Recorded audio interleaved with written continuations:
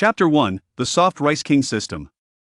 Detected that the host possesses over 99% inert cells, meeting the basic criteria for a soft rice eater. Do you wish to bind? Yes, bind it immediately. Upon hearing this voice, Feng Hao agreed without hesitation. In his earlier years, he might have hesitated, but by his senior year, with no internship prospects and no hope for employment, his situation was dire. Faced with a sudden system appearing out of nowhere, he readily acquiesced. Feng Hao had no background, no skills, and no money, just an ordinary student from a second-tier university, possessing nothing but youth. He had no fear of being a soft rice eater, rather, he feared the prospect of not being able to eat at all. To his astonishment, he discovered he was the chosen one. Feng Hao felt that all the misfortunes of his earlier life had been preparation for this moment of fortune. However, after he agreed, the system remained silent for an unusually long time, leading him to believe he was hallucinating until that voice echoed once more. An eligible soft rice man must be adept in both social gatherings and domestic chores. The host's qualifications are at the lowest level. It is recommended that the host enhance his learning. The following subjects are compulsory: culinary skills, fitness, painting, flower arrangement, fashion, organization, accounting, nursing, childcare, singing, makeup, foreign languages. Stop. What on earth is this? Feng Hao inquired with a sense of foreboding. How could the soft rice system impose such requirements? Feng Hao felt deceived. Only through diligent study can one confidently indulge in soft rice.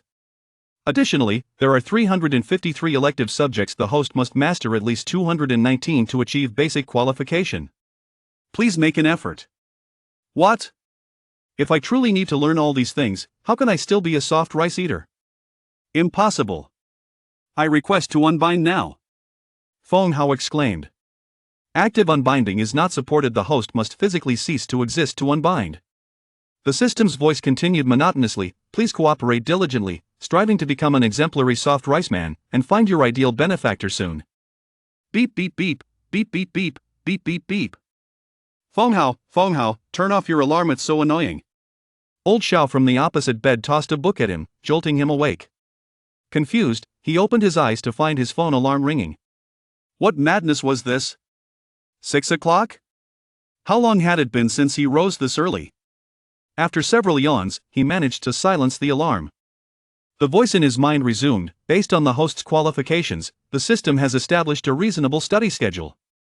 Please adhere strictly. Feng Hao was beside himself. The previous night, the voice had incessantly chimed about the necessity of good habits for a qualified soft rice man, stating that staying up late was detrimental to health. He had reluctantly played games until 2 a.m. and would typically game all night, especially since he had no classes today. Now, being awakened at 6 o'clock was hardly reasonable.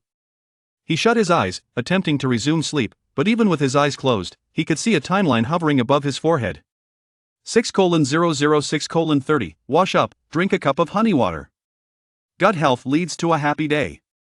The timeline flashed, causing him discomfort even with his eyes shut. Unable to sleep, he finally got up. His movements were somewhat loud, prompting a pillow to be hurled at him from the adjacent bed by Big Qiao. Feng Hao, are you insane? He felt as if he were losing his mind. Like a ghost, he grabbed his basin, towel, and toothbrush to wash up. In their dilapidated school, the water room and restroom were both communal. At this hour, all the other dormitory doors were shut, and it was eerily quiet. A quick splash of cold water took him merely 2 minutes. As for honey water, how could there be such a thing in a boys' dormitory? Yet the words before his eyes kept flashing like an unread notification on WeChat, leaving him unsatisfied until he dismissed them. Suddenly, he remembered that last year when he went barbecuing with the girls' dormitory, they had bought honey, and he had some left over, though he wasn't sure where it was. He crouched beneath his bed, rummaging through the mess, earning himself a few more crazy remarks, until he finally located the jar with a few remnants of honey nestled among a pile of shoes. He took the jar to the water room for a quick wash, opened the lid, and thankfully it hadn't spoiled. After scooping a generous spoonful into his cup, he poured in some hot water from Old Xiao's kettle, stirred it, and finally enjoyed a cup of honey water. At that moment, the previous line of text vanished from his forehead, and Feng Hao felt instantly refreshed. Then another line appeared, 6:307:00, run a healthy body invigorates the mind and fosters a positive spirit. Feng Hao. After enduring 4 years of no physical education classes, now he had to run? He jumped up in irritation, only to receive a barrage of books, clothes, and socks from his roommates, leaving him to exit in disgrace. The moment he stepped outside the dormitory building, a rush of cold air filled his nostrils, awakening his senses. After a few steps, he realized that rising early wasn't so bad. It felt like gaining half a day compared to others. At 21 years of age, with an ordinary appearance and a height of 173 centimeters, even with height-increasing insoles, he could barely pass for 180. With few people around, he began to jog slowly, feeling surprisingly invigorated, prompting him to pick up speed. The lecture halls, dormitories, and basketball courts retreated in his world as he ran. The wind carried a refreshing scent, far more pleasant than usual, sharp and awakening. As he grew more fatigued, his body yearned to stop, yet his mind urged him to continue. His daily habits had been dreadful since failing to secure an internship during the winter break of his junior year. He had fallen into a rut, hiding in his dormitory to play games and often staying up all night. In that moment of running, his previously stagnant thoughts began to stir. Perhaps he should rise early again tomorrow, quit gaming, uninstall all the Battle Royale games, and focus on job hunting, for surely he would find work. With this thought, he continued running, and it didn't seem as unpleasant as before. Suddenly, the voice in his mind chimed in, detected a 24K golden single woman 500 meters from the host, with a net worth of $16.19 million, well-educated, scoring 86 in intelligence, and an attractive appearance rated at 78. The host is encouraged to make a good impression. Go for it. Phone How. This dog system has some tricks up its sleeve. Just when he thought he was about to collapse, he was filled with newfound motivation. Over 10 million in assets, intelligent, and who even cares about looks? 50 points would suffice, let alone 78. In that instant, he felt as if he had transformed into a superhero, running with unprecedented vigor. He dashed forward, only to see someone approaching, a figure clad in white sports attire, donning gold-rimmed glasses and a golden chain, swaying slowly towards him, an elderly lady. Noticing the young man running towards her, the elderly woman paused and greeted him. "Oh, isn't this little Phone? It's commendable to see a young person up so early for a run." "Hello, Professor Liao," and just jogging casually, Feng Hao replied, bewildered. Professor Liao was a retired professor from Tsinghua and Peking University, who had been re-employed by the school to teach them calculus. She was notoriously strict, and Feng Hao had been memorable to her after failing the exam twice. Once she walked away, Feng Hao finally spoke up. "Can you explain this to me?" Liao Fanghua, net worth $16.19 million, well-educated, scoring 86 in intelligence, attractive appearance rated at 78, aged 69, widowed for 7 years, in good health, well-versed in wellness practices, capable of living at least another 32 years. Based on the host's previous lifestyle habits, you could potentially live for another 29 years. She could even outlive you. Feng Hao? Chapter 2, Where Has Time Gone? After bidding farewell to the 69-year-old golden single woman, Feng Hao continued his run. He never expected that his first taste of soft rice would come from someone sued. Previously, when he needed to retake an exam, he sought out Professor Liao for materials and had spotted a transparent glass cup on her desk bubbling away, mistakenly thinking she was drinking Sprite. However, once the bubbles subsided, he discovered it contained 2 sets of dentures. With a graceful demeanor, Professor Liao would effortlessly place the dentures in her mouth, transforming back into a smiling elderly lady with perfectly white, aligned teeth, even disregarding the dentures. Calculus is simply too arduous. The mere thought of Professor Liao, with his dentures, tenderly inquiring, "My dear, if the function ifu was differentiable with respect to u, and the function ugs is differentiable with respect to x, is the composite function yfgx differentiable with respect to x?" sends shivers down his spine. Feng Hao was sprinting, beads of cold sweat forming, his skin prickling with goosebumps, a truly terrifying experience. It took him a considerable run to shake off the lingering dread. He mused that this damn system was quite remarkable, capable of detecting potential sugar mommies within a 500-meter radius, irrespective of their assets, intelligence, looks, or age. With this in mind, he found the motivation to continue his run. Surely, the entire campus couldn't be populated by elderly women. Unconsciously, Feng Hao began to gravitate towards the women's dormitory. However, halfway there, he realized that loitering around the dorms early in the morning might appear somewhat lecherous, so he retraced his steps. Such was the fate of a homebody, full of ambition, yet prone to abandoning his endeavors midway. As fate would have it, his meandering led him to a vision of pulchritude. A veritable beauty. Approaching him was Qin Xiao, the belle of the neighboring finance department, her Chanel bag, rumored to be worth his entire semester's allowance, slung over her shoulder. Qin Xiu was renowned for her aloofness and unattainability, remaining single despite numerous suitors. A native of Jiangning, her father held the position of president at the Longshan Road branch of Xingye Bank. Feng Hao was intimately familiar with these details, as he was a card-carrying member of the reserve admirer squad, harboring a secret infatuation with the campus flower. As their paths converged, the system remained conspicuously silent. Feng Hao couldn't resist questioning, "What's the matter? Am I not worthy of her?" According to the system's assessment, Qin Xiu has been in a committed relationship for 3 years. Our gold-digging parameters only target single socialites. You are not eligible. Feng Hao was speechless. In the fleeting moment of passing Qin Xiu, an epiphany struck him. The campus belle was returning to her dorm early in the morning, her white dress slightly creased, mirroring the crumpled state of his heart. She offered no greeting. Neither did Feng Hao. He persisted in his run, onward and onward. Several elderly men practiced Tai Chi, while groups of middle-aged women engaged in spirited square dancing. Across from them, another contingent danced with equal zeal. The owner of a breakfast stall stoked his coal fire, and a vegetable vendor sprinkled water over his produce. He felt as though he were on the verge of collapse, his legs leaden and unresponsive. The message before him, 6:307:00 jogging a healthy physique sharpens the mind, ignites ambition, and maintains an upward spirit, continued to flash incessantly. Only 30 minutes, yet it felt like an eternity. He was on the verge of giving up. The thought of the damned system's prediction that he had only 29 years to live, a mere 50 years in total, younger than Professor Liao by 19 years, sent another shiver down his spine. Run, he must run. The surroundings grew more crowded, and the system remained silent. Even if it did speak, he would ignore it. At this hour, the faculty members would be rising for their morning exercise, and the prospect of encountering another septuagenarian professor was unbearable. Feng Hao had no recollection of how he completed the run. He had become numb, mechanically lifting his legs, awaiting the moment when the flashing words would finally fade away. The instant the message vanished, he collapsed onto the ground, feeling as though he were on the verge of death, utterly exhausted. 30 minutes felt like several hours. He lay on the track, marveling at the azure sky and pristine clouds, gasping for breath, his throat parched. He resolved to bring water on his next run. As he pondered this, the voice in his head returned, "Congratulations, host, on completing your first fitness activity. A robust physique is the foundation for successful gold digging. Keep up the good work. I can't go on." In giving up on this sugar baby life, Feng Hao wheezed, sounding like a dying dog. Although your aptitude is subpar, your perseverance is commendable. The system has just deployed a novice item, the "Where Does the Time Go?" buff, also known as the time dilator, designed to enhance your training effectiveness. Your 30-minute run was equivalent to 120 minutes in terms of both exertion and benefit, hence the extreme fatigue. The novice item, "Where Does the Time Go?" grants you fourfold time, expediting your journey to becoming a proficient gigolo.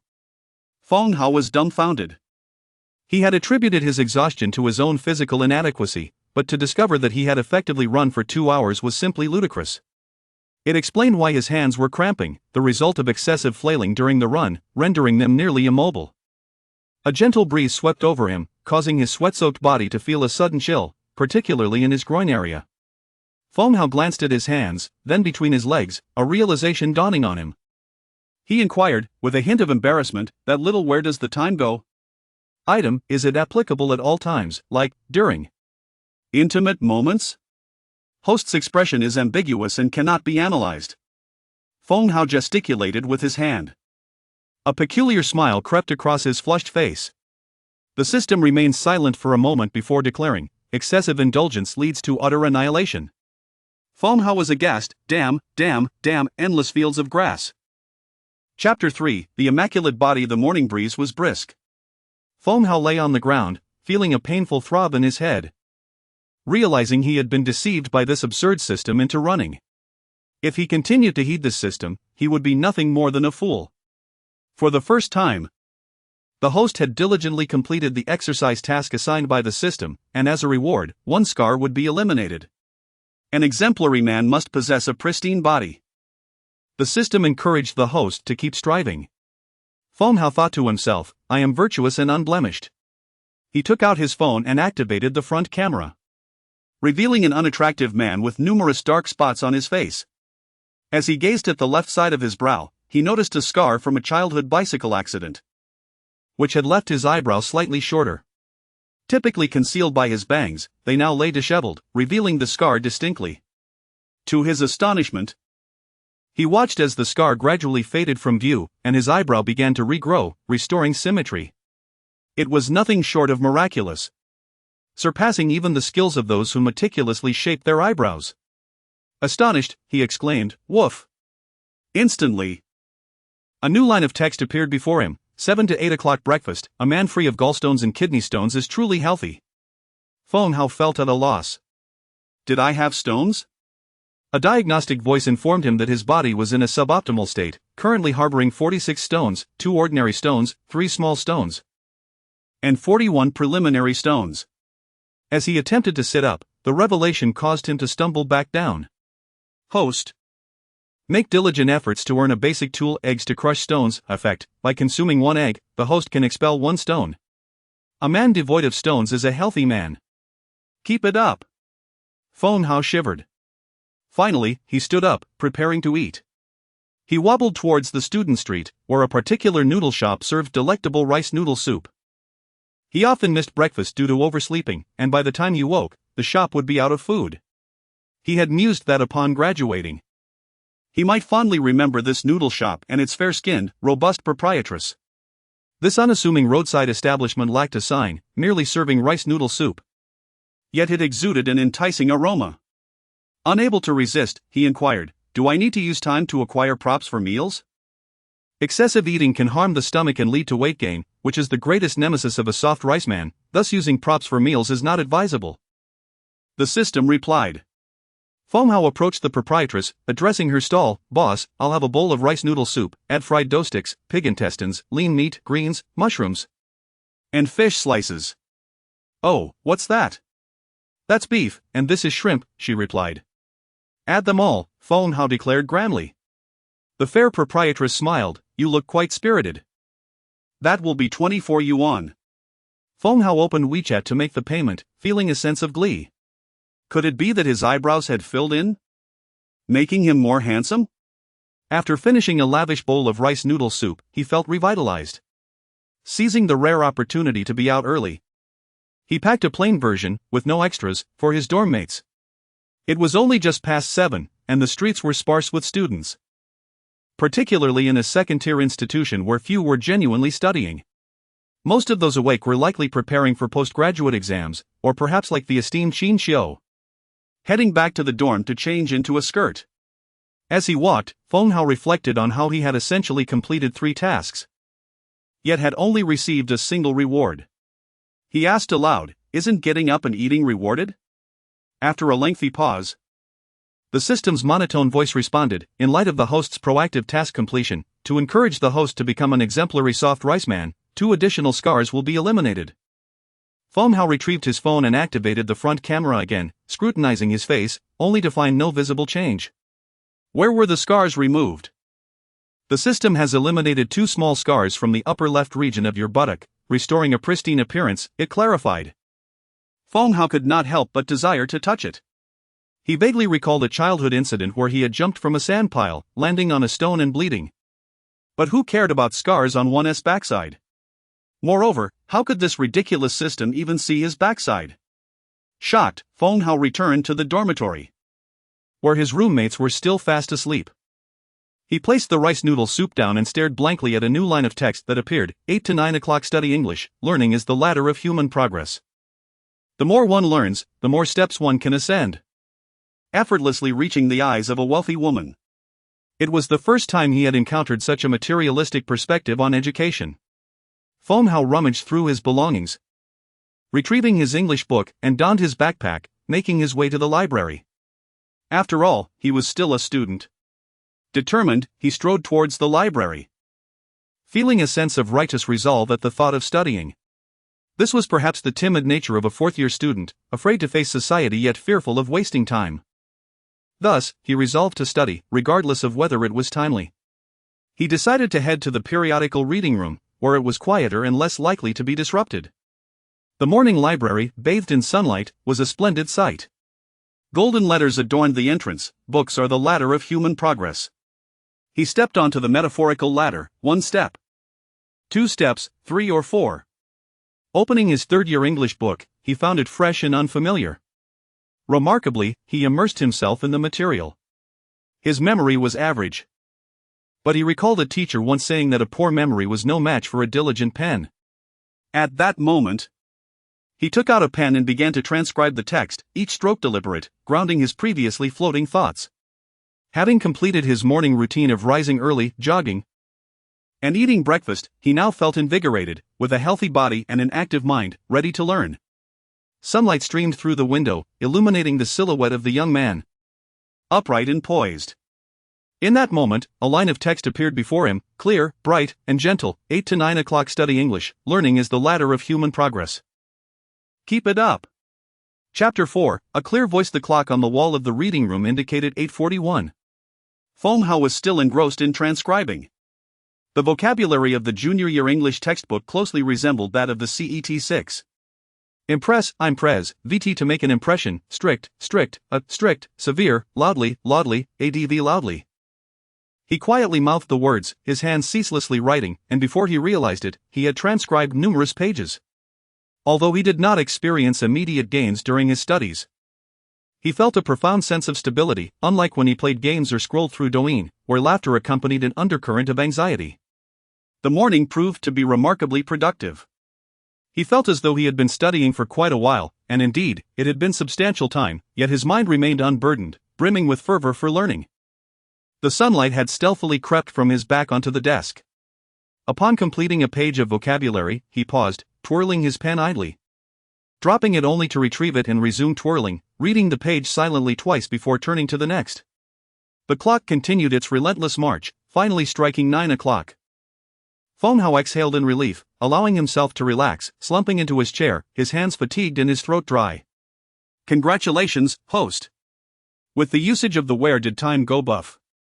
You have successfully completed the English study task, equivalent to 4 hours of effective English learning. Great achievements stem from humble beginnings. It is never too late to learn. Keep up the hard work, Feng Hao. At this moment, his mind felt blank, as if he had just experienced several tremors, utterly exhausted. He had no desire to speak or complain. He only heard the voice continue, "You have successfully completed your first learning task with outstanding performance." Earning the beginner-esque clear voice buff, one day, effect, others will wish to hear your next phrase after listening to your words. Wasn't my original voice pleasant? Feng Hao could not resist retorting. Your original voice was characterized by high volume, unstable breath, abrupt transitions, and a lack of confidence in your intonation. Every time you finished speaking, it felt like self-denial, making it difficult to engage others' attention. You can also practice your voice by recording yourself after speaking, listening to it repeatedly, and practicing corrections.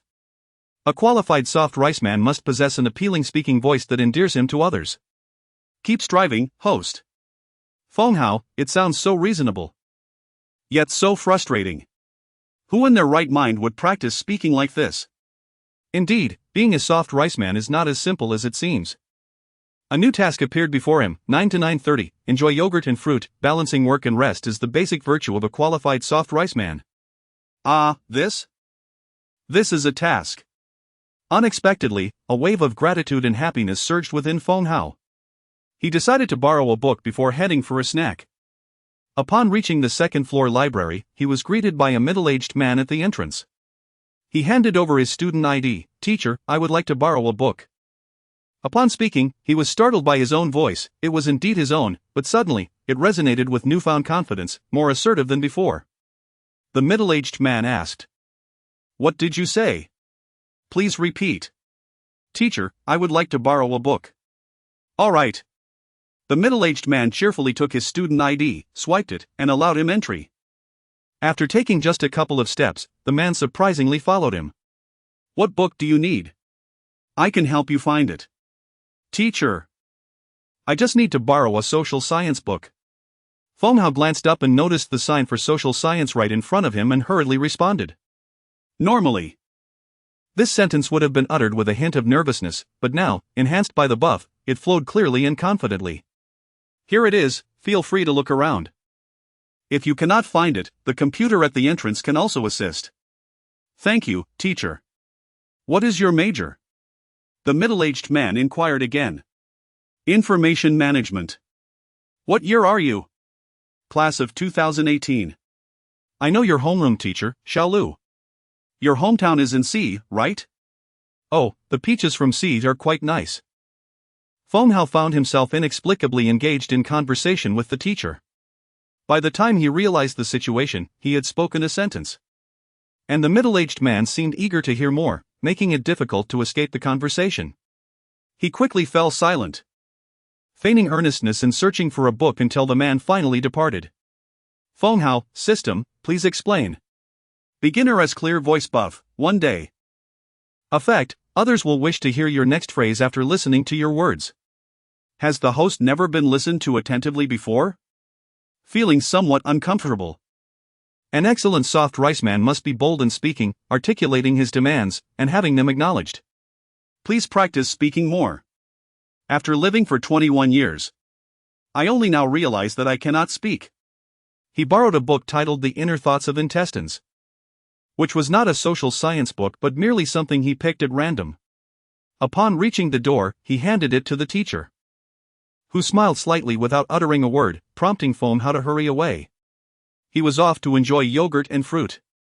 Exiting the library, he found a convenience store where yogurt was priced at 3.5 yuan, and the sliced fruit trays were available in 3 price ranges: 6 yuan for tomatoes and cucumbers, 8 yuan for apples, pears, and bananas, and 10 yuan for dragon fruit and pineapple. He typically avoided such items, perceiving them as somewhat effeminate, although his roommate, Da Xiao, often purchased them.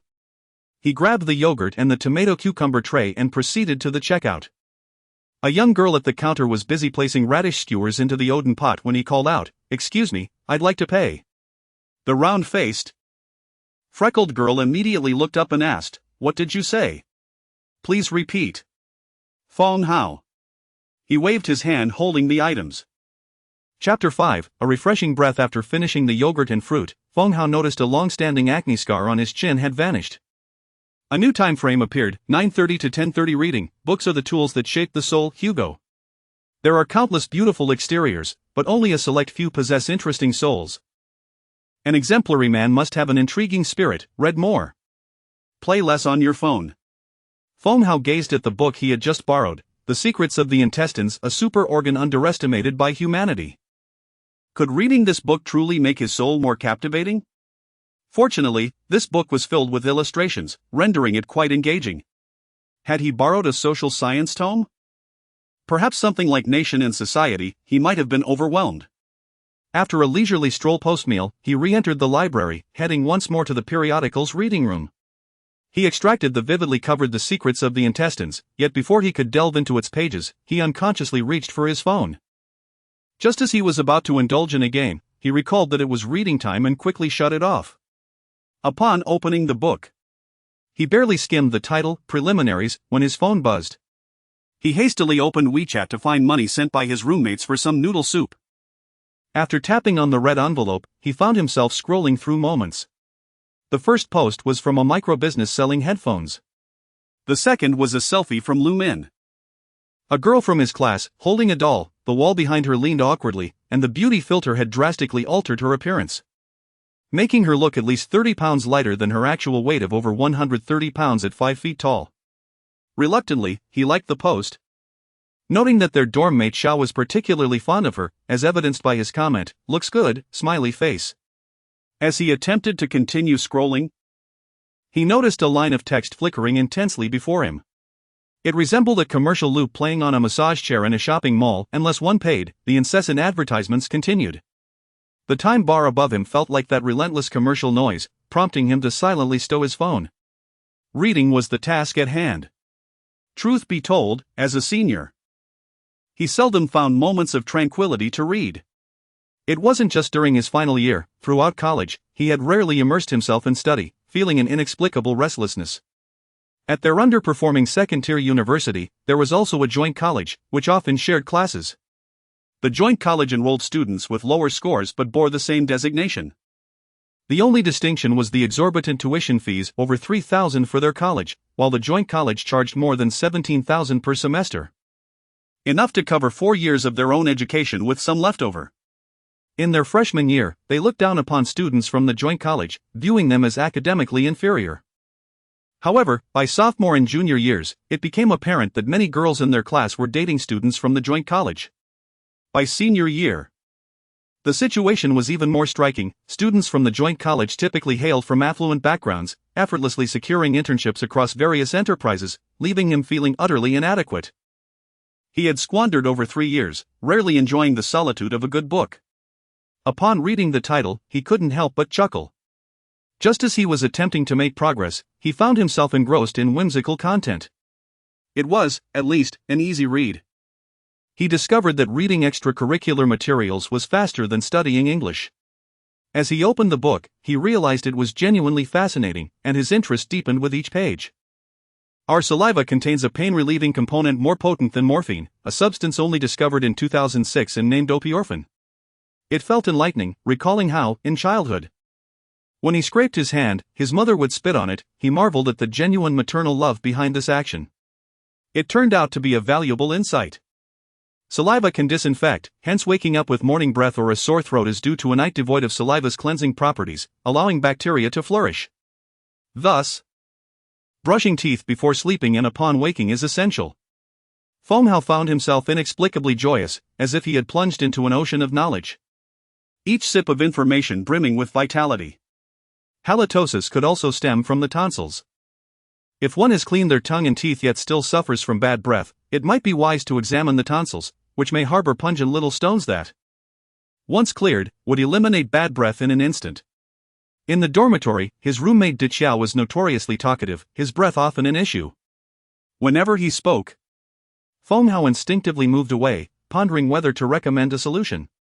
He breathed into his hand, no foul odor, but a hint of tomato. He continued reading, jotting notes in a separate notebook as he couldn't write in the borrowed book, feeling his mind swell with an abundance of seemingly trivial knowledge. The common bacteria found in yogurt, Lactobacillus casei shirota, after 3 weeks of consumption, resulted in 1/3 of participants feeling an uplift in mood, transitioning from melancholy to joy. Suddenly, the earlier mention of yogurt and fruit seemed quite sophisticated. As the library clock struck 10:30, the time bar slowly faded, leaving Foamhow a bit reluctant to part with the book. He even sought the reference materials at the end, eager to explore further. His mind buzzed with excitement, feeling significantly more enlightened than the previous day. Though fatigue washed over him, it was accompanied by a delightful thrill, leaving a lingering satisfaction. The system congratulated him for proactively completing his reading task, rewarding him with a random benefit from the book, a refreshing breath, for 1 day. Congratulations, dear reader. You have taken a step closer to becoming an exemplary man. Whenever you speak, the aroma of roasted peanuts will accompany your words. And even if you've consumed garlic or chives before a kiss, there is no need for concern. Foamhow exhaled, indeed detecting the crisp scent of fried peanuts. What if the other party was allergic to peanuts? No need to fret, for once you have kissed in real life, you will understand that the peanut aroma poses no allergy risk. If the person is allergic, it simply means they cannot consume peanuts, yet they will undoubtedly crave them. You, dear reader, are someone who allows others to enjoy peanuts without the threat of an allergic reaction. Foamhow then pulled out his phone and sent a message to the class group, who is allergic to peanuts. Chapter 6, 1 mm. The class group of the senior year resembled a ghost town. It was bustling during freshman year, with both boys and girls showing interest in one another. By sophomore year, pairings had largely been established. Junior year brought another round of arrangements, and by senior year, the final configurations were set. After a prolonged silence, Foamhow's roommate, Xiao, finally chimed in. I might be allergic to peanuts, last time I had some. A pimple formed on my chin. Xiao likely felt awkward that his roommate was talking to himself without a response and decided to engage. Foamhow replied, thank you. His mind drifted to the thought of a pimple from kissing. Ugh. No, the focus isn't on the pimple but on Xiao. Ugh, ugh, ugh. A new schedule appeared before him, 10:30 to 11:30 swimming, the finest exercise for body sculpting, enhancing lung capacity, and uplifting your spirits, host. Shamelessly showcase yourself, this is one of the top 10 places to find a meal ticket. Their school boasted a swimming pool, and the joint college was quite affluent. However, Feng Hao had an aversion to swimming, feeling that wearing swim trunks felt akin to being nude.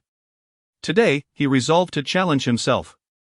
Usually, he would still be asleep in the dormitory, beginning to salivate and deal with bad breath. Yet today, the system meticulously segmented time, granting him an unusual abundance of it. Upon arriving at the swimming pool, he noticed a vendor selling swim trunks and goggles. He purchased the cheapest swim trunks for 14 yuan and goggles for 26 yuan. He was slightly myopic, with one eye at 200 and the other at 250, which contributed to his reluctance to swim. The goggles lacked prescription, rendering him nearly blind when worn. The changing room mirror was expansive. He turned sideways to inspect himself, noting that his rear bore no scars, appearing quite fair and smooth. A boy passed him, glancing at him as if he were a pervert. Feng Hao chose to ignore it.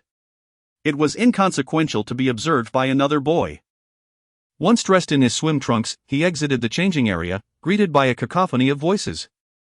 Next to the boys' changing area was the girls' exit, and as a girl emerged, he stole a glance at her flamboyant swimsuit, not daring to inspect closely. When he looked over, he felt as though she was gazing at him, prompting him to hastily retreat, a chill running down his spine. He lifted his chin and strode forward, too anxious to nearly slip at the pool's edge. He could swim, albeit with an unrefined technique, employing a dog paddle, relying on sheer effort to propel himself through the water, exhausting himself after a single lap. The exertion was undoubtedly significant. Feng Hao approached a ladder by the edge of the pool, ready to dive in. Just then, a girl in a bikini sauntered by, an authentic bikini, the bottoms triangular, her stomach pale and exposed, and he dared not glance at her chest or legs, feeling slightly flustered. In a moment of panic, he leaped into the water with a splash. The water was cold. Goosebumps erupted all over him. As he surfaced, the splash he created led the girl to believe he had done it on purpose, and she scolded him, "Are you crazy?" Her voice was quite melodious, far more pleasant than his roommate's reprimands. Once submerged, Feng Hao felt a newfound sense of security, enveloped by the water. He even playfully shouted back, "I'm sorry. I'm sorry." The water was unbearably cold. Glancing at his waterproof Casio, he noted that it was already 11 o'clock, he had half an hour remaining. He submerged his head and began swimming. Feng Hao had countless flaws, but one of his few virtues was his determination to finish what he started. Whether he could return the next day was uncertain, but he was committed to completing today's endeavor. As he swam back and forth, the usually quiet system suddenly activated, real-time simulation navigation learning initiated. Please correct your swimming posture, breathing, and PowerPoints. A sharpened blade does not hinder woodcutting, host.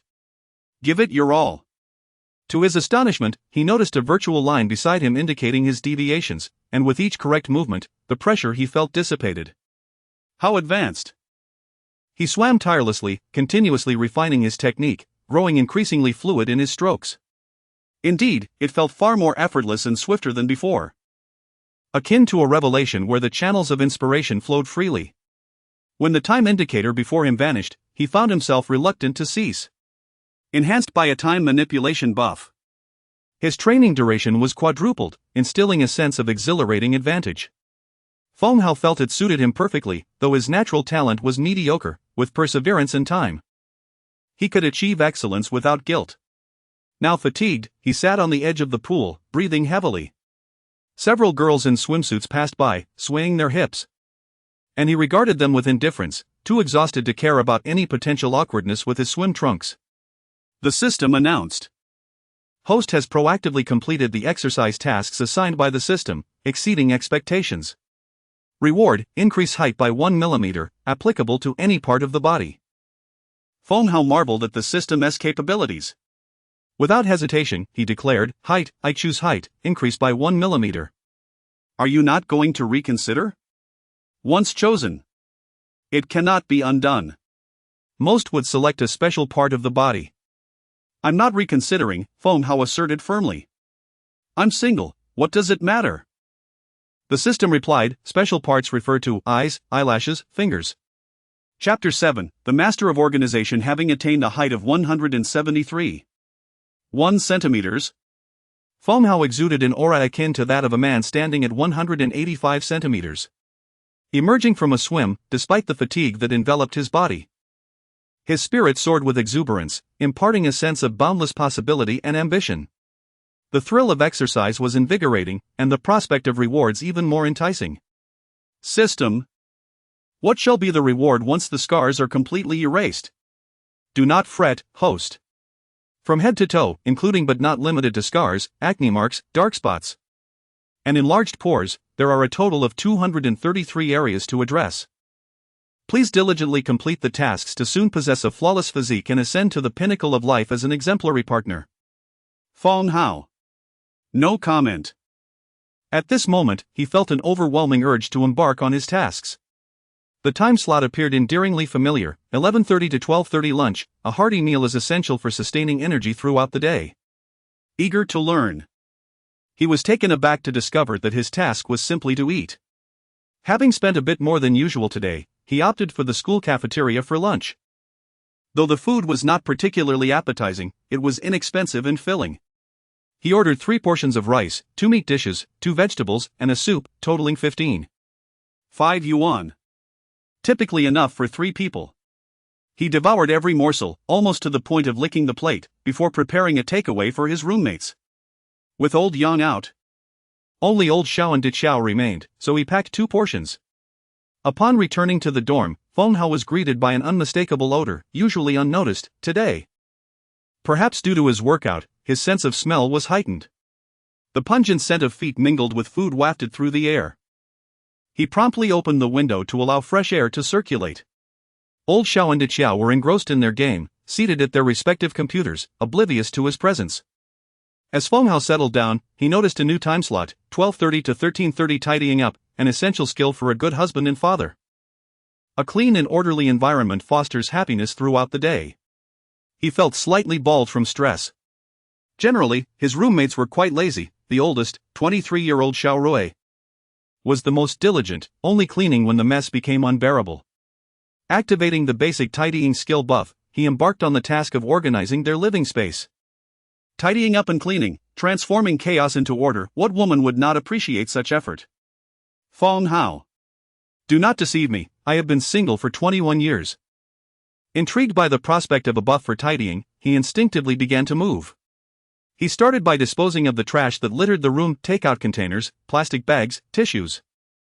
Old Xiao and Dichao finished their game, now sitting across from each other, sharing dishes. Dichao sipped water through a straw, while old Xiao chugged from his cup.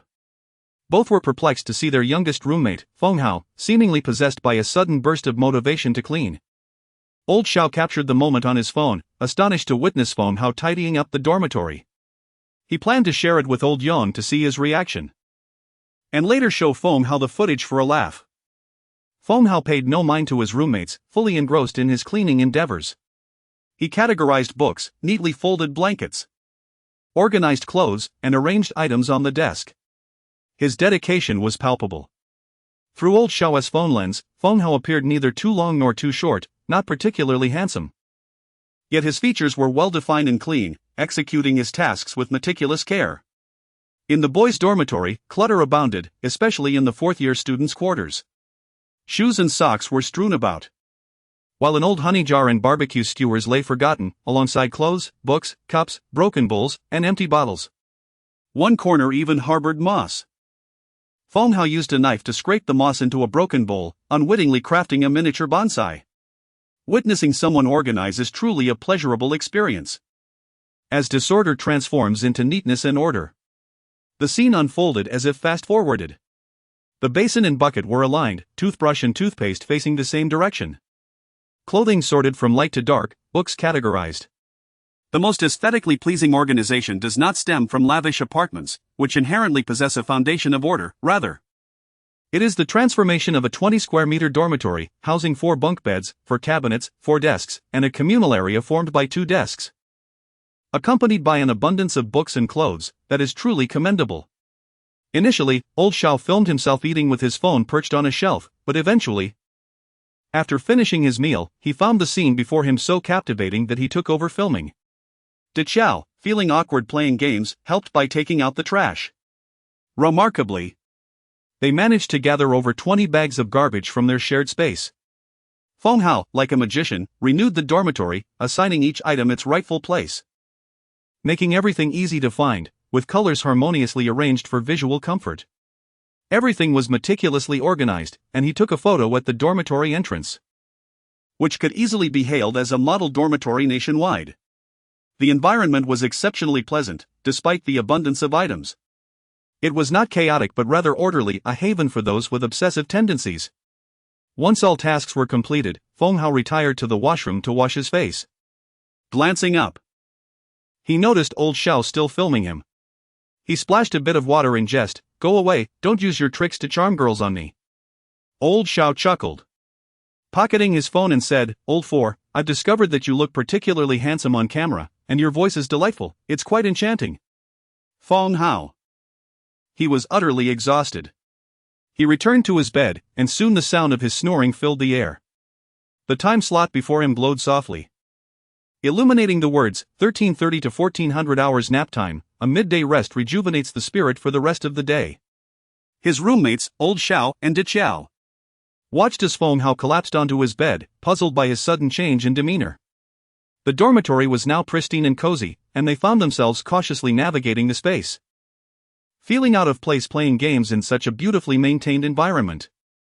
They snapped several photos of the dormitory's current state and sent them to Old Yang, who was equally astonished. "Is this really your dormitory?" Old Xiao captured a shot of the sleeping Feng Hao and shared it in their group chat. "Look. He worked hard and then just collapsed. I wonder what is going on with him. Has something happened at home?" "I haven't heard anything," pondered Di Qiao. Old Yang replied with a shaking head emoji. "However, Old Xiao, you've honed your skills photographing and filming girls. Old Four looks handsome, and his voice is lovely. His sleeping posture is quite charming too. When I return, you must help me film a set for Douyin." Me too, chimed Di Qiao. "Get lost," retorted Old Xiao. Lying on his bed, Old Xiao flipped through the photos and videos he had just taken, noticing they did indeed capture a certain charm, especially when comparing the state of the dormitory before and after the cleanup. A self-proclaimed professional flatterer, he often assisted girls with video editing throughout his 4 years of university, a skill he had cultivated, now sparking a newfound interest. He got up, meticulously editing the video and photos together, and to his surprise, it turned out quite well. He also had a Douyin account, and he wrote a caption, "My extraordinary roommate, master of organization," before uploading the freshly edited video. The clips featured Feng Hao tidying up, candid shots of his focused expressions, washing his face, sleeping, and the remarkable before and after transformation of their dormitory. After posting, lulled by Feng Hao's gentle snoring, he too succumbed to sleep. Di Qiao followed suit, her face adorned with a mask. In that moment, dormitory 402 was serene, immaculate, and inviting. The moss on the broken bowl by the window stretched out in vibrant green, showcasing a unique beauty. There was no useless item, merely misplaced. Chapter 8, Memory Capsule. At 1400 hours, Feng Hao's phone alarm rang punctually. He opened his eyes, realizing he had only napped for half an hour. But with the added time boost, it felt like 2 hours. Exhaustion enveloped him, a consequence of unprecedented physical exertion, leading him to collapse into slumber. At last, he had compensated for the sleep lost to late-night gaming. Now, Feng Hao felt particularly alert and refreshed. Glancing at the new time, he found it oddly comforting and relaxed. 14 to 1500 hours study accounting. A man skilled in calculations is undeniably charming. Who wouldn't he want to be supported by an adorable accounting aficionado? Apart from the rather uninspired note at the end, Feng Hao found the study schedule quite agreeable. Most of the time, it wasn't that he lacked the desire to strive, rather, he was unsure how to channel his efforts. He retrieved his accounting textbooks from his freshman and sophomore years, realizing that he had essentially returned the materials from his junior and senior years, as that subject was no longer part of the curriculum. Initially intending to study in his dorm, he found the space tidy enough to be tolerable. However, with his bed nearby, computer at hand, and phone plugged in, distractions loomed large: temptations to game, to lounge on the bed, or to endlessly scroll through his phone. He ultimately donned his backpack and quietly exited the dormitory. His two roommates were still fast asleep, having indulged in gaming until the early hours. Gaming indeed could be quite exhausting. Feng Hao casually selected a classroom close to the dormitory. In the afternoon, the classroom was serene, nearly devoid of students. Rows of desks and bright windows framed by lush green trees outside created an inviting atmosphere, perfect for a photograph. Previously, Feng Hao had never appreciated the beauty of the campus or the classroom. Last winter break, he sought an internship and stayed at his cousin's rented apartment for a few days. His cousin was a subject of family admiration. Boasting of a high-paying job and attending a prestigious university, serving as a benchmark for comparison. Feng Hao held his cousin in high regard. But upon arriving at his dwelling, a semi-basement with a window facing the street that could not be opened, he was met with unpleasant odors and only a faint glimmer of light. The space was dark and damp, and his cousin was perpetually busy, coming and going at odd hours. After a week, Feng Hao fled in dismay. Upon returning home for the new year, he felt embarrassed to face the well-dressed cousin who had been the subject of so much boasting. He chose a seat by the window where he could gaze at the towering trees outside. Opening his textbook, he began to relearn the material, having nearly forgotten it all. With each page turned, memories gradually resurfaced. He had once listened attentively in class. Time flew as he engaged with his studies, slipping away like ink from the tip of his pen. Yet, there was a profound sense of tranquility, especially after the midday rest, his mind clearer and his memory sharper. Feng Hao had grown accustomed to this time boost, realizing that the ability to dedicate more time to studying and exercising was remarkable. It was akin to mastering a video game character. The more one played, the more familiar and skilled one became. After attending a second-tier university, he understood he was not a genius. His success would depend on diligence to make up for his shortcomings. He possessed no exceptional qualities, save for his patience. At that moment, while others perceived he had studied for less than an hour, he knew he had effectively engaged in nearly 4 hours of study, completing most of his freshman accounting content with impressive efficiency. As the words on the screen faded, he stood to stretch and gazed out at the towering tree. Below, a boy and a girl were conversing. Suddenly, the girl playfully hit the boy, who unabashedly embraced her and leaned in for a kiss. Unbelievable. In broad daylight, under the clear sky, he could hardly see through the dense leaves of the tree. Feng Hao felt a twinge of envy. He had never kissed a girl, not counting kindergarten. In his early college days, he had been brimming with audacity, yet lacked the follow-through. His roommate, Lao Yang, had cycled through numerous girlfriends, a senior in his freshman year, a classmate in his sophomore year, a sophomore in his junior year, and a younger freshman in his senior year. All his knowledge about romance came from Lao Yang's anecdotes, leaving him lamentably devoid of practical experience. The system detected the host's proactive engagement in accounting studies and swiftly rewarded him with a basic memory capsule. Consuming this capsule would enhance his memory by 100 for a duration of 1 day. In his hand lay a green capsule, reminiscent of cold medicine. Would it be addictive? What ingredients were inside? Were there side effects? Feng Hao was tempted to pry it open. Surely, it contained no grotesque creatures? Non-addictive. Ingredients: egg yolk, pig brain, peanuts, walnuts. Side effects: a 30% reduction in desire. The system responded with clinical detachment. Feng Hao was taken aback. Could these ingredients truly boost memory? He was skeptical. A reduction in desire? That was of little concern to him. Being single, less distraction would conserve his energy. He decisively opened the capsule. Inside were small white granules that emitted a faint odor akin to disinfectant. He consumed them, accompanied by the water he had brought from home, having found his old water bottle during his midday cleaning. The capsule dissolved upon contact. He felt no immediate effects. A new prompt appeared: 15 to 1600 hours study English. Mastering a language opens the door to a world of knowledge and culture, allowing one to become a well-rounded individual.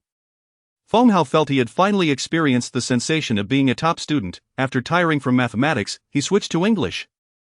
He also grasped the distinction between the astute and the foolish. While he previously struggled to remember a single word after 10 attempts, he now found that reading it 4 or 5 times left it firmly lodged in his mind, astonishingly pleasant. No wonder the diligent loved to learn. Their foundational skills were simply superior. At that moment, a recent TikTok post by Lao Xiao inexplicably went viral, coinciding with a feature on a tidying expert. Likes surged from 200 to 600, then 800, quickly escalating to 2,000, 5,000, and beyond, eventually surpassing 20,000. The flood of likes was accompanied by a deluge of comments. This was exceedingly comfortable, immensely so. Although the young man wasn't exceptionally handsome, he exuded charm. He embodied the ideal tidying companion. Before the transformation, it resembled their dormitory. How he yearned for such a roommate. Offering a substantial reward for someone like him. Waking up next to such a person would be delightful, his serene visage radiating warmth. Yet, amidst the praise, there were some less flattering remarks. He must have used a beauty filter. The reality is far from this. Surely, it's fabricated. No one can tidy such a disarrayed space in an hour. Professional organizers earn upwards of 20,000 a day. Would they really clean your dorm? How naive. This is likely just another influencer-esque persona. The voice must be artificially enhanced. I heard one phrase and can't forget it. Please recommend me that voice actor. Thank you. Most comments echoed, comfortable. Immensely comfortable. I left it on repeat. A godsend for those with OCD. The organized dormitory has become my screensaver. I long to visit your dorm. Immensely comfortable. In the classroom, by the window, sat a youthful figure, his features refined and visage unblemished. With pen in hand, he diligently transcribed English, occasionally smiling at the joy of learning, radiating brilliance like a beacon of knowledge. Chapter 9, The Joy of Learning MVP. Feng Hao splashed about in the ocean of knowledge. His mind was clear, his memory exceptional, and his efficiency remarkably high. Had he been in this state during the college entrance examination, he fancied he could have gained admission to Tsinghua or Peking University. In the afternoon, while studying English. Boosted by a time travel buff and a beginner's memory capsule, his productivity soared, surpassing what he had accomplished in the previous 2 weeks. Comparing oneself to others can be disheartening. His memory had doubled, not merely in effect, but felt as though it had multiplied several times over. It was as if he had upgraded his brain's CPU, expanding its storage capacity to accommodate vast amounts of knowledge.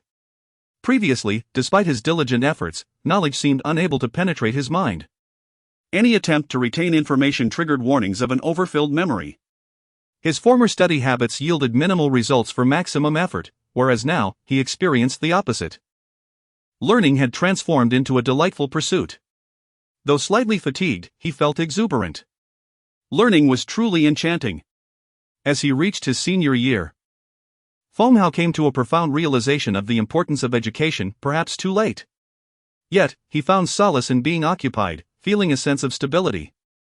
Beneath the tree, another couple had joined, and as 2 pairs of lovers leaned against the trunk, engrossed in their own world, Feng Hao emerged from the depths of knowledge.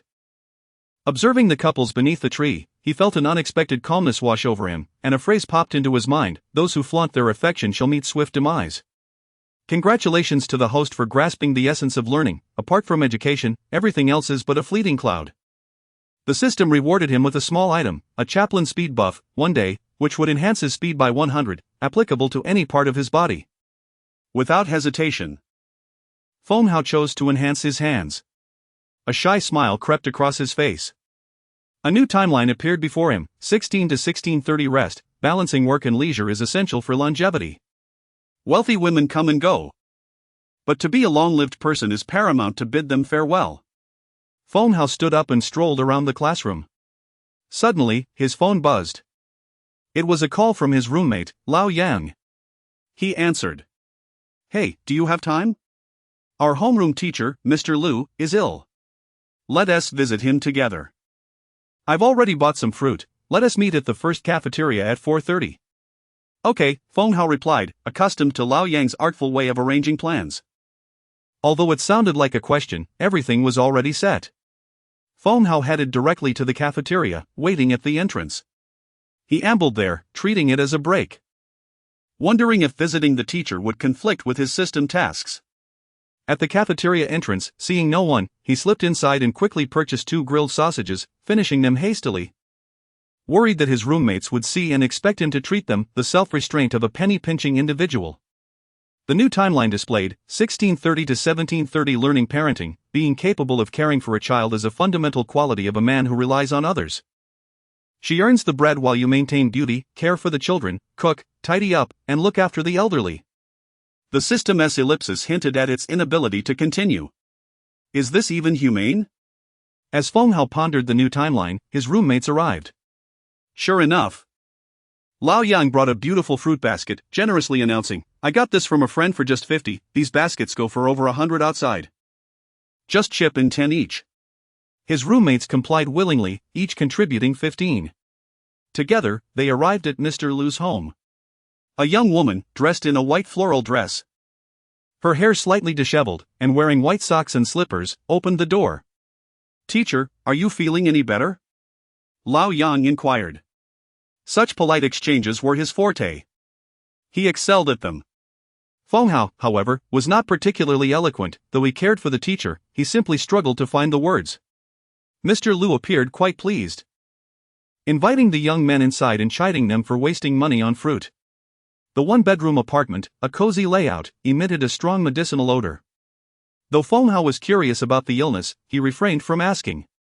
At that moment, the timeline flickered noticeably.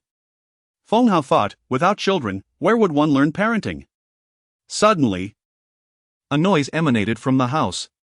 Mr. Lu hurried to investigate, and the others followed with curiosity. They found a young boy lying on the bed in the bedroom, a white bandage wrapped around his back. The sound had been his phone falling to the floor. Upon seeing Feng Hao and the others, the boy looked up and greeted them, "Hello, brothers." They were aware that Mr. Lu had a son who was in elementary school, but they had not heard he was ill. Observing his current state, it appeared quite serious. The boy was fair-skinned and handsome, resembling a younger version of Mr. Lu. But he could only lie still and was unable to move. His phone had fallen, and he couldn't pick it up. It turned out that Lao Yang had made a blunder. It wasn't Mr. Lu who was ill, but rather her son. Nonetheless, the concern they showed touched Mr. Lu deeply. She retrieved the phone and explained, "Xiaoyu fell last year. At the time, neither his father nor I noticed and thought he was fine. But this year, he complained of leg pain, and after a hospital checkup, we discovered that the femoral head where he fell had necrosis. He needs surgery. He just had the operation and is now recuperating. Once he heals, he can run around like before." Mr. Lu spoke calmly, but Feng Hao noticed her eyes were red, and her cheeks trembled slightly at the mention of the surgery. The timeline before him also trembled. Feng Hao felt at a loss. He had no experience with parenting. Although a child was present, and he appeared to be gravely injured, the thought of a surgical incision to remove damaged bone and replace it was daunting. Would the replacement bone grow as he matured? Would it require another surgery in a couple of years? In comparison to such suffering, he felt fortunate despite his own lack of achievement. "How about we play some games together? We can form a 5-man team," Feng Hao suggested, immediately regretting mentioning playing games in front of the teacher. To his surprise, Mr. Lu actually consented. "Xiao you can play some games with your brothers while I prepare dinner." Usually, she opposed her child playing games, but given the circumstances, Lu Chuanli dared not dwell on it. She simply wished for her son's health and happiness. Feng Hao and his roommates never imagined they would one day play games at their teacher's home, accompanying her son. A typical elementary school student teaming up with real-life friends in a game was quite amusing. Although Feng Hao was an adult, he enjoyed playing the character Daji. Xiaoyu played as Luban, while the others selected their preferred heroes. As the familiar sounds filled the air, he charged down the mid-lane. When the opponents approached, he struck them down one after another, without using any skills, defeating them effortlessly. Feng Hao was taken aback. Were the opponents not quite competent? As the opponents revived, they met the same fate at his hands. When the revival time seemed prolonged, he assisted Xiaoyu in the bottom lane, and after a few strikes, he triumphed again. He moved back to the mid lane to eliminate an enemy, then returned to help in the bottom lane. This opponent proved to be somewhat formidable, requiring 8 strikes to defeat. As he continued to push towers and eliminate enemies, the game concluded. Feng Hao felt a sense of disorientation, as if he had not merely entered a game, but rather a realm where high schoolers had infiltrated a middle school playground. He was the epitome of excellence, securing the title of MVP with a remarkable score of 14 points, while none of his opponents surpassed 8 points, and one of his teammates managed a mere 4. 1. The others were left in a state of bewilderment, questioning the sudden prowess of Feng Hao. Another match ensued, and soon enough, the score escalated 1, 2, 3, 12 times. This opponent posed a challenge, yet ultimately succumbed, merely lasting a bit longer than the previous ones.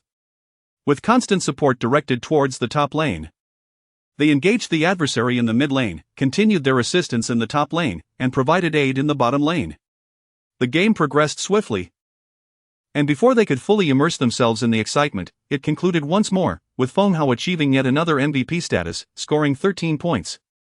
This time, he guided Xiaoyu, inflicting damage upon the enemy and allowing Xiaoyu to secure the finishing blows, resulting in Xiaoyu amassing 11 points as well. Once again, they commenced a new game. The addictive nature of gaming drew them in, one match after another. Feng Hao had never experienced the thrill of dominance in his daily life. But today, within the virtual realm, he felt invincible, masterfully commanding the battlefield, his reflexes so swift they seemed to leave an afterimage. Accompanying Xiaoyu, he consciously adapted his strategy to assist his partner in achieving victory, contemplating when to jungle, when to engage in combat, and how to secure an easy win. Previously, he had never engaged his mind while gaming or offered support to teammates. Yet today, amidst this seemingly trivial pastime, he discovered a sense of insight and growth. The group continued their winning streak, reveling in their triumphs. Xiaoyu lay sprawled, humming cheerfully, his voice noticeably louder than before. Lu Chunli observed the students and her son in the room, her expression softening slightly as she resolved to prepare more dishes, inviting several students to join them for a meal. The tantalizing aroma wafted from the kitchen. Chapter 10, The Gentle Teacher Lu in a Thrilling Hour of Gaming. With a boost to his hand speed and a memory capsule, Feng Hao unexpectedly garnered a young admirer. Classmate Xiaoyu gazed at him with unabashed admiration, his face alight with excitement, momentarily forgetting the discomfort he felt. However, upon noticing the new time bar above his head, Feng Hao reluctantly set aside his phone. From 5:30 p.m. to 6:30 p.m., they were to engage in household chores. After all, a boy who can manage chores is the most appealing. Feng Hao suspected the system was trying to deceive him. Yet, the system's feedback was prompt, akin to a game where every little task yielded a reward. It seemed not entirely unacceptable. Thus, he informed Xiaoyu that they ought to balance work with rest. Just then, Teacher Lu entered to suggest that her son take a break. Upon hearing Feng Hao's words, Lu Chunli was momentarily taken aback. She held a favorable impression of Yang Wenming, a mature and sweet-tongued student, while the others were merely remembered as his roommates. "Let me lend a hand, teacher," Feng Hao offered. Others echoed his sentiment. But the kitchen was too cramped, leaving Feng Hao to take the lead and squeeze in to assist. Those who are not particularly loquacious exude a newfound confidence when engaged in work. Feng Hao was efficient in his tasks, tidying up, chopping, and washing vegetables. "I never imagined you could manage household chores," Lu Chunli remarked, observing her student, who, despite being older, resembled her son. She had raised a boy and noted how Xiaoyu tended to be a bit hasty. To her surprise, this young man was quite adept. "I learned a bit as a child. My parents were often busy with work, so I had to prepare lunch myself," Feng Hao replied, as Lu Chunli stirred the vegetables. The soup simmered nearby, bubbling with foam, and she picked up a ladle to skim the froth. "Allow me," Feng Hao interjected, taking the ladle from her hands. Typically, Lu Chunli would not prepare such an abundance of dishes, but with a group of young men, their appetites were considerable. Thus, she found herself somewhat flustered in the kitchen. As she continued to stir, Feng Hao stood beside her, skimming the bubbles off the bone broth, a meticulous task requiring patience to eliminate any off-putting odor. He had assisted his mother with this chore in his youth. At that moment, the system's voice unexpectedly chimed in, detected a silver single woman nearby. With a net worth of 6.2 million, extensive knowledge rated at 80, and average appearance rated at 80. Please make a positive impression. The sudden intrusion startled Feng Hao, nearly causing him to drop the ladle. What an absurdity! This is my teacher. He had never considered Lu Chunli in such a manner. Though he harbored fondness for Xiaoyu, there was a stark difference between admiration and paternal affection. Teachers with children of that age could not possibly be single. Lu Chuanli, 32, divorced with a child, owned a spacious apartment in the city center valued at 4.8 million, a vehicle worth 300,000, savings of 1 million. A monthly salary of 12,000, and was in good health with no bad habits. Her son was 9 years old, and her culinary skills were exceptional. Feng Hao was taken aback by the system's revelations about Lu Chunli's impressive circumstances, property, vehicle, and savings. He had never closely observed her appearance, as he never considered her in that light. Typically, Lu Chunli appeared stern in class, but in the kitchen, she wore a low ponytail, a white dress, and a blue apron, the loose-fitting dress accentuating her waist and subtly highlighting her figure. Her skin was fair, with a delicate neck visible behind the ponytail. The hair finely textured and luminous. How absurd! He thought, feeling a jolt of dismay. The system seemed to be leading him astray. He resolved to keep his distance from her, focusing on tidying up instead. The kitchen was small, and even at a distance, he could not escape her presence. As Lu Chunli prepared the meal, a male student moved about the kitchen, while laughter resonated from the living room, momentarily transporting her back to a time before her divorce. She recalled bustling about the kitchen with her husband, hosting friends for meals until he began to travel frequently for work. Lu Chunli was indeed a skilled cook. Crafting a feast of 4 dishes and a soup, braised cabbage with tofu, stir-fried beef with green peppers, red braised pork, potatoes with green beans, and a radish and bone soup. Each serving was generous, fitting for young men with hearty appetites, who not only polished their plates but nearly licked them clean. Seated with them, Lu Chunli changed into a simple white cotton shirt and trousers, her hair still in a low ponytail, a loose strand framing her face radiating warmth. Utterly devoid of her usual authoritative demeanor. Perhaps it was because they were all seniors, soon to step into the world, that the conversations felt akin to those shared among peers. To her surprise, Feng Hao, who typically lacked presence, revealed a depth of character. His voice, neither too loud nor too soft, was pleasant and conveyed reliability. He was also remarkably efficient in his tasks. Most importantly, Xiao Yu's evident fondness for him was heartwarming. It had been a long time since she had witnessed such joy in him. During the meal, Lu Chunli sat beside Feng Hao, serving him dishes. "How are your internship placements coming along?" she inquired. "Daqiao has secured a local position, his family arranged it. Lao Yang has extensive connections and has also found something. Lao Xiao has yet to secure a position, but he is too proud to admit it." Feng Hao replied candidly, "Teacher, I haven't found anything yet. Would it be possible for you to sign something for me later, just to help me along?" Lu Chunli lightly tapped his arm. "What a fanciful notion. That's out of the question." Feng Hao felt a warmth in his arm, hastily returning to his meal. After the meal at Lu Chunli's home, he bid farewell to the young lad. Xiao Yu was reluctant to part ways, adding Feng Hao on WeChat, while Lu Chunli also extended an invitation. Previously, Feng Hao had only seen the group notifications from his teacher and had never added her personally. For the first time, the unremarkable Feng Hao experienced the admiration of others, even if it was from a young student, and it filled him with pride. Having completed the tasks of parenting, chores, and dining, the system automatically eliminated 3 minor blemishes on his skin. The acne scars on his chin had diminished, leaving his skin noticeably smoother. Upon returning to the dormitory, Daqiao caught him and asked, "Lao Si, what facial cleanser do you use? It seems quite effective, may I borrow it?" Feng Hao silently handed over his safeguard soap. That night, it was rare for everyone in the dorm to be present, as Lao Yang usually vanished due to his numerous social engagements. When Lao Yang arrived, he was taken aback, almost thinking he had entered the wrong room. Everything was so tidy. "Lao Si, are you alright? If there's anything you need, let us know. We've been roommates for 4 years, we will help as much as we can," Lao Yang offered. Daqiao, no longer fixated on the soap, chimed in.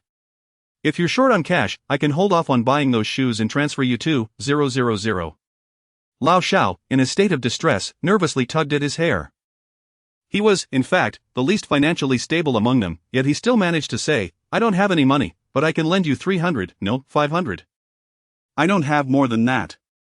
Lao Si, if you need anything, just speak up, I can help with physical labor." The sudden outpouring of concern from his roommates left Feng Hao momentarily speechless, taken aback by their kindness. He felt a wave of emotion wash over him, rendering him momentarily at a loss for words. It's nothing, I'm just a bit anxious about my job search. You all don't know me well enough. I have my ups and downs, he replied lightly. Your ups and downs are rather alarming, Lao Yang remarked. We're in our senior year. Soon we will each be off to our internships. Tonight, let's go out and have some fun, to broaden our horizons. Old Xiao ingratiatingly inquired. Are you taking us to a bar, Brother Yan? I have never been to one. No bar, but how about a hot pot? I've invited a few girls from the English department for a late-night karaoke session. Let's go, let's go. Several voices boisterously exclaimed. Just before Feng Hao stepped out, he unexpectedly received a WeChat message from his teacher. Thank you, Feng Hao. Xiao Yu is very happy today. The teacher's profile picture featured herself, with long hair and a white shirt, her smile revealing adorable canine teeth, radiating warmth. Her WeChat name was Lu Chunli. Out of curiosity, Feng Hao clicked on his teacher's moments, discovering her signature read, "Keep going, Chunli." Chapter 11, The Platinum-Level Wealthy Woman Dinner is served from 6:30 p.m. to 7:30 p.m. And one is advised to indulge in a hearty meal for a well-balanced diet. After the meal, Feng Hao noticed that the time bar on his forehead had mysteriously vanished. It seemed somewhat human. He rushed to the next event. Lao Yang had chosen a self-service barbecue venue, offering a buffet and karaoke, charging by time and head count, for a maximum of 4 hours at 69 yuan per person. It was located in a town outside the school. Feng Hao had not left the school grounds all day, and the system had introduced him to two wealthy women, Professor Liao, aged 69, and Teacher Lu, aged 32. Now, as he was about to leave the campus, he felt a tinge of excitement. He wondered if the system would incessantly chatter away, introducing him to potential wealthy patrons. He instinctively walked with his head held high and abdomen tucked in. However, throughout the journey, the system remained eerily silent. Perhaps the GDP of this town was rather low? Upon arriving at the barbecue venue, Lao Yang was already waiting in booth 809. He had arrived first, dressed in a light pink shirt, black trousers, and black shoes, exuding a somewhat corporate vibe, appearing more mature than Lao Xiao. With a distinctive side parting and defined facial features, Lao Yang stood tall at a commendable 180 centimeters. Yang Wenming glanced at his roommate, Da Qiao, who was wearing red shoes that he found hard to look at, debating whether to remind him that the girls in their class often criticized his footwear. Lao Xiao, as usual, appeared a bit disheveled, no matter what he wore. It always seemed untidy, with a slightly slouched posture. Surprisingly, Lao Si looked quite presentable today. His hairstyle was neat, his face clean, and his attire tidy. It was uncertain whether this was a sudden awakening of social awareness or mere coincidence. Yet he managed to elevate his usual 6 out of 10 appearance to a solid 7. This is our last chance to find a partner, so let's perform well. Yang Wenming chuckled. Upon entering, Feng Hao felt a familiar pang of hunger. He hadn't eaten enough at the teacher's house and felt a bit nervous with the teacher sitting beside him. Although Lao Yang could be quite pretentious, he had chosen a good venue for the buffet, ensuring he would eat his fill. The group ventured to the hall to gather food. Feng Hao meticulously arranged the table in the booth, creating an orderly and visually appealing display that inexplicably stimulated one's appetite. At that moment, the previously silent system suddenly spoke, detected a limitless potential platinum-level single wealthy woman within 10 meters of the host, with a net worth of 2.3 million. Average academic knowledge rated at 77, and exceptional beauty rated at 83. Please perform appropriately, host. Good luck. Lao Yang stood up, phone in hand, exclaiming, "They're here. I'll go greet them." After consuming a basic memory enhancement capsule, his desires had diminished by 30%. As a single man for 21 years, Feng Hao's desire now stood at a mere 19,700 points, with a maximum of 100. This did not dampen his excitement. He didn't even need her to be a wealthy woman, any female would suffice. A platinum-level single wealthy woman with a net worth of 2.3 million, average knowledge, and exceptional beauty. Although her assets were somewhat modest, he recalled Lao Yang mentioning that taking a girlfriend for a manicure costs 180 yuan, thus, with 3 million, one could indulge in over 12,000 manicures, changing colors daily for 35 years. Suddenly, Feng Hao felt a bit lightheaded. He had less than 600 yuan to his name yet was contemplating whether 3 million was a meager sum. As for the average knowledge, he dared not inquire about the system, suspecting his own knowledge would score even lower. The beauty score of 83 surprised him. The system had rated Teacher Lu at 80. During their meal, he had observed that Teacher Lu was indeed stunning, possessing a delicately warm beauty that left him utterly defenseless, causing him to be too nervous to eat much. He couldn't fathom how Lu's ex-husband could have let such a beautiful wife go. Now, there was another woman rated at 83, how beautiful could she be? He cautiously inquired, how old is she? Su Qingqing, 21 years old. Furthermore, the host's academic knowledge level is at 69. While a handsome physique may catch a wealthy woman's eye, it is a wealth of knowledge that will truly capture her heart. Feng Hao felt a sense of pride in his 69 score, as he had assumed it would be no more than 50. Curiosity piqued, he wondered why. As a student himself, she possessed such wealth. Red envelopes from the new year, pocket money from elders, the system explained lightly. Feng Hao was momentarily taken aback. This was a genuine wealthy woman, with red envelope gifts amounting to millions. As he conversed with the system, he munched on Italian tomato pasta, desperately needing to replenish his body and mind after a taxing day. Meanwhile, Dachao nervously pulled out his phone, adjusting his hair in the front-facing camera. Lao Shao also appeared anxious. Despite being in their senior year, they were all gamers who preferred the confines of their dormitory, with only Lao Yang being socially active. Unconsciously, he opened Douyin, only to be startled by the sheer number of likes on his posts, causing his hands to tremble. At that moment, the booth door swung open. Lao Yang entered, animatedly chatting with several girls. Feng Hao envied Lao Yang's ability to seamlessly transition from a casual dormitory meal to confidently engaging with women. As the girls stepped inside, the dim lighting of the barbecue booth created an intimate atmosphere, with spotlights illuminating their entrance. Their first glance fell upon the boy eating noodles. He sat upright, his eating manners pleasant, dressed neatly, with a clean and fresh face, exuding an admirable demeanor. This was the first time they had noticed such a boy from the computer science department, despite being in their senior year. Leading the group was Lin Xiaoya, the belle of the English department, a stunning beauty with waist-length hair, embodying the quintessential long, straight black hair that many boys admired. Feng Hao was astonished that Lao Yang had managed to attract Lin Xiaoya's attention. It was quite impressive. Following her were three other girls, whom Feng Hao was less familiar with. He craned his neck to see which one was Su Qingqing.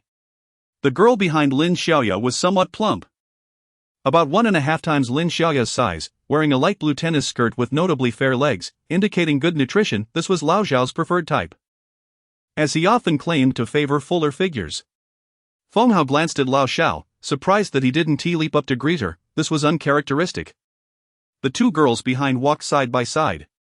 The girl on the left had short hair and stood at least 170 centimeters tall, dressed in a white t-shirt and jeans, which made the girl next to her appear shorter.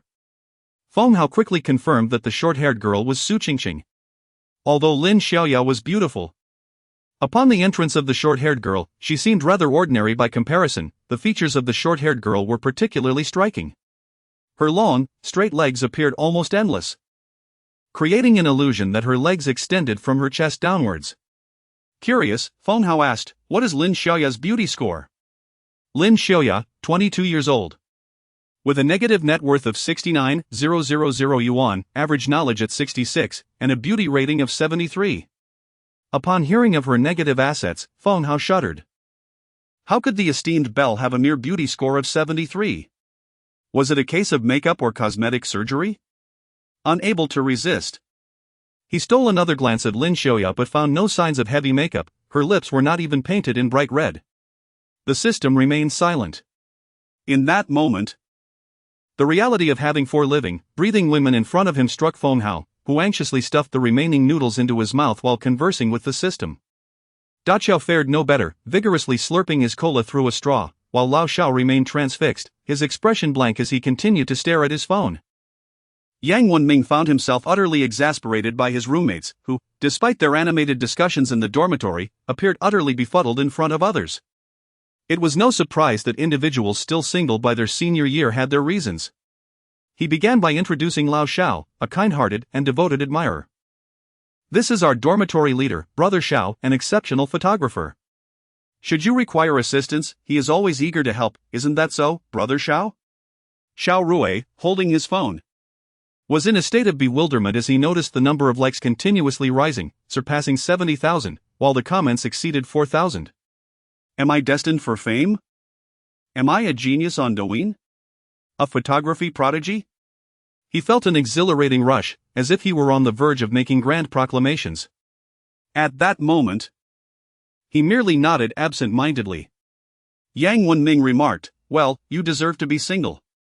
Finally, the plump and jovial Qiao Dawei released his grip on the straw and stood up to introduce himself. "Hello, ladies. My name is Qiao Dawei. But you may call me De Qiao or even Xiao Qiao." His flamboyant manner of speaking elicited laughter from the girls. Meanwhile, Feng Hao remained preoccupied with his noodles. Chapter 12. The characters begin their own strategies after the arrival of four young women. Aside from Lao Yang, the others appeared somewhat reserved. Lin Xiaoya took a seat beside Lao Yang, while the remaining three girls nestled next to her. From right to left, they were Lin Xiaoya, a plump girl, a round-faced girl, and a girl with short hair and long legs. Consequently, the long-legged girl found herself seated next to Feng Hao. A wave of anxiety washed over him as his fingertips nervously poked at his own thumb, feeling rather foolish. Fortunately, the dim lighting obscured his hands from scrutiny. The small confines of the room made their proximity feel almost suffocating, and he felt as if his spine had straightened in response. Unsure of what to do, Feng Hao lamented the scarcity of female students in their computer science department, and such close interactions were a rarity for him. Despite his boastful claims of seeking a wealthy benefactor, in practice, he was a recluse, too timid to act. Even the simple act of eating felt awkward. Although no one would pay him any mind, he felt his own discomfort acutely. Should he initiate a conversation with the girl beside him? Despite racking his brain, he found himself at a loss for words. He admired Lao Yang, who seemed effortlessly adept at charming women, while he felt utterly incapable of such feats. He dared not glance at the girl beside him, his gaze fixed vacantly ahead. Suddenly, his eyes widened as he noticed a new time slot appearing, 20:30 to 21:30 singing. Singing brings joy, enhances immunity, improves memory, alleviates constipation. Sing more, and become a happy, healthy young man. Wealthy benefactors will be increasingly drawn to you. Feng Hao thought, all right, I'm willing. The system's mechanical voice chimed in. Host has completed the nurturing task and received sincere gratitude from the other party. Reward, basic empathy ability buff, 1 day. With heartfelt expression, one can foster deep emotional connections. In that moment, Feng Hao felt a surge of fondness for the system. Though he lacked the social skills to engage actively with the girl, he could certainly complete a task. He knew he might later regret his impulsiveness, but at this moment, he felt paralyzed by his anxiety. Socializing seemed an insurmountable challenge. He feared that speaking too much might lead to missteps. He perceived himself as diminutive and unattractive, devoid of eloquence and confidence. His knowledge was limited, and he lacked a sense of humor. Despite memorizing several corny jokes, none came to mind now. Feng Hao felt as though the system had bound him to an unyielding challenge. If he were ever fortunate enough to attract a wealthy benefactor in his lifetime, it would be a victory for the system. He pondered whether, at the age of 60, he might find an 80-year-old benefactor willing to accept him. No. That was a foolish thought. The system claimed he would only live to 50. Without further ado, Feng Hao abruptly stood up and hurriedly approached the karaoke machine. Upon seeing the first song, A Little Red Flower for You, he selected it without hesitation. Meanwhile, Lao Yang had taken De Qiao to buy drinks at the self-service bar. Food was complimentary, but drinks incurred a separate charge. Lao Yang, as was his custom, spent others' money for his own enjoyment, most likely with De Qiao footing the bill. Yet, De Qiao was more than willing, for Lao Yang had a knack for navigating social situations. Inside the room, the ever-enthusiastic Lao Xiao was uncharacteristically quiet. Surrounded by four stunning female university students, including the captivating Lin Xiaoya and a long-legged beauty who rivaled her, as well as the plump girl whom Lao Shao fancied. Instead of engaging with them, he merely stared at his phone, lost in thought. As for Feng Hao, he felt utterly inadequate. He needed to sing.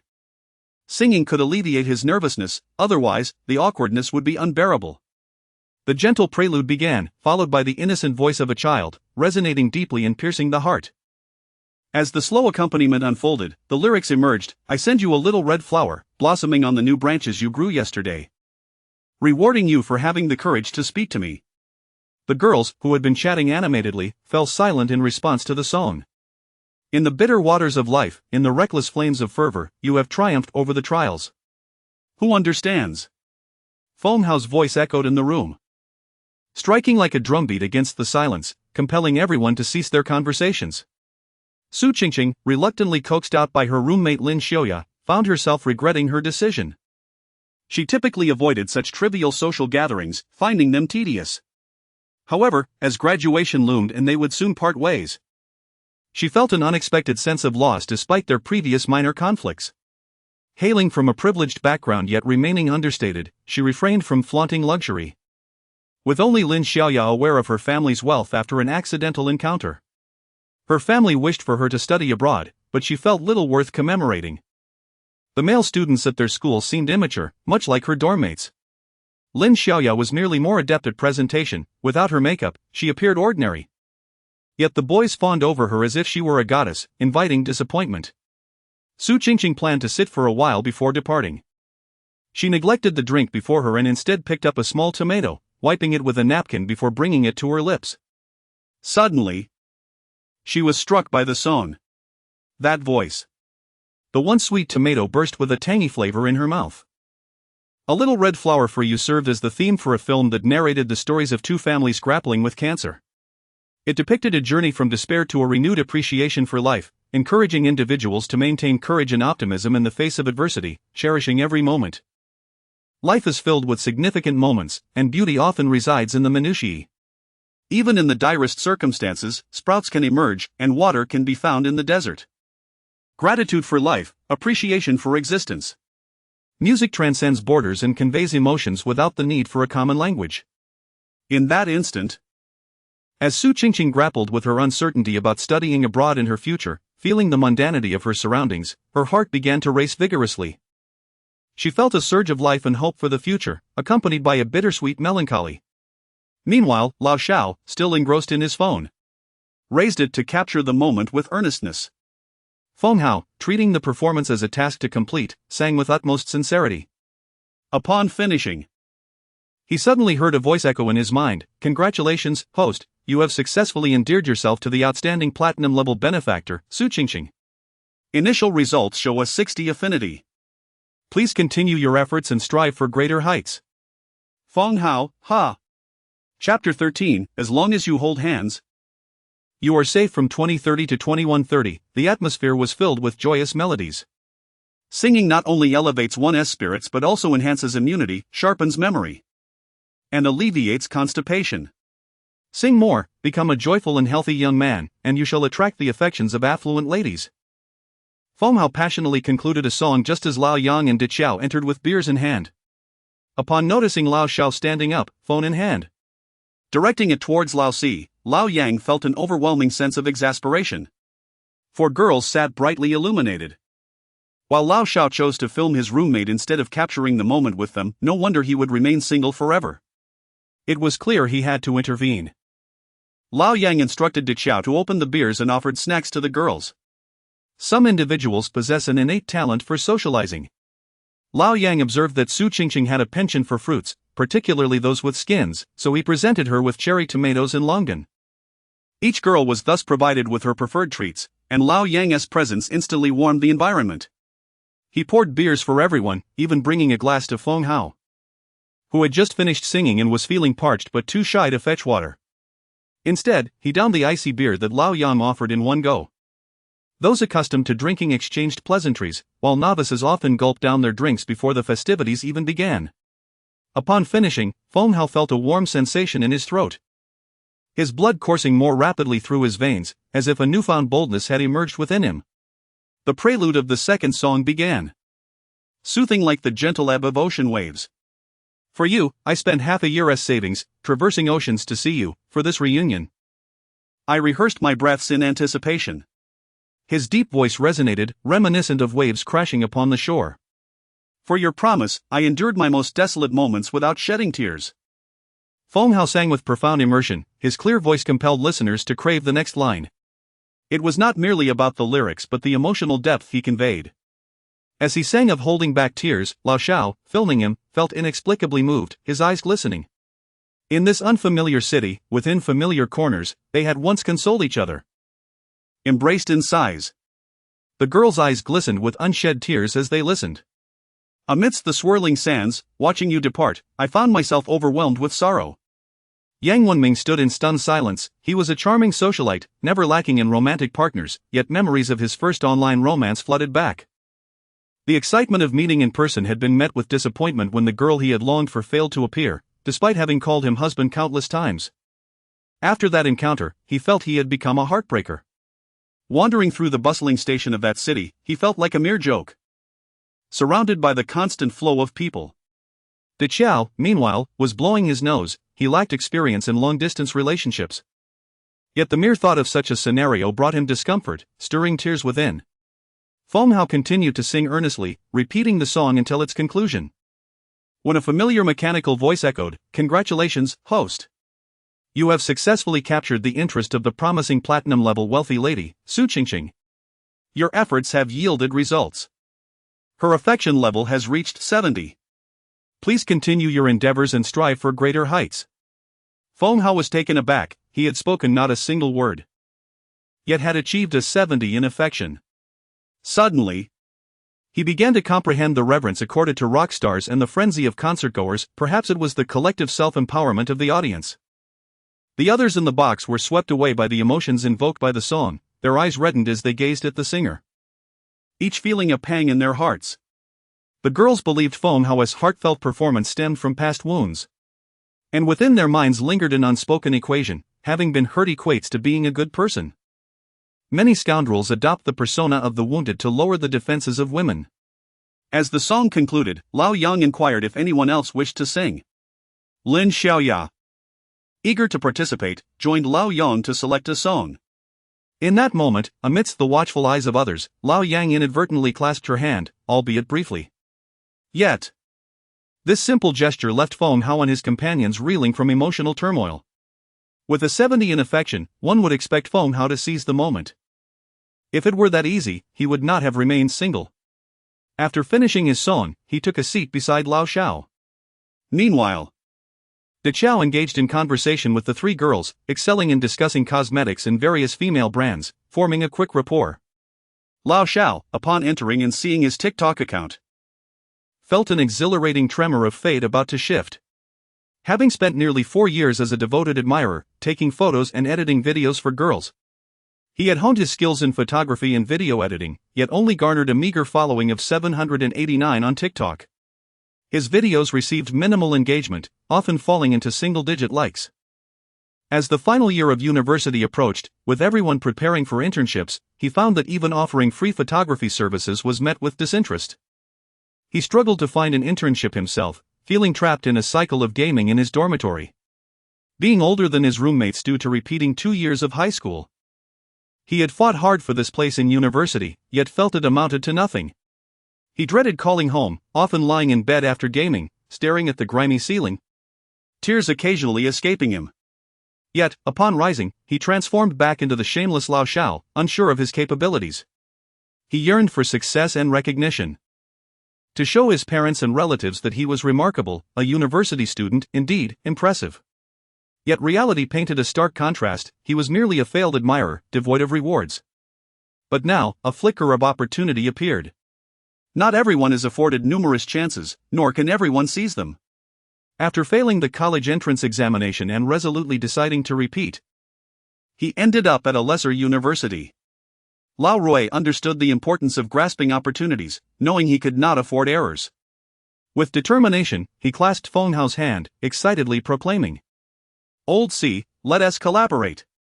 I'll help you create TikTok content." Feng Hao struggled to withdraw his hand, bewildered. "No, Xiaoguo, have you been drinking?" The girls are over there, I'm your roommate. On stage, Lao Yang exchanged a heartfelt gaze with Lin Xiaoya from the English department. Harmonizing, the whole world feels only for you. No matter how wild we play, a single glance from you will suffice to calm me. The road may be wide and distant, yet as long as you hold my hand, I feel secure. I shall be obedient, clingy, gentle, and considerate. Feng Hao interjected, Lao Shao, let go. Chapter 14, Old Shao had indulged in drink. His character was reflected in his behavior while intoxicated, instead of causing a ruckus. He simply wept, yearning for affection from everyone around him. Feng Hao, the recipient of his prolonged embraces, made several attempts to extricate himself. But Old Shao's strength proved insurmountable. In a futile moment, Feng Hao resigned himself to the absurdity of the situation. The sight of Old Shao, with his subdued sobs, was disheartening. Despite being a grown man, his tears were soft and fragile. And it was only when he felt the dampness on his shoulder that he realized Old Shao was crying. Truth be told, at that moment, Feng Hao felt an urge to weep as well. During their 4 years in university, they had shared a dormitory without any significant changes in their relationship.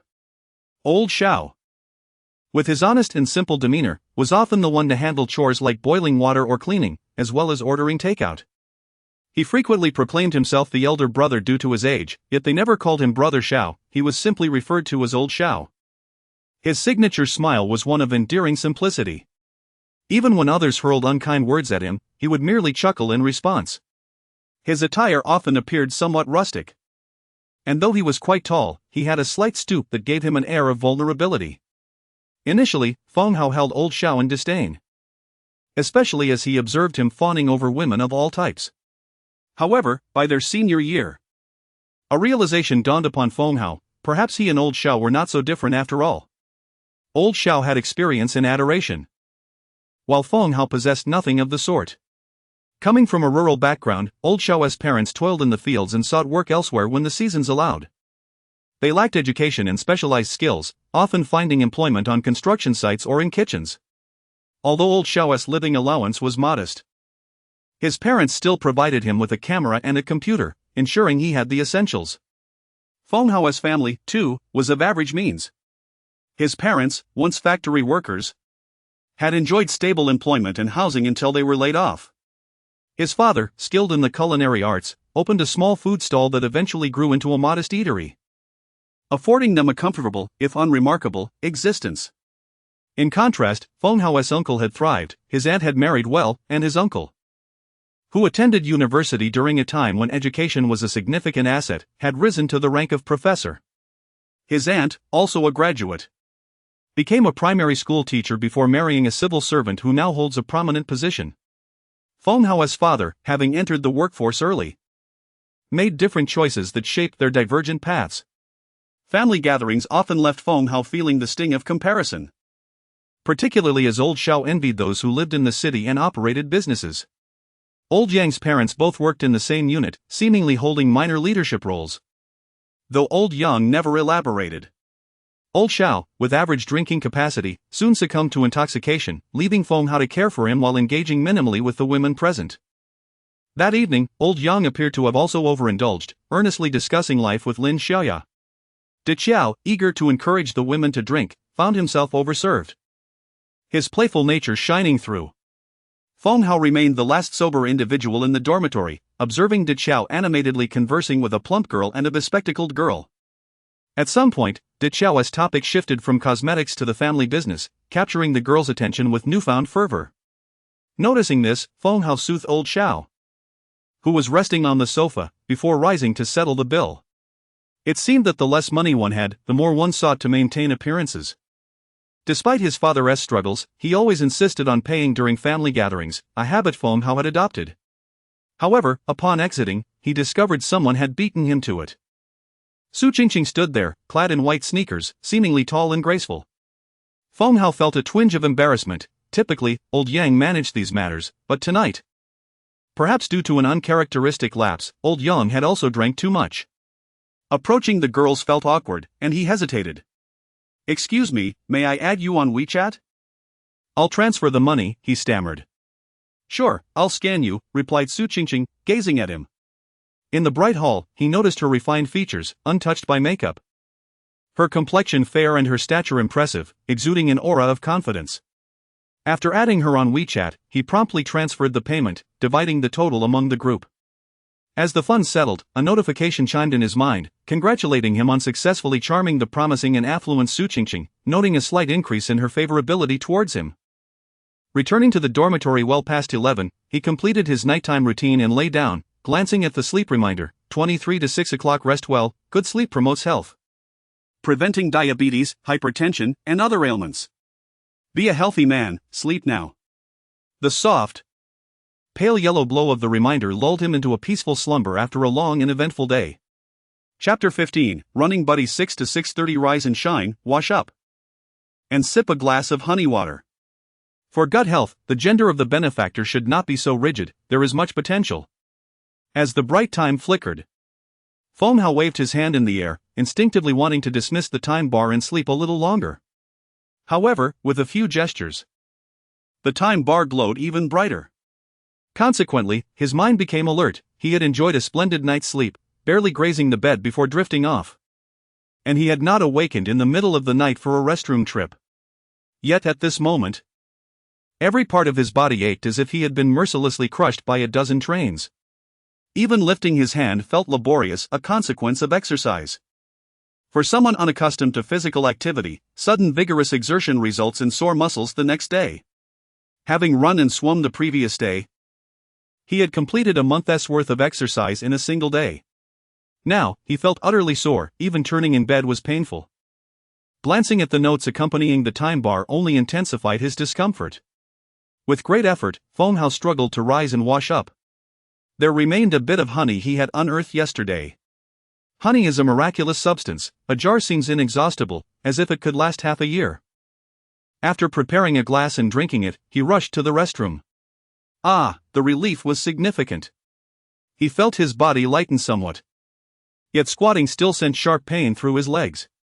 6:30 to 7 o'clock. Running, a healthy physique sharpens the mind, igniting ambition and maintaining an uplifting spirit. Descending the stairs proved a challenge. Upon reaching the first-floor playground, Feng Hao's legs trembled like a steward's, especially the inner thighs, which were particularly sore to the touch. Forget about running, even walking felt burdensome. The system's mechanical voice resonated, the host has diligently completed the singing talent performance, rewarding a junior calcium capsule. Consuming this capsule alleviates back pain and leg soreness, allowing one to ascend 15 flights of stairs effortlessly. Effective for one day, a must-have for the soft rice man. Calcium capsule? Is this for real? Moreover, this dog's system exhibited a delay. It only issued last night's reward after witnessing him struggle down the stairs. In his hand now rested a white calcium tablet, which tasted slightly sweet. Indeed. After consuming it, the relief was immediate. The pervasive soreness felt like a thin garment, peeled away. His legs, arms, and waist regained agility, the pain dissipated. The morning breeze was gentle and refreshing. Last night in the bar, the air was stale, crowded with people and food, leaving a greasy odor. Now, with each step on the morning road, he felt the fresh breeze cleanse his lungs. Towering trees lined the roadside, the sun barely peeking above the horizon, bright yet gentle. Feng Hao began to run, perhaps too exuberantly, his legs lifted too quickly, arms swung too high, almost tripping himself. Surely, no one would witness such a spectacle at this hour. The familiar voice echoed in his ears once more, real-time simulation navigation has commenced. Please correct your running posture, breathing, and force points. Sharpening the axe does not delay the workman, keep it up. The delightful voice of encouragement accompanied him. Running with real-time navigation was indeed miraculous. The virtual lines demonstrated the amplitude of his arm movements, his legs lifted higher, akin to swimming with a sense of pressure pulling him along. As his foot's center of gravity aligned, the pressure vanished. Feng Hao ran slowly, adjusting his form, and indeed felt much lighter. The sensation of gasping for breath after a short distance was absent. Soon, he encountered Professor Liao, clad in purple athletic wear, gold-rimmed glasses, and a golden anti-fall chain, ambling leisurely. Good morning, Xiao Feng. Good morning, Professor Liao. Feng Hao, feeling unexpectedly light while running, smiled and greeted him before continuing his pace. You look quite spirited. Not bad, Professor Liao remarked, continuing his slow stroll, rhythmically swinging his arms, producing a sound akin to applause. The new purple outfit suggested a certain expense, at 69. Professor Liao retained a handsome visage, albeit with signs of aging, some age spots and wrinkles at the corners of his eyes. Nevertheless, he still scored a respectable 78 out of 100.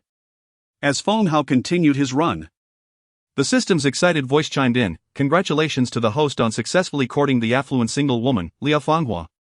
Initial results are promising, with a 60 favorability rating. Please continue your efforts and strive for greater heights." Feng Hao stumbled slightly, nearly losing his balance. He promptly corrected his running posture, soon engrossed in his task, transitioning from the South Campus to the path leading to the United College campus. This route circled the lake, adorned with beautiful scenery. The United College, situated on an island in the lake, boasted an even more stunning environment and modern architecture, albeit at a higher cost. By evening, the path would be rife with the pungent odor of couples strolling hand in hand. However, in the early morning, it remained relatively deserted.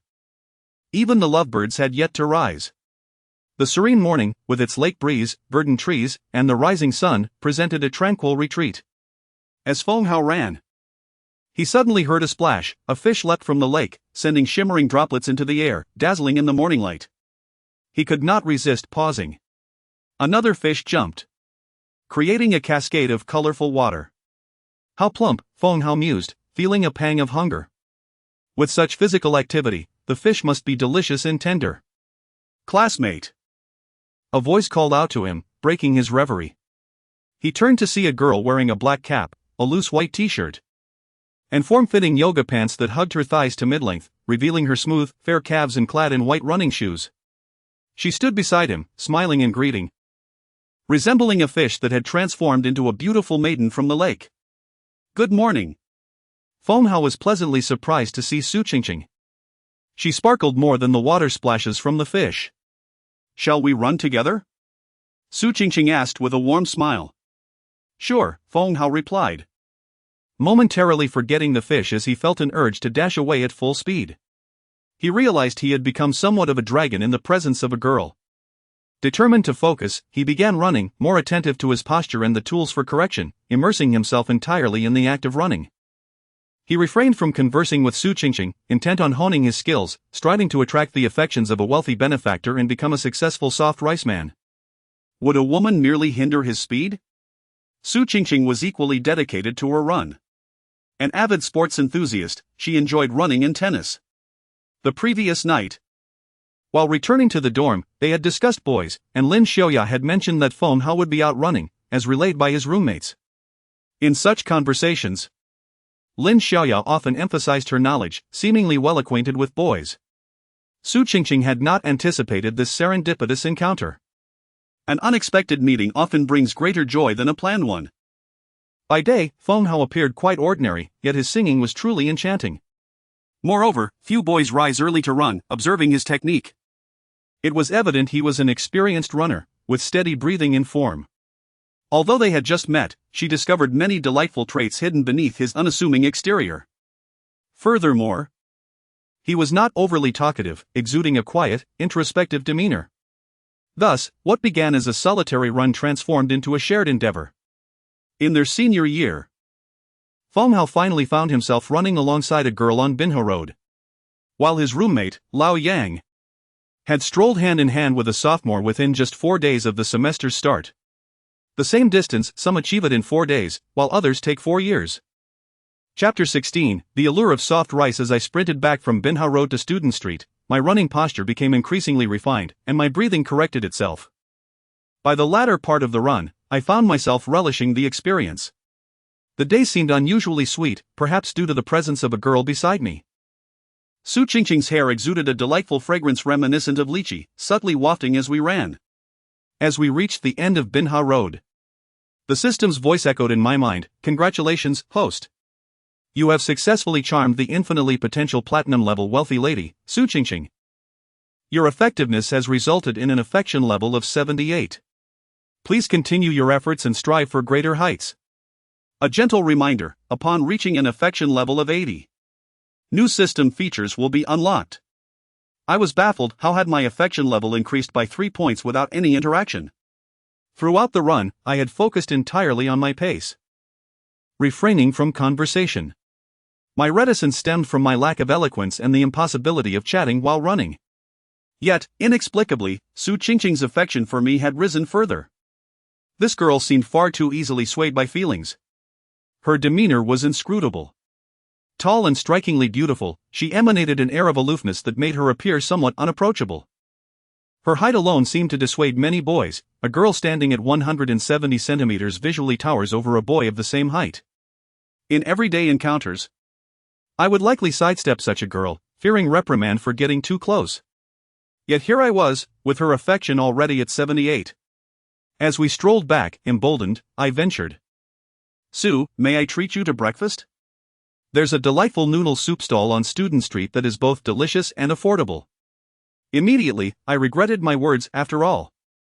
She was a genuine wealthy lady and likely indifferent to cost. However, I had already spoken, so I decided to let it be. Sounds good, she replied.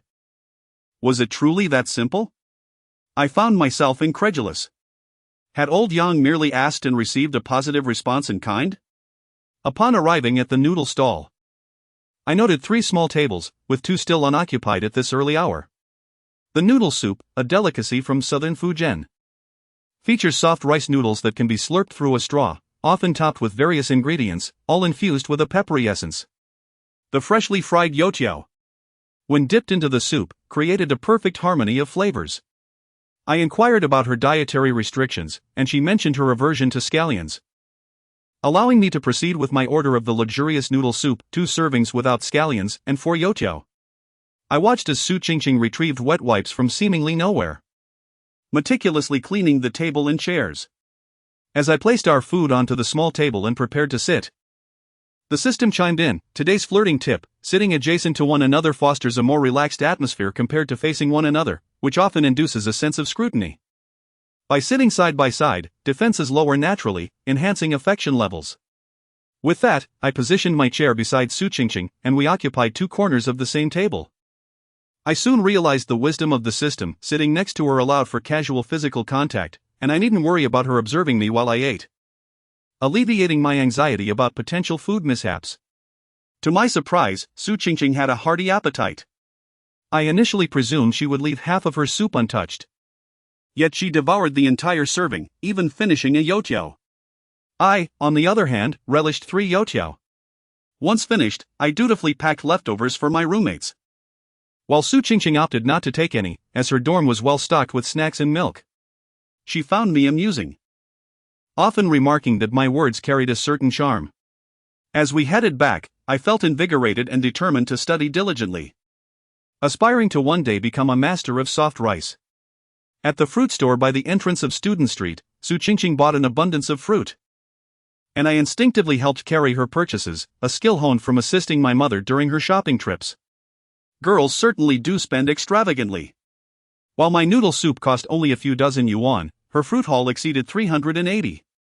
I mused silently about why I remained single. Accompanying a girlfriend on such shopping sprees would likely drain my finances. Upon reaching the dormitory's dividing line, boys descending, girls ascending, I handed Su Qingqing the fruits. She accepted only a small bag, stating, "The rest is for you." Really? That's not necessary. Thank you. Will we run again tomorrow? I asked. Yes, certainly. See you then, she replied, waving as she turned away. When I returned to the dorm, I was surprised to find old Yang awake. Old 4, have you struck it rich? You've brought back quite a haul of fruit. I contemplated how to explain that a girl had gifted them to me. My roommates would undoubtedly mock me. How had I come to receive fruit from a girl? Perhaps I truly was destined to enjoy the benefits of soft rice. As I carried the fruit back to my dorm, my emotions were tumultuous. I began to grasp why others spoke so fondly of soft rice. After all, the fruit was fragrant and sweet, filling the air with its delightful aroma. Leave me some of that fruit, I have to study soon. Old Yang, you look quite spruced up today, I remarked as I placed the fruit on the table. I have an appointment and need to head out, old Yang replied, preening in front of the mirror, still fragrant from his recent shower. From the bed, Did Xiao chimed in, Old Yang, didn't you say you only like second-year girls? Are you now eyeing fourth-year seniors? Please don't pursue Lin Xiaoya, leave us a glimmer of hope.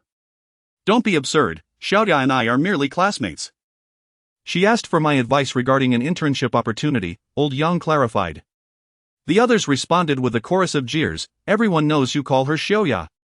Meanwhile, Old Xiao remained soundly asleep, having overindulged the night before, likely to awaken with a headache. After a refreshing shower, I gathered myself and slung my backpack over my shoulder. 8 to 9 o'clock, study English. Education is the ladder to human progress. The more one learns, the more rungs one can ascend, ultimately reaching the wealthy lady's realm. As I dedicated myself to my studies, Old Xiao stirred awake, squinting at the bright light. He surveyed the leftover noodle soup and fruit. Realizing he was alone, his head throbbed from the previous night's revelry, and he recalled a disjointed dream about running a successful Douyin account and purchasing a luxury car.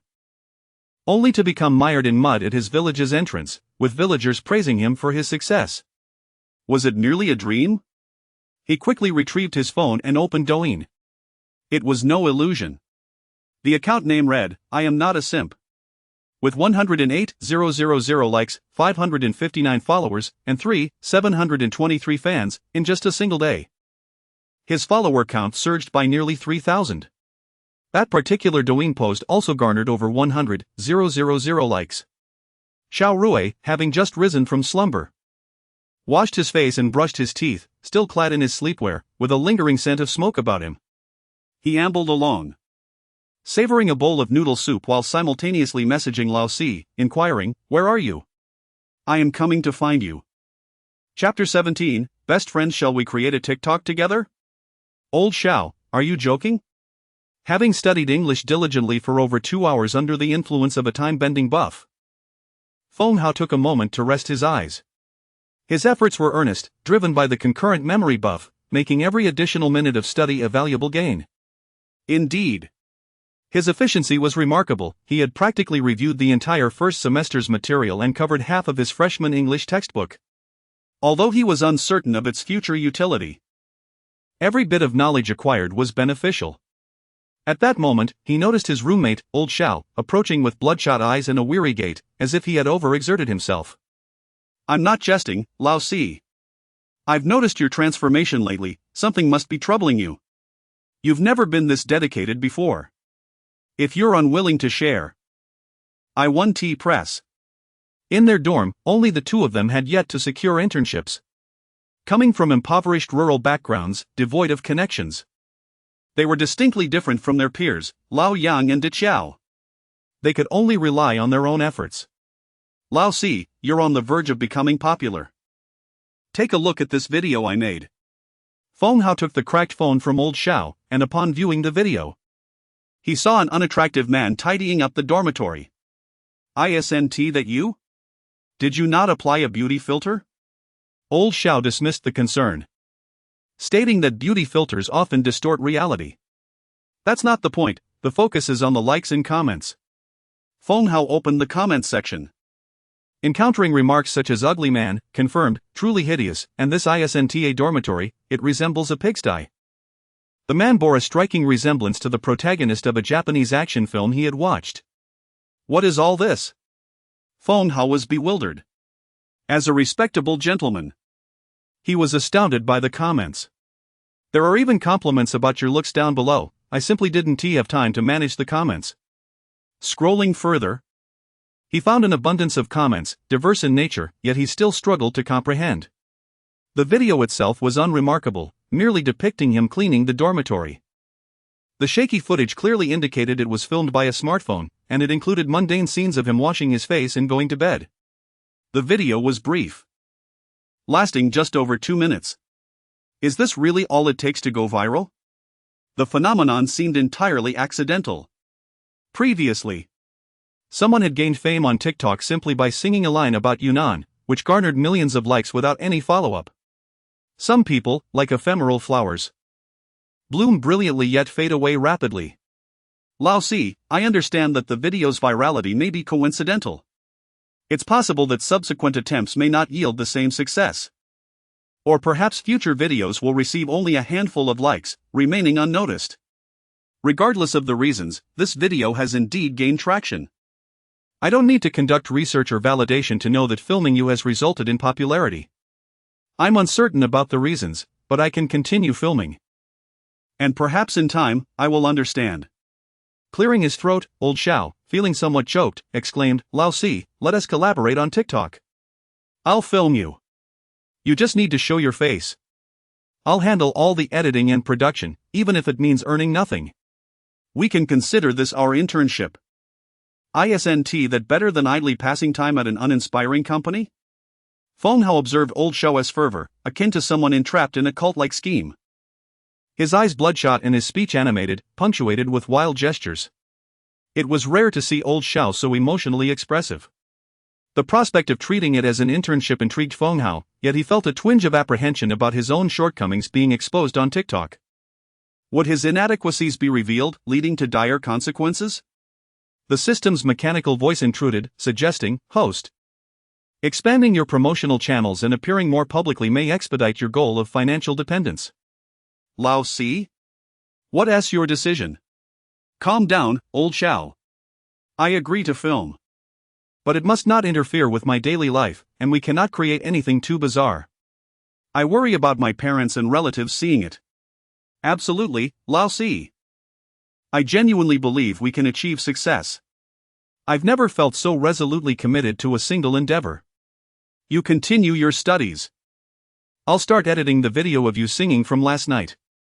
I'll return shortly to film you.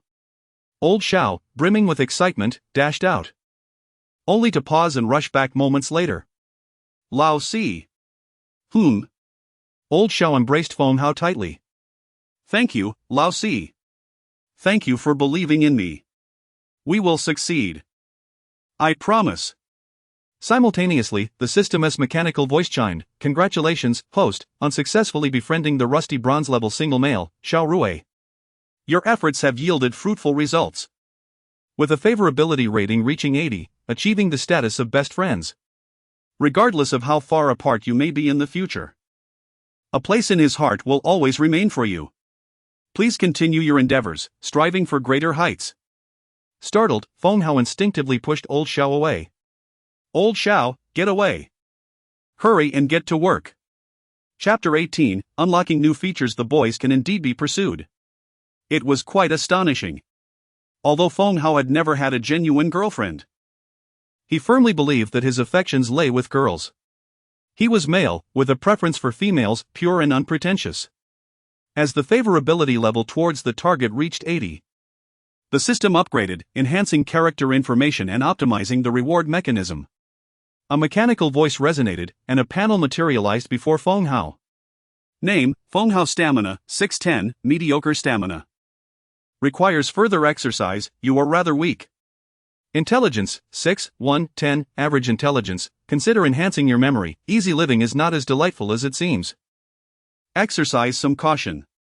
Emotional state, 7, 1, 10, elevated emotions, your youth still radiates vitality, maintain this spirit. Morality, 8, -1, 10, high moral standards, pro, easily gains favor. Con, prone to self-reproach and suffering. Appearance, 6, 1, 10, average looks, further improvement is necessary. Feng Hao gazed at the straightforward attributes panel. Realizing he was indeed an ordinary individual, conforming to the standards of mediocrity, average abilities, average appearance, yet possessing an exceedingly high moral compass. He could not tolerate injustice in the world, perhaps because such NPCs as himself were scattered across the land, contributing to the maintenance of peace, a humble effort towards global harmony. The host had successfully completed the first pursuit of a rusty bronze-level single man, achieving a favorability of 80, thus rewarding the host with 1 attribute point to allocate freely. Although Feng Hao was not particularly skilled at games, he had played enough to comprehend the system's intent adding attribute points to NPCs. He contemplated his own attributes and, following the game's logic, considered enhancing his strengths.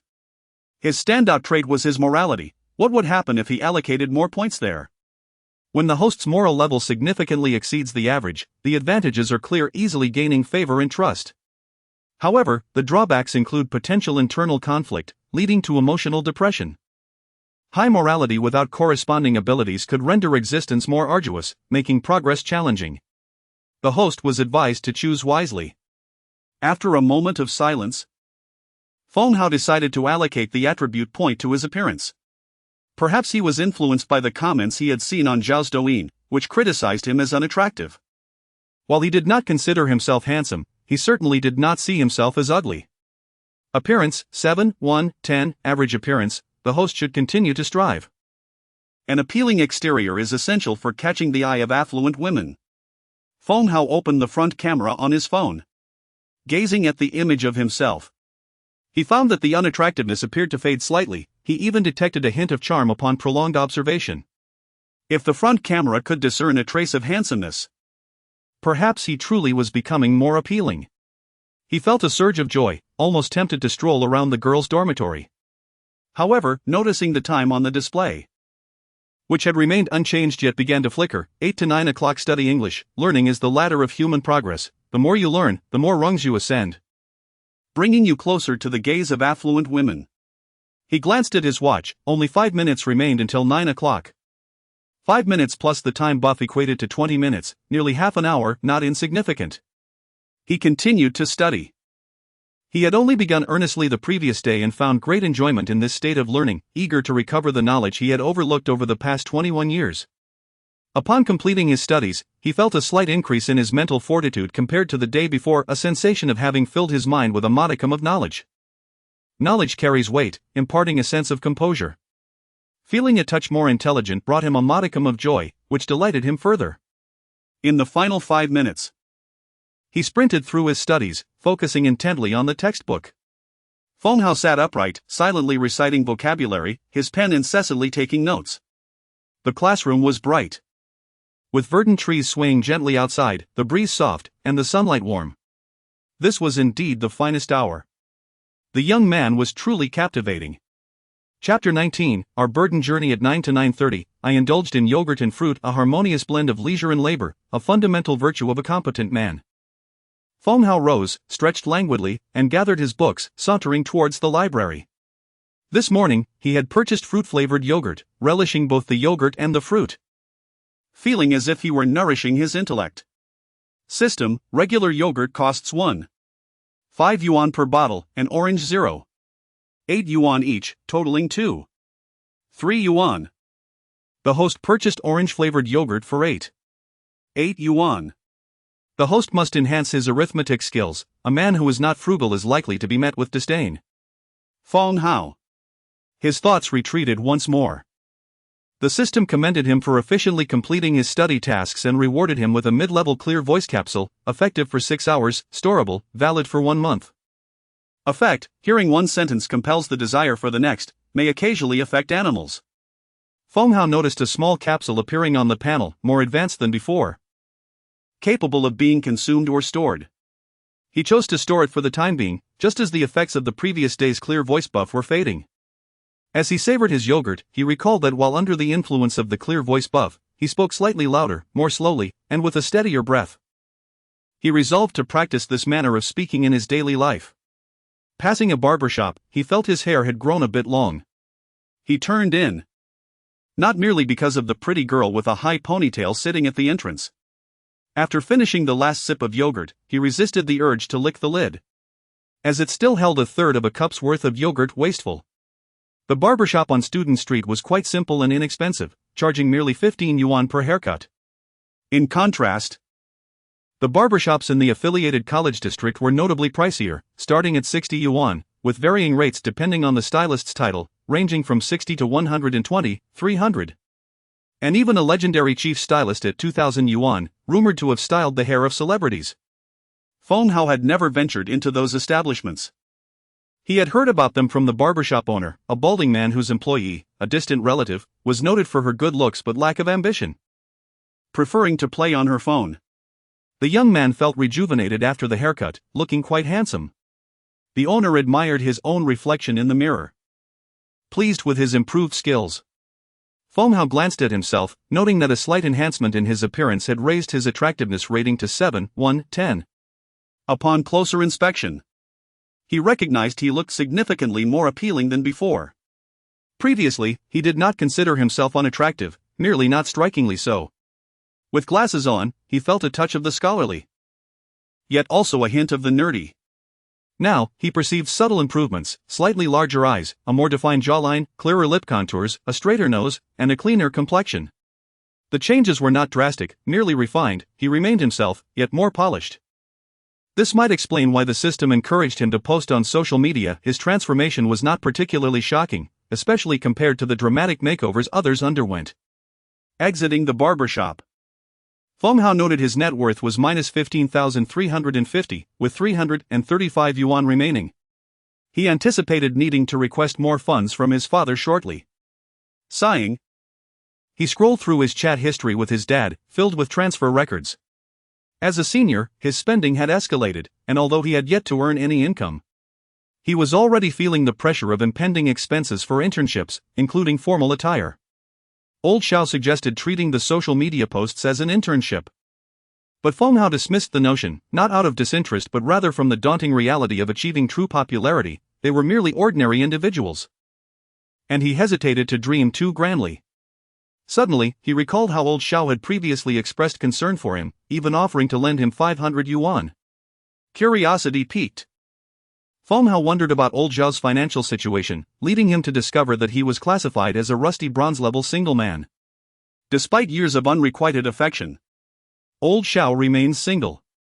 His net worth was 2,900 yuan, with approximately 2,303 yuan from the resale of his computer and phone, and 597 yuan in cash. An average academic score of 70, with photography and editing skills at the beginner level, and a modest appearance rating of 66. Following the system upgrade, the explanations had become slightly more detailed, stirring Feng Hao's emotions. Old Xiao had so little money left and was willing to lend him 500 yuan. Not knowing what circumstances might arise, such loans often went unpaid. Old Xiao was indeed a true friend. Upon returning to his dormitory, old Xiao opened his computer, setting aside games to edit the video he had recorded the previous night at the bar. The lighting in the footage was somewhat dim and required careful adjustment without losing clarity. The audio, transmitted through his phone, lacked the emotional resonance experienced in person. With no one else around in the dorm, he played the music on repeat, finding it comforting. As he worked, the rhythm invigorated him, allowing for heightened focus. Although the visuals in this video were not as compelling as the previous day's, the music was undeniably captivating. Old Xiao decided to edit 2 videos, as social media platforms had limits on video length. Each song would correspond to a separate video, interspersed with audience reactions. Unsure why his last video had gained popularity, he resolved to follow his instincts, preserving the original content while crafting 2 shorter versions, alongside 2 longer ones with the complete songs. Excitement coursed through him as he worked, momentarily overshadowing the image of his father, laboring in the dirt, and his mother, washing dishes in a greasy apron. A sense of lightness enveloped him, as if the burdens of his family were becoming less pronounced in his soul. Time pressed forward. Sunlight crept across the windowsill, illuminating a cracked bowl, the moss within growing greener.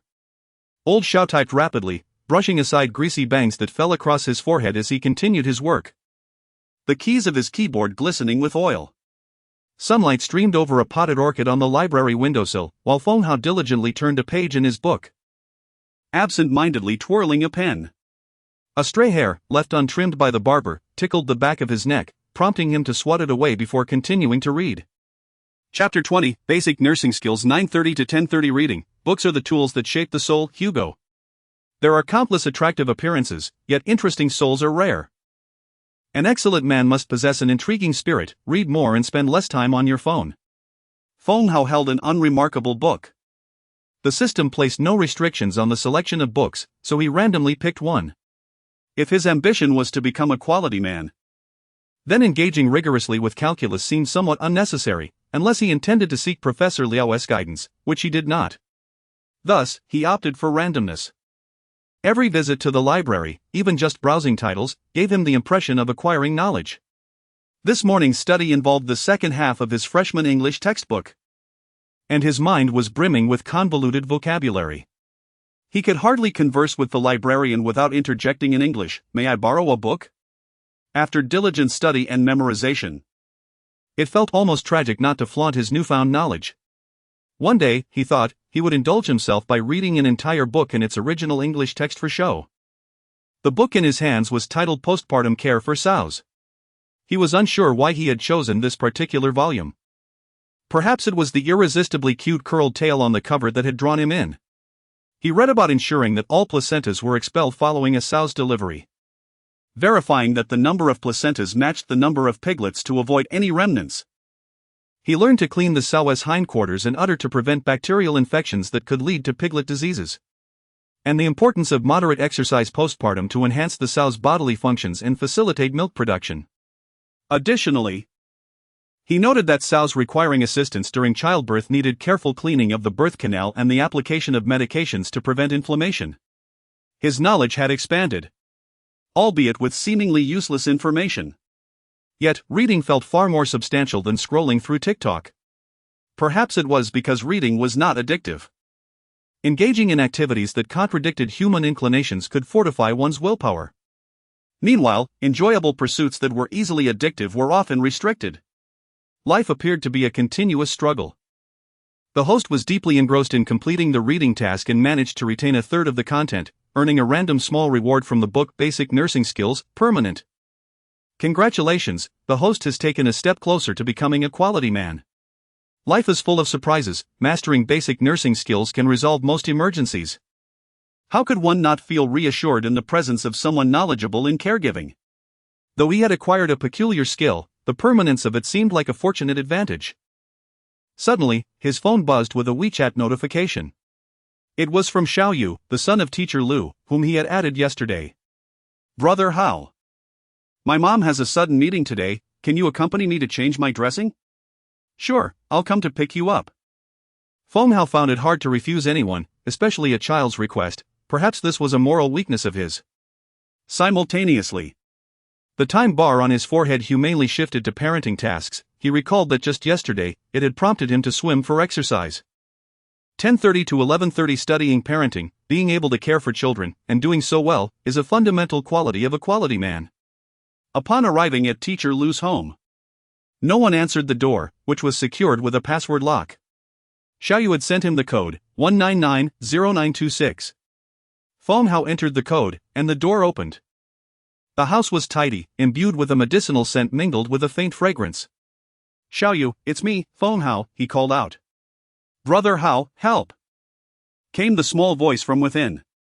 As he approached, he found the little one in a somewhat pitiable predicament, although seated in a wheelchair. It was wedged between the table and bed, immobilizing him. Feng Hao refrained from questioning why he didn't call teacher Lu.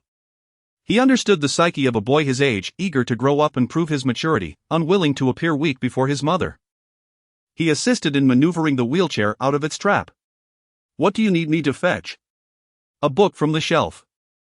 Feng Hao noticed a volume of the Dolua Continent comic. Is this the one? Yes, yes. Receiving the comic brought an instant smile to Xiao Yu's face.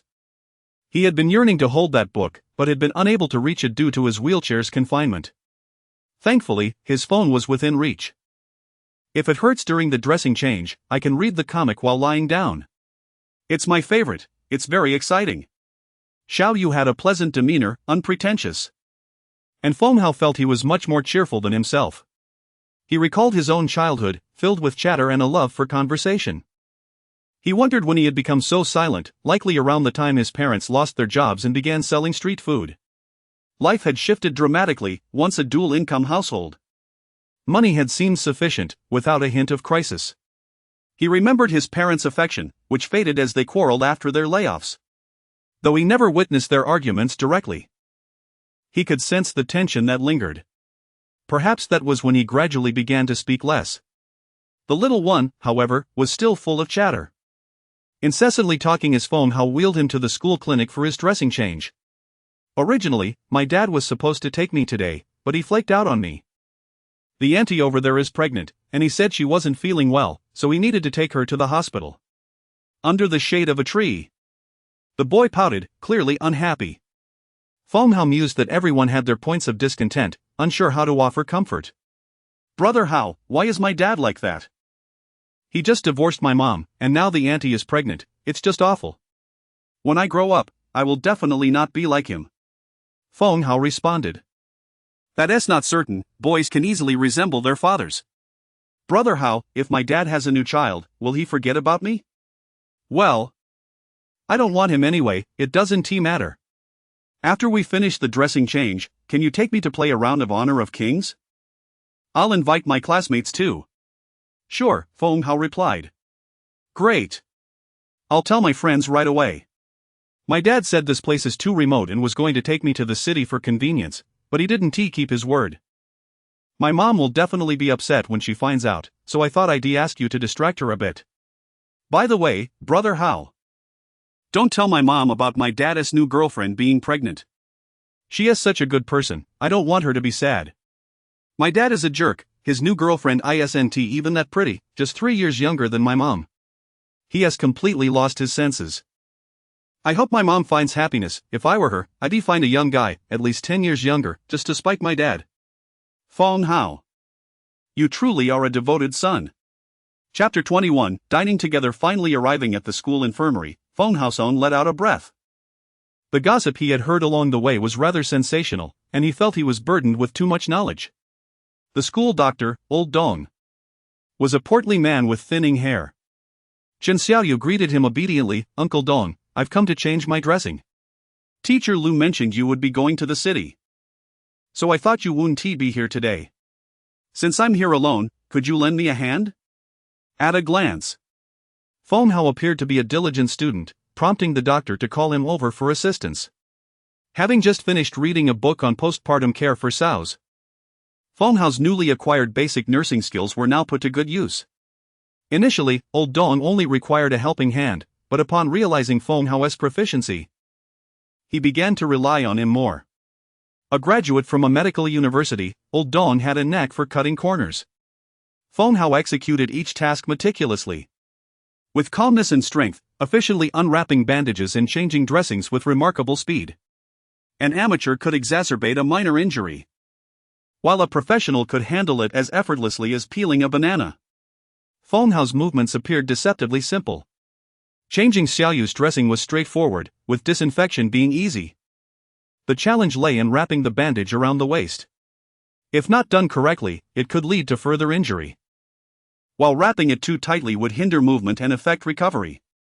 Feng Hao employed a cross-wrapping technique that secured the bandage without completely restricting mobility. Old Dong was somewhat astonished. Student, have you studied professional nursing? Your technique is quite impressive, even surpassing that of our junior nurses. Xiaoyu, lying down, chimed in, yes. Brother Hao, you're amazing. Last time, changing the dressing was so painful that I felt my waist had come undone again. This time, it didn't hurt at all. Well, my grandmother is a head nurse, and I often accompanied her to the hospital when I was younger, Feng Hao explained.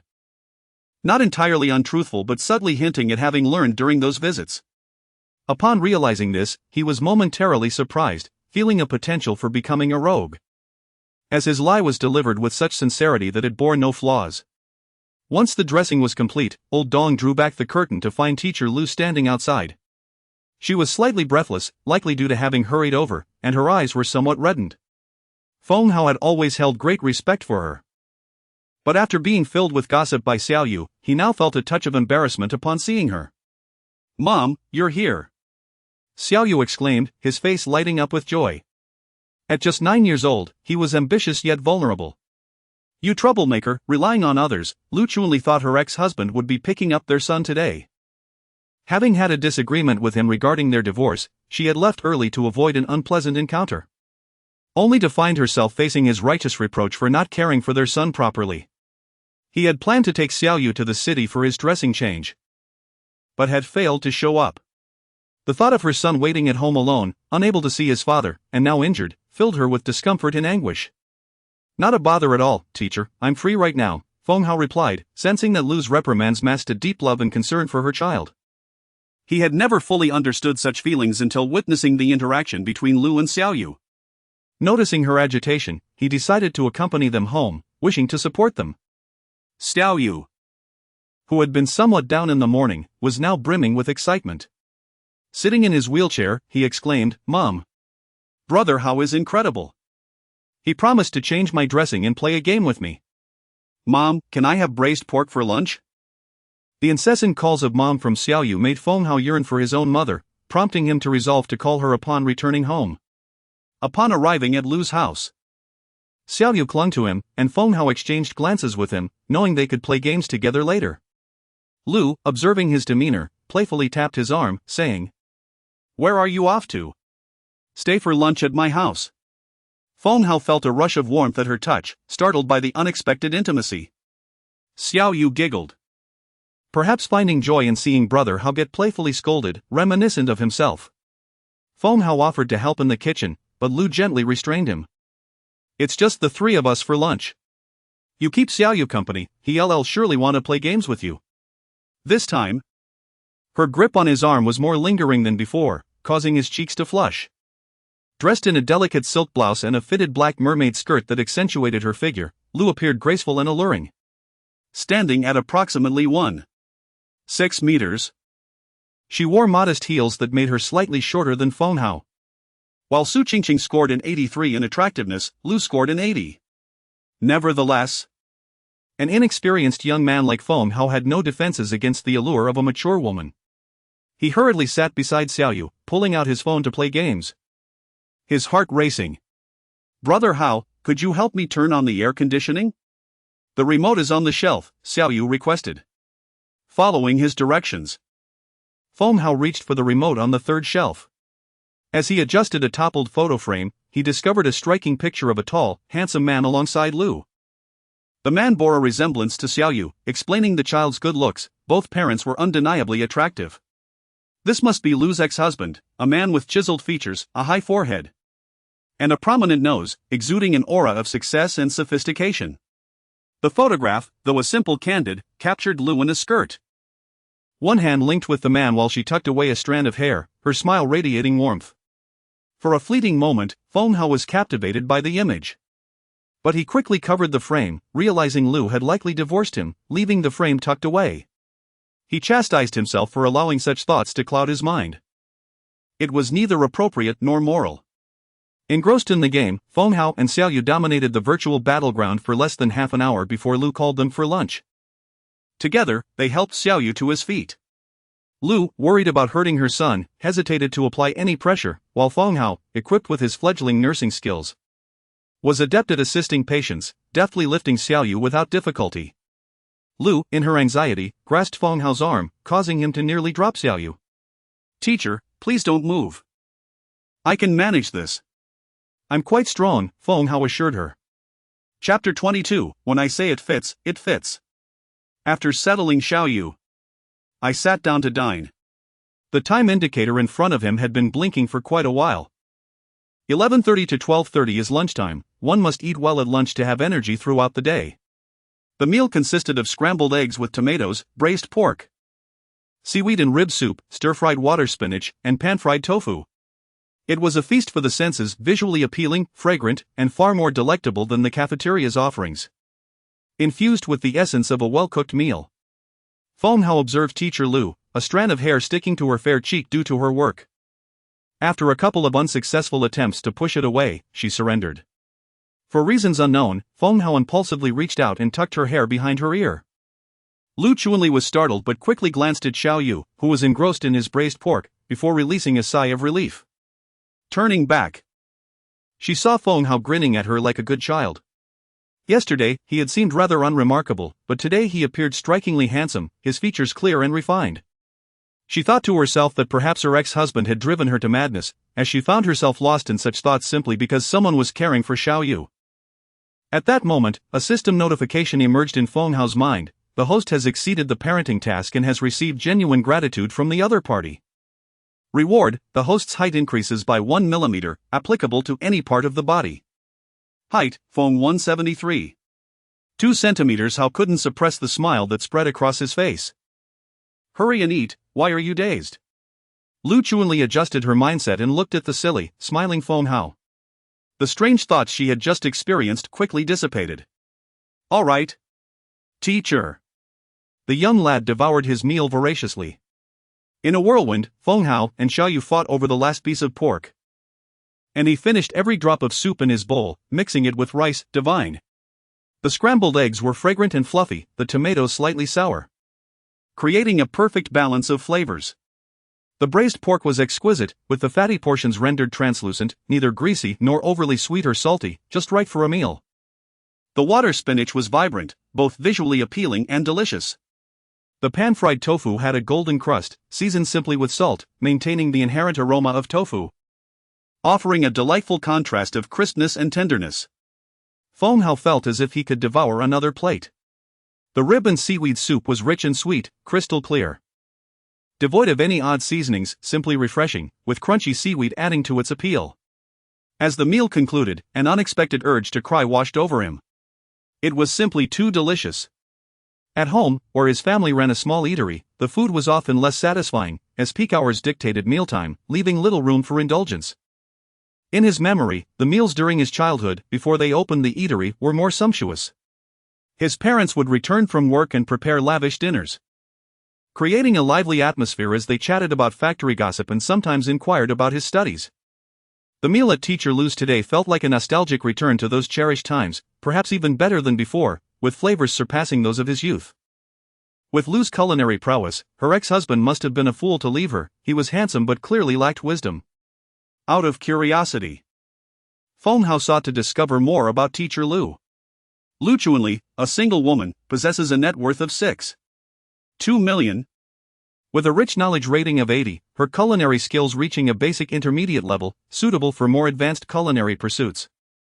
Her appearance rated slightly above average, also at 80. Please perform actively, host. Good luck. Indeed, last time he had hesitated to fully enjoy the meal, feeling somewhat shy. However, this time, having grown closer to Xiaoyu, he felt liberated and joyous in his eating. Delicious food truly elevates one's spirits. After the meal, Feng Hao offered to help clean up but was gently restrained by Lu Chuanli, who insisted he play with Xiaoyu instead. Feeling a bit guilty about gaming with a 9-year-old, he decided against it, knowing that indulging in such activities might lead to an unhealthy obsession. Besides, his speed advantage would not always be guaranteed. He didn't want to put himself in an awkward position during his next visit. Grateful for the millimeter he gained in height, he chose to accompany Xiaoyu in building with Lego bricks. The boy, forever young at heart, and the 21-year-old Feng Hao played earnestly together, constructing a ship. After tidying up the kitchen, Lu Chunli emerged to find the two with their heads leaned together, a smile creeping onto her lips. She retrieved a box from the living room cabinet, waiting until they completed their ship before entering. Xiaoyu, it's time for your nap. And your brother must return home to rest as well, there are lessons this afternoon. Xiaoyu, satisfied, obediently adjusted himself to lie down, preparing for sleep. Having had a recent discomfort from his bandage change, he now felt much better, the surgery having taken place some time ago. Brother Hao, can I ask you to help me with my bandage change next time? Of course. Sleep well, listen to your mother, goodbye. Feng Hao watched as Xiaoyu settled in before stepping outside. Lu Chunli gently closed the bedroom door, leaving only Feng Hao and herself in the living room. Suddenly, Feng Hao felt an inexplicable tension. Teacher, goodbye, I'll head back now. His voice was unsteady, barely above a whisper, lacking the confidence he wished to convey. He longed for the clarity of tone he usually possessed, feeling awkward and somewhat inept in articulation. In this moment of solitude, Lu seemed a bit stern. Try on these shoes. Feng Hao, bewildered, took a seat as a pair of black and white sneakers appeared before him. Recognizing the New Balance logo, he realized they must be quite expensive. Feeling slightly embarrassed, he recalled Lu's ex-husband's handsomeness and reassured himself not to overthink it. He dutifully removed his shoes to reveal his gray socks, relieved they were not worn out or odorous. He slipped into the new shoes. Lu Chunli knelt down and pressed the toe of the shoe. Perfect fit. I bought these for Xiaoyu's father. Xiaoyu must have told you we divorced recently. Since they fit you, I thought I'd give them to you instead of letting them go to waste. Feng Hao, gazing at Lu from his seated position, could only see her back, her figure, and her hair.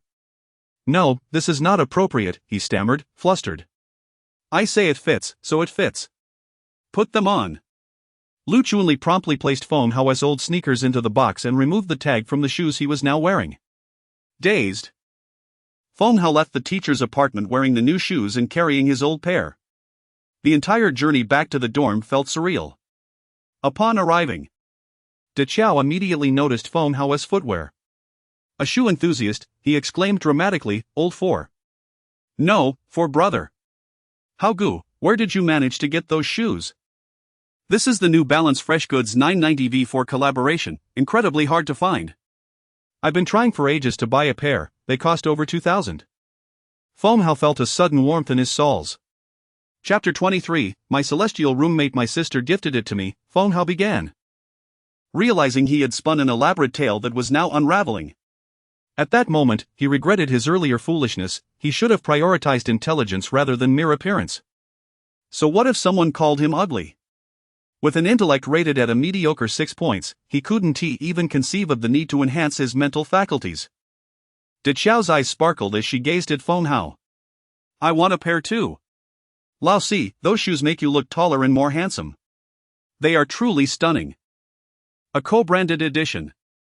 I must have them," she exclaimed enthusiastically.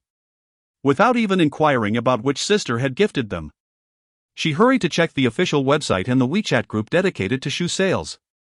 Feng Hao wiped the perspiration from his brow. Just moments ago, he had felt a rush of anxiety, uncertain whether his moral standing would plummet for lying to his roommate. He sensed that claiming the shoes were a gift from teacher Lu might be inappropriate, as it would require explanations about Lu's divorce, potentially leading to gossip. Yet, receiving such extravagant gifts, fresh fruit, albeit rather pricey, and now limited edition shoes worth over 2,000 yuan, was utterly absurd. His monthly allowance barely exceeded that amount. And his moral compass trembled precariously. De Qiao was blissfully naive and would likely not pry further. Lao Shao was equally innocent, plagued by his own insecurities, and would not ask questions. However, Lao Yang was seasoned and perceptive, able to detect the underlying issues with just a glance. Feng Hao found himself torn between feeling ashamed for accepting gifts without merit and fearing the humiliation should the truth come to light. Indeed, living off the generosity of others was less delightful than it seemed. Lao Shao had stepped out to buy lunch. After a morning filled with turmoil, Feng Hao felt exhausted. The time displayed on his phone softened, 12:30 to 1300 hours, designated for a midday rest. Delighted, he reclined on his bed. People can be easily manipulated. Just yesterday, he had toiled away organizing their dormitory for an hour, feeling utterly drained. Yet now, he felt a surge of happiness at the prospect of a nap. He reached for his phone, having spent little time on it the previous day, and found it more entertaining than ever. Clutching it with affection, he eagerly perused the ads springing up on his social media feed. An advertisement for Huawei electric vehicles caught his eye. It seemed misplaced. Directed at a student like him without any notable achievements. Was it suggesting he could work there? The thought was amusing, given that his university was relatively obscure. And he felt a twinge of embarrassment at the idea of seeking employment at such a prestigious company. After browsing a car advertisement, he succumbed to temptation and opened Douyin. Almost immediately, he encountered the account title "I am not a simp." To his astonishment, he discovered that Lao Shao had deleted all videos of various girls he had previously filmed, leaving only one featuring Feng Hao. A chill ran down his spine. Lao Shao had chosen to focus solely on him. Feng Hao squeezed his eyes shut, feeling the weight of the moment.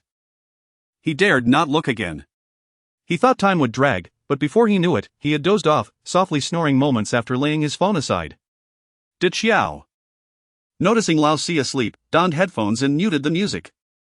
She continued to browse the official website, which still offered limited purchases and pre-orders, along with giveaways that seemed overly complicated.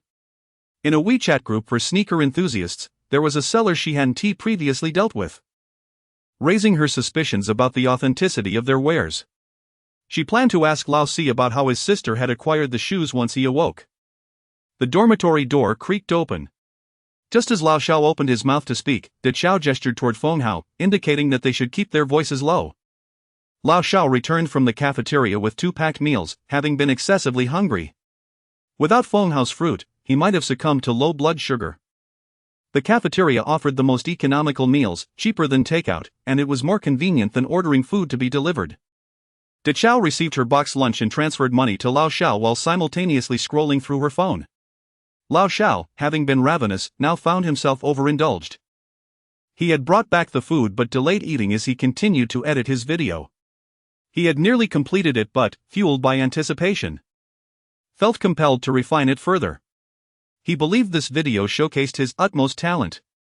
He frequently browsed Douyin and had studied the dynamics of viral videos, noting that successful content differed greatly from what was typically broadcast on television.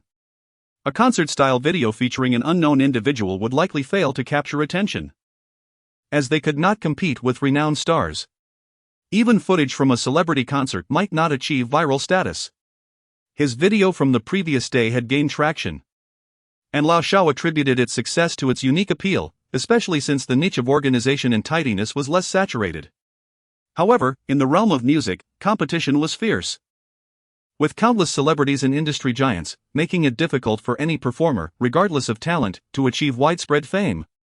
The title for today's video would remain, My Celestial Roommate, Singing Prodigy. Only in our senior year did I discover my roommate is a musical genius. Since the footage included Lin Xiaoya and her dorm mates, Lao Shao had added them on WeChat for confirmation. The video commenced with a dazzling array of food, showcasing Haozi devouring noodles, followed by Lao Yang introducing him, and then a clip of Haozi, overwhelmed, unable to speak. Suddenly, the scene shifted to Haozi sitting in a dimly lit corner, microphone in hand, singing. Due to time constraints, he couldn't edit all the songs, but the video had turned out to be quite entertaining, showcasing a delightful contrast. Initially, Feng Hao appeared like a gopher devouring noodles, cheeks puffed out, his gaze innocent and foolish. Yet when seated on stage, cloaked in shadows, he emanated a brooding handsomeness. The moment he began to sing, the transformation was striking. It felt as if one were listening to a true musical star. While he may not possess the most refined technique or an exceptional voice, his sound was crystal clear and deeply moving, compelling listeners to crave more. Lao Shao couldn't resist altering the video countless times. Yet he ultimately concluded that the first version had been the best. He realized he could not continue making futile adjustments. After deciding to upload the video, he pressed the red publish button, releasing a breath he hadn't realized he was holding. He opened his box lunch, which consisted of braised eggplant and rice. Halfway through his meal, he reconsidered and decided to change his Douyin username. I am not a simp felt somewhat controversial, so he opted for My Celestial Roommate. After making the change, he set his phone aside and savored his meal, relishing each bite of eggplant with a generous scoop of rice, delighting in the flavors. Chapter 24, She Likes You. Beep. Beep. Beep. The alarm on Feng Hao's phone blared, rousing him from a deep slumber. He had slept soundly, yet still struggled with the early rising. After indulging in a bit of alcohol the previous night, his meager tolerance had left him feeling overly emotional after just one drink. However, the extended nap he had taken, augmented by the where time goes buff, was of high quality. He woke up once again in the vibrant body of youth. Just as he opened his eyes, the system notification chimed. The host, with immense joy and reverence, enjoyed his lunch, not neglecting the culinary delights. This triggered the secretion of dopamine, rewarding the host with a basic exercise enhancement buff for one day, igniting the host's athletic potential, allowing him to flourish in physical activities. On the sports field, he would shine like a dazzling star. How could one not adore him? From 13 to 1400 hours. He could play tennis. The intensity and volume of tennis can be adjusted according to individual needs, making it suitable for everyone from 6-year-old children to nonagenarians. He could showcase his robust arms, swift strikes, and agile returns, flaunting his physique with ample opportunities. Mastering this sport could provide a lifetime of soft living. Feng Hao thought to himself, another piece of useless knowledge acquired. Who would have thought that tennis could be a sport for reaping benefits at various ages? Back in his sophomore year, he had chosen tennis as an elective. Initially, his dorm mates planned to enroll in the tennis course, as it was rumored to be filled with beautiful women. The allure of tennis skirts and long legs was irresistible. Yet, in the end, De Chao opted for film appreciation, claiming there were even more girls there and it was less strenuous. Old Yang, while scouting tennis courts, got sidetracked by a tall sophomore girl and decided not to come back. His moral code dictated that he would not date two girls simultaneously in the same location.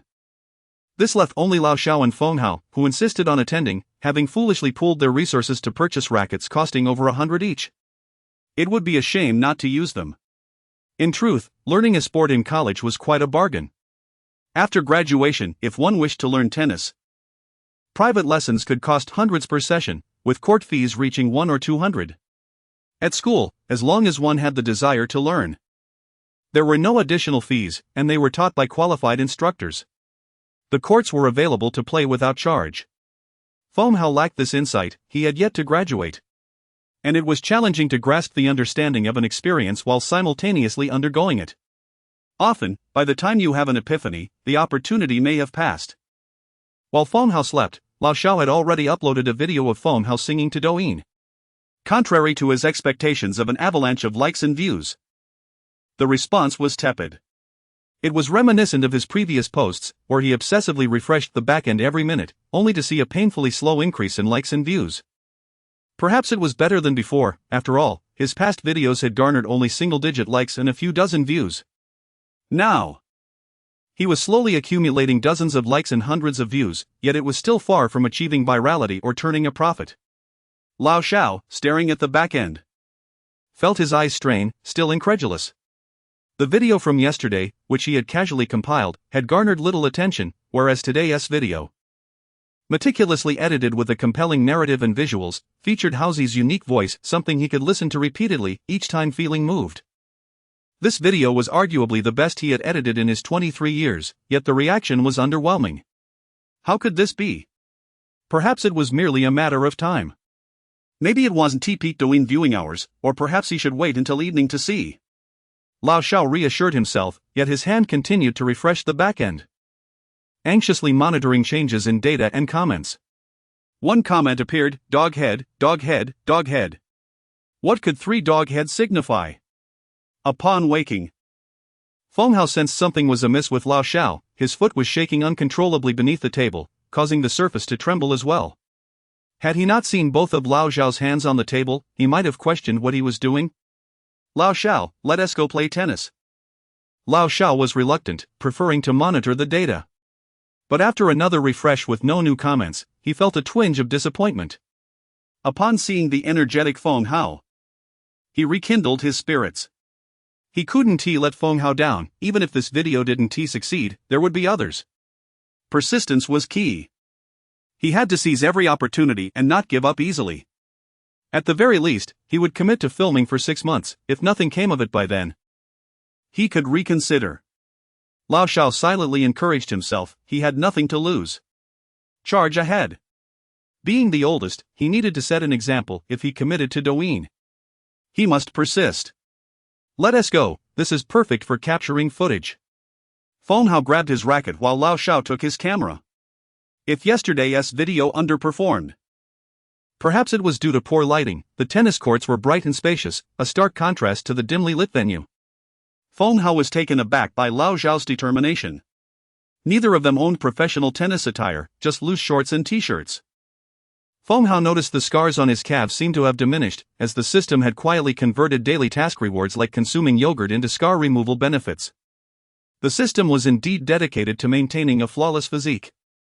As they stepped onto the tennis court, a mechanical voice echoed, detecting a bronze-level single female within 20 meters. With a net worth of $1.2 million. Academic performance average at 60, physical appearance above average at 79. Please seize every opportunity to perform actively. Good luck. Upon entering the court, they spotted a girl wielding a tennis racket, dressed in a white outfit with black trim and a tennis skirt. Her exuberant smile was striking. Mouse. You guys are here to play too? Come over, it's been ages since I had anyone to dominate. She called out, her tone brimming with competitive spirit. Phong Hao had no time to exit the court. He had to brace himself for the encounter. If you expect me to pursue her, I might as well perish. Gu Xiaoman was a student from the United College, having enrolled in the same tennis elective as Phong Hao. From the very first class, she took pleasure in teasing him, even nicknaming him Mouse. During practice matches, she easily bested him, leaving him utterly humiliated. Each session, she insisted on pairing with him for drills. Clearly, Gu Xiaoman had played tennis in high school, mercilessly defeating a novice like him.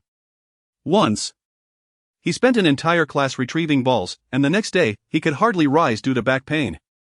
Initially, Feng Hao hesitated to refuse her requests, but eventually, he found himself unable to escape her clutches, which grew increasingly irksome. Feng Hao seldom disliked anyone, but Gu Xiaoman was an exception. The wealthy students from United College acted superior. Why did she look down on others? Thus, under her relentless teasing, he had inadvertently become proficient in tennis. Poor performance meant endless ball retrieval, which compelled him to improve. Please view the potential employer rationally. Bronze level single female Gu Xiaoman, 19 years old, net worth 1.2 million, an off-campus apartment worth 1.12 million, with 80,000 pocket money. Academic performance average at 60, enthusiastic about sports, lacking interest in academics. Physical appearance above average at 79, good foundation, healthy body. Gu Xiaoman is only 19? She deceived me into thinking she was 22, always demanding I call her sister. Just because she owns property doesn't grant her superiority. This is intolerable. She utterly despises me, looking down her nose at me, treating me like dirt, and insisting I retrieve her balls daily. Feng Hao directly waved his racket at Gu Xiaoman, declining her request with a polite yet firm, "I'm sorry, Xiaoman, but I have to play with my roommate. I'm quite occupied at the moment. Perhaps next time." Unexpectedly, the voice of the system echoed in his mind, "Congratulations, host, on successfully courting the bronze-level single woman, Gu Xiaoman. Your efforts have been commendable, and her affection level has reached 77. Please continue to strive and ascend to greater heights." Feng Hao replied, "Is the system malfunctioning?" The system responded, "You deserve to be single. Can't you see that she harbors feelings for you?" Chapter 25, I refuse to be a simp. Feng Hao found himself cornered by Gu Xiaoman to play tennis. Lao Xiao was set on filming material for him. And upon hearing that it was for Douyin, Gu Xiaoman eagerly exclaimed, "Come on, Haozi, let me mercilessly crush you today. The goal is for you to collect 100 balls." Feng Hao thought, is this her way of showing affection?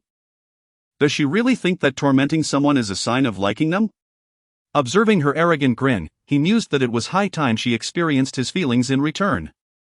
Though he was already quite adept at tennis, the added boost of athletic prowess ensured that even with a mediocre group by racket, he could easily dominate her. 100 balls to collect? Let us see who ends up doing the collecting. Lao Xiao stood nearby, unable to resist refreshing Douyin once more. His heart sank slightly as he noted the dismal engagement. The initial dark frame had likely caused viewers to scroll past without a second thought. Scrolling through Douyin is inherently a fragmented and restless experience, if the first second fails to capture attention. It's challenging to retain viewers unless the content has already gone viral and piqued curiosity. Douyin's traffic is notoriously biased, rewarding the popular while neglecting the obscure. Lao Xiao felt he had done a disservice to Haozi's heartfelt singing, which had been squandered in his edited video. He was a person prone to inner turmoil. Perhaps due to his humble beginnings. His parents were ordinary villagers, quick to blame themselves in times of trouble, always cautious. Even though Lao Xiao had progressed to university, enjoying better circumstances and opportunities, the ingrained feelings of inferiority and trepidation seemed etched into his very bones. Rubbing his eyes, he tucked his phone away and began his work. Lao Xiao carefully held his camera, an ordinary device but one he cherished. He filmed the tennis court, a stunning indoor facility with soaring ceilings, expansive space, and beautifully marked lines on the floor.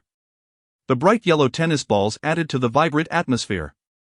He captured Gu Xiaoman's taunts and Haozi's silent responses. It was clear that Haozi harbored no affection for Gu Xiaoman, nor did Lao Xiao. Individuals like them often felt a tinge of inferiority when faced with someone as high and mighty as her, making genuine admiration a difficult feat. Yet Lao Xiao played the sycophant, believing that a kind word or a complimentary drink was worth the effort.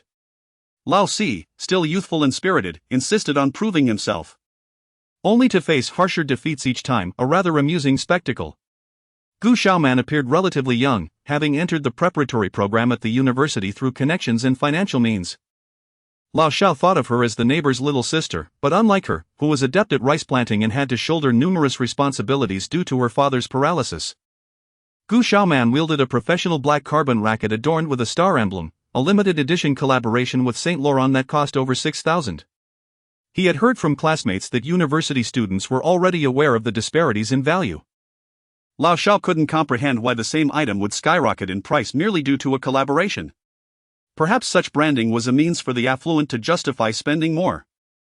But he could not dismiss the wealthy as foolish. After all, once they purchased these branded items, they could resell them at a premium.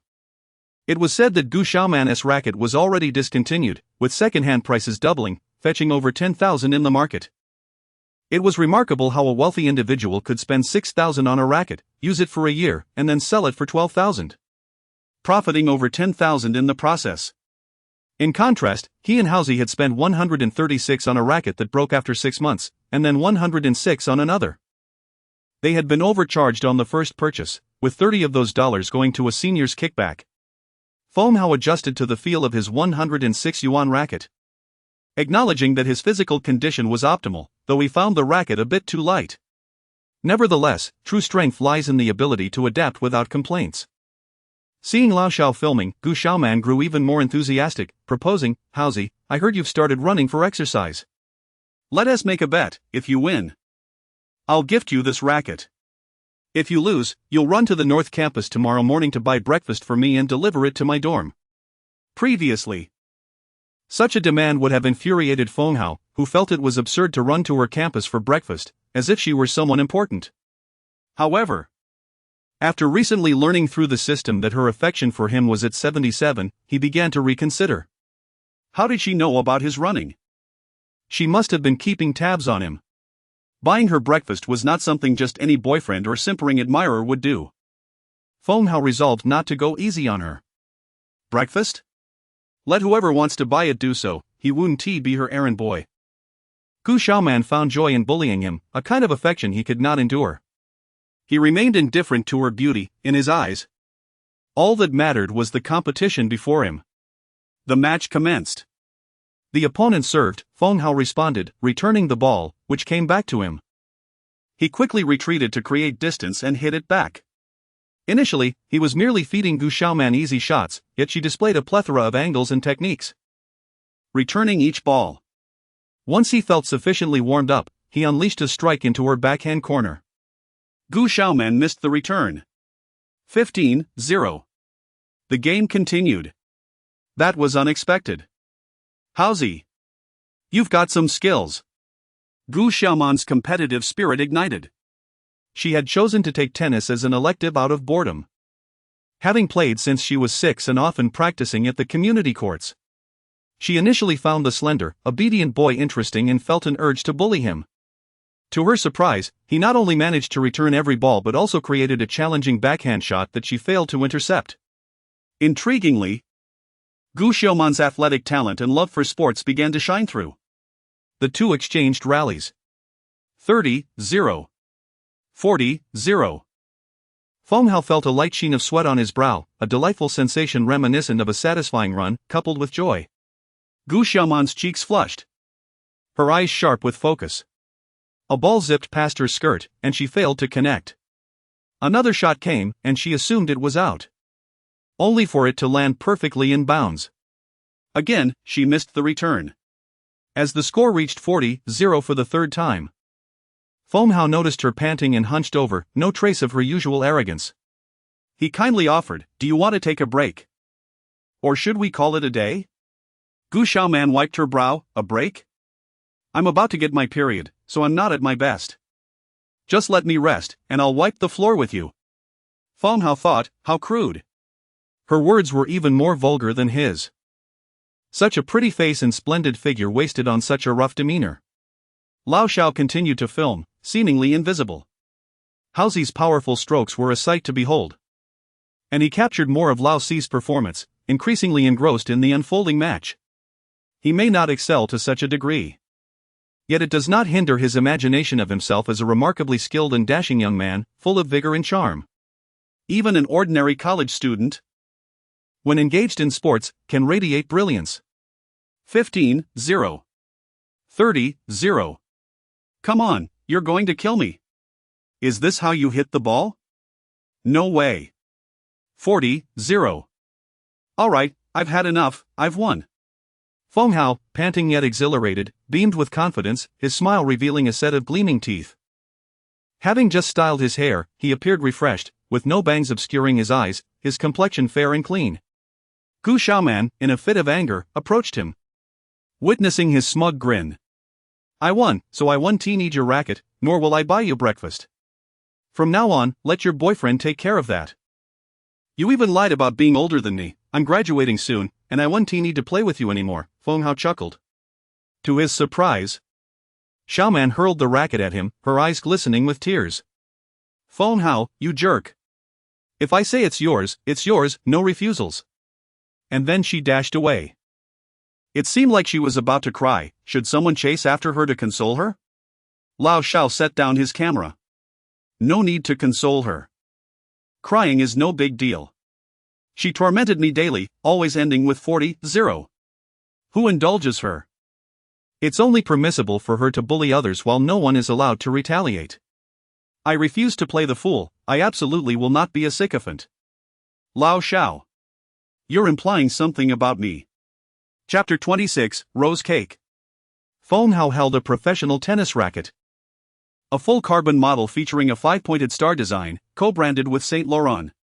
He swung it briefly, noting the distinct weight and feel. It exuded a sense of heft and comfort in his grip. With it in hand, he felt as though his attractiveness had dramatically increased.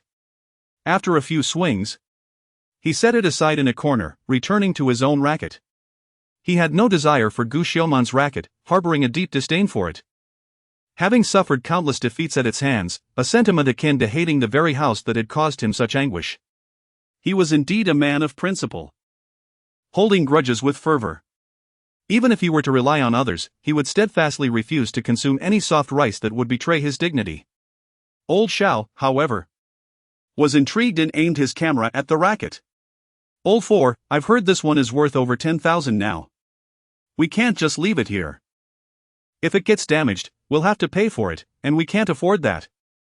Feng Hao wanted to dismiss his concern, thinking it was merely a racket. But upon reflection, he realized that the combined worth of him and old Xiao barely amounted to 1,000. Then you take care of it for now. I'll return it to her as soon as I can.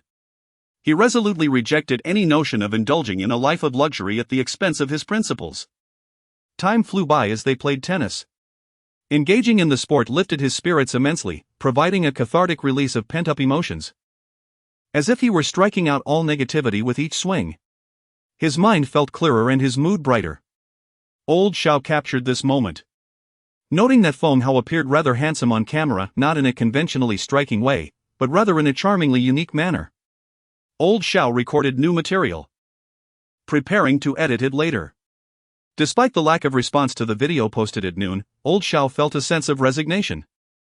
An hour passed before a new comment appeared, leaving him questioning whether the back-end system was malfunctioning. Perhaps his previous analyses were flawed. He decided to upload the complete versions of the 2 songs Feng Hao had sung, opting for a straightforward presentation without excessive editing. He titled it, If You Don't Cry After Listening, I've Lost. As he strode back to the dormitory, he felt a pang of sorrow. Suddenly, Feng Hao caught up to him. Old Xiao, he called. Xiao Rui turned around. Don't be disheartened, it's alright if we don't go viral. This is just our reality, isn't it? Feng Hao reassured him. Old Xiao instinctively forced a smile, though it felt strained. We will succeed, Old 4. Let us keep pushing forward, there is a path for us, I'm certain of it. With that, Old Xiao resumed his brisk walk. Unwilling to indulge in sentimentality or reveal any weakness. Yet, he was genuinely fearful that all his preparations and efforts might lead to nothing, a mere illusion of success. He was not afraid of hard work, he feared that such efforts would bear no fruit. Unfortunately, unfruitful efforts were, in fact, the norm for individuals like them.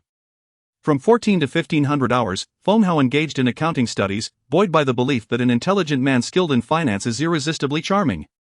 He returned to the classroom, only to be startled by 2 individuals in the corner, seemingly engrossed in each other. He quickly retreated, unable to discern their genders due to their short hair. When he first entered university, there had been a notice prohibiting romantic relationships between genders. By his sophomore year, the notice had merely shifted to a ban on dating. He was uncertain what had transpired in between and dared not inquire. It was indeed necessary to enforce such prohibitions publicly, otherwise, it would greatly affect the morale of single individuals like him, tarnishing their mental well-being and hindering their studies. Feng Hao found another classroom where a couple of tables were occupied by dedicated students, evidently preparing for their graduate exams. In their institution, those who did not intend to pursue further education could afford to slack off in their studies. He opened his accounting textbook from his freshman year and placed a bottle of water on the table. He had left his racket with old Xiao, planning to return Gu Xiuman's racket, which he had not given to Xiao. As he settled in, a mechanical voice echoed in his mind: the host has successfully engaged in tennis, earning the respect of his opponent. Reward, growth of 1 millimeter. Applicable to any part of the body. Feng Hao was taken aback. He hadn't expected to earn Gu Xiuman's respect. He had assumed he would only irritate her. It seemed she was a girl of contradictions. He pondered for a moment, choosing to allocate the reward to his eyelashes. At a height of 173.2 centimeters, an additional millimeter would be negligible, perhaps imperceptible. But given that his eyelashes were naturally short, a 1 millimeter increase might be noticeable. However, he wondered if a man continuously enhancing his eyelashes might appear rather unsettling, like a lash prince. He discerned a pattern: completing tasks with positive feedback often resulted in a reward. Thus, there remained ample opportunity for growth. He chose to allocate 0.1 centimeter to his eyelashes. The average human eyelash ranges from 6 to 12 millimeters. His eyelashes were relatively long, averaging 8 millimeters. With the increase, he would reach an average of 9 millimeters, categorizing them as long and thick, enhancing the expressiveness of his eyes. Congratulations, host, you are one step closer to becoming a soft rice man. Feng Hao opened the front camera on his phone, revealing a pair of eyelashes that appeared notably fuller. To be honest, he was a bit startled. The height increase was hardly discernible. Perhaps even less noticeable than wearing a good pair of shoes. Yet the enhancement in his eyelashes was striking, giving his eyes a larger, more expressive quality, resembling delicate fans fluttering with each blink. It was no wonder that women often enhanced their lashes. There was something captivating about it. After observing his eyelashes for a moment, Feng Hao felt a chill run down his spine. Oh no, he thought. Am I really contemplating the length of my eyelashes? This line of thinking is far too effeminate. Surely, this is a soft rice system, not a soft girl system? He resolved that if he earned another attribute point, he would invest in intelligence. A lack of smarts was indeed a significant drawback. Putting his phone away, he reminded himself that he still had the efficacy of the primary memory capsule for one last hour. Time to buckle down. He continued to reinforce his accounting knowledge, having effectively reviewed the material during the previous 4 hours. Today's focused study was beneficial, as he was not distracted by his phone, video games, or socializing. Human concentration on studies is generally limited, with the most productive years occurring during school. In the long stretch of life ahead, such opportunities for focused study would be rare. After exercising, it felt as though his mind had been refreshed, allowing for greater retention of information. The effects were akin to a study buff. After an hour of immersive study, during which he stood to stretch twice, he observed 3 tables of students quietly working in a triangular formation. At that moment, tranquility enveloped him. From 14 to 1600 hours, his mind was particularly active, ideal for concentrated work and study. Having completed his accounting studies, he shifted to English. Once again, he engaged in 4 hours of intensive study, leaving him mentally drained yet fulfilled. However, when he lifted his gaze, he was astonished to find Gu Xiuman seated directly in front of him. She had unexpectedly changed into a new outfit, her long, curly hair cascaded down her shoulders. She wore a flowy, sleeveless long dress, and a delightful fragrance surrounded her, reminiscent of freshly baked rose pastries. In an instant, Feng Hao felt a pang of hunger. Chapter 27, Milk, Tea and Dogs. Before him stood a fragrant girl. Feng Hao stared at her blankly, as the system was calculating rewards. The host had actively engaged in the study of accounting, solidifying his grasp of intricate details, and was rewarded with a memory enhancement buff, one day, which would amplify memory by 100 without side effects. Congratulations to the host for mastering the essence of learning. Aside from learning, all else is but fleeting.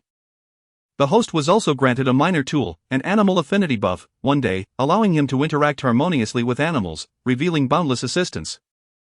Caring for small creatures would make him shine, captivating the hearts of wealthy women. Congratulations to the host for successfully charming the bronze-tier singleton Gu Xiaoman. Achieving a goodwill level of 78. The host is encouraged to continue striving and to reach greater heights.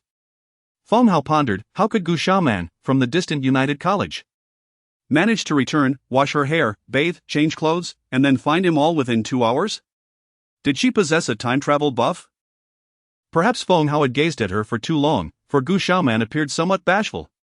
The girl had meticulously adorned herself, wishing not to reveal the effort behind her beauty, but rather to give the impression that she was naturally stunning. She was indeed beautiful, particularly radiant today. Yet she preferred not to discuss the process. Some would even go so far as to undergo surgery, traversing a painful past, ultimately desiring nothing more than a simple compliment, "Wow, you look even more beautiful," rather than inquiries about where she had undergone such transformations. Feng Hao, who lacked the emotional intelligence to even qualify as a basic leech, had remained single for 4 years. He inquired, "Xiaoman, do you possess superpowers? How could you have washed up so quickly?" "I have an apartment in Student Street," Gu Xiaoman replied, puffing out her cheeks. Feng Hao thought to himself, how shallow of me, it must be her financial prowess. Gu Xiaoman had messaged Xiao Rui to ask where Feng Hao was before making her way over. She was indignant and quite upset. Yet, for reasons unknown, in her anger. Her first instinct was to return home, shower, and change into a dress she adored before seeking out Feng Hao. "You arrived just in time. I was planning to find you to return your racket," she said. Feng Hao, the oblivious boy, seemed to trample on Gu Xiaoman's feelings with every word. Her cheeks puffed up like a goldfish, and she was itching to explode. From the very beginning, she had harbored feelings for Feng Hao. Yet her every expression seemed to vex him. It was simply infuriating how he acted. In that moment, within the afternoon classroom, there was no breeze. The light shone brightly, and the desks were neatly arranged. The youth before her, with long lashes and an innocent gaze, offered her the racket. But she insisted he treat her to something to eat, or else she would feel discontented. "If I'm not satisfied, I might develop breast cancer. And then you'll have to support me for life," Gu Xiaoman huffed. Feng Hao was taken aback. "Sister, do listen to the absurdity of your words." In his youthful innocence, he cringed at the mention of breast, which only brought to mind an image of an overturned bowl, causing his face to flush. As the break commenced, Feng Hao dared not look at Gu Xiaoman. She was approximately 165 centimeters, a round-faced girl with a rather fine figure. Though her round cheeks made her appear slightly fuller than she truly was. She was the type with a curvy waist and a generous bust, possessing a strikingly vivid beauty. Her lips were thick and rosy. Feng Hao's understanding of makeup was limited to the notion that applying lipstick equated to being made up, leading him to mistakenly believe Gu Xiaoman was wearing makeup when, in fact, her naturally rosy lips were simply a trait of youth. Having just bathed, she rushed over. Still fuming. She could hardly believe she had lost in tennis, and so miserably at that. Dressed in a cute, round-neck long dress that revealed her arms. Feng Hao's mind wandered, imagining. "Let's south go to Student Street. What would you like to eat?" he thought, hoping Gu Xiaoman wouldn't be too demanding.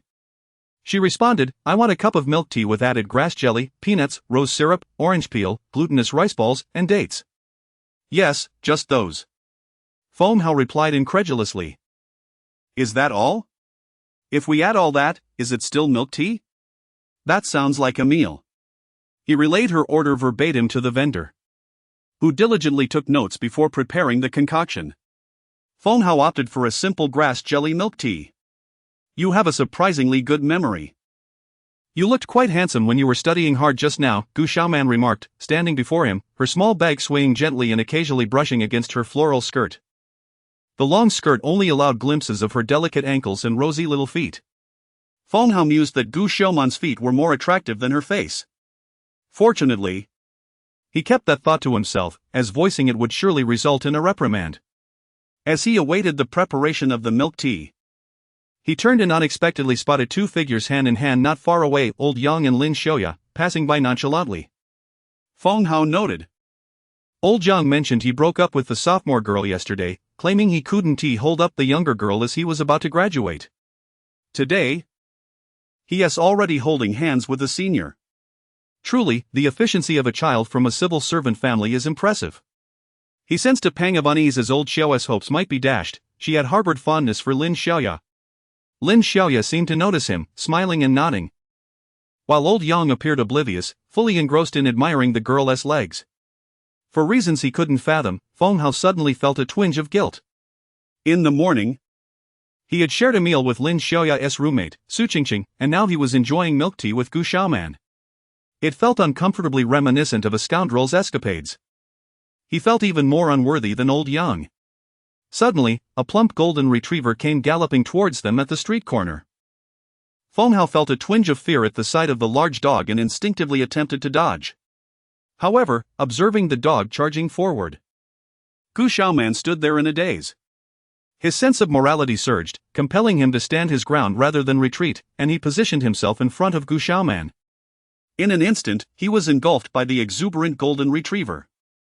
Weighing approximately 80 pounds, the dog leaped onto Feng Hao, resting its paws on his shoulders and emitting a series of affectionate whines.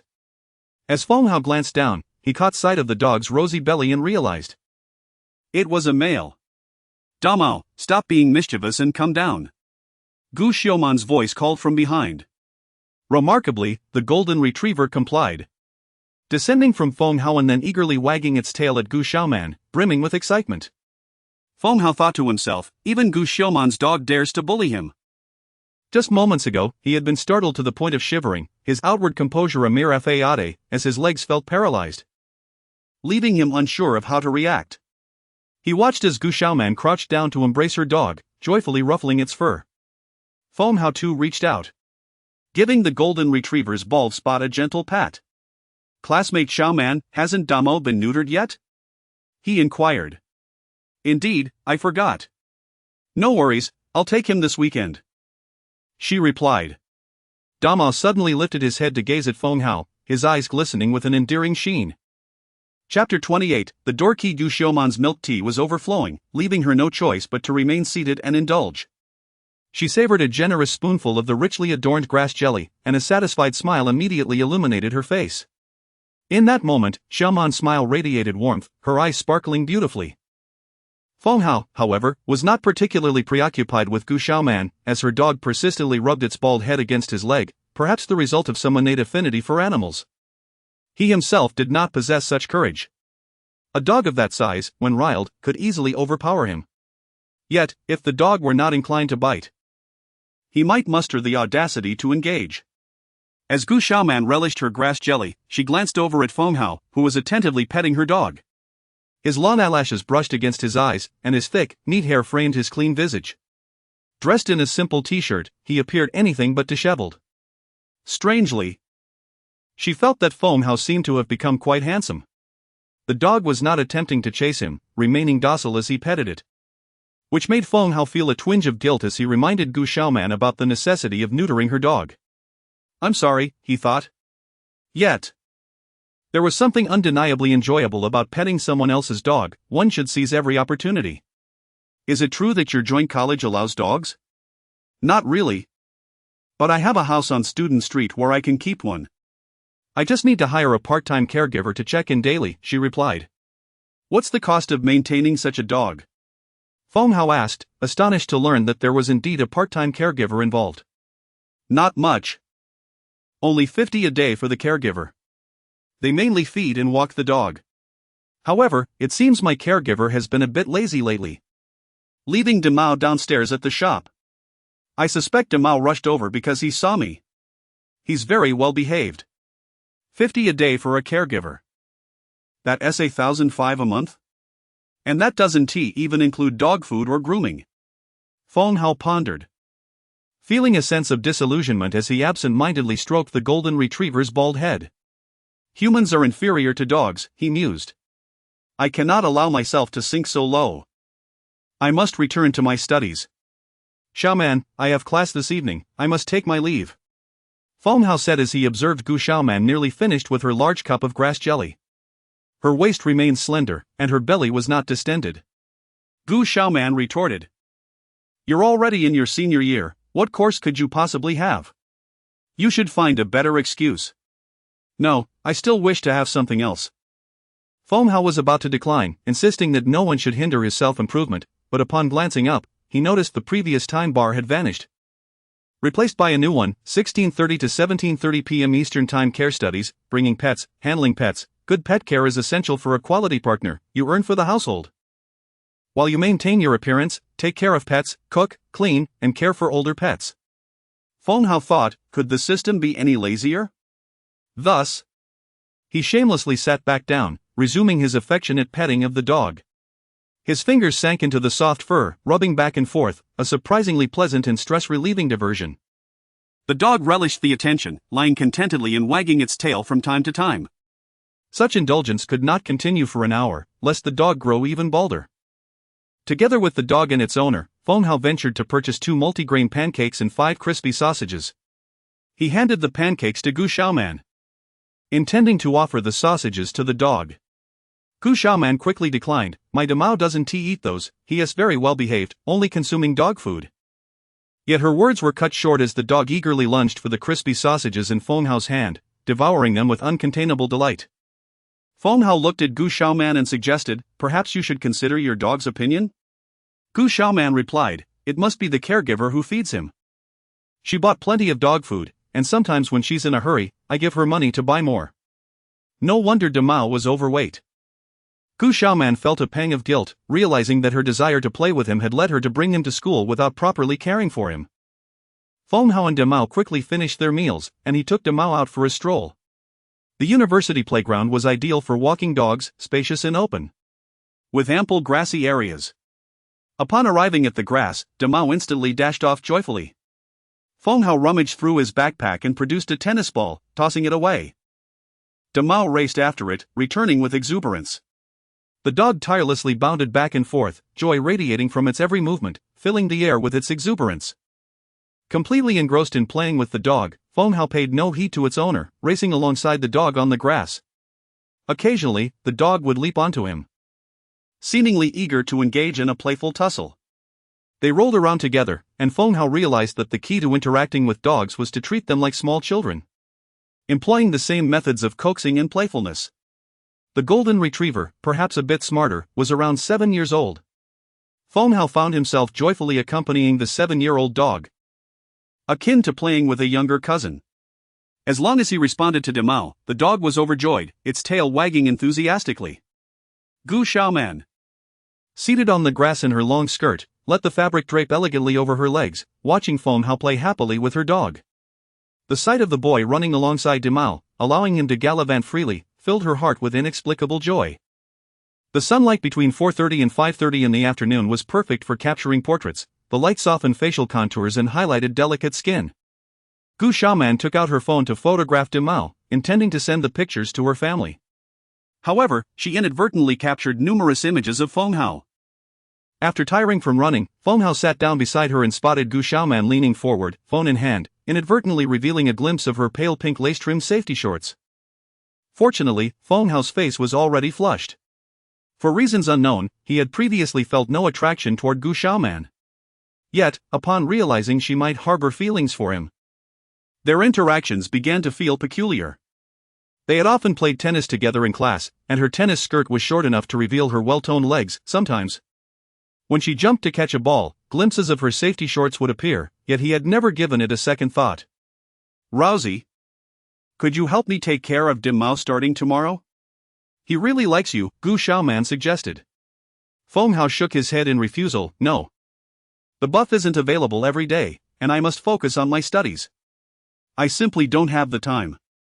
Students have their dignity, I refuse to be a sycophant, he declared, despite the dog being real. If you help me walk Damao, I'll pay you 50 for an hour. Feng Hao declined. You think so little of me. 70. Deal. Gu Xiaoman retrieved a set of keys from her small bag, adorned with a rather unattractive little charm. Here's the key. Tomorrow, I have class, so you can let yourself in. I'll send you the location shortly. Just take care of Damao, don't touch my other belongings, she said with a playful grin. Seriously, what would I touch? He countered. Don't rummage through my clothes, skirts, stockings, or underwear. Gu Xiaoman insisted. Her tone firm. Feng Hao replied, You're quite bold. What if Demao gets into things? Chapter 29, A Resolute Heart. Evening descends. The azure sky is adorned with expansive clouds, resembling shards of torn cotton candy. The young man dons a pair of New Balance X Fresh Goods 990 V4 sneakers in a striking black and white, while clutching a Saint Laurent X Wilson Noir all-carbon professional tennis racket. Within his pocket lies the key to a quaint apartment with a yard on Student Street. An inexplicable sense of elation envelopes him. Could this be the intoxicating essence of wealth? A luxurious aroma of affluence wafts in the air. Feng Hao perceives the gazes of passers-by upon him, eyes fixated on his footwear, his racket, and his very being. In this moment, he feels exquisitely handsome. As though he stands at the center of attention. A sense of superiority surges within him, as if all others are mere impoverished souls in comparison. Old 4. How's he? Feng Hao. Brother Hao. General Hao. Director Feng. He muses, ugh, Director Feng sounds rather unappealing, almost aged. He shakes his head, momentarily taken aback, realizing he is still traversing the campus. The school teems with life, students move in clusters, laughter and chatter echoing in the air. No one truly regards him. Some hurry along, while others saunter leisurely. The evening breeze carries the sounds of cicadas and the lively chatter of underclassmen passing by. In that fleeting moment, he felt as though he had been bewitched. His identity overtaken by material possessions. He was no longer himself, he was a collection of brands, New Balance X Fresh Goods 990 V4, worth over 2,000. And Saint Laurent X Wilson Noir, exceeding 6,000. He felt as though he bore a price tag, rendered a commodity. This sensation was unsettling, as if, for just an instant, he would willingly sacrifice much for these brands, even his own dignity and self-respect.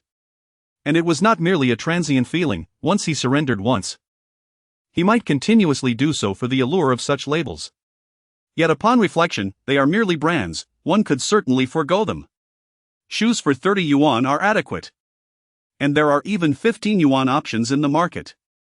100 yuan racket could suffice, and one could find a 20 yuan alternative if one were resourceful. In that moment, Feng Hao sensed a disconnection from his own essence. Congratulations, host. You have successfully passed the preliminary test of resilience against material temptation. Remaining unlost in a world rife with desires. An exemplary man of dignity, you shall not be easily swayed by superficial allurements. You deserve to thrive honorably. Congratulations. You have surpassed the initial trial, you are rewarded with a mid-level item, the buff of a resolute heart, permanent.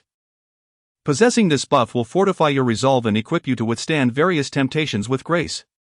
Furthermore, it will enhance the favorability of those around you by 1. He felt his heartbeat steadying, a sense of tranquility washing over him, restoring his emotional equilibrium. The restless thoughts of entitlement, as if the world lay within his palm and he could effortlessly obtain countless treasures, seemed to vanish. Looking down at his sneakers and the racket upon his shoulder, he found a newfound calmness, no longer plagued by agitation. All right, system, so this is your game. Feng Hao suddenly felt a surge of fortitude. Is it possible that your trials are merely insufficient? What if you were to present me with a challenge involving a captivating beauty? You deem this a test suitable for a university student? What student wouldn't pass? He questioned with a hint of skepticism, is it permissible to succumb to temptation? After years of being single, he found his resolve wavering. At 21, he felt adequately mature.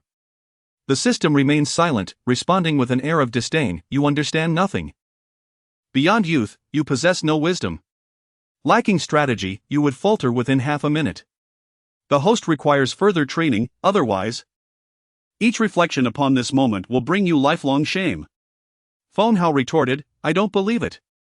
Give me a challenge, and I can at least endure for 2 minutes. Doji Moji. Chapter 30, The People Are Lit. Returning to the dormitory. A new time slot appeared, 1730 to 1830. Learn to dress up, good-looking people always have better luck. The host successfully completed the pet care task, earning heartfelt gratitude from both the pet and its owner, and was rewarded with a 1-day buff in basic dressing skills. enabling the host to enhance their appearance by at least 20% and their charm by 30%. Transforming them from an ordinary yet handsome passerby into a more refined supporting character. Wow! With a current attractiveness rating of 7, if I improve further, could I become a heartthrob in the computer science department? Feng Hao felt a surge of pressure. After all, he still had to attend a lecture that evening. And he was worried about being the center of attention. In the dormitory were still Lao Xiao and Di Xiao. When he left at noon, Di Xiao had been napping. But upon seeing Feng Hao return, he excitedly exclaimed, "Old four, I got it. Ha, there's a reliable purchasing agent selling it for just an extra $100. Did your sister buy it from the official website?" Feng Hao had just set down his tennis racket and was still pondering how to fabricate a story when Di Xiao interrupted again. "Oh my gosh. The Saint Laurent collaboration little black racket. Is it another gift from your sister? Is she still looking for a brother?" Earlier, he and Lao Xiao had played tennis. And the joint college's Gu Xiaoman had lost to him in a match, thus giving him the racket. "Is that the same Gu Xiaoman who always makes you chase after the balls until the next day?" Di Xiao teased. Feng Hao recalled how Di Xiao had previously claimed Gu Xiaoman had a crush on him, which he had dismissed at the time. Di Xiao affectionately referred to her as Man, and Feng Hao felt that he was being deliberately teased. It seemed Di Xiao truly was the quintessential male best friend for all the girls in the department, with an uncanny intuition. "Di Xiao, didn't you always say you wanted to raise a golden retriever? Tomorrow, Brother Hao will take you to pet one for free for an hour. Is it Man's? She not only gives you the racket but also the dog? Is this a sign of a budding relationship?" Di Xiao's eyes sparkled with excitement. Feng Hao produced his keychain adorned with an ugly-faced doll and declared, "Indeed, from now on, I am a professional dog walker and feeder. Hired at $80 a day." Di Xiao. Lao Xiao. Noticing their stiff expressions, Feng Hao burst into laughter. Previously, he might have felt slightly awkward. University students often possess a certain shyness when it comes to discussing money. They are perpetually in need yet disdainful of it, holding on to pure sentiments that should never be tainted by monetary value. However, with a newfound resolute mindset, Feng Hao felt at ease. Recognizing this financial arrangement as healthy and sustainable, he offered his labor, and in return, received compensation. "Come on, let's shower together." Di Xiao smelled delightful, having just bathed. Lao Xiao, on the other hand, seemed to have developed an odor and was reluctant to wash. Feng Hao couldn't bear it any longer and dragged him off. Their dormitory conditions were quite basic, lacking dedicated shower facilities, while it was said that the dorms at the joint college came equipped with bathrooms and air conditioning. Here, they had a shared washroom that often required queuing. Thus, bathing usually meant heading to the laundry room at the end of the corridor, filling a bucket with water, and rinsing off. With Lao Xiao around, they never lacked hot water. He would often go to fetch it, and now in their senior year, he had taken to boiling water with an electric kettle to fill everyone's containers. At least with Lao Xiao, they never had to endure cold showers in winter. One bucket of water mixed with a kettle of boiling water was sufficient for a wash. Boys generally don't indulge in elaborate bathing rituals, with the exception of Di Xiao. They would quickly strip down to their underwear, rinse off, lather a bit of shampoo on their heads, hastily apply some body wash, rinse again, and dry off with a towel. The diligent would wring out their towels, while the less so would leave them soggy, resulting in a rather unpleasant smell. Feng Hao was swift in his ablutions, as he felt self-conscious with his friends around, fearing their judgment. The thought of being under the influence of a one-charm effect on those nearby was slightly disconcerting. In a flash, he finished his shower. Feng Hao was quick, but Lao Xiao was even faster. Just as Feng Hao's eyes were still clouded with soapsuds, Lao Xiao had nearly finished. However, in that brief moment, Feng Hao noticed Lao Xiao's underwear had a significant tear, not in the front but at the back, likely from sitting too long. Lao Xiao, being dark-skinned, wasn't particularly eye-catching. Compared to Lao Xiao, Feng Hao could be considered quite fair-skinned. After their showers, they dashed back to the dormitory to get dressed.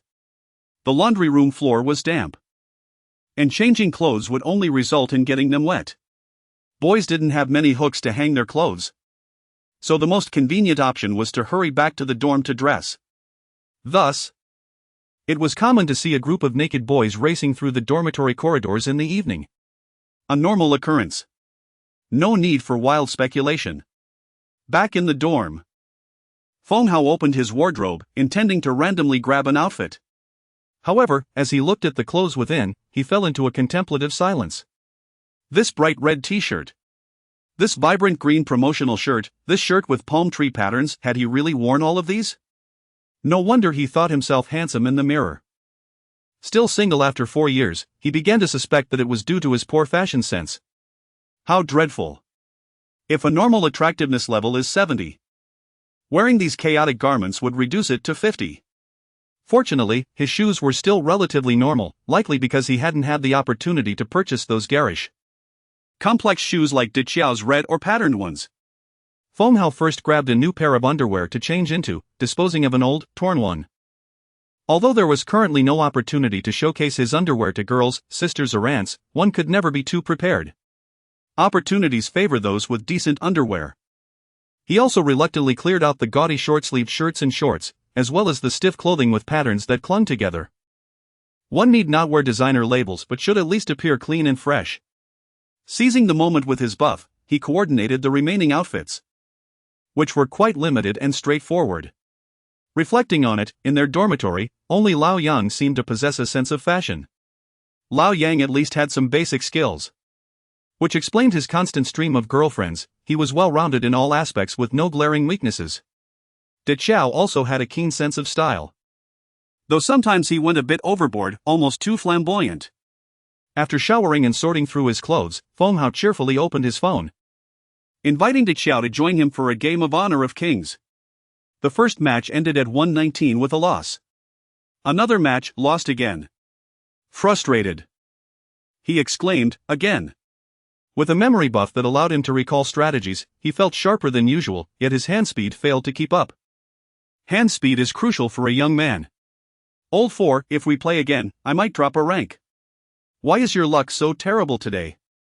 It seems that triumph in matters of the heart leads to defeat in battle. I'm done, De Qiao lamented. Feng Hao launched into another game solo. Yet again.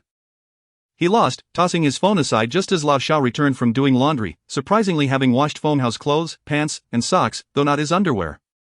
Embarrassed, Feng Hao stood up. Brother Xiao, let me hang my clothes to dry. I'll wash my underwear too. Lao Xiao did not refuse. He often helped his dorm mates because they treated him well in return, especially Haozi, who was particularly generous and respectful towards him. De Qiao was also generous, but he was equally generous to everyone. Old Yang is indeed quite generous, yet he possesses a slight air of elitism, albeit unintentionally. Perhaps it is a product of his upbringing, an inherent trait that has become habitual. He is aware of the worth of others. And though he does not consistently play the role of a do-gooder, he has grown accustomed to presenting himself as a sincere individual. At this moment, Old Xiao is preoccupied with the back-end data. After a refreshing shower and some laundry, he is struggling to contain his anxiety from not checking the data for an entire hour, uncertain of the outcome. As Old Xiao sits down, he instinctively pulls out the edge of his underwear to clean his glasses, simultaneously refreshing the back-end data.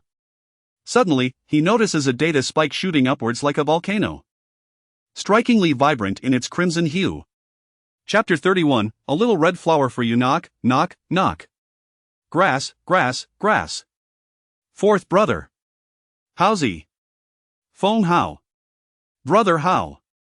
Old Xiao exclaimed, slapping his thigh in excitement. Feng Hao trembled, fearing the system had devised yet another trial for him. Don't come near me, I refuse. What's going on? Haozi. This isn't a coincidence or an accident, you've gained popularity again. You must come and see. Curious, Haozi and Da Qiao approached Old Xiao, who was animatedly analyzing the data trends. Look at this video of yours, 784 likes, which isn't exaggerated, but look at the shares, 1291. This data is incredibly impressive. It indicates that even those who didn't like it, or perhaps forgot to, are willing to share it. The willingness to share is a remarkable form of organic promotion. Even if Douyin doesn't grant you traffic, you can still rise to fame. Feng Hao gazed at the video Old Xiao was excitedly pointing at, the one from last night where he had sung at the bar. He had thought he looked quite handsome then, even if not exceptionally so, he had to be somewhat attractive. After all, how could the aloof Su Qingqing develop a fondness for him in just one evening, raising her interest to over 70? While not quite love at first sight, it was certainly close. Now, viewing himself in the video, he saw a slender figure in a dim corner of the bar, stiffly seated, staring vacantly ahead. His outfit was decent, but he had worn yellow socks with sandals, and as he sang passionately, his leg unconsciously shook, causing the combination of yellow socks and sandals to be somewhat jarring. The incessant shaking was almost unbearable for Feng Hao. He felt a bit of a sleazy aura emanating from the version of himself holding the microphone. Truly, old Zhao's blind admiration for him was baffling. With such a look, he was still convinced he could become famous. Old Zhao was elated.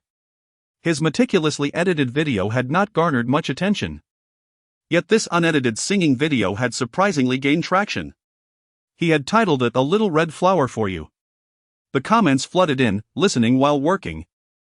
I inexplicably looped it all afternoon. Heartbroken, cried until my eyes were swollen, yet I still want to listen. In love, it made me weep. Perfect for enhancing work concentration. The voice possesses a certain magic, lacking in technique yet touching the soul. Lying on a hospital bed after surgery, listening to this. Late-stage breast cancer, bone metastasis.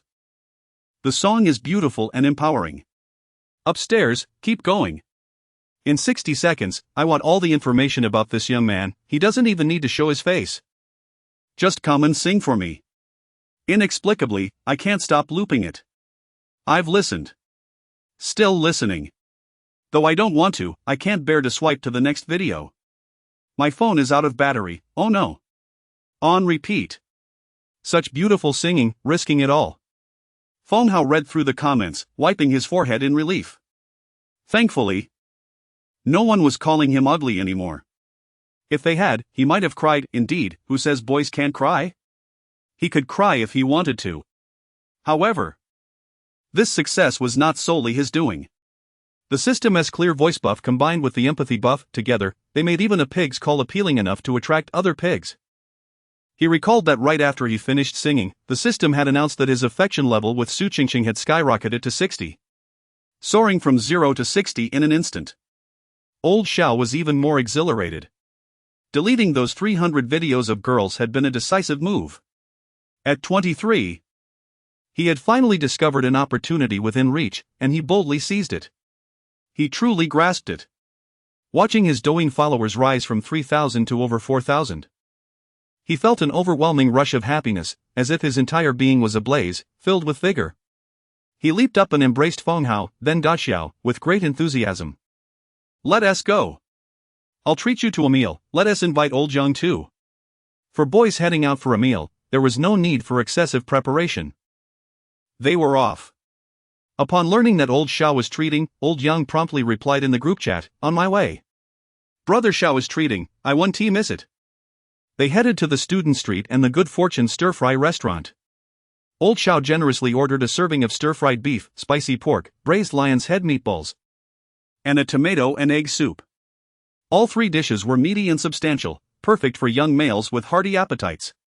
When the waitress inquired about drinks, Feng Hao and Daxiao declined, requesting only water. Old Zhao served the rice, and just as the spicy pork arrived, Old Yang made his entrance. Sorry. The student council had something going on, so I'm late. The aroma of the spicy pork was overwhelming, overshadowing the scent of Old Yang's cologne, eliciting chuckles from Feng Hao and the others. Old Yang was known for his knack for small talk. He must have been on a date, they surmised. What a pleasant surprise, Brother Zhao treating, Old Yang inquired, curious. The group chat Han-Ti mentioned it, and he was intrigued. Old Zhao hailed from a humble background and rarely treated others, often relying on work-related meals. Daxiao, with the most favorable circumstances among the dorm mates, owned a pair of shoes that could sustain Old Zhao for several months. Yet, Old Zhao was hard-working and proactive. Whenever a task arose, he never shied away, making him quite likable. As for the fourth brother, Old Yang noticed him right away. This afternoon, he had seen the fourth brother with Gu Xiaoman, but Han-Ti approached them, as he was with Lin Xiaoya. Old Yang couldn't shake the feeling that the fourth brother appeared somewhat more handsome today. Could it be that love breeds confidence? Old Yang perceived that within their dorm. Old Xiao seemed insecure, Dacia was playful and vain, and the fourth brother displayed a touch of innocence. Let us eat first, Yang, Old Xiao said, his mood buoyant. Even teasing Old Yang. How about some beer? Old Yang suggested. Some people, typically reserved, would divulge everything once they had a drink. Old Xiao was keen to celebrate this twist of fate that had finally favored him, yet he was low on funds, and alcohol was expensive. He was treating. And he didn't want Old Yang to buy drinks, he still needed to edit the video of Hausi playing tennis when he returned. If he truly intended to treat his Douyin account as a job, he would need to update it daily. Hard work could compensate for a lack of talent or resources. Let us hold off on drinking. We'll owe it to each other. Once we start making real money, I'll treat everyone to good food and drink. Old Xiao declared.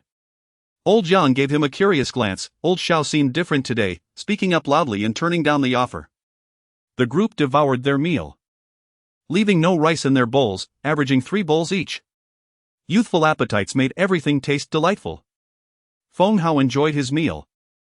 Although it paled in comparison to what Teacher Lu had prepared at noon, it was still quite satisfying. As young men in their 20s, they could never get enough meat. After finishing, Old Xiao burped and said, "The fourth brother and I have decided to start making Douyin videos together since neither of us has secured internships. This will serve as our practice." Da Xiao immediately chimed in, "Brother Hao, let me join. I can assist you with logistics. You're well aware of my internship situation. It's just a formality at my dad's workshop, and I don't actually have to go. My dad and brother berate me all day long." Upon hearing this matter, Old Yang felt somewhat skeptical. While it is true that there are numerous influencers on Douyin, many of whom earn tens of millions annually, he questioned what relevance this held for the average individual. Everyone engages with Douyin, yet most merely participate as passive viewers. He harbored doubts about such pursuits, deeming them overly fanciful and unrealistic. Creating videos requires patience. It is entirely normal for initial views to be scarce. With perseverance, one may eventually tire of the endeavor. Nevertheless, his emotional intelligence was high, and he refrained from discouraging others in such moments. "That's splendid. As long as you have aspirations, it's commendable. How may I assist you? Please, do not hesitate to ask." They raised a toast, wishing for Xiao Ge and Lao Si to achieve great success. The four of them drained their cups of complimentary tea, leaving the table in disarray as they departed. Old Xiao, having finally treated his friends, felt enlightened. With a net worth of -107 and 459 remaining, he believed he could sustain himself for some time, remaining unperturbed. Once engaged in an endeavor, his mind settled, becoming less restless. "What are your plans for the day?" Old Xiao inquired. Old Yang replied, "The student council has some matters to attend to." Da Xiao, Old Xiao, and Feng Hao exchanged glances, responding with a teasing. "Aren't you from the Lin family?" "Let us go attend a lecture," Feng Hao suggested. "There's a seminar on employment guidance for recent graduates, and I wish to attend." Da Xiao and Old Xiao concurred, "We shall join as well." They parted ways at the entrance of the student street, and as Old Yang glanced back at the trio, a sudden pang of solitude struck him. Feng Hao and the others headed to the multimedia classroom. Upon arriving at room 102, they discovered a considerable number of attendees. The lecturer had already commenced. A middle-aged male instructor, reminiscent of an older version of Old Xiao, sat at the podium.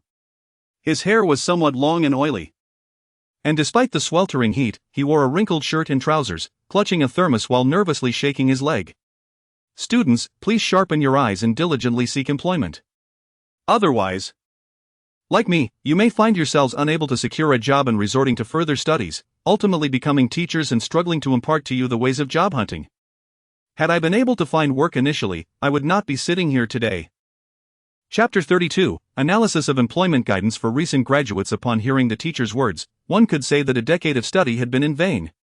Laughter erupted throughout the classroom, lightening the atmosphere significantly.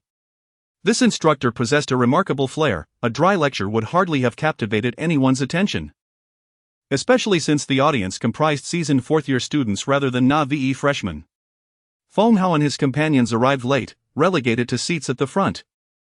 while early comers occupied the back rows, leaving the prime spots for others, content to indulge in their smartphones and romantic escapades. When old Shao entered the classroom, he exhibited a commendable professionalism, preparing to capture material. Whether useful or not, documentation was necessary. Feng Hao, wary of any imminent learning tasks from the system, had brought his backpack and notebook, dutifully taking notes, embodying the spirit of respect for his teachers. Meanwhile, Dacia settled in, clandestinely engaging in a mobile game beneath the desk. The new timeline, 1930 to 2030, attending a lecture where knowledge and information could be gleaned, personal abilities enhanced, social networks expanded, and the passion for learning ignited. Ultimately aspiring to become an exemplary partner in life. Feng Hao often felt that attending classes served little purpose, as if every subject was futile, and everything learned merely squandered time. Out of obligation, he engaged in passive learning, with true comprehension remaining scarce. Students muddled through their studies, while teachers delivered lessons with a casualness that mirrored the students' lackadaisical approach. For a prolonged period, this had been Feng Hao's sentiment. In the information management course, he retained none of the professional content, save for the teacher's enthusiastic mention of Wuhan's hot dry noodles, which he described with such fervor that one could almost taste the delightful onion soup accompanying it, a true indulgence.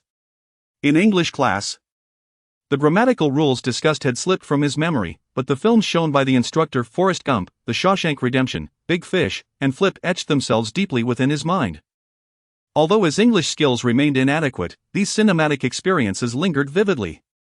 Perhaps this was indicative of their struggle. They had not entirely surrendered to apathy, still striving for advancement.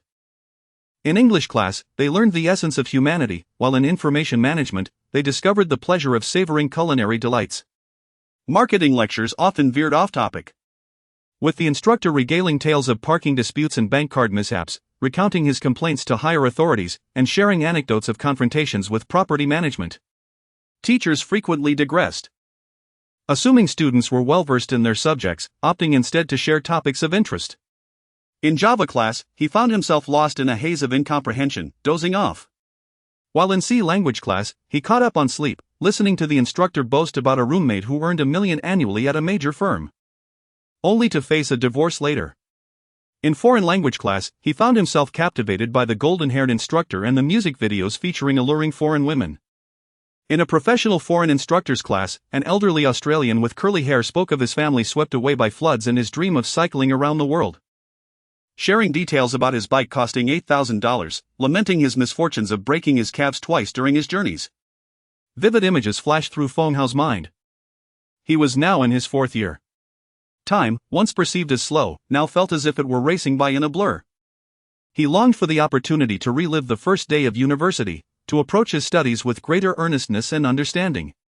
In jest, the teacher remarked that those now wishing to remain at the university as instructors must pursue doctoral degrees, as the competition had intensified since the teacher's time.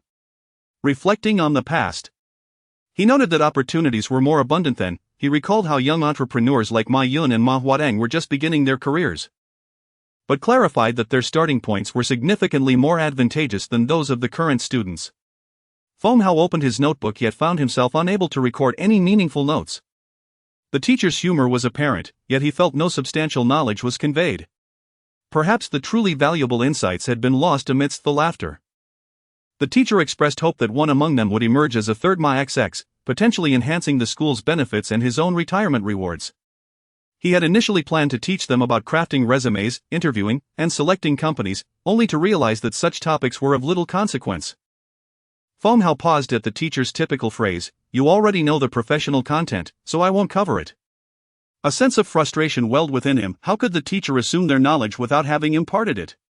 Indeed, perhaps experiencing these processes firsthand would impart a deeper understanding than mere repetition of advice.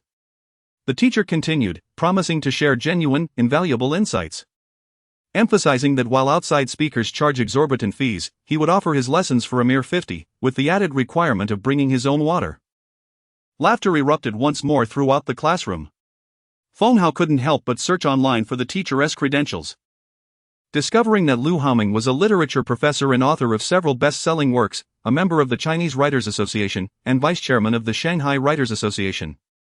His wife, Peng Hua, was a renowned director. Her name struck a familiar chord. Indeed, the rumored fee of $4,000 appeared understated. Internet anecdotes suggested that only upon entering the workforce could one appreciate the significance of seemingly ordinary university instructors, who transitioned into the elite strata of society. They were present to impart wisdom to the nation's future, while upon graduation, students found themselves diminished in status. The teacher proclaimed that passion was the finest teacher. Something likely instilled in them since elementary school. Now, he asserted that interest was the true avenue for financial success. With graduation approaching, he advised them that relying solely on their majors for employment was tantamount to fraud. In a sea of graduates within the same field, how many could claim to be among the top 3? If not, what basis did they have for confidence?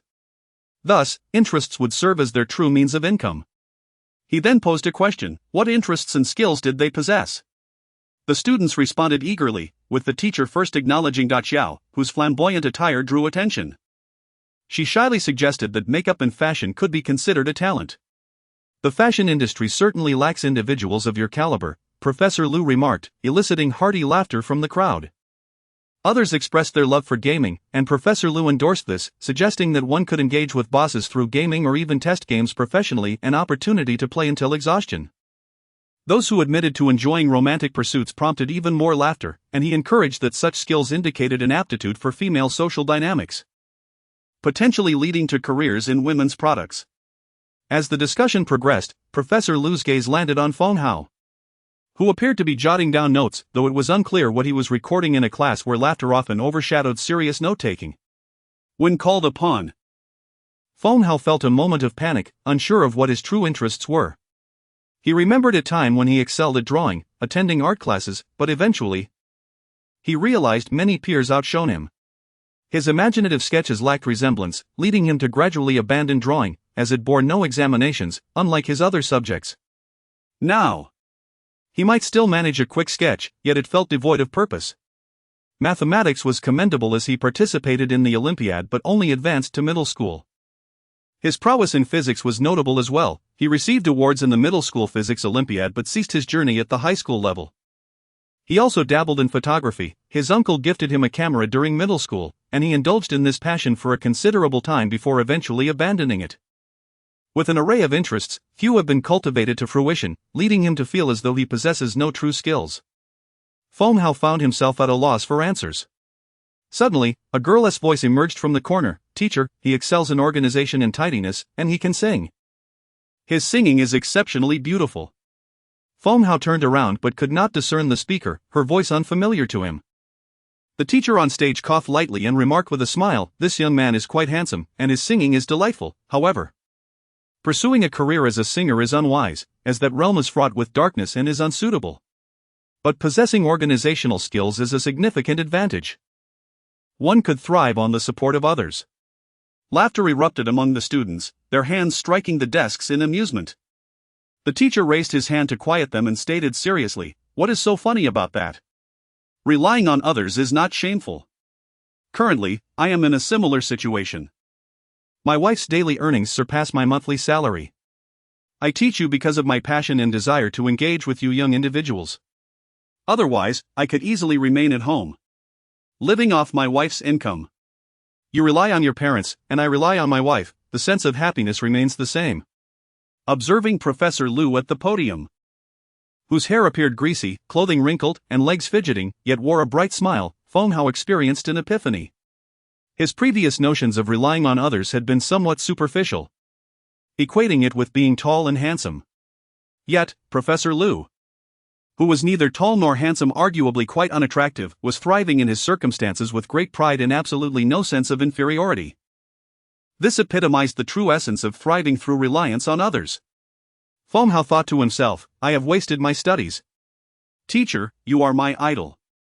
The future is indeed radiant." Chapter 33, Be Bold.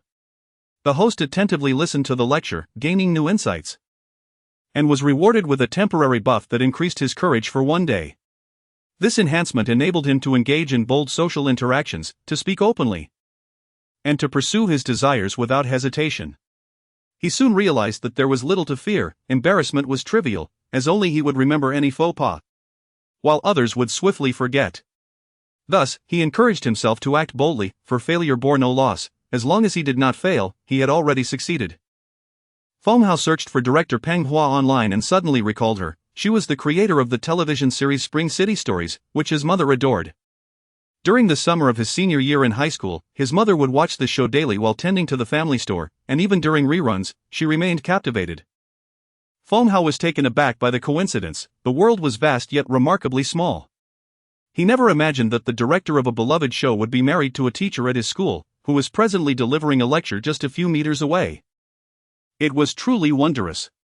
Although Feng Hao was not one to idolize celebrities, in that moment, he boldly approached the podium to intercept Professor Liu. He had often seen his friend Lao Yang do similar things. In their freshman year, Lao Yang would introduce himself and chat with professors after classes, familiarizing himself with them. Now, Lao Yang held esteemed positions: vice president of the student union, an exemplary member of the party branch, president of the External Relations Society, and a perennial scholarship recipient. All while preparing for a civil service selection exam. Without Lao Yang, they would have been oblivious to the concept of selected candidates, distinguished graduates chosen by provincial party organizations for grassroots work. Selected candidates enjoyed faster promotions than civil servants, beginning as clerks straight out of university, while many civil servants could spend a lifetime at the same level. Simply put, selected candidates were the reserve for future officials, whereas civil servants were the workers. It was likely that Lao Yang would become the most accomplished among them in their dormitory, given his overall excellence, with the only minor flaw being the number of his romantic entanglements, which he managed adeptly without any disputes. Initially, Feng Hao and the others struggled to comprehend Lao Yang's remarkable qualities, perceiving him as merely mature and overly ambitious. Yet as they approached their senior year, they recognized his foresight. He had been planning for the future since entering university, while they had been blissfully unaware, merely attending classes. In this moment, emboldened by his newfound courage, Feng Hao summoned the nerve to approach Professor Liu. "Professor, may I add you on WeChat? Could you sign my copy of your book Starting Late but Running Fast?" he asked, even though he had not yet purchased it but intended to do so. "Of course. I've heard you sing well. My spouse enjoys music, though unfortunately, I am not very good at it," Professor Liu replied graciously, taking out his phone. Feng Hao scanned the QR code, and suddenly, his roommate Lao Si found his own courage swelling. Lao Xiao and De Xiao joined in, also scanning the professor's WeChat. "Professor, we created a Douyin account together where I have singing videos. I will have my roommate send them to you." Previously, Feng Hao would have dismissed the professor's words as mere pleasantries, but now he realized that the professor had no need to be polite to a student. Therefore, he believed the professor genuinely meant it. There was nothing to be embarrassed about. Even if the professor's words were insincere, it mattered little. The worst outcome would be rejection, which posed no real loss. If things went awry, he would simply revert to having never added the professor, with no harm done. Perhaps the connection would prove useless, but it might also hold potential. Such is the nature of social interactions. Taking a bold step often leads to success. If one hesitates out of shyness, believing they must wait until they are exceptional to reach out, they may forever miss opportunities. There are no qualifications, only proactivity. Elitism is worthless, and self-respect is not found in this context. The three returned to their dormitory. Lao Xiao, still in disbelief that his WeChat request had been accepted, exclaimed, "Lao Si, is Professor Liu's wife really Director Peng Hua? That's incredible." De Xiao was already searching for information on Peng Hua. Feng Hao also found the situation hard to believe. It seemed that it truly was not difficult. All it took was to speak up and take action. Yes, he would order the book. Upon returning to the dormitory, they found the lights still on for evening study, though the atmosphere was quieter than before, as many students had already left. In their senior year, professional courses had largely diminished, allowing for reasonable absences due to internships. Many classmates had hurriedly found internship opportunities and requested leave. Previously, Feng Hao envied those who could secure internships, perceiving them as mature and adult-like, while he felt like just a student, lacking in coolness.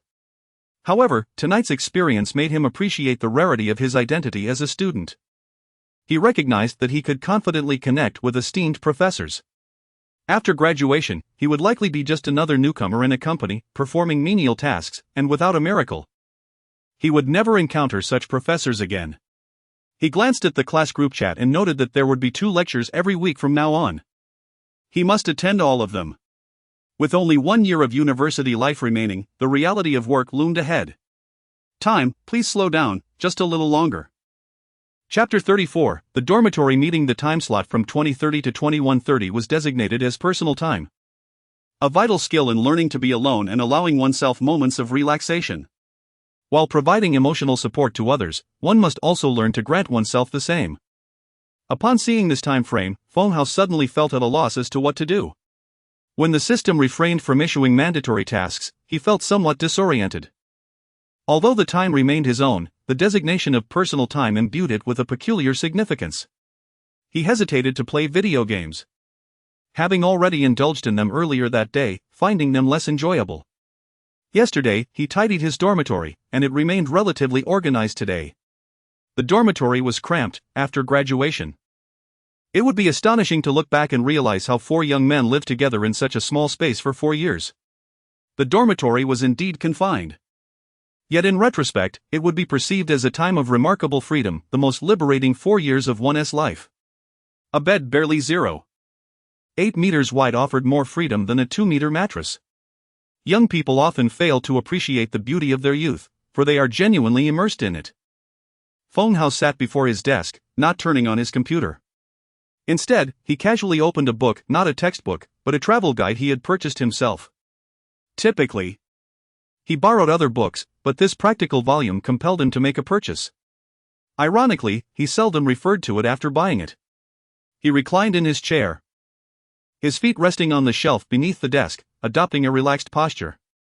Through the window, he could see the playground, the tips of trees, and the girls' dormitory across the field. Feng Hao shook his leg as he flipped through the guide. Each page depicted a city, showcasing its famous architecture, local delicacies, and unique cultural traits. Every city appeared enchanting and beautiful, igniting his desire to visit each one when he had the means. He envisioned himself, backpack in tow, opening the guide to determine his next destination, eager to experience the landmarks and culinary delights described within. Yet, the thought of traveling alone felt somewhat lonely. Having a girlfriend to accompany him would be splendid. Reflecting on his finances, he quickly dismissed this impractical notion. Traveling as a pair would double the expenses, an unaffordable luxury. Old Xiao had revived himself with the 3rd video, becoming somewhat obsessed. He incessantly filmed with his phone, switching to his camera when the phone's battery drained. However, both his phone and camera were somewhat outdated. He should prioritize upgrading his equipment. A bit of lighting could significantly soften the appearance of his face in photos. De Chao had initially returned to play games, but seeing his roommates not engaging, he too refrained from playing. He had previously agreed to assist Old Xiao, and now he earnestly followed Old Xiao's lead in learning. Old Xiao paid little attention to De Chao, who had diverse interests and lacked focus. They had previously planned to take a tennis elective together, and De Chao had already purchased tennis shoes and attire, yet ultimately, he did not attend. Before the battle commenced, the supplies had arrived, yet the troops did not march. When Old Yang returned to the dormitory, he was surprised to find the 3 roommates present, all engaged in quiet study. The scene startled him. He initially thought he had entered the wrong room. A tidy dormitory, bright lights, and studious roommates created a surreal atmosphere. It felt as though he had traveled back to his freshman year when everyone was unfamiliar with one another, burdened by the remnants of high school exams, aimlessly navigating college life. Was the allure of tonight's lecture that compelling? After attending, they all returned to study. His roommates were equally surprised to see Old Yang back so early, a rare occurrence. Old Yang, why are you back so soon? De Chao inquired, curiosity evident in his voice. Yang Wenming himself was unsure why he felt a sudden sense of emptiness when parting from his roommates. Even after sharing a late-night dessert with Lin Xiaoya, he found an excuse to return hastily. Perhaps as a senior, he had become somewhat sentimental. He carried a large black bag, surprisingly containing a case of beer, which he distributed to each of them. Freshmen might not indulge, but seniors certainly did. Old Yang also produced a plate of peanuts soaked in vinegar, a perfect accompaniment to the beer. It was unclear whether old Yang was in a good or bad mood, as he typically was quite reserved and seldom drank. However, the camaraderie of senior students sharing a drink in the dormitory felt rather delightful. With a crisp sound, he popped open a can, releasing a cascade of bubbles. Feng Hao quickly sipped to catch the fizz. The taste was slightly bitter, a blend of astringency and numbing sensations, leaving him puzzled as to why adults enjoyed it. It was distinctly different from cola, a medley of flavors reminiscent of life itself. Old Jiang noticed the travel guide in Feng Hao's hands and asked, "Haozi, are you planning to take a girl on a trip?" "No, no." Feng Hao shook his head vigorously, aware of his financial limitations, which left him with just over 200 yuan after the purchase. He felt it inappropriate to go out with a girl without footing the bill, yet he also lacked the funds to do so. It was better not to go at all. His financial constraints fostered a sense of self-discipline and honed his speed. "After graduation, we must travel together. Aside from family and future partners, who else will share such close quarters with us for 4 years?" Old Yang mused. De Chao countered. "That won't be feasible after graduation. By then, old Yang, you'll be off on your own adventures." Old Xiao chimed in. "My hometown boasts breathtaking scenery, mountains and canyons far more beautiful than tourist traps. There are even giant salamanders in the streams nearby. If you're interested, we could go during the National Day holiday." Feng Hao remained silent. His hometown was merely a small city with a few hilly streets, and his family's small eatery was situated on a particularly congested road. Perhaps old Yang was preoccupied with his thoughts. "While drinking," he added, "there's a lovely reservoir near my home, teeming with enormous fish enough to serve an entire table. It's a local delicacy, hard to find elsewhere. But if you all wish, I can take you there." Feng Hao had always been curious about old Yang's background, while the others had shared details about their families. Old Yang had remained vague. Today, however, he gained the confidence to inquire, having received Professor Lu's WeChat earlier, realizing that sometimes, one must simply ask to learn more. "Old Yang, I've always known your parents work for the government, but what exactly do they do? You seem more mature and knowledgeable about the system than the rest of us." De Chao and Old Xiao shared his curiosity. Old Yang had never spoken directly about it, often providing ambiguous introductions. Those who knew him likely understood he was the child of officials, but the extent of his family's stature was left to imagination. To his surprise, Old Four had directly asked, "My mother is the director of the logistics office at our city's public security bureau. And my father is the director of the water resources department. But it's not as extravagant as you might think. There's little opportunity for corruption. And we don't have much money. Life is just more convenient locally. My grandfather is a retired leader, my uncle works in the court. And my mother's family is deeply entrenched in public security and law. My grandfather is a veteran." "Wow!" Old Xiao exclaimed, his worldview shaken. "Seriously? Your village head must be incredibly impressive, and your dad is a bureau chief." "Impressive indeed." Feng Hao was equally astonished. His uncle held a position within the State-Owned Assets Supervision and Administration Commission, yet his younger cousin resembled a foolish donkey, starkly contrasting with Lao Yang. "Lao Yang, you truly are a second-generation official. You are remarkably approachable. Have we ever offended you?" De Chao exclaimed, her expression exaggerated and filled with mock terror. "Get lost. Spare me your nonsense. In our small town, even leaders hold sway locally, but outside, they are nothing." After speaking, Yang Wenming felt an inexplicable sense of relief. He cherished his roommate's company, at least in their presence, he felt considerably at ease. With Feng Hao initiating the conversation, De Chao couldn't help but inquire, "Brother Yang, having had so many girlfriends, do share your insights with us." "He, we lack experience." Lao Xiao and Feng Hao eagerly turned their flushed faces towards Lao Yang. Their curiosity piqued. Lao Yang, feeling liberated, admitted candidly, "I have no experience. My father warned me that if I were to get any girl pregnant, he would break my legs and sever all ties, so there's been nothing." "Unbelievable." Feng Hao, De Chao, and Lao Xiao collectively fell into stunned silence. "Is it true? Lao Yang is still a virgin? How is that even possible?" They had always thought of him as someone who could easily navigate the unspoken rules of the student council. Indeed. Upon entering school, my sole aim was to become a selected student. If I were to jeopardize that due to romantic entanglements, my father would truly kill me. Despite being a leader, he is exceedingly superstitious. He once consulted a fortune teller who claimed he would have a son who would become a provincial governor. I sometimes doubt I'm even his biological child. Feng Hao, Lao Xiao, Di Xiao. The three of them each lunged at Lao Yang, tugging at him.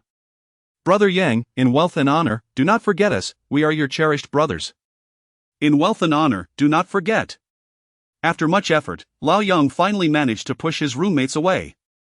That night, each consumed several bottles of beer, becoming intoxicated. Although the alcohol did not cloud their judgment, their hearts were laid bare, intoxicated by the vulnerability shared among friends. Feng Hao also confided his troubles. And as he lay on the bed, he felt an inexplicable sense of comfort, as though the bonds among them had grown closer. Unbeknownst to them, someone uttered the final words of the night, and Feng Hao drifted into slumber. In his dream, Lao Yang had indeed become a leader, which was utterly comical. Lao Xiao was driving, Di Xiao served as his secretary, and Feng Hao found himself living off Lao Yang's fortunes, absurdly assisting Lao Yang's wife with her bags. She reached out to him, saying, "Shall see, Lao Yang is quite busy and unwell, I must trouble you to keep me company." Startled, Feng Hao jolted awake, his heart racing. Chapter 35, Professor's Approval. 1. With a sudden jolt, Feng Hao was startled awake. Upon opening his eyes, he was met with the brilliance of daylight. He had thought he had merely dozed for a brief moment, unaware that he had left the curtains unshut. Glancing at his phone, he noted the time, 5:44. He sighed, chiding himself for daring to dream of betraying old Yang. The mere thought sent a shiver down his spine. How audacious he must have been to entertain such visions in his slumber. Turning his head to glance at old Yang, who lay peacefully across the room. His dark hair was anything but green. However, the pillowcase was indeed green, which left Feng Hao feeling inexplicably guilty, as if he had committed a moral transgression.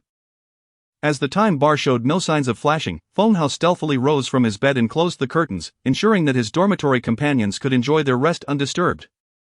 He resolved to secretly strive for self-improvement.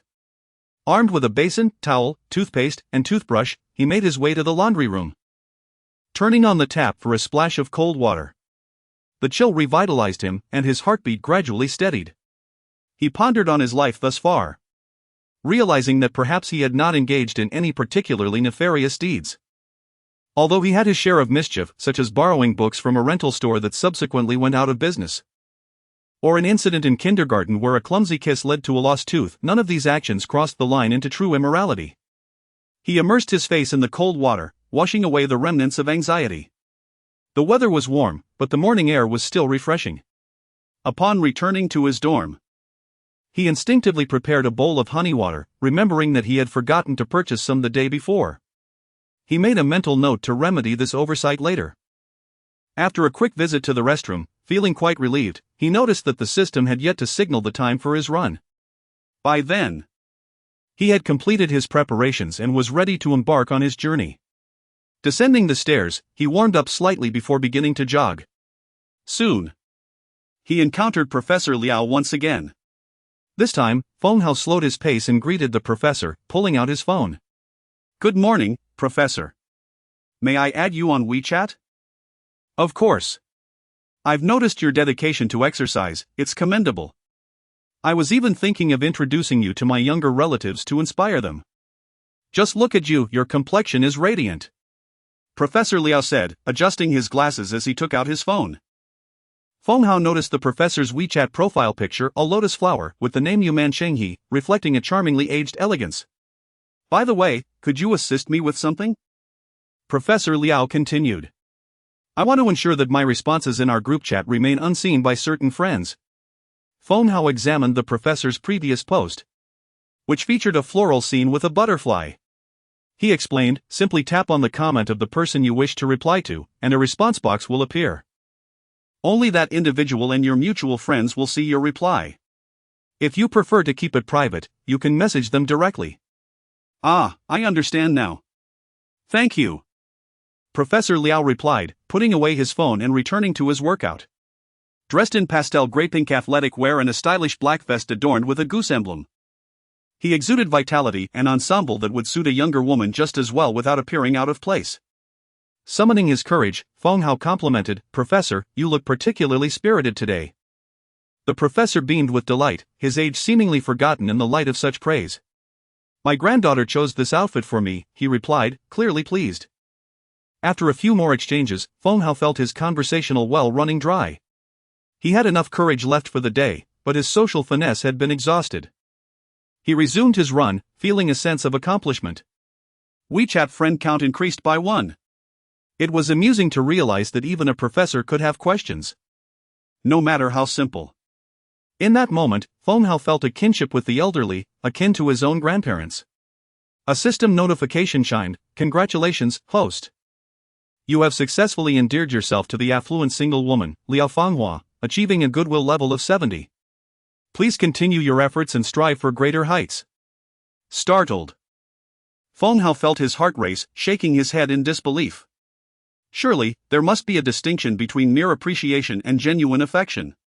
Retreat! Retreat! Retreat! He muttered to himself. Chapter 36, Come Up. Good morning. After a brief run, I turned a corner and arrived at the junction between the girls' and boys' dormitories. There stood a tall girl, stretching.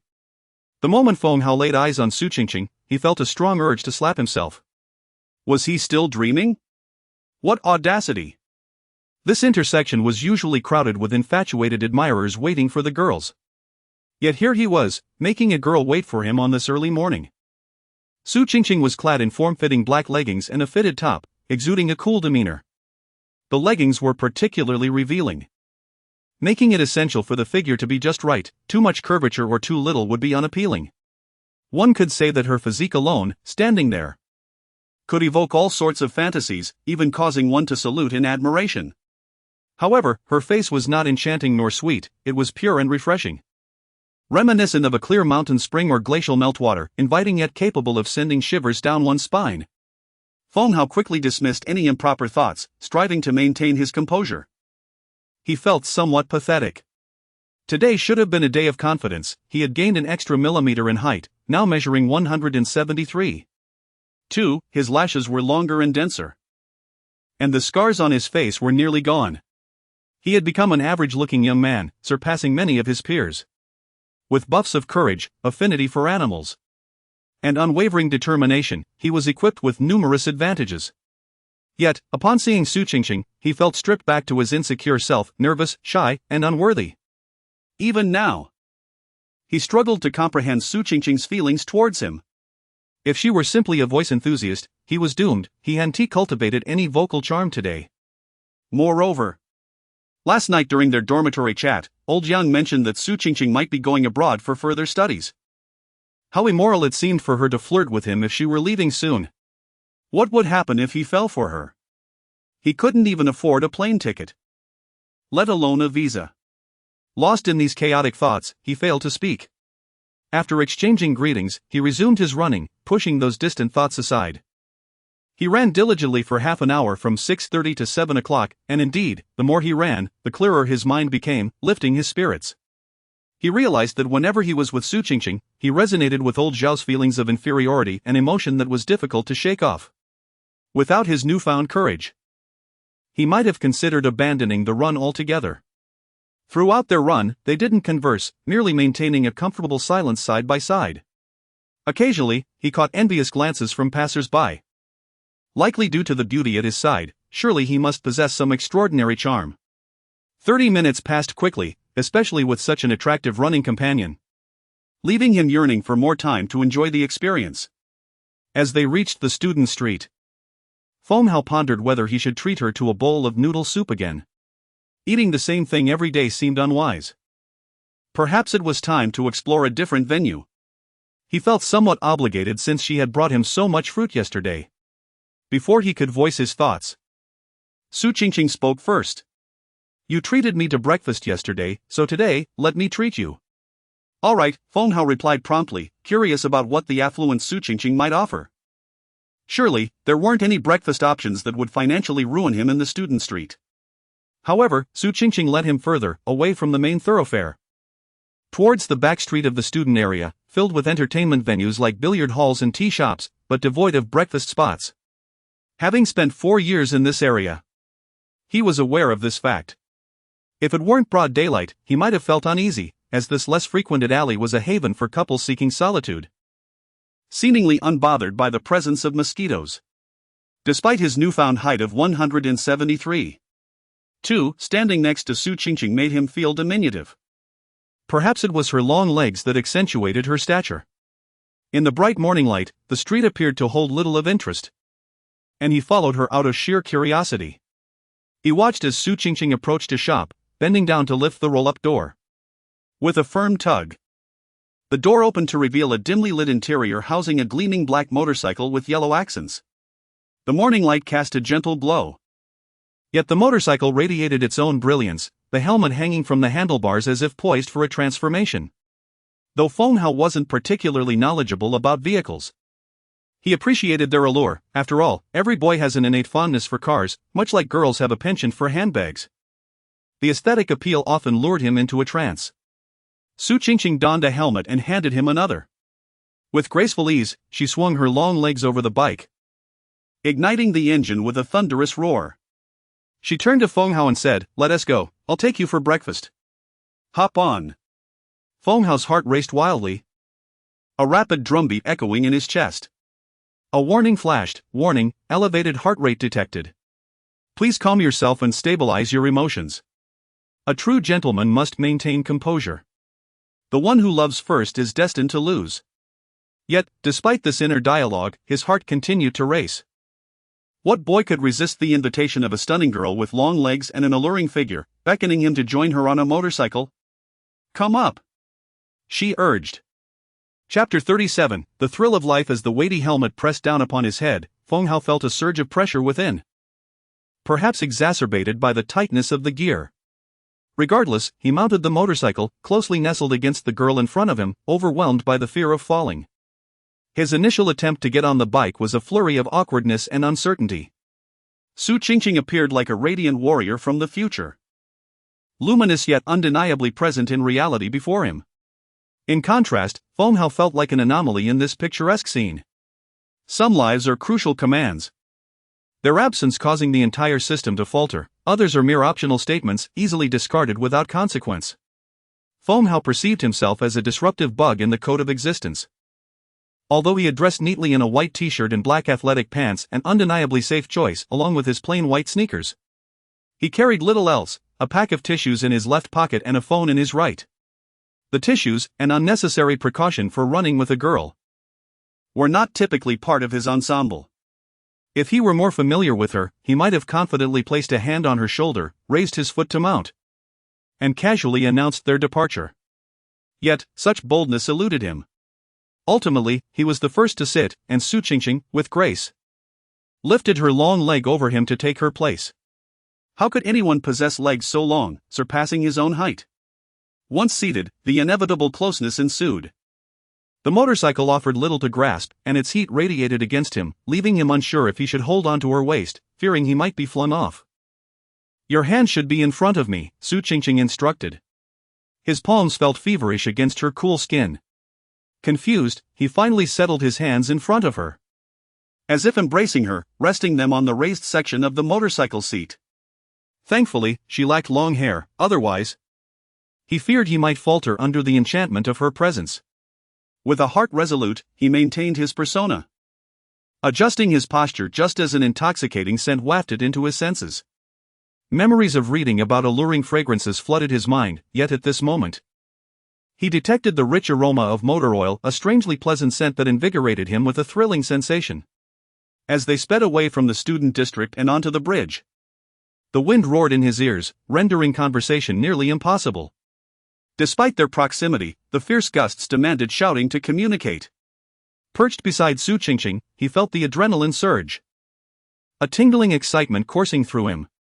The joy was unparalleled, more exhilarating than his first roller coaster ride or his initial encounter on a thrilling amusement ride. This bliss felt akin to achieving top marks, basking in accolades and validation. A sense of euphoric elation blossomed within him, yearning for freedom. The scenery blurred past as they accelerated, and Feng Hao's heart raced, though he felt a delightful thrill rather than fear. Upon reaching a traffic light, Su Qingqing brought the motorcycle to a halt beside an elegant Mercedes. A middle-aged man, envious eyes glinting, glanced at them before his companion, a long-haired woman, chided him for being distracted by beauty while waiting for the light to change. As the light turned green, the Mercedes glided away, and they sped past with exuberance. At that moment, Feng Hao longed to wrap his arms around Su Qingqing's waist, yet hesitated. But why should he? They were already here, and he could not allow regret to haunt him. As the speed increased, he shifted from gripping the rigid seat to encircling her waist, affirming to himself that this would be a singular moment, a gentle embrace. Su Qingqing showed no signs of resistance. The motorcycle surged forward, gaining velocity. At that instant, Feng Hao felt an intoxicating sense of invincibility, as if they could face anything together, unburdened by fear or thought, until the motorcycle finally halted before a sprawling rice field, bathed in the golden light of dawn. Nearby, a three-wheeled cart stood, its two barrels containing bubbling congee and floating seafood, drawing a crowd eager to place their orders. Su Qingqing offered to treat Feng Hao to breakfast, a fresh seafood congee from the cart by the rice field. As they dismounted, his hand lingered on her waist until she gently pried it away. Her touch was icy against his warmth, and at that moment, the contact was more electrifying than their previous embrace. Holding her waist was instinctual, it was a natural inclination. But the moment their hands met was different, it was tender, embodying affection and care. A boy may comfortably hold a girl's waist without romantic intent, yet grasping her hand signifies true feelings. Su Qingqing chuckled at the flushed Feng Hao, amused by his bashfulness. It was her first time riding with someone, and she felt a flutter of nerves, aware that riding in the city could be against regulations. Yet, here on the outskirts, the oversight was more lenient. Throughout her life, she had learned to mask her anxiety with a facade of calmness. If one discovers that others are 100 times more anxious, their own worries dissipate. She had never ridden this fast before, nor had she ever transported a boy. There exists a phenomenon known as the suspension bridge effect, wherein heightened adrenaline in a tense or perilous situation can lead to misinterpreted feelings of attraction, as the heart races in response to external stimuli. This explains why in chaotic environments, such as a nightclub, one might impulsively seek intimacy. Yet, once removed from that context, most return to clarity, only a few remaining enamored.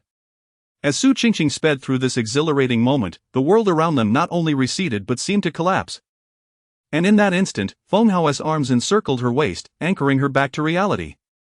She drove with a semblance of normalcy, gradually accelerating once more. This time, the world did not crumble, for her waist radiated warmth. Upon arrival, Su Qingqing ordered some food. Feng Hao, with an unspoken understanding, took a tissue to wipe down the chairs and table by the roadside. He recalled the importance of maintaining a right angle while seated together. As he cleaned the table, his heartbeat gradually steadied. The earlier incident had been purely accidental, an unintentional mishap of encircling her waist. Lost in his thoughts, he did not even notice when the tissue in his hand tore apart. Su Qingqing approached with a bowl of porridge, bending down to place it before him, and settled beside him. Suddenly, Feng Hao sensed a chill in his nose. Could he have caught a cold while riding? It felt cool. And just as he contemplated reaching for a tissue, he realized the one in his hand was already torn. At that moment, Su Qingqing extended her hand, offering him a tissue to cover his nose. With her other hand, she gently lifted his chin, advising, "You've bled quite a bit, it won't clean up easily. Tilt your head back, and the bleeding should cease." Feng Hao, feeling overwhelmed, replied, Please don't get too close, the bleeding won't stop. It's only getting worse. Chapter 38, Fireflies and the Monkey King. A boy who had yet to taste oysters was already bleeding from his nose. A tall girl cradled the boy's face, while the surrounding diners erupted in good-natured laughter. Who among us has not been young? Who does not feel a twinge of envy upon witnessing the innocent exuberance of youth? Feng Hao felt his nose bleed more profusely. At the scene, one could almost fill a bowl with duck blood seafood porridge. Bah, not duck. It was not until Su Qingqing ran out of tissues and went to procure more from the owner that Feng Hao's nosebleed ceased. Truly, as long as she was not near him, he would not continue to bleed. The boy's body was too lively, utterly uncontrollable. After a few moments of cooling down, he was fine. This time, Feng Hao sat opposite Su Qingqing and found himself captivated by the bowl she held, her chest behind the bowl, her waist below it, which he had touched before, causing his nose to moisten again. Oh no. Feng Hao tilted his head back to gaze at the sky, which was adorned with blue and white clouds. There was even a time slot, 7 to 8 o'clock breakfast. A man who does not suffer from gallstones or kidney stones is truly a healthy man. Calming himself, he leisurely finished his seafood porridge. The porridge was delightful, with the shellfish, shrimp, small octopus, and beef all exquisite. Su Qingqing seemed to be someone who made decisions readily. She did not ask Feng Hao what he wanted to eat but ordered directly, coincidentally choosing all his favorites.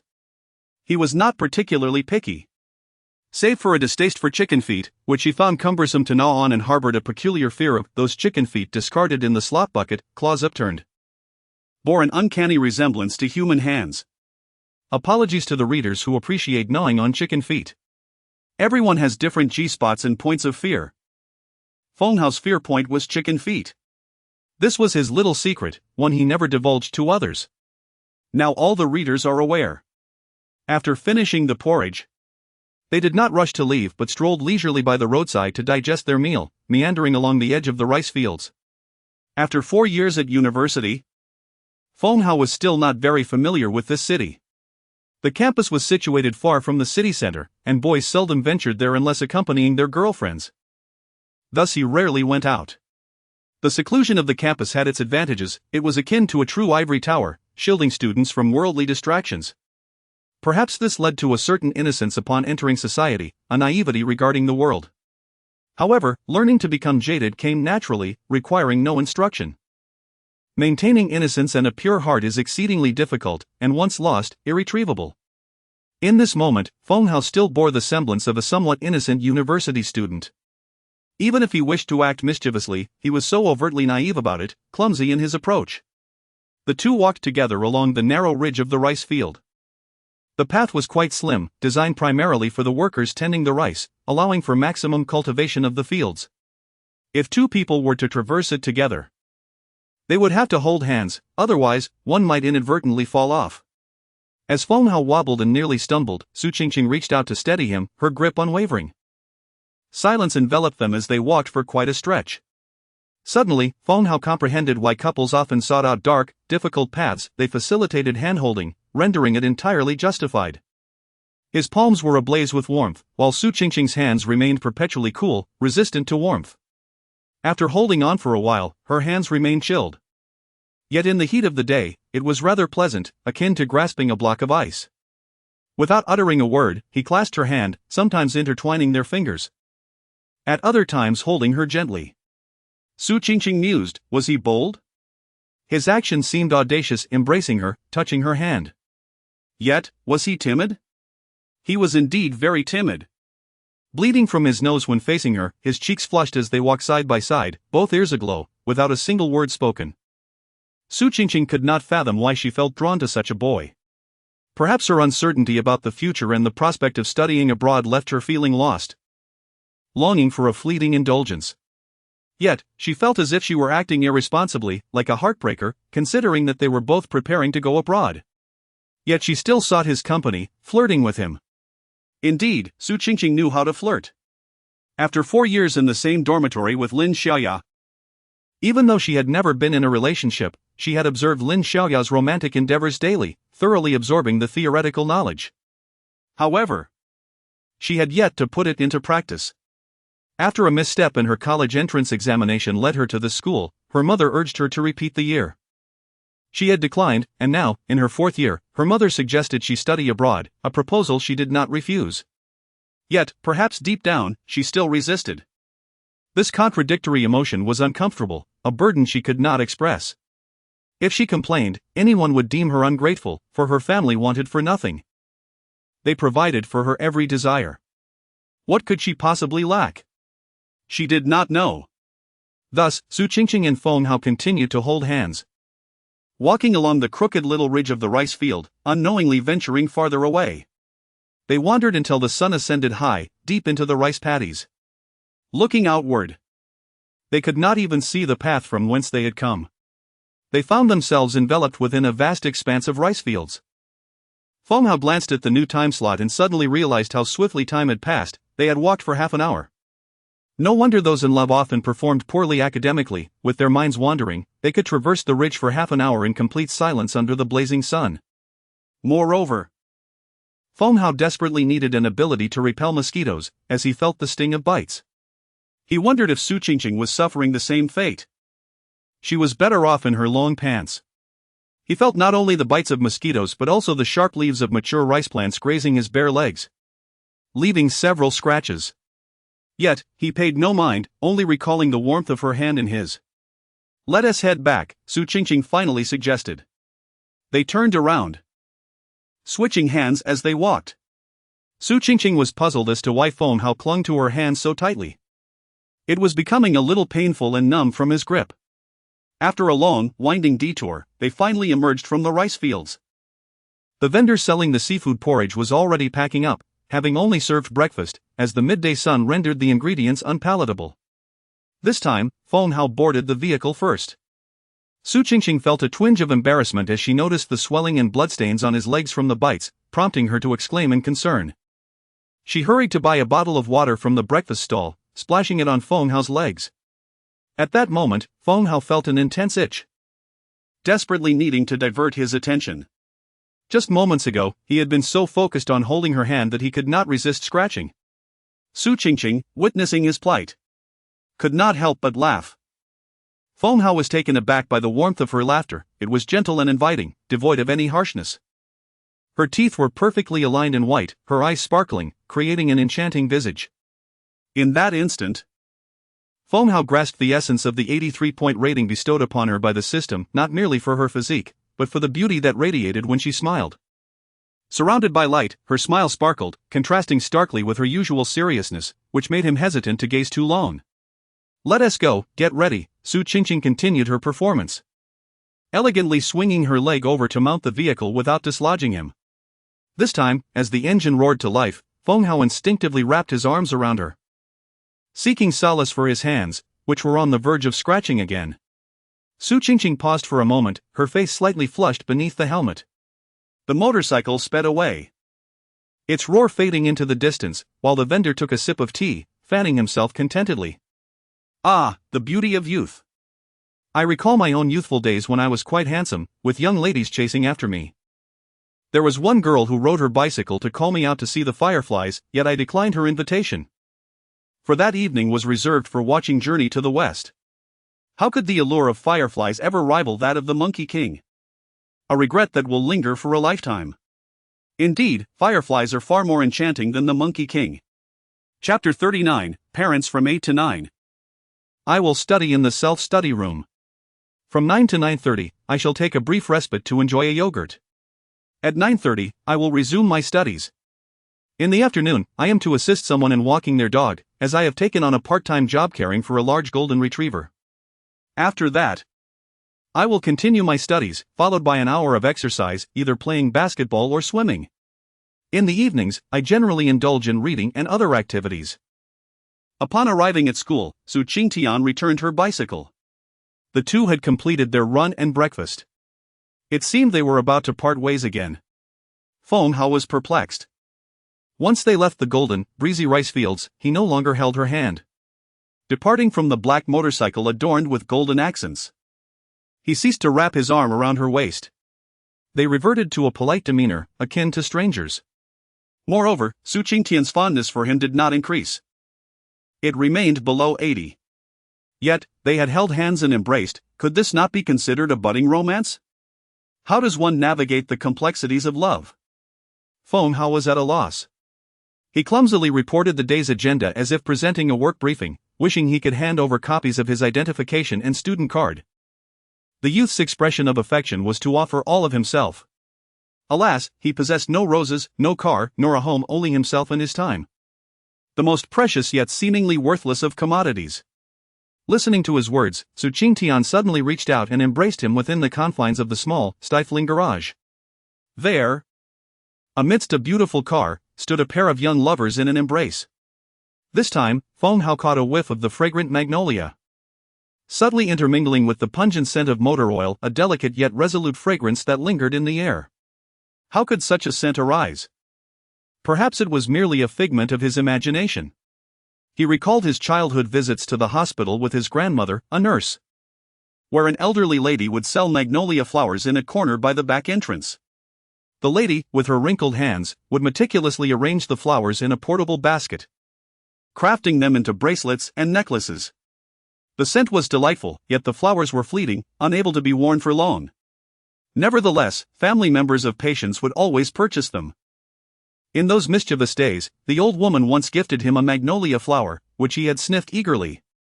Now, in his embrace with Su Qingtian, he found himself inhaling that same captivating aroma.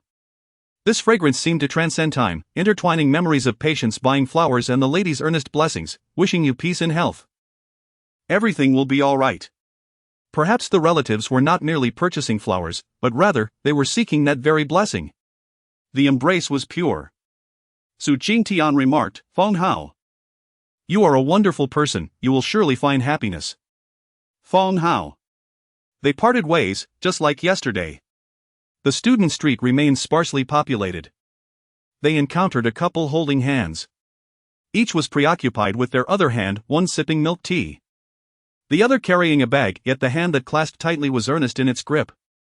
Upon reaching the dormitory entrance, before parting, Feng Hao inquired, are we running tomorrow? Su Qingtian replied, we will. She turned to leave. Feng Hao stood there, gazing at her silhouette for an extended moment until it vanished. At that instant, he began to comprehend the essence of unrequited affection. His body felt as though it were under a spell, unable to resist the urge to pursue her. Yet, he also understood the futility of it all. For old Yang had once said, if a girl tells you, you are a wonderful person, it translates to, I'm sorry. We are not compatible. The reasons for their incompatibility remained unspoken, yet the conclusion was clear. Furthermore, her fondness for him lingered below 80. Reflecting on the entire campus, he realized that the one who cherished him most was, in fact, old Xiao. Hastening to the cafeteria, he prepared to pack food for old Xiao and others before returning to tend to the livestock. While a girlfriend may be uncertain, the hungry animals were a definite responsibility. Su Qingtian did not look back, she was aware Feng Hao was watching her, yet she chose not to turn around. Opening her phone, she noted that her circle of friends was limited. During high school, her mother had monitored each of her friendships closely. Since she was attending university here, her mother had even established a branch office nearby, spending half the month in the area. Su Qingtian found it perplexing that her mother, so busy, still dedicated so much time to managing her life. Suddenly, she opened WeChat and sent a simple inquiry to Mrs. Zhao, Mom, do you have someone you like? Sure enough. Moments later, her phone buzzed with an overwhelming flood of messages.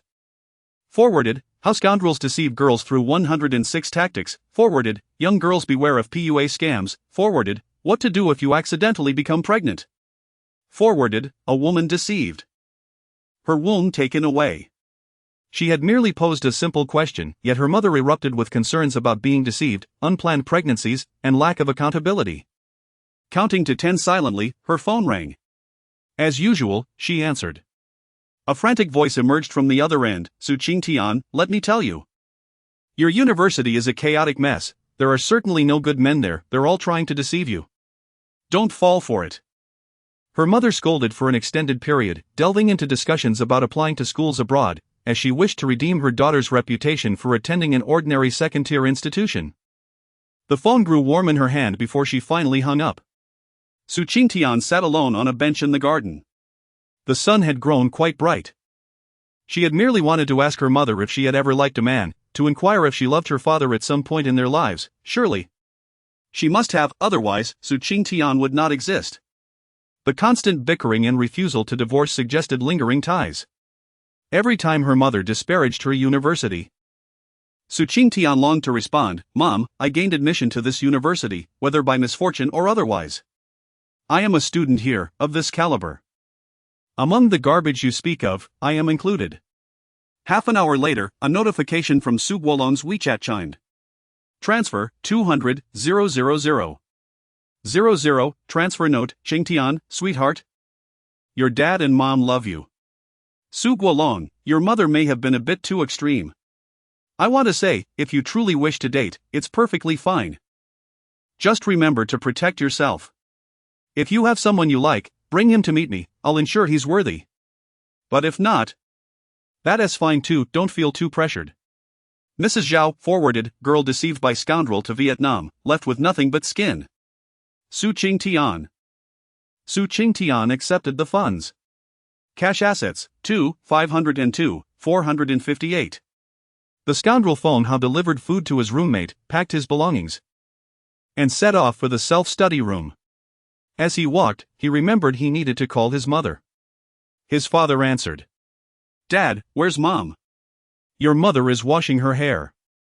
She mentioned a friend was taking her out. You know how she is always wanting to look good, even at her age, competing with her friends. Old Feng replied. Are you feeling brave, or are you afraid to say that to your mother as face? Why would I be afraid? On the other end, his mother's voice chimed in, who is this? It's your son. Looking good, really good, just right for you. Your skin is fair, everything suits you.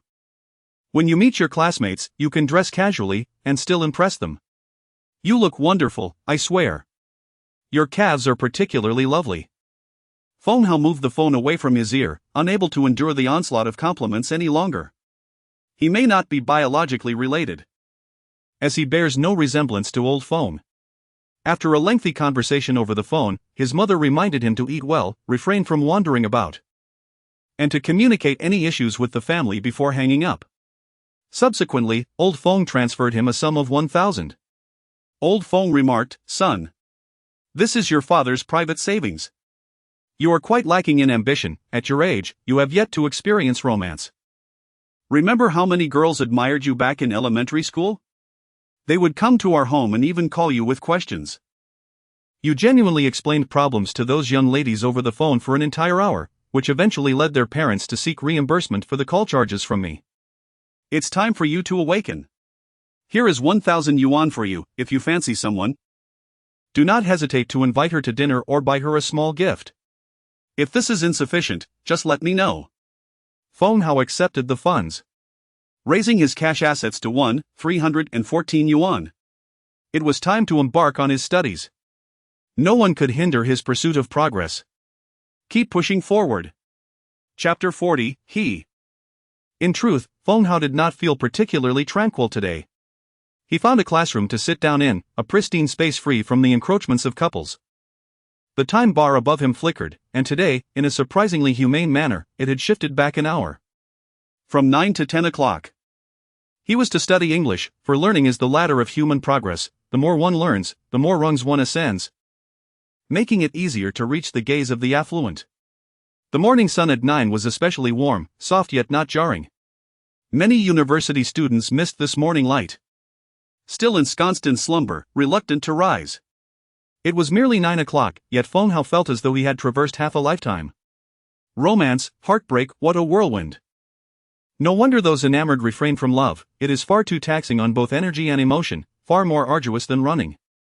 After a run, one feels invigorated, with a clear mind capable of absorbing new knowledge. In contrast, love leaves one with a heavy heart and cluttered thoughts, filled with detritus. Does she like me? Does she truly harbor any affection? Is there even a glimmer of possibility that she might be fond of me? If she does not care for me, why is she with me? If she does like me, why are we not together? Engaging in romance momentarily rendered me a philosopher. At this moment, Feng Hao suddenly comprehended the essence of philosophy. In his senior year of high school, their classroom had a rotating seating arrangement to prevent everyone from developing poor eyesight.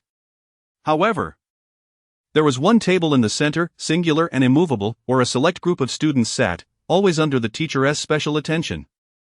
These students hailed from particularly privileged backgrounds, wielding significant influence or demonstrating exceptional academic prowess.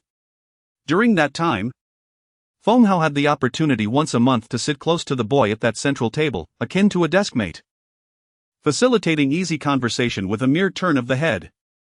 That boy, despite being in his final year, often neglected his studies, instead perusing a profoundly intricate philosophy book that Feng Hao had attempted to read but found incomprehensible. Naturally, that boy was no slouch academically, on the contrary, he excelled, poised for admission to prestigious institutions like Tsinghua or Peking University. While Feng Hao toiled over practice questions, that boy immersed himself in the history of Freudian philosophy, perhaps drawn by the book's illustrations of a naked woman, a depiction from foreign mythology.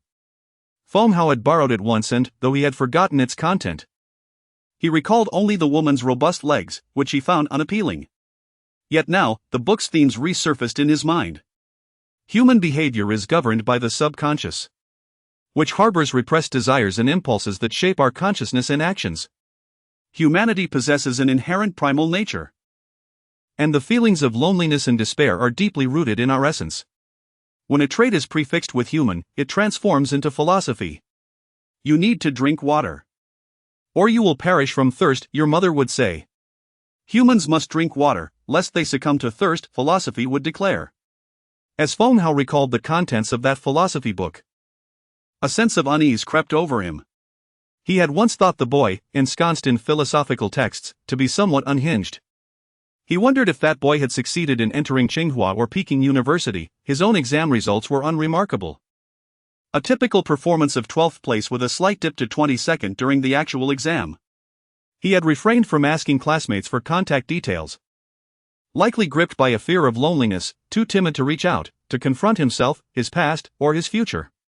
Now, Feng Hao had not reminisced about the past in quite some time, having neglected that part of his mind. Frequent engagement with those memories is not beneficial for one's health. Typically, it is men over the age of 38 who delve into such musings, reminiscing about the past and subsequently yearning for alcohol. Feng Hao deemed such thoughts perilous.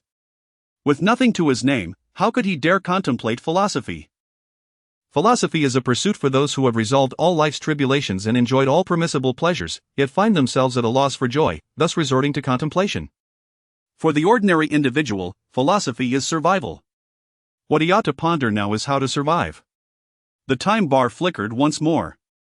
He set his phone aside. Amidst these chaotic thoughts, he had miraculously managed to scroll through Douyin. On the screen, 5 girls stood in a line, clad in scant attire, their legs elongated by effects, though still not as long as Su Qingqing's. Then, one girl began to dance. With each movement, her minimal top would bounce and sway, the screen awash with flashing garlands. For a mere 10 yuan, one could purchase a garland, prompting a long-haired, leggy girl in a short skirt and tank top to dance, seemingly for you, as if your gesture of gifting had warranted her performance. You see, one could contemplate philosophy while watching a girl dance. Feng Hao refrained from gifting garlands. He lacked the funds, yet many others did not. It was said that gifting garlands was infrequent, appearing inexpensive at just 10 yuan. Sacrificing a cup of milk tea for such entertainment seemed trivial, but soon led to piquet contests, competitions, and private messages, ultimately necessitating a significant financial outlay to elicit joy from the performer. In the end, one might exhaust all their resources to bring happiness to the girl, borrowing excessively, even resorting to small loans. If you do not spend money, she will continue to delight you until you begin to pay. Temptations abound, shallow and numerous. Grateful for my poverty, I have evaded the pitfall. I also thank Lao Yang for his insights. Lao Yang recounted a friend who fell into such a trap, spending over 80,000, never having met the girl in person, ultimately uninstalling the app. I wonder if that friend was, in fact, him. Regardless, I am thankful to Brother Yang for his cautionary tale. Thank you for the garlands, brother, I love you. A sweet voice emanated from his phone, her hands forming a heart over her ample chest. However, Feng Hao's mind replaced that image with Su Qingqing. Su Qingqing would never speak like that. Her legs surpassed those of the edited images, and her attire was far more modest, yet she exuded 100-fold more allure.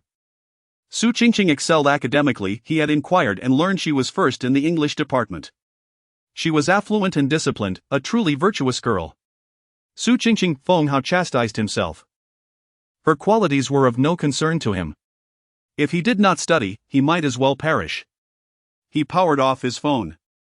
It was time to study. He resolved to focus on his studies diligently. Perhaps studying held no immediate value, nor would it in the future, yet scrolling through Douyin was undoubtedly futile. As was pursuing romantic entanglements. Feng Hao compelled his heart to calm. He opened his book, read, and memorized vocabulary, writing fervently to commit it to memory. An hour of study felt like 4. Exhausted, he slumped, devoid of any thoughts of Su Qingqing, his mind saturated with English words.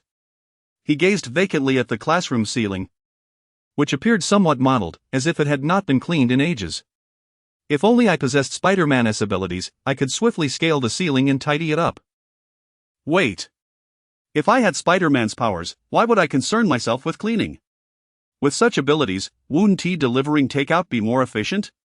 Indeed. Studying has the power to elevate one's intellect. Feng Hao felt a renewed sense of progress within his thoughts.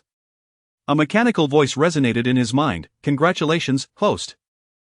You have successfully passed the preliminary soft rice test and have not succumbed to the tumultuous world of desire.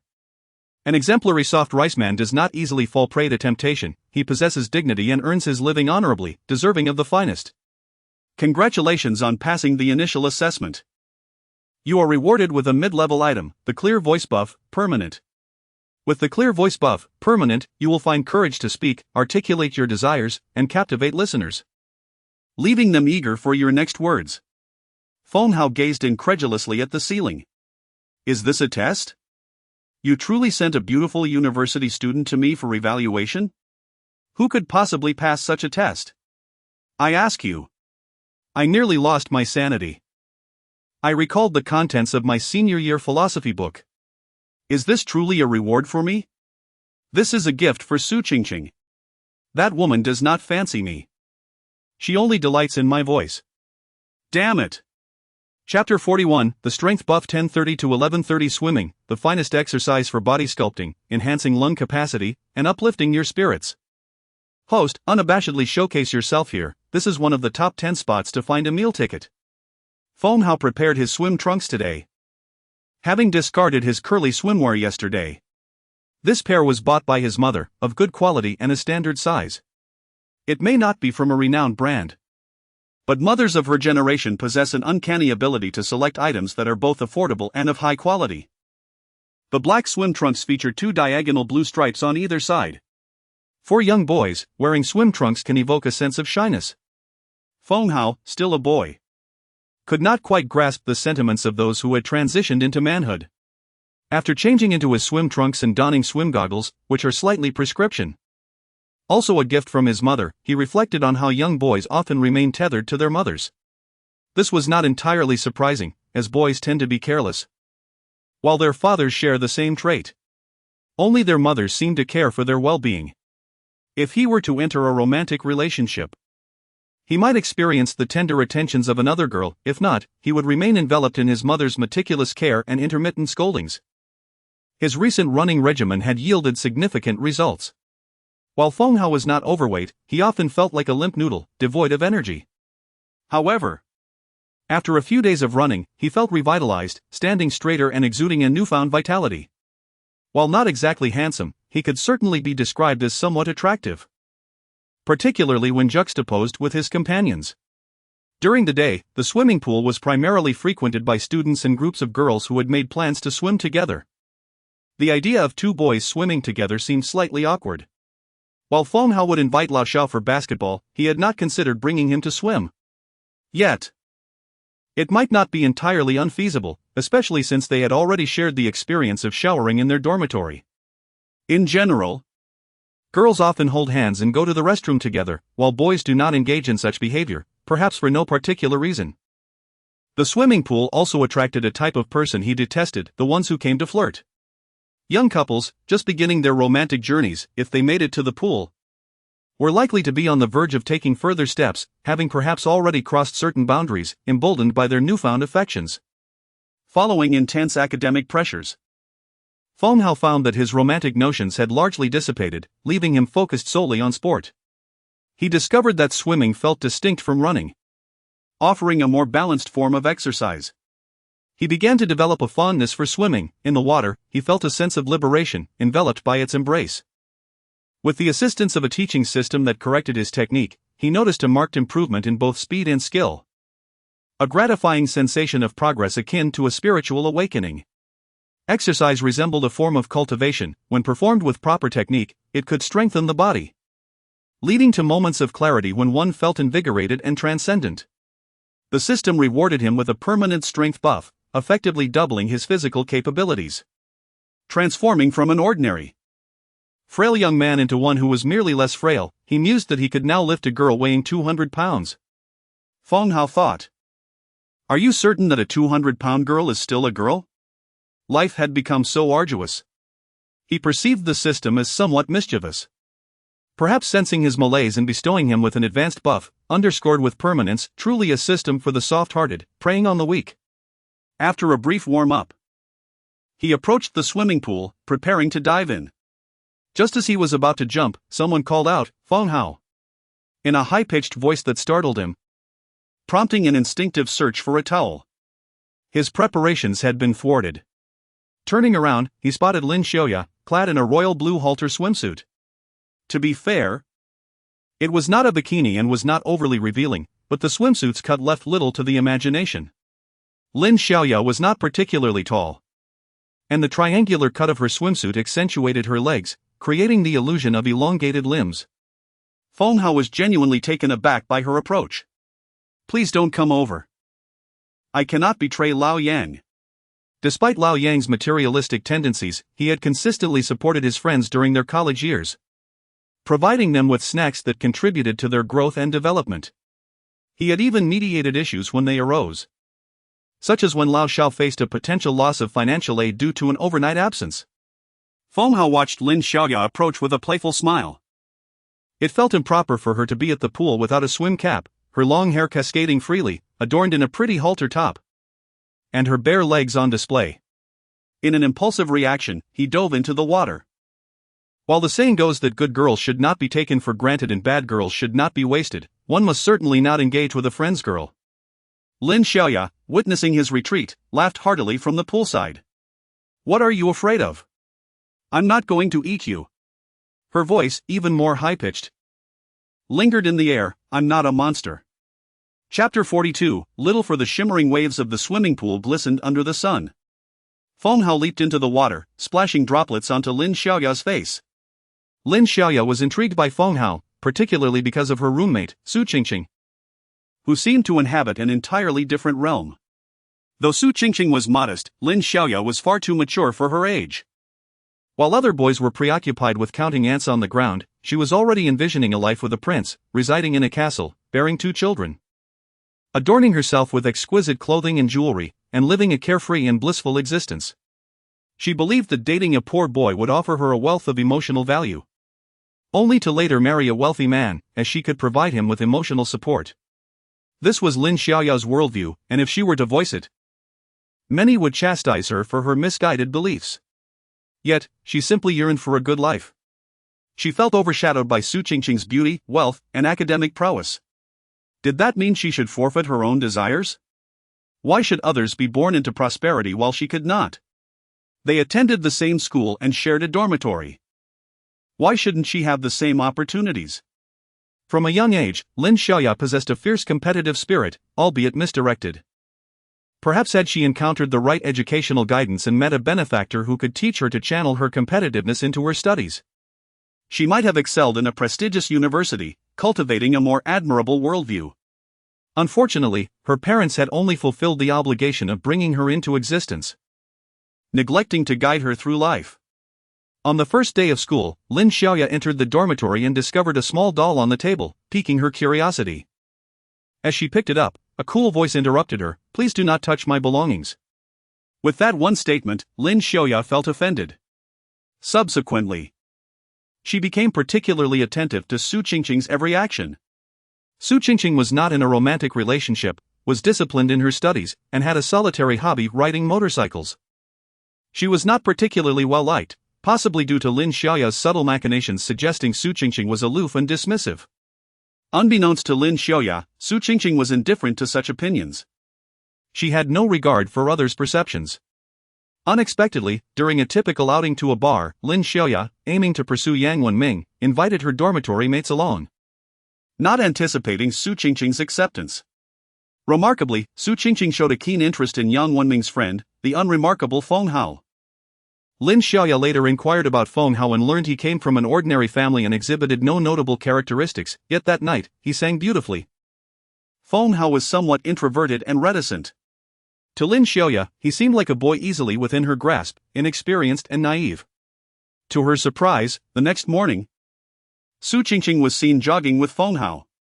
Lin Xiaoya sensed something was amiss with Su Qingqing's demeanor upon her return.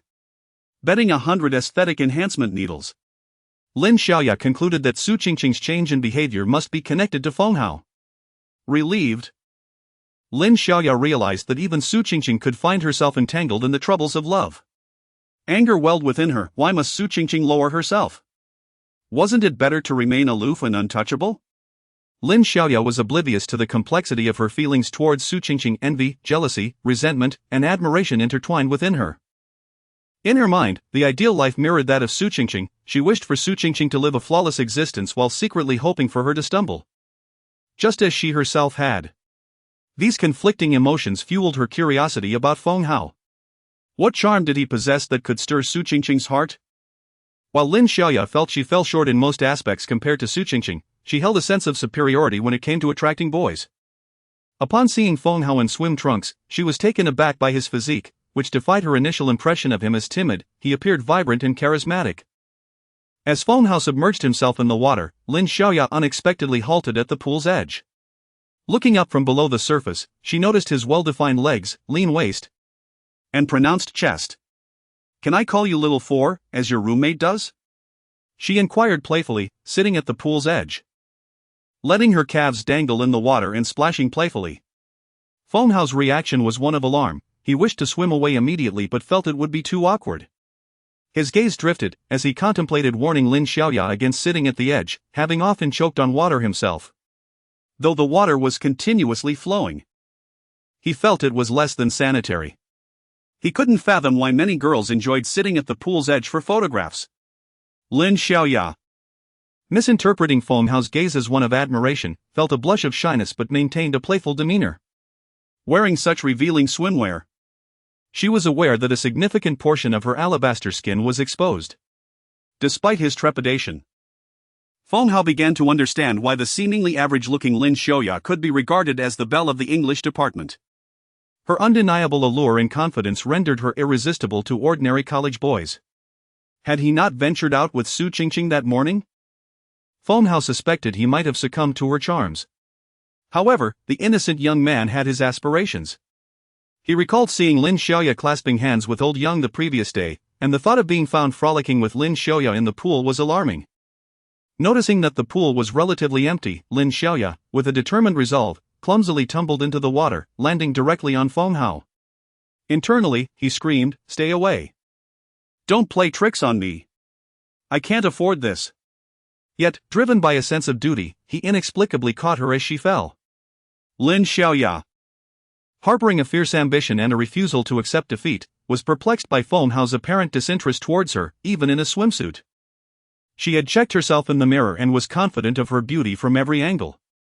Unwilling to concede, she leaped into the water, believing that she could not drown. However, there was a distinction between falling and jumping. As she collided with Feng Hao, fear compelled her to cling tightly to him. Their bodies were enveloped by the water, and onlookers assumed they were a couple engrossed in playful antics, leaving them undisturbed. Feng Hao found his hand resting on Lin Xiaoya's waist, half on her swimwear, half on the soft flesh of her body. It was instinctive, yet the sensation startled Lin Xiaoya, who quickly transformed her panic into laughter. With a triumphant embrace around Feng Hao's neck, she draped herself across him, her smile enchanting. Her single eyelids, adorned with waterproof makeup, revealed a hint of freckles. Her eye makeup reminiscent of a fox, sharp and daring, while her lips were painted a vibrant red, accentuated by a playful nibble on her lower lip. "Help! Help me!" she called out, her voice laced with melodrama. Initially, Feng Hao believed she had truly fallen. He wrestled with the urge to slap her rear but hesitated, concerned she might enjoy it. Empowered by his athletic capabilities and unwavering resolve, Feng Hao lifted Lin Xiaoya out of the water and set her down at the pool's edge. "Classmates," she began, "one must wear a swim cap to enter the water. Please adhere to the pool regulations." Lin Xiaoya's long, damp hair was lifted and placed at the edge of the pool as she watched Feng Hao glide through the water like a fish. It was utterly astonishing. He was actually making her comply with the pool rules. He had defied her. A flicker of anger surged within her, her heart racing with excitement. She was lifted. He had actually lifted her. His strength was remarkable. A blush crept across her cheeks. Although Lin Xiaoya often presented herself in a bold manner, it was merely a habitual exploitation of her physical allure. She had discovered that with the slightest gestures, she could reap numerous benefits. This had become her lifestyle. And she had never encountered any obstacles. In the campus environment, she had not truly faced the malice of human nature, thus her audacious demeanor remained unscathed. Akin to a seasoned flower in bloom, all the while she had not genuinely engaged in anything serious, for she aspired to secure a good marriage. Benefits were benefits. And boundaries were boundaries. Yet at this moment, Lin Xiaoya felt her body grow soft. Although Feng Hao had lifted her without even touching her posterior, merely supporting the area beneath her thighs, which girl could remain firm when a boy effortlessly hoisted her by her legs? Lin Xiaoya's heart raced uncontrollably as she observed Feng Hao, resembling a swordfish, swimming further away, and her body continued to soften. Chapter 43, Lilyflower Chicken Soup. Feng Hao swam in the pool until time seemed to lose all meaning, feeling that his youthful and beautiful body had turned pale. He had transitioned from learning the breaststroke to mastering the freestyle, yet he hesitated to attempt the backstroke, fearing the presence of Lin Xiaoya, the siren. Lin Xiaoya was truly a peculiar individual. Fortunately, he possessed a strength buff, otherwise, if she were to dive in and entangle him, there would be no escaping the situation. The water's resistance was formidable, and without a bit of strength, one could hardly push away. This was the first time Feng Hao encountered a girl like Lin Xiaoya, embodying the essence of a quintessential bad girl. Just yesterday, she had held Lao Yang's hand and greeted him with a smile. Today, she unexpectedly sought him out at the pool. What an odd hobby. Moreover, Su Qingqing mentioned that it was Lin Xiaoya who informed her about his morning runs. Lin Xiaoya must have known that he and Su Qingqing jogged together, yet she still came looking for him. It was utterly terrifying, a double sense of transgression. He had done nothing wrong, yet he felt inexplicably agitated. Feng Hao could not comprehend Lin Xiaoya's mindset, but he had to admit that the vigor of youth, fueled by time, allowed him to swim for 4 hours before finding tranquility. Exhausted, he sought to clear his mind. After all, what young man could remain composed when a stunning girl, meticulously adorned in a swimsuit, dove into the water, embracing him and pressing against him? It was madness. After showering, Feng Hao felt drained and in dire need of sustenance. He sensed that ordinary food would not suffice to replenish his energy. Feeling hollow, he noticed a message on his phone, sent while he was swimming. "Xiaoao, the teacher made a chicken stew for Xiaoyu today, and there's some leftover. Come by for lunch." Feng Hao replied affirmatively and then informed his dormitory group that he would be packing some fruits for his roommates later. Lao Xiao, okay. Did Xiao, all right. Lao Yang, I'm out, no need to pack, thanks. Feng Hao, smiley face. A pang of guilt washed over him. Seeing Lao Yang's profile picture, which was his own artistic shot, made him uneasy. After packing his damp swimsuit in a plastic bag, he slung his backpack over his shoulder and headed directly to the faculty dormitory. His hunger had intensified, especially at the thought of Lu Laoshir's cooking, making his legs feel as if they might give way. Suddenly, he remembered that during their last visit, Lao Yang had taken them to see Lu Laoshir, bringing a fruit basket. Previously, they had accompanied Xiaoyu for a dressing change, so they hadn't needed to bring anything. This time, however, should he not bring a small gift? Feng Hao decided to stop by the fruit stall at the cafeteria entrance. With over 1,000 yuan in his pocket, he felt quite affluent. Wealth often fosters a generous spirit. If his living expenses were precarious, he would hardly think of bringing a present. Upon arriving at the fruit stall, he found the prices rather steep. Purchasing a fruit basket seemed out of the question, bordering on the extravagant. They had only just bought a fruit basket 2 days prior. And considering there were only 2 people at the teacher's home, it seemed unlikely they would finish it. Besides, it appeared that they were not the only visitors. A plethora of gifts adorned the entrance. Just then, the fruit vendor had received a shipment of lilies, a bouquet for 15 yuan, wrapped in newspaper. They looked quite lovely. Suitable for the occasion. Feng Hao decided to purchase 2 bouquets, reducing his net assets by 30 yuan. With the lilies in hand, he approached the gate of the faculty dormitory. Feng Hao had not noticed the gatekeeper the day before, nor had he made eye contact with anyone. He was not proud. Rather, he was simply introverted, preferring to avoid interactions. He walked like an ordinary NPC, moving without engaging with those around him. Too much interaction could lead to an NPC awakening, which, as is well known, rarely resulted in anything positive. Either the NPC met their demise or the timeline unraveled. To his surprise, the elderly gatekeeper greeted him today. "Where are you headed, student?" Feng Hao replied, "A building, 901. I'm visiting Lu Laoshi." The old man nodded, allowing him entry. As Feng Hao proceeded toward Building A, he unexpectedly encountered the school doctor, Dong, from the day before, exchanging greetings. He felt a twinge of anxiety. Why was he running into so many familiar faces today? It felt as if he were about to commit some misdeed. Finally, he stepped into the elevator, relieved to avoid further encounters. Yet, upon the elevator doors opening, he found himself face to face with Teacher Huang, who taught information management and had once demonstrated how to eat hot dry noodles in class. He was a rotund man, clad in a towel over his shoulder and holding a bag of trash, waiting for the elevator. As they passed, Feng Hao greeted him, "Hello, teacher." Huang nodded, not recognizing him but assuming he was just another student. The scent of rich chicken soup wafted through the air as he approached Lu Laoshi's door, almost overwhelming. Taking a deep breath, he stood at the threshold, nearly inputting the password before recalling that he should knock instead. After all, Xiaoyu was not alone inside. The teacher was there too. He then wondered if the teacher had changed the password. If not, he might have unwittingly possessed the passcode to enter freely. He knocked.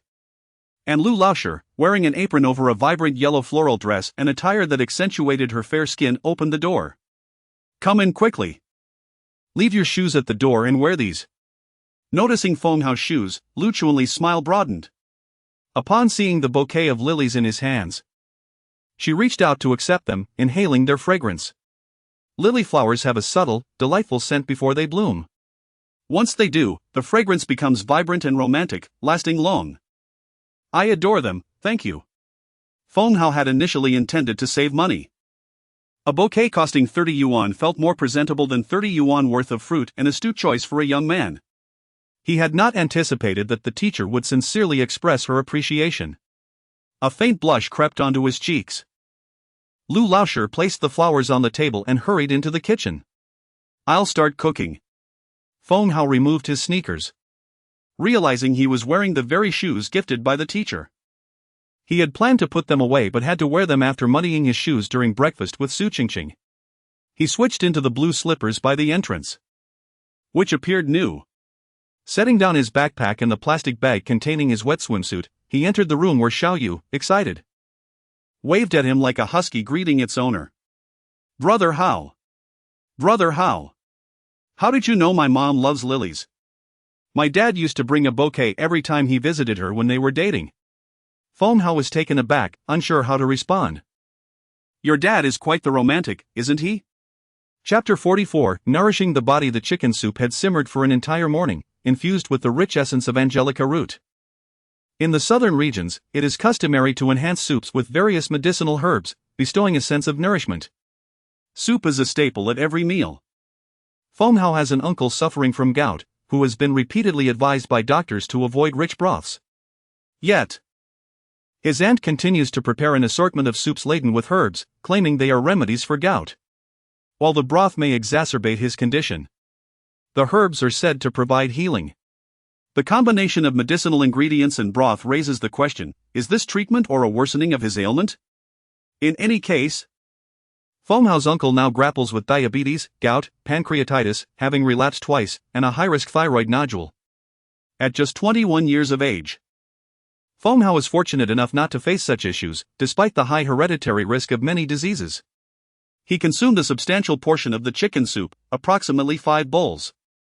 Besides the angelica, the soup was enriched with various mushrooms, imparting a delightful flavor. He also devoured 3 bowls of rice and finished all the dishes prepared by his teacher.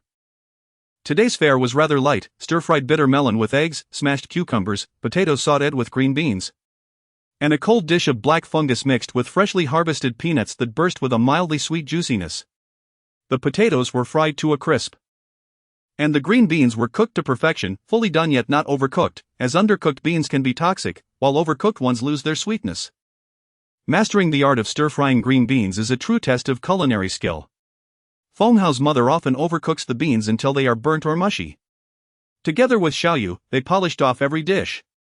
Today, Feng Hao felt compelled to help with the dishes, not out of mere politeness, but from a sense of obligation. After all, it would be embarrassing to simply partake without contributing. Nowadays, purchasing a free-range hen is quite costly, and it seems he consumed the vast majority of it. For a chicken priced at 150 yuan, he likely ate 99 yuan worth. His appetite has significantly increased, at least more than double his previous intake, likely due to the benefits of exercise and strength training. If he continues to eat this much at every meal, his Engel coefficient will surely rise. Feng Hao's movements as he took the bowl were resolute, prompting his teacher to refrain from contesting him. She relished cooking but detested washing dishes. As Feng Hao washed up in the kitchen, Lu Chunli prepared to arrange the lilies. She was at another sink, cleaning the vase and trimming the flower stems. The kitchen featured 2 parallel sinks, with a window directly in front, overlooking a courtyard and a red wall opposite. Lu Chunli typically kept the window closed, but at this moment, it mirrored the scene, reflecting the 2 standing side by side, one washing dishes, the other arranging flowers. When Lu Chunli inadvertently glanced up and caught sight of this image, she was startled. She hurried out of the kitchen with the flowers, placing the vase on the dining table, feeling a twinge of discomfort. Previously, she and Xiaoyu's father had shared similar duties. He would wash the dishes while she tidied up. They would stand next to each other, the window acting as a mirror, reflecting their conversations and laughter. He expressed a desire to expand the company and to eventually move to a home in Suihu, where a property would cost no less than 50 million yuan. She smiled and teased that he was dreaming, insisting that their current situation was already quite good. He declared, "Chunli, I will ensure you live the happiest life possible." "Do you believe I can achieve this?" She assured him she did. And indeed, he did strive, expanding his business and doing everything to provide her with a happy life. Yet he inadvertently left her behind. The image of them standing together struck Lu Chunli deeply, causing her hands to tremble slightly as she arranged the flowers. She may have been experiencing a recurrence of hyperthyroidism, which had afflicted her during her pregnancy, leading to extreme emotional fluctuations. She had lost much weight and felt both anxious and exhilarated, often on the verge of tears or wanting to throw her phone. Taking a deep breath, she reassured herself that everything would be all right and that this too would pass. When Feng Hao finished washing the dishes and stepped out, he found Teacher Lu standing by the dining table, lost in thought, holding the lilies. The dining table was covered with a checkered cloth, mirroring the checkered curtains in the living room. Sunlight streamed in, casting a gentle glow upon Lu Chunli's side. The furniture exuded a European charm, rendering the scene reminiscent of a painting. The woman arranging the flowers radiated an aura of sorrow. The sunlight seemed to shy away, illuminating only her silhouette. Her skin was alabaster, her eyes slightly red, embodying a blend of softness, warmth, and melancholy. For the young Feng Hao, this was an impactful moment, evoking an indescribable feeling not of sexual tension or deliberate seduction, but rather a memory that would linger in his mind. The yellow dress, adorned with tiny daisies, complemented the lilies in her hands. Feng Hao approached and suddenly spoke, "Keep going, Chunli." Lu Chunli was startled, turning to see the tall young man before her. Hearing her name from his lips elicited a mix of emotions, prompting her to playfully tap his head with the lilies. "How informal." "You should call me teacher." The flower brushed against his forehead, its fragrance lingering in the air. Feng Hao beamed with a silly smile. "Brother Hao." Xiaoyu's voice echoed from the bathroom. Feng Hao went to assist, following the familiar routine of taking care of the golden retriever. "Xiaoyu, this afternoon I'll take you out for a walk with the dog. It'll be nice to get some fresh air. After all, whether I walk 1 or 2 It's the same. Xiaoyu retorted, are you implying that I am a dog? No, Xiaoyu, how could you compare yourself to a dog? Walking the dog is paid, while taking you out is pro bono. Lu Chuanli couldn't help but chuckle at the exchange. Xiaoyu's expression shifted from indignation to joy at the prospect of playing with the dog. He had been feeling down earlier, having complained about his father the previous day. He had initially thought his father had simply been busy, never anticipating he would actually fail to pick him up. In the eyes of a boy, a father's stature often eclipses that of a mother. Fathers are seen as powerful and omnipotent, and they keep their promises. Whenever his father traveled for work, he would always return with gifts. The realization that his father had broken his promise left Xiaoyu feeling disheartened, not just because of the absence of toys, but because he wished for his father's presence more than anything. Xiaoyu struggled to articulate his feelings, which were difficult to bear. However, he understood that he could not burden his mother with his grievances about his father, knowing it would only deepen her sorrow. Lu Chuanli, sensing her son's emotional turmoil, had invited Feng Hao over, believing that his presence would uplift Xiaoyu's spirits. She noticed how much her son enjoyed Feng Hao's company, his demeanor brightened, and he became more talkative and animated, filling the house with warmth. Brother Hao, I'll rest now. You must come to pick me up this afternoon, Xiaoyu said obediently. Agreed, it's a promise. Lu Chuanli watched as her son, who had been so restless all morning, finally settled down, bringing a sense of peace to her heart as she closed the bedroom door. Feng Hao prepared to leave, intending to buy dinner for his roommates. However, just as he reached the door, the bag containing his swim trunks tore, causing the damp trunks and towel to tumble out. He hurriedly bent down to retrieve them, and Lu Chuanli instinctively did the same. In his flustered state, Feng Hao felt a twinge of embarrassment, although swim trunks are merely swimwear. Young boys often equate them to undergarments. The sudden exposure in front of his teacher felt inappropriate. He fumbled to collect the trunks, but instead of grasping them, he inadvertently caught Lu Chuanli's hand, an instant of contact, brief yet profound. Lu Chuanli lifted the wet swimsuit and remarked, no wonder there's a strong scent of disinfectant. Your swimsuit is so damp that it must smell unpleasant. I will wash it for you, and by the time you come to pick up Xiaoyu this afternoon, it should be dry for you to take back. Feng Hao's cheeks remained unflushed, yet the tips of his ears turned crimson, and even his earlobes glowed with a rosy hue. Just moments ago, Lin Xiaoya had embraced him in the water, clad in a revealing swimsuit, pressing her chest against him, and he had managed to maintain his composure. However, now, as he beheld the teacher's delicate white hand grasping his black swimsuit, he could no longer hold himself together. His heart raced uncontrollably, and his breath became somewhat erratic. All right, thank you, teacher, he stammered before making a hasty retreat. As he departed, the teacher handed him a carton of premium milk, suggesting, boys engage in vigorous activities, it's essential to replenish your strength. Chapter 45, Favorability 60. Congratulations, host, on successfully courting the bronze-level single woman, Lin Xiaoya. Initial results show a favorability rating of 60. Please continue your efforts and strive for even greater heights. In the elevator, a mechanical voice echoed in Feng Hao's mind, causing him to widen his eyes in astonishment. Could it be that Lin Xiaoya's favorability toward him is merely 60? How did she manage to embrace someone whose favorability was below the threshold while dressed so scantily? If not for the system, he might have believed that Lin Xiaoya had genuine feelings for him, if not a perfect score of 100, surely at least 80, or perhaps 78. After all, why would she deliberately act so affectionately otherwise? Is this not a sign of interest? The next time Lin Xiaoya asks him for a favor, after he had previously rebuffed her advances at the pool, would he be able to refuse her? Surely he would feel a twinge of embarrassment in denying her. Yet, a favorability score of only 60? Just barely passing? That scarcely exceeds the level of a stranger. Lin Xiaoya is indeed a genius. How did she achieve this? Feng Hao felt as though he had been struck by a revelation, a harsh lesson in reality. No wonder those in love often avoid romance, it is simply too daunting. Just yesterday, Lin Xiaoya had held hands with old Yang, and yet now she is single? How could that be? Legends of her boyfriends circulate in every department, and even a former foreign instructor had rumored ties with her. Feng Hao scolded himself for his immoral thoughts, for indulging in idle gossip about others. Yet, it is human nature. With Lin Xiaoya's exuberant demeanor and radiant smile, who could resist discussing her? Perhaps his imagination had run wild, filled with too many questions.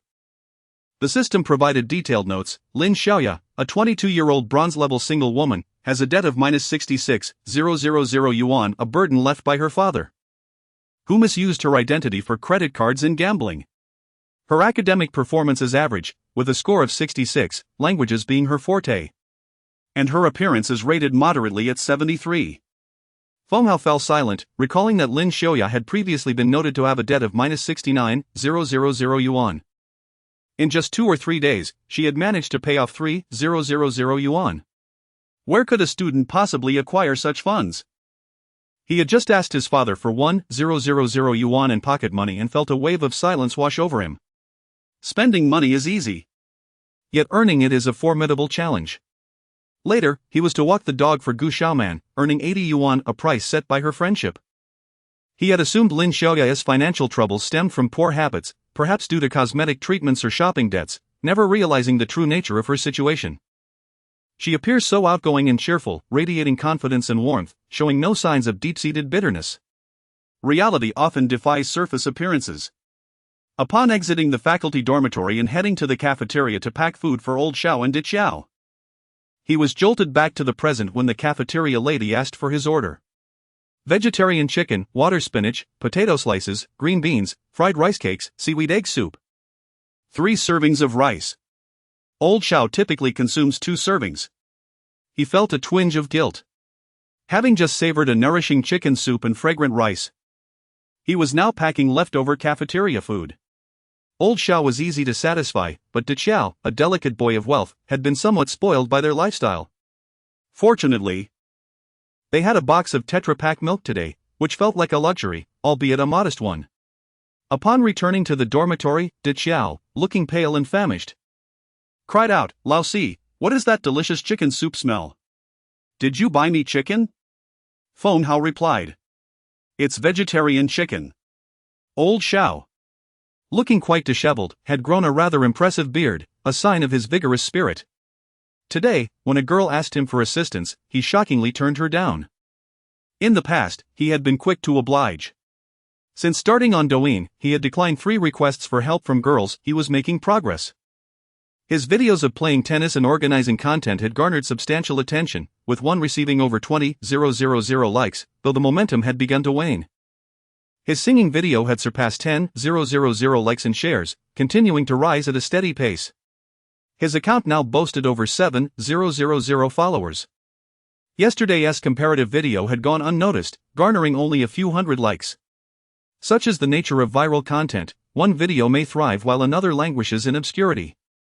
However, Old Xiao remained content, hopeful for future success. As he ate, he watched tutorials on video editing, discovering that once one commits to learning, understanding becomes effortless. And previously incomprehensible concepts suddenly make sense.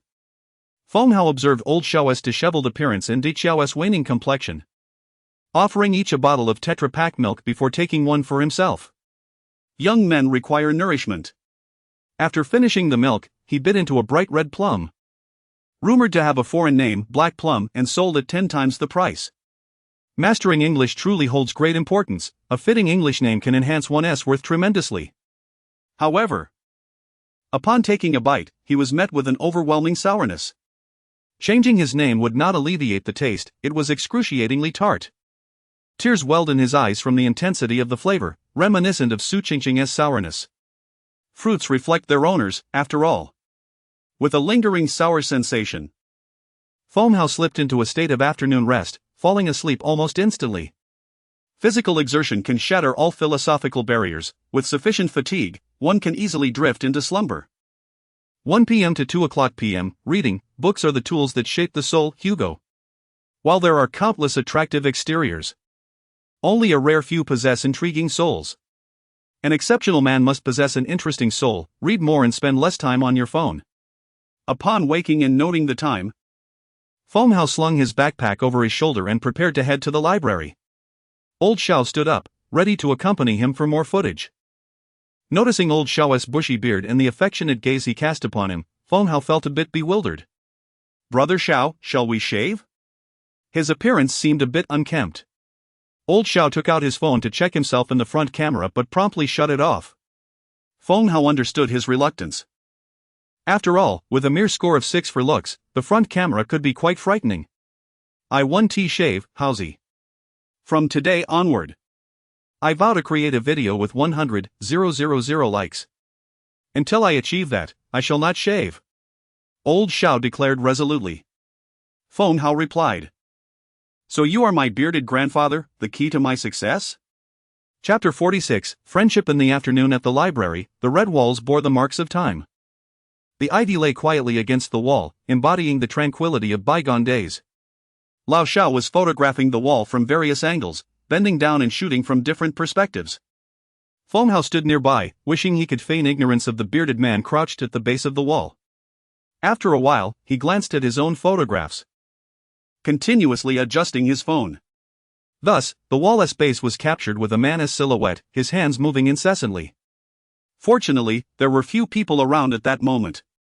Once Lao Xiao finished, the two entered the library together.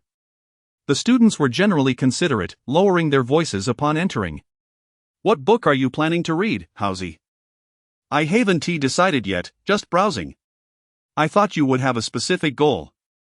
Not really. I just feel that reading is important. If I spend an hour on my phone, it feels as though that hour has vanished from my life. But if I read for an hour, it feels like I've gained an hour. Lao Xiao, capturing the moment with his phone, reflected on how much Haozi had changed, working diligently to an almost alarming degree. He couldn't help but wonder what significant event had transpired at home that compelled him to strive so earnestly. He longed to succeed, to offer assistance. He vividly remembered the first day of university, entering the dormitory and spotting a magnificent DSLR camera on the table. Typically, he refrained from touching others' belongings. But this camera was so exquisite, it seemed to radiate light. At that time, Lao Xiao was new to university, still lacking in self-doubt. He reached out to lift the camera, but suddenly, the dormitory door swung open, and a boy entered, swinging his arms. Lao Xiao nearly dropped the camera in shock. It's fine, you can play with it. Just press the button on top to turn it on, give it a try. But you'll need to remove the lens cap first. Carefully. Lao Xiao aimed the camera at the smiling boy standing in the doorway and captured the first photograph of his life with a DSLR.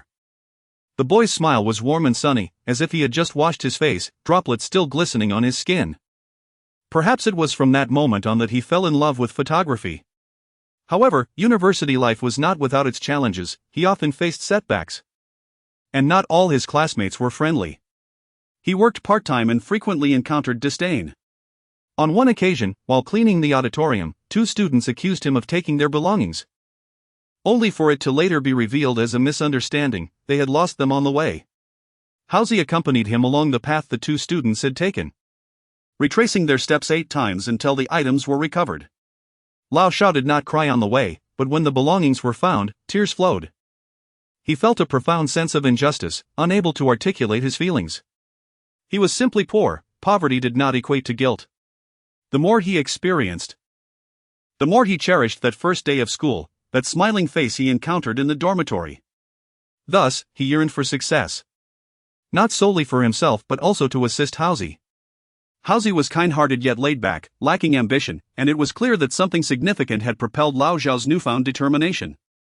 Without the ability to offer words of encouragement, Lao Xiao focused on his own efforts. Feng Hao continued to randomly select books. However, with Lao Xiao filming him, he adopted a slightly more serious demeanor. He chose a book titled Me and the Temple of Earth by Shi Taisheng, having come across its recommendation while scrolling through Douyin. Since my legs became disabled, my family has been quite reluctant to mention them. Only Yu Hua took me to play football and let me guard the goal. He never treated me like a disabled person, nor did he treat me like anyone special. By the end of my 21st year, my legs had completely betrayed me. I survived solely due to friendship. Upon encountering these lines, he felt an inexplicable mix of amusement and emotion.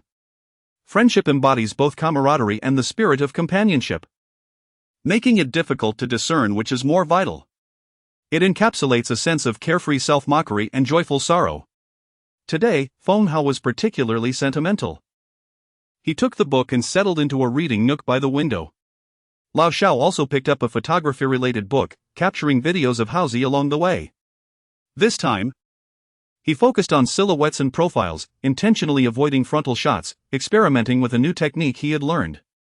As Haozi immersed himself in reading, Lao Shao adjusted the camera to capture Haozi's reading without revealing his face. Amidst the quiet rustling of pages, it was perhaps the most beautiful white noise. Feng Hao transformed into a young version of Shi Taisheng, wrestling with fate's whirlpool. Life held not only bitterness but also deeper sorrows, beyond death. There existed a life more challenging than death itself. In a wheelchair, he wandered the temple of earth. His feet could not touch the ground. And he could not reach for the sky, unable to embody the strength of a true man. What was to be done? He must live. Find a way to live joyfully, for life is not solely one's own, it encompasses family and friends. Feng Hao felt deeply moved, with his strong sense of morality. He was easily swayed by such content. After my legs were paralyzed, I recalled the lessons of shamelessness that Li Jia had imparted to me. If you wish to achieve something, do not be overly concerned with your image. Even if you are clueless, you must mingle with the experts. Who would have imagined I'd climb the mountain again? Who would believe that it was I who ascended the mountain by my own efforts? Feng Hao had climbed countless mountains, yet none had stirred such excitement as this. He looked at Shi Taisheng, who sat in the electric wheelchair, purchased after much negotiation by his wife, as he climbed the mountain. 57 years had passed. He had been destined to die from the beginning, yet he had lived to 57. How wonderful it was, each day alive was a bonus. Feng Hao closed the book. He had spent time in the depths of Shi Taisheng's life, and around him, all remained tranquil. The ivy leaves outside swayed gently, the wind was soft. And the sunlight was intense. Opposite him, Lao Shao had actually fallen asleep atop the photography book. Feng Hao closed the book, inhaled deeply, shook his head, and finally reopened it to glance at the authoress introduction. Shi Taisheng, January 4, 1951 to December 31, 2010. He lived to the age of 59. 2 years after he finally ascended the mountain. Is it fulfillment or regret? He pondered, feeling a mix of sadness and inspiration. This, perhaps, encapsulated the essence of reading a good book. Now, having merely read it, perhaps years down the line, in a moment of action, he would recall why he acted thus. Because he once read a book where the protagonist did just that. At a certain moment, knowledge and action became one. As the host completed his reading task, he was rewarded with a random bonus from the book Taisheng's Blessing, 10 additional years of life. If I could live another 10 years, I would like to accompany my wife to climb the Wanshou mountain by Kunming Lake once more. Feng Hao glanced at his life panel, which astonishingly detailed his lifespan, 2150-10-108. His life expectancy was capped at 108 years, now at 21, he originally could have lived to 50. But with an additional 10 years, it became 60 at least he had passed. However, Feng Hao began to suspect the system of cheating. Perhaps reading this book had deeply moved him, compelling him to live well and practice moderation, thus naturally extending his life to 60. The system remained silent. Feng Hao rose to return the book. He stood abruptly, feeling no dizziness, his body in excellent condition, his legs intact, grateful for life, grateful for his parents. Lao Shao looked up, rubbed his eyes, and checked his phone, only 1% battery left. Haozi, have you finished? Done, let us go. What's next? Work, walk the dog. I'll head back to the dorm to edit videos. I was too excited last night and didn't sleep well, waking up every hour to check the backend. Lao Shao yawned and spoke. The two parted ways at the entrance of Student Street. As Feng Hao observed Lao Shao's somewhat unsteady figure, he called out, Lao Shao. Keep it up. Lao Shao turned back, glanced at Haozi, and replied with a smile, I'm off to buy some oranges, I'll save them for you when you return. Feng Hao retorted, get lost. Chapter 47, Mass Messaging Skills. Feng Hao spent another hour in the study room, enriching his mind with perhaps superfluous knowledge. He felt a newfound composure within himself. The system, astutely recognizing his efforts, granted him a one-day memory buff. However, a sense of concern crept into him. He wondered whether studying without such a buff would become an arduous task. After all, if one learns yet cannot retain the knowledge, what purpose does it serve? He comforted himself with the thought that any buff merely enhances the foundation one already possesses. It is a state that can be attained through proper adjustment, not an arbitrary gift. With the buff, engaging his mind would also stimulate his inherent memory capabilities. He understood that the buff leaves its mark, enabling him to retain knowledge even after its effect wanes. Should his comprehension be sharp, he could eventually cultivate a natural aptitude akin to that of a buff. This notion invigorated him. What he learned would truly belong to him. From 4:30 to 5:30, he studied while caring for pets and children. The ability to manage pets or children well is a fundamental quality for a man of soft temperament, where she provides for the household while he maintains an appealing presence, tending to pets, cooking, and organizing. Upon noticing a new time block, Feng Hao couldn't help but smile. He first went to the faculty apartment to bring Xiaoyu out, then headed towards Gu Xiaoman's south residence on Student Street. Gu Xiaoman had already informed him that she wouldn't be coming over that afternoon as a friend had invited her to go shopping, though she initially intended to visit. She felt a touch of restraint, believing that a girl should not be overly forward. When her friend called her to shop, she decided to join. As Feng Hao arrived, he noticed an ant tidying up. The room was adorned in shades of pink, the sofa covers were rosy, and beneath the window lay a massive pink doll. It was evident that the bedroom was equally pastel. Today, the golden retriever sported a pink bow on its head. He waved at the dog, but it ignored him. Feng Hao thought, were we not friends just yesterday? Truly, one can see the reflection of their owner in their pet. The dog was exceedingly proud. Having attended tennis classes with Gu Xiaoman for several years, he had never realized her affections for him. This dog, after a day's absence, had turned its back on him, proving to be more fickle than a woman. While grooming the retriever, Xiaoyu, seated in his wheelchair, erupted into laughter. Feng Hao found it amusing yet frustrating that the 80-pound dog stubbornly refused to go outside. Although he could lift the hefty creature, it was now facing away from him. He had to employ a clever tactic. Feng Hao possessed a mid-level clear voice capsule, 6 hours 30 days, which would expire within the month. As a typical citizen, he was always anxious about forgetting and wasting it, so he decided to use it. The promised effect was, hearing your words compels the desire for the next. It had a chance of affecting animals as well. Big dog, why do you not wish to venture out today? Did your owner not say you adore running outside for at least an hour daily? Woof, woof, woof. What? You dislike the pink bow on your head? Find it ugly? Feng Hao observed the dog attempting to paw at its head, as if it understood. Woof. He removed the pink bow, and the retriever immediately perked up, wagging its tail and nudging Feng Hao's leg, eager to dash outside. Xiaoyu, who had been laughing heartily, now gazed at Feng Hao with wide eyes, filled with admiration. Brother Hao, you're incredible. You can actually speak, dog. Feng Hao replied, this praise feels somewhat misplaced. He wheeled Xiaoyu along, holding the retriever's leash as they strolled towards the grassy area by the school lake. On their way, they passed a stand selling multi-grain pancakes, where the retriever barked eagerly. Reluctantly, Feng Hao purchased 2 pancakes and 4 sausages. The pancakes cost 3.5 yuan each, while the sausages were 1 yuan apiece. His cash assets dwindled by 11. This was a slight loss, having spent before earning.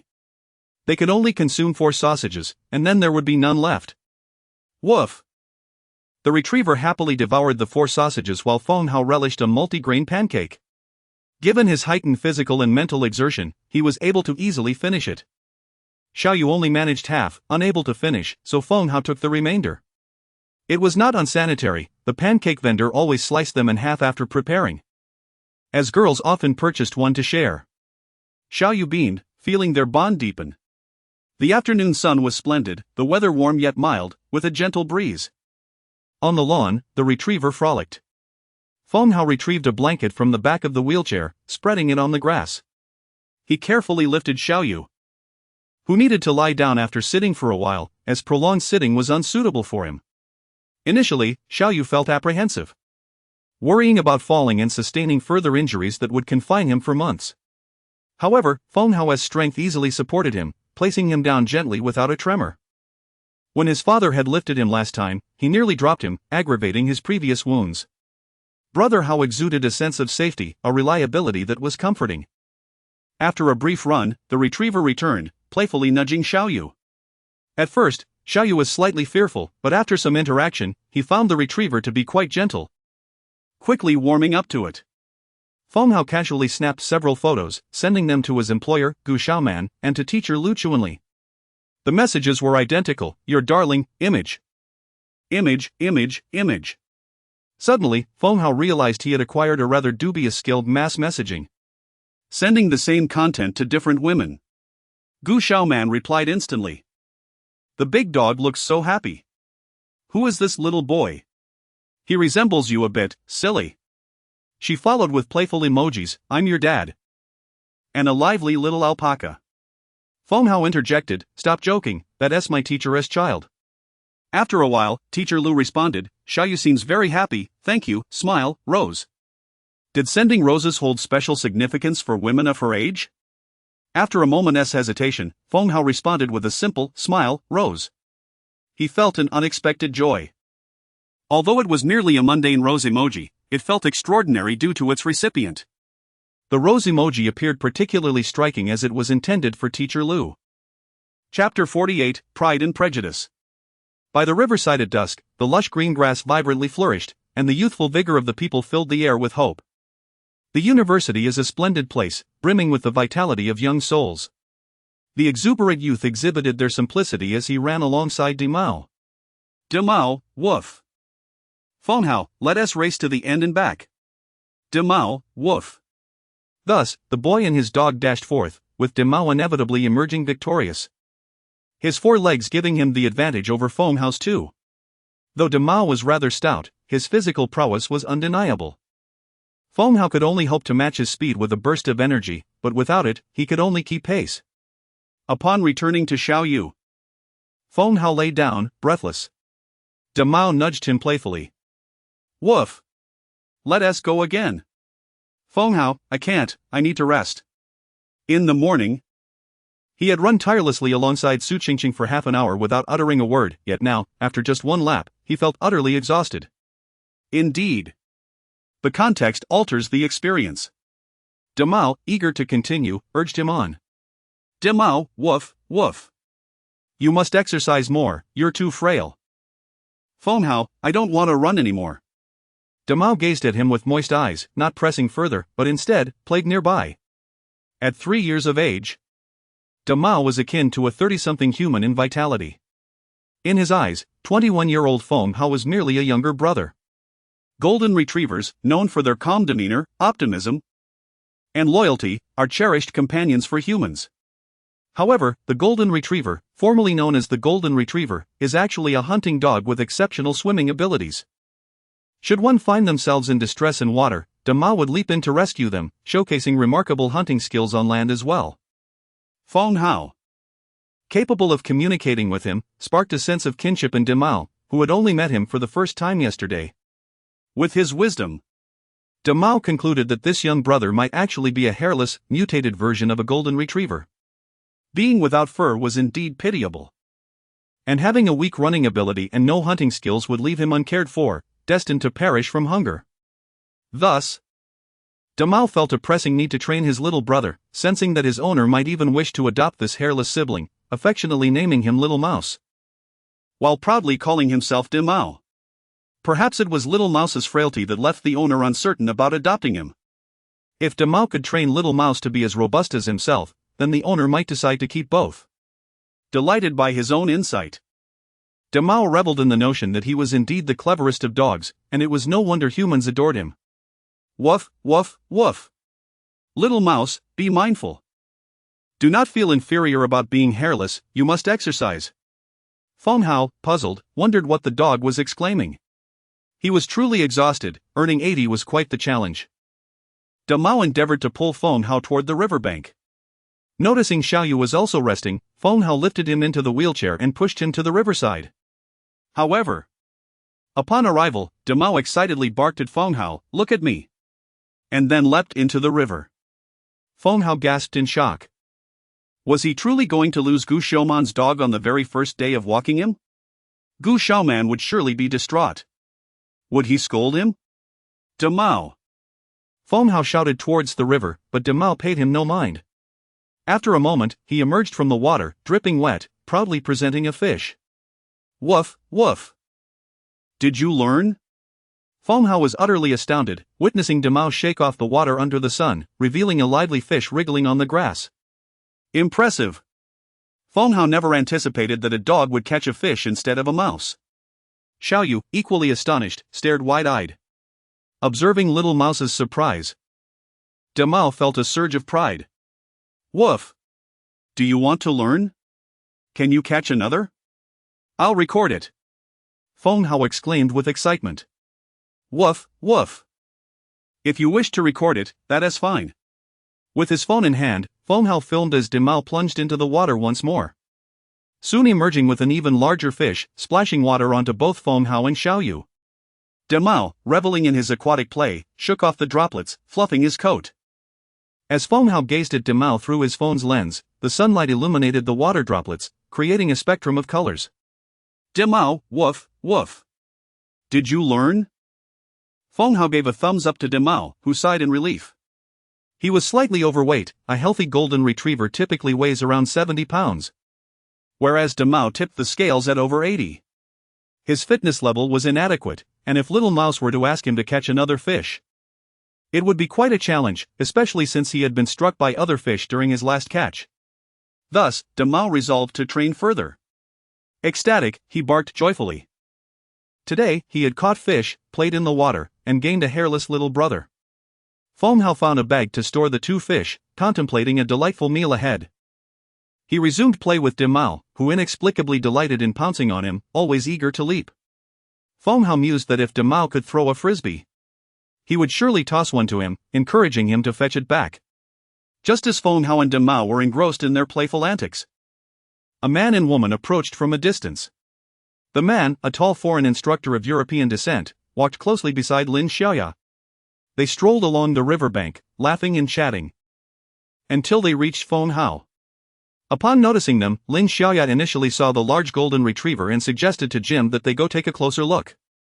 However, as they drew near, she was surprised to find the boy playing with the dog was none other than Feng Hao.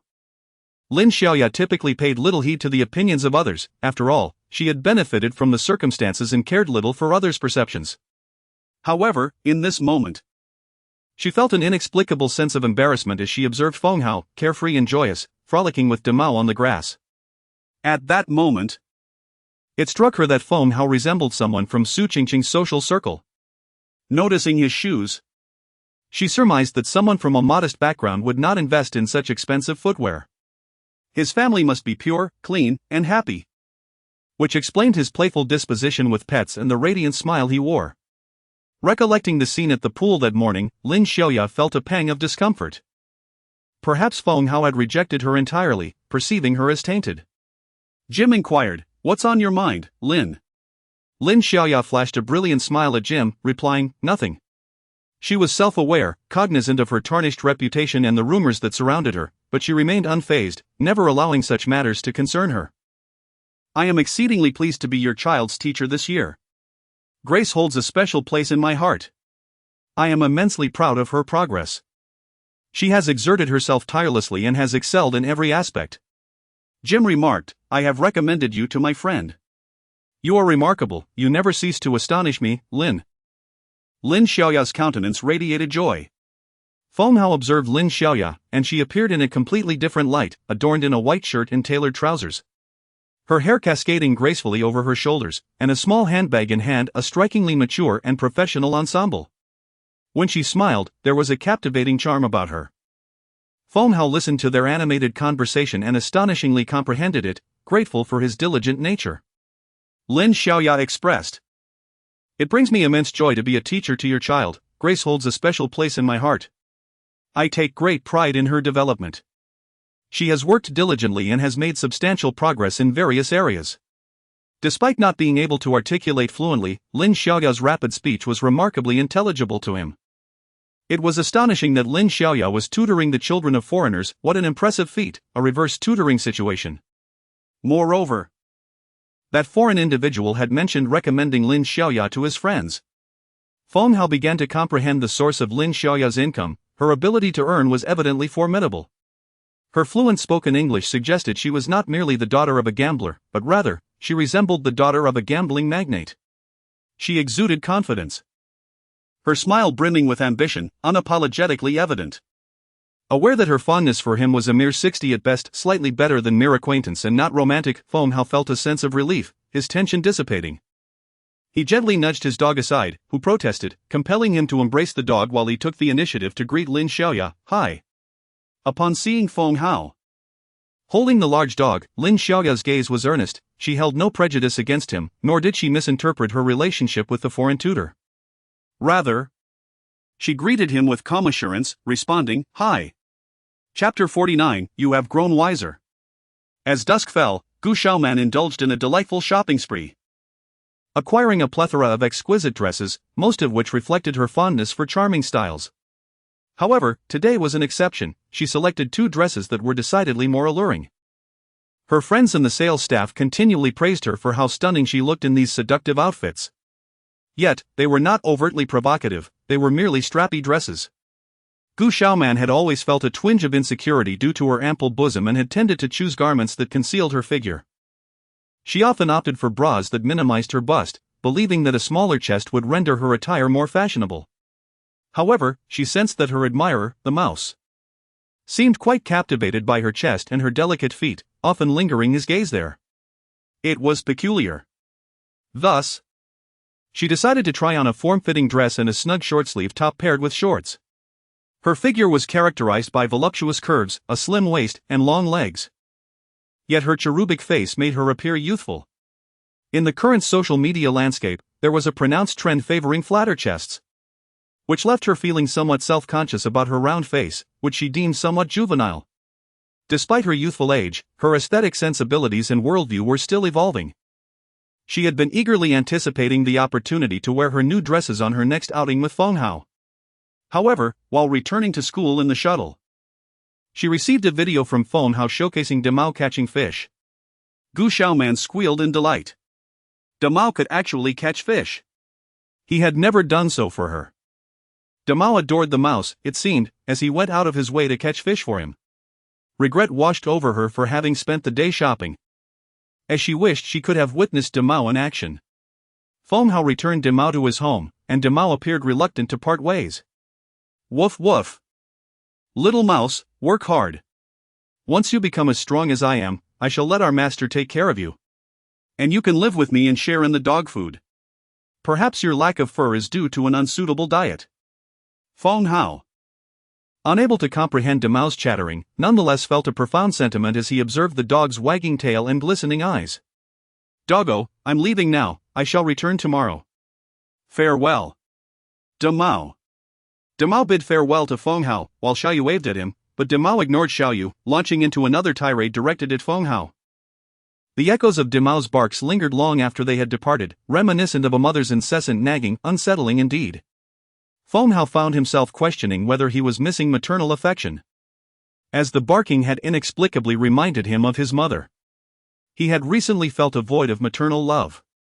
Feng Hao sent the video of Demao catching fish to his employer, Gu Xiaoman, and delivered the fish directly to teacher Lu.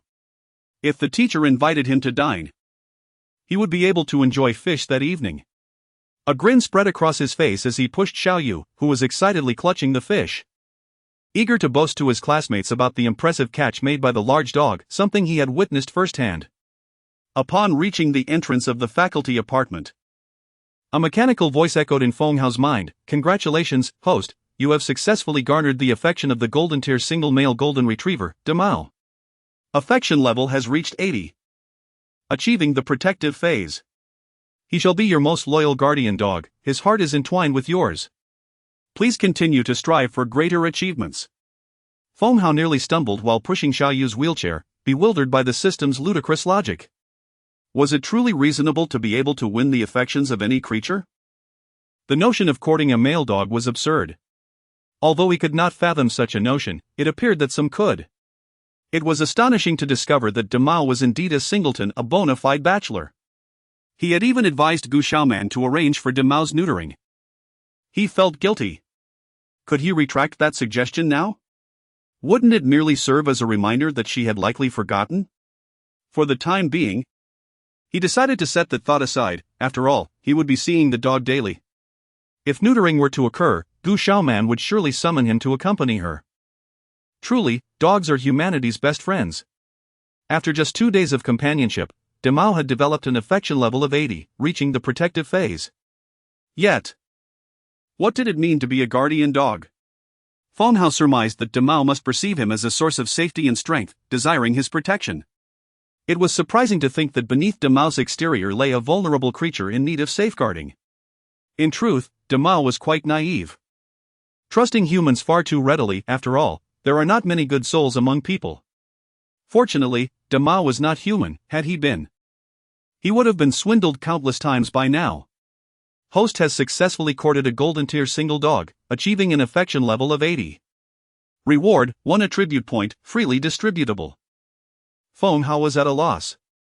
Did this mean he would receive attribute points for raising the affection of any creature to 80? Or must he court different species or genders to earn such rewards? The situation felt increasingly bizarre.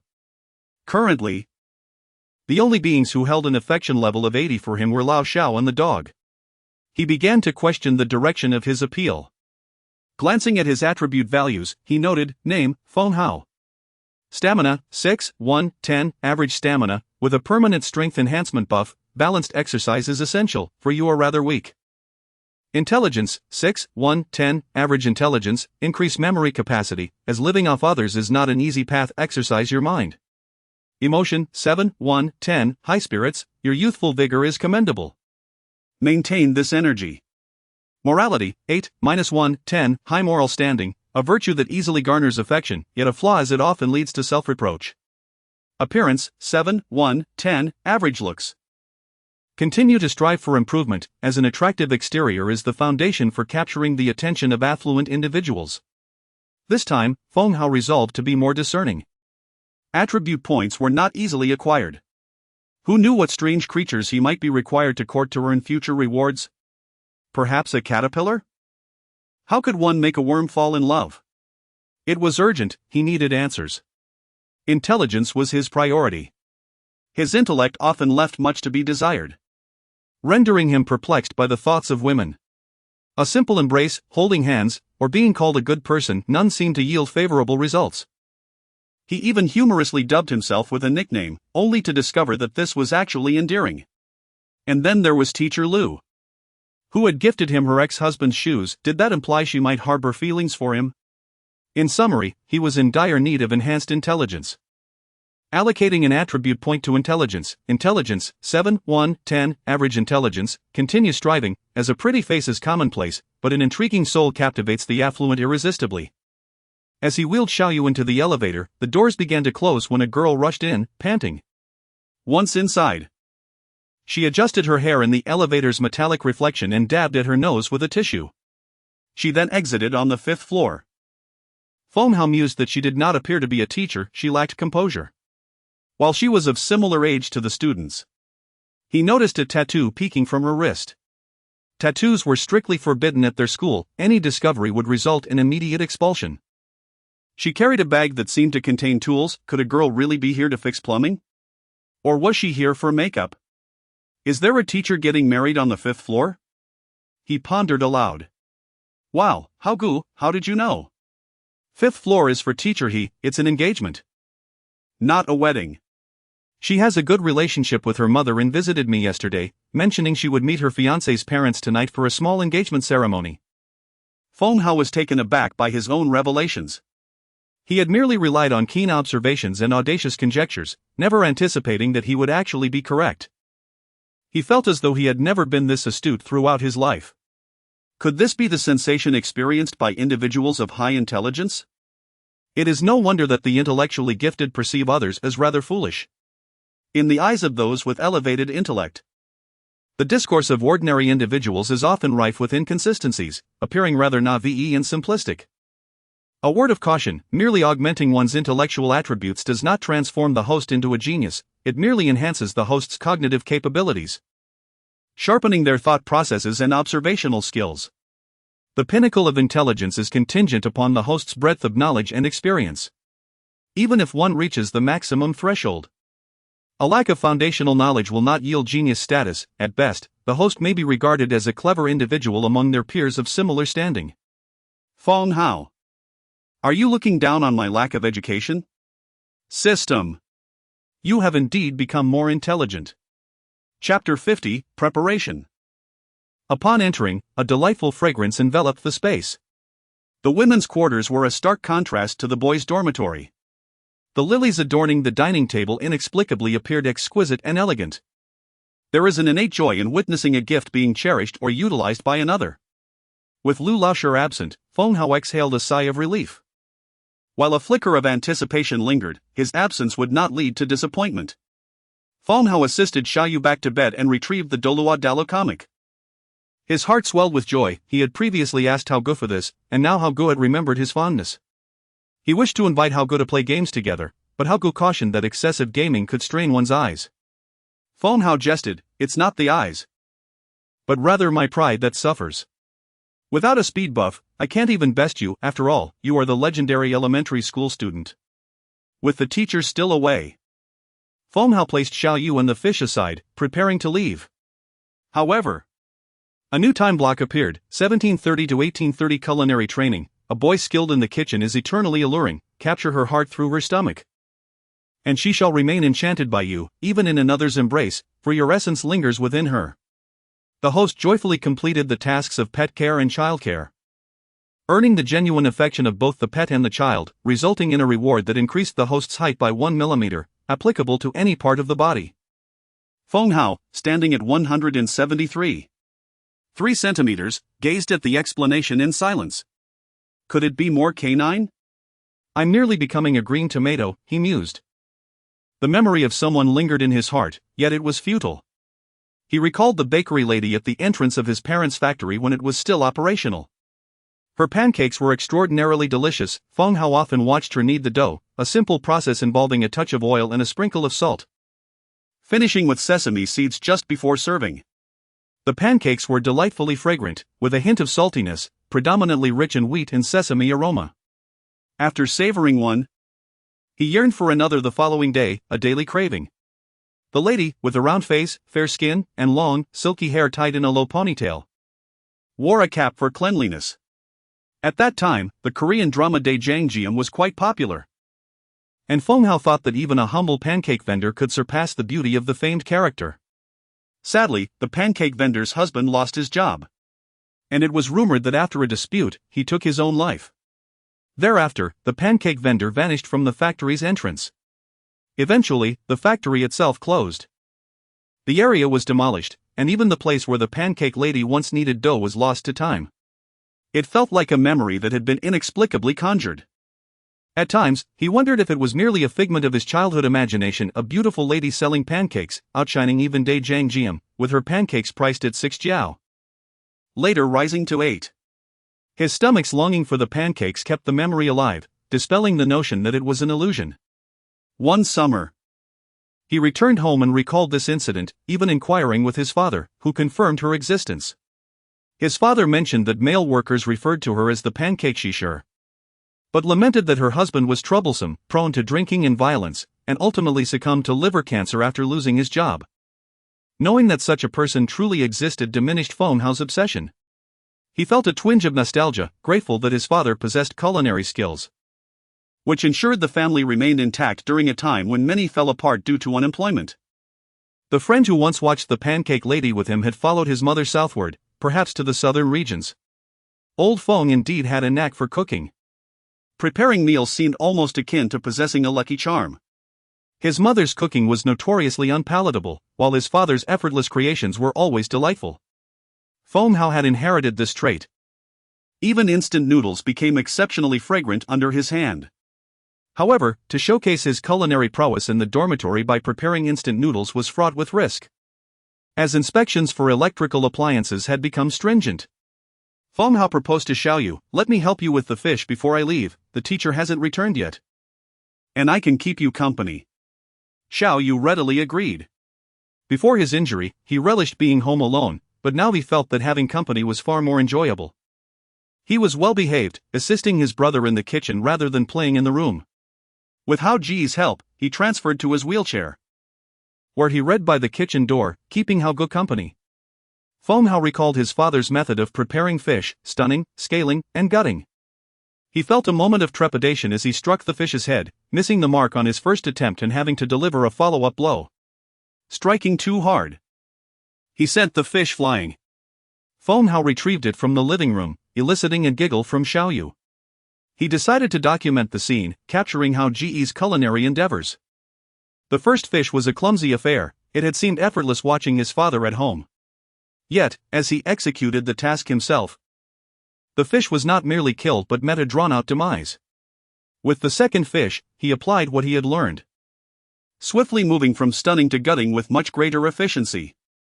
After finishing, he sighed in relief. The fish was intact. Indeed, achieving any task, even the slaughter of a fish, brought a sense of accomplishment. It was hard to imagine the skill of a shopkeeper who had spent a decade filleting fish at the local market. Once the fish was cleaned, he glanced at the time and decided to rinse rice for steaming. "Xiaoyu, your rice is delightful. Where did you get it?" "It was given for Teacher's Day, not purchased."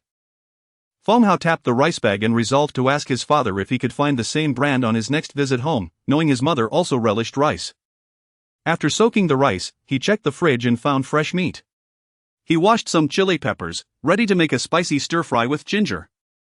As Feng Hao busied himself in the kitchen, Xiaoyu chattered at the door. "My mom has another meeting. She is so busy every day." Feng Hao mused, recalling a topic he had seen previously regarding why the protagonists in early corporate romance novels seldom featured teachers with stable jobs, but rather clumsy employees. Where there was a CEO, there was often a hapless figure in a CAF or on the street. If the teacher had a stable position, they would need to attend meetings, grade assignments, and adhere to a schedule, making it improbable for them to be abducted by a CEO for a month. Someone with a formal position would surely be reported missing if they vanished without a trace. Thus, stability in a career truly holds significance. That morning, he had called his father, inquiring whether he desired to take the civil service exam, suggesting that since his uncle worked in the State-Owned Assets Supervision and Administration Commission, he could offer some guidance. Feng Hao was not particularly keen on the idea. His dorm mate, Lao Yang, was exceedingly articulate, while he felt like a mere shadow, devoid of the social finesse possessed by someone like Lao Yang.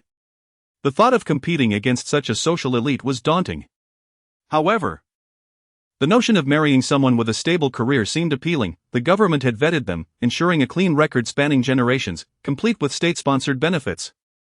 Just as he had finished preparing, the door swung open. Unbeknownst to him, there were others in the house. Lu Chuanli entered, leaning against the wall, instinctively kicking off her shoes. As she removed her high heels, she noticed a familiar pair of black and white sneakers beside them. Feng Hao emerged from the kitchen clad in an apron, standing in the living room, his voice sweet as he greeted, "Teacher, you're back." Lu Chuanli's face flushed slightly. She was taken aback by the pleasantness of his voice.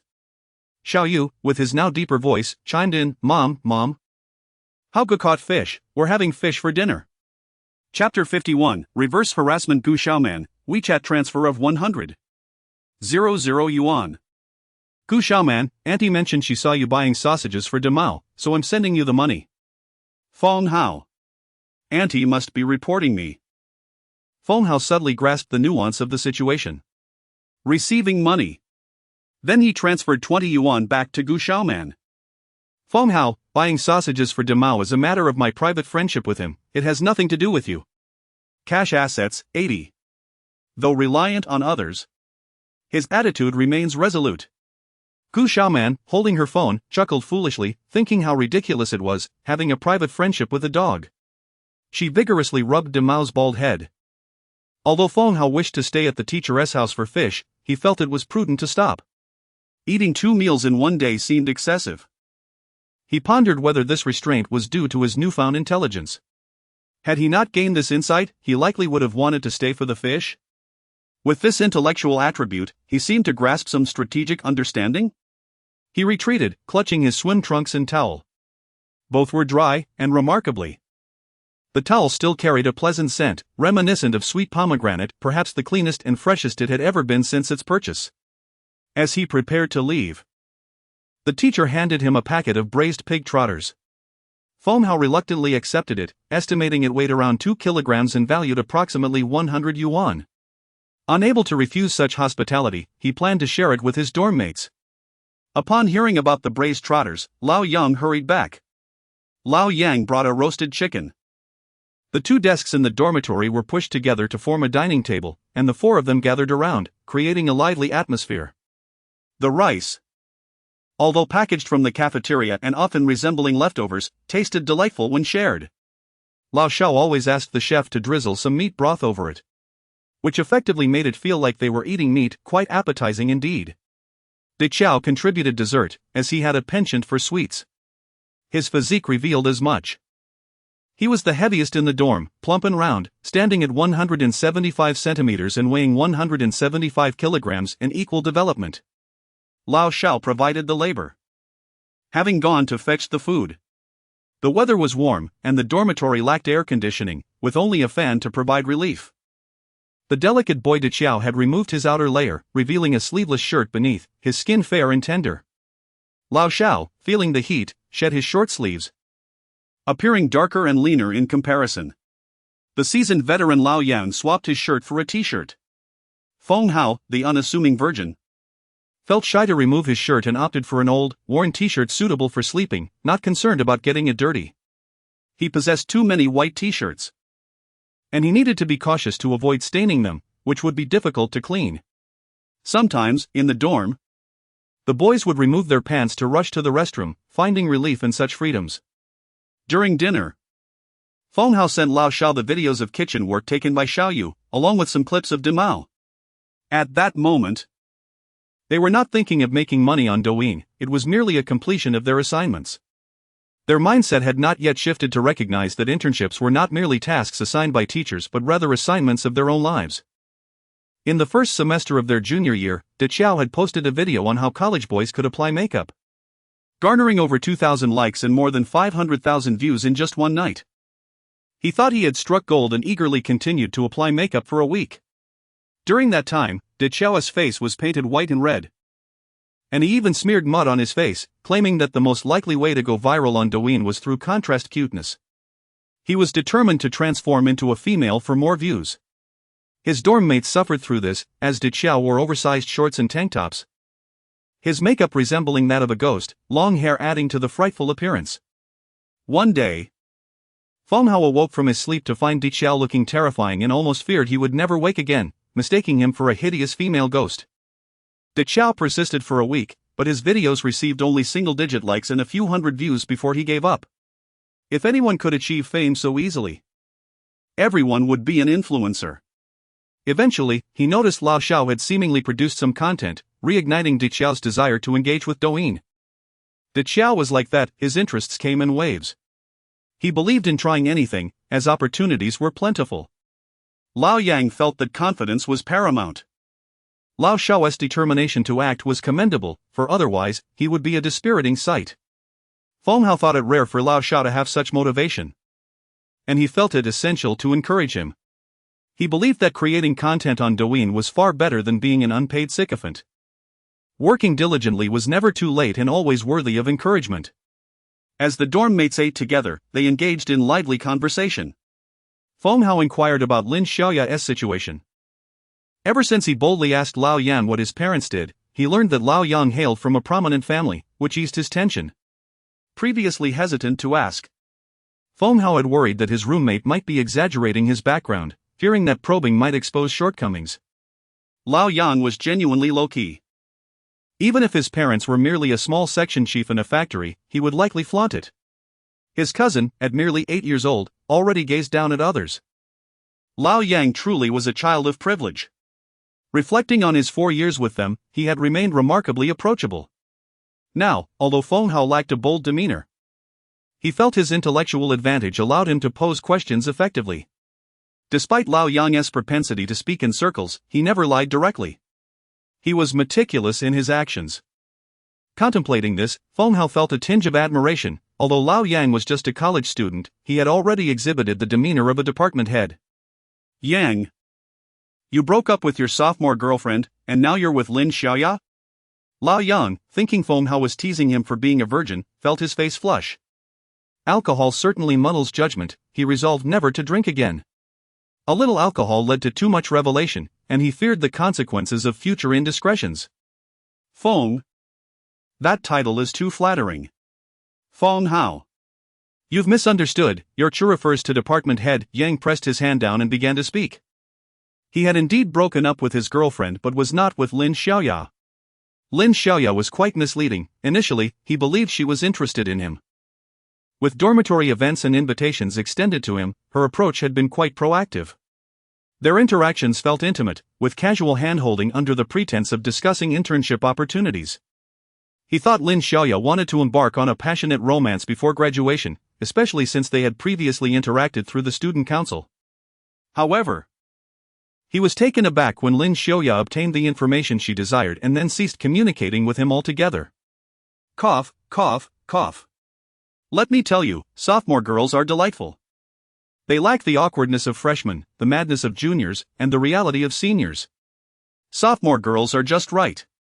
De Chao excitedly patted his chest, producing a clapping sound. Thank goodness, Yang, if you end up with Lin Xiaoya, I might just cry. She is my goddess, he declared. Your goddess? You barely spoke to her that day. Lao Yang teased. That's different, she only had eyes for you that day. I felt awkward, De Chao replied. Not at all, she genuinely asked me about matters. I dined with her, and she even treated me, Lao Yang said nonchalantly. De Chao, why do you admire Lin Xiaoya so much? She doesn't seem suitable for you. It's not like we know the whole story behind her reputation, but she seems quite fierce. You might not be able to handle her, Lao Shao. The oldest in the dorm could not help but remind them. Lao Shao is rather self-effacing and somewhat obstinate. He has a penchant for plump and voluptuous women, believing they embody a certain homely charm, making them ideal for marriage. His aesthetic sensibilities are decidedly rigid. As Feng Hao listened to his roommates discussing Lin Xiaoya, he felt an inexplicable sense of unease. Clutching a pig's trotter in one hand and a chicken wing in the other, he found himself at a loss as to which morsel to savor first. I am aware that Lin Xiaoya possesses an extraordinarily assertive demeanor. To recount, the first time I learned of her absence from school was at my family's factory, where she brought a Japanese gentleman to inspect our goods.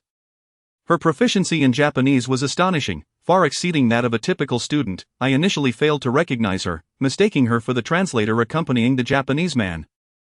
I was situated in my brother's office, which afforded a view into the adjacent conference room. Our family business's workspace is rather informal. And this is a detail I must keep to myself. Nevertheless, I could observe them while remaining unseen. The Japanese man, who was not the boss but rather an employee in his 30s, leaned in closely to Lin Xiaoya, seemingly attempting to make unwelcome advances. I felt a twinge of discomfort, contemplating whether to intervene. Surprisingly, Lin Xiaoya took the initiative, seizing the man's hand and engaging him in conversation, leaving him visibly flustered and unable to withdraw his hand. It wasn't until my brother returned that she relinquished her grip, after which the Japanese man sat up straight, his demeanor markedly subdued. Dacia, after indulging in a piece of dessert, remarked that relationships within private enterprises can often be quite chaotic, particularly in factories where oversight is limited. Female employees frequently find themselves at a disadvantage and occasionally come forward with grievances. However, such matters seldom yield satisfactory resolutions unless one chooses to resign. Yet, Lin Xiaoya is undeniably courageous. Her proactive nature is astonishing, effectively turning the tables on the Japanese man and rendering him docile. Xiao Gu is correct, she is indeed formidable. But do you not find that her demeanor instills a profound sense of security? Her girlfriend potential is maximized? Dacia clasped her hands together, swaying her ample waist. Ugh! Enough! Lao Shao, Lao Yang, and Feng Hao simultaneously bowed their heads, unable to bear the spectacle any longer. Before Feng Hao lay a mound of pig bones and chicken carcasses. Chapter 52, Different Lives. After finishing dinner and tidying up, Lao Shao glanced at the time and decided to upload his fourth video. A video account must adhere to a specific theme. Flitting from one topic to another makes it challenging to gain traction. His theme was already established, capturing the daily life of his roommate, Hauzi. He had studied other channels that showcased daily lives. Noting a commonality, the videographer typically does not appear on screen, allowing the subject to take center stage. It is preferable for a primary character to remain in focus. while teammates or supporting characters should only make rare appearances, enhancing the sense of immersion. The shots should be simple and quotidian, with Halsey ideally speaking. The dialogue partner can remain off-camera. Audiences are often curious about the appearance of the off-screen speaker but are not particularly eager to see them, which is rather peculiar. The tennis video he had edited felt somewhat lackluster, lacking a distinctive flair. Currently, polished and complete videos rarely attract significant viewership unless there is an existing fan base. Becoming a minor internet celebrity with a dedicated following might yield some success. Nevertheless, Lao Shao proceeded with the update, understanding that consistent content is crucial for building an account.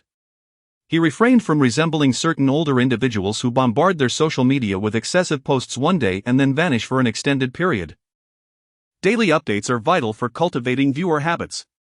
Although the tennis video garnered only a modest amount of views, it was a positive trend, accumulating over 200 likes, an improvement from his previous videos, which typically received single-digit likes. His inbox was flooded with various unsolicited messages, some claiming that he could earn money through Douyin and that he possessed great potential. Lao Shao felt a twinge of excitement but quickly regained his composure. Based on his years of experience with scams, he recognized that whenever desires exceed one's actual capabilities, deception is inevitable. Whether it was helping others with fraudulent orders, acting as a campus agent, or falling prey to job referral fees, he had been tricked multiple times, often over small sums. Lao Shao felt a sense of embarrassment regarding many of these experiences, likely due to his intense desire for money, which made him an easy target for such scammers. These fraudsters tended to prey on the financially vulnerable rather than the affluent. This time, Lao Shao was cautious, understanding the stakes involved, as this venture involved both him and Halsey. He selected a video of Halsey in the library, using horizontal framing. The entire video displayed only side angles or partial views, yet it captured sound. While editing in his dormitory, Lao Shao recognized the progress he had made through diligent shooting over the past few days. His hands had steadied considerably. He meticulously researched a program called the Mid-Video Project, which involved creating horizontal videos ranging from 1 to 30 minutes. By joining this initiative, any video with significant viewership could generate income. With the earlier videos of Halsey organizing the dorm and singing achieving high view counts, if they had been shot in horizontal format and he had applied for the Mid-Video Project in advance, there could have been potential earnings. Higher views would lead to greater income. Other monetization methods included filming advertisements, but no companies had approached them for such collaborations thus far. And he was not yet ready to consider that. However, the Mid-Video Project felt reminiscent of campus activities for students. According to De Qiao, it was worth trying, opportunities abound. The video of Halsey in the library was fluid in its execution, although the moment he flipped through the pages seemed excessively rapid. He wondered if he had inadvertently pressed the fast-forward button, making it appear as if it were on quadruple speed. Since this video was intended as preparation for the Mid-Video Project, he did not feel an urgent need for it to go viral or receive countless likes. Lao Shao's mindset had calmed somewhat, the initial anxiety had subsided, and he realized that a strong desire often leads to being manipulated. Each new comment prompted him to refresh the page, as though the act of refreshing would somehow increase the comments. His state of mind had stabilized, reflected in the steadiness and fluidity of his video. Throughout the video, Halsey never appeared on screen, yet it offered a comforting experience, evoking a sense of tranquility and security. Viewers might find themselves curious about the male protagonist's appearance, feeling that his profile was rather handsome. After completing the edit, Lao Shao uploaded the video. Simultaneously, Su Qingqing received a notification on her phone. She had set special alerts for updates. Feng Hao might find it perplexing that she would run alongside him, riding a motorcycle to breakfast. The Capricorn Su Qingqing had watched his video 800 times before speaking to him. The organization and tidying video was both engaging and therapeutic, especially when her mother bombarded her with peculiar articles from various public accounts. Watching organization videos felt like a 24-hour stress relief loop. She found herself inexplicably engrossed.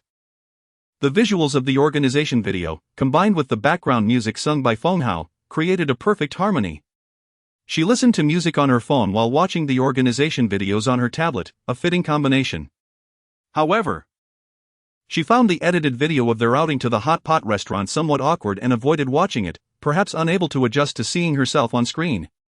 Fortunately, Her appearance was fleeting and poorly lit, which mitigated her discomfort with being on camera. She followed this account and soon stumbled upon Phone Hao's tennis video. It felt strange, she had never previously paid attention to him, perceiving him as rather invisible. Yet, once she followed him, she began to see him as quite unique. He played tennis exceptionally well, displaying dedication and sportsmanship, and Su Qingqing sensed that the girl across from him seemed to harbor some affection for Phone Hao, while he remained focused on the game. Observing him wipe sweat from his forehead with the sleeve of his shirt struck her as unexpectedly appealing. Each time she watched the lengthy video and encountered that scene, she found herself pausing to take it in. Su Qingqing felt like a lovesick girl, a bit frightening. Almost like a stalker. Thankfully, the girls' dormitories were equipped with bed curtains, and she wore headphones, otherwise, if her roommates discovered her behavior, it would be utterly embarrassing. Particularly with Lin Xiaoya around. Su Qingqing often perceived Lin Xiaoya as lacking in intellect yet inexplicably clever in certain aspects, displaying an odd sense of wisdom. Lin Xiaoya was a particularly pragmatic person, short-sighted in her pursuits. She excelled rapidly in useful subjects, such as Japanese, upon hearing it could lead to financial gain. However, she struggled to learn anything that did not have immediate applicability, often making mistakes even when copying. Su Qingqing found her overly utilitarian and disapproving of her approach to academics. Nevertheless, everyone has different life circumstances, and it is unnecessary to judge or worry about others.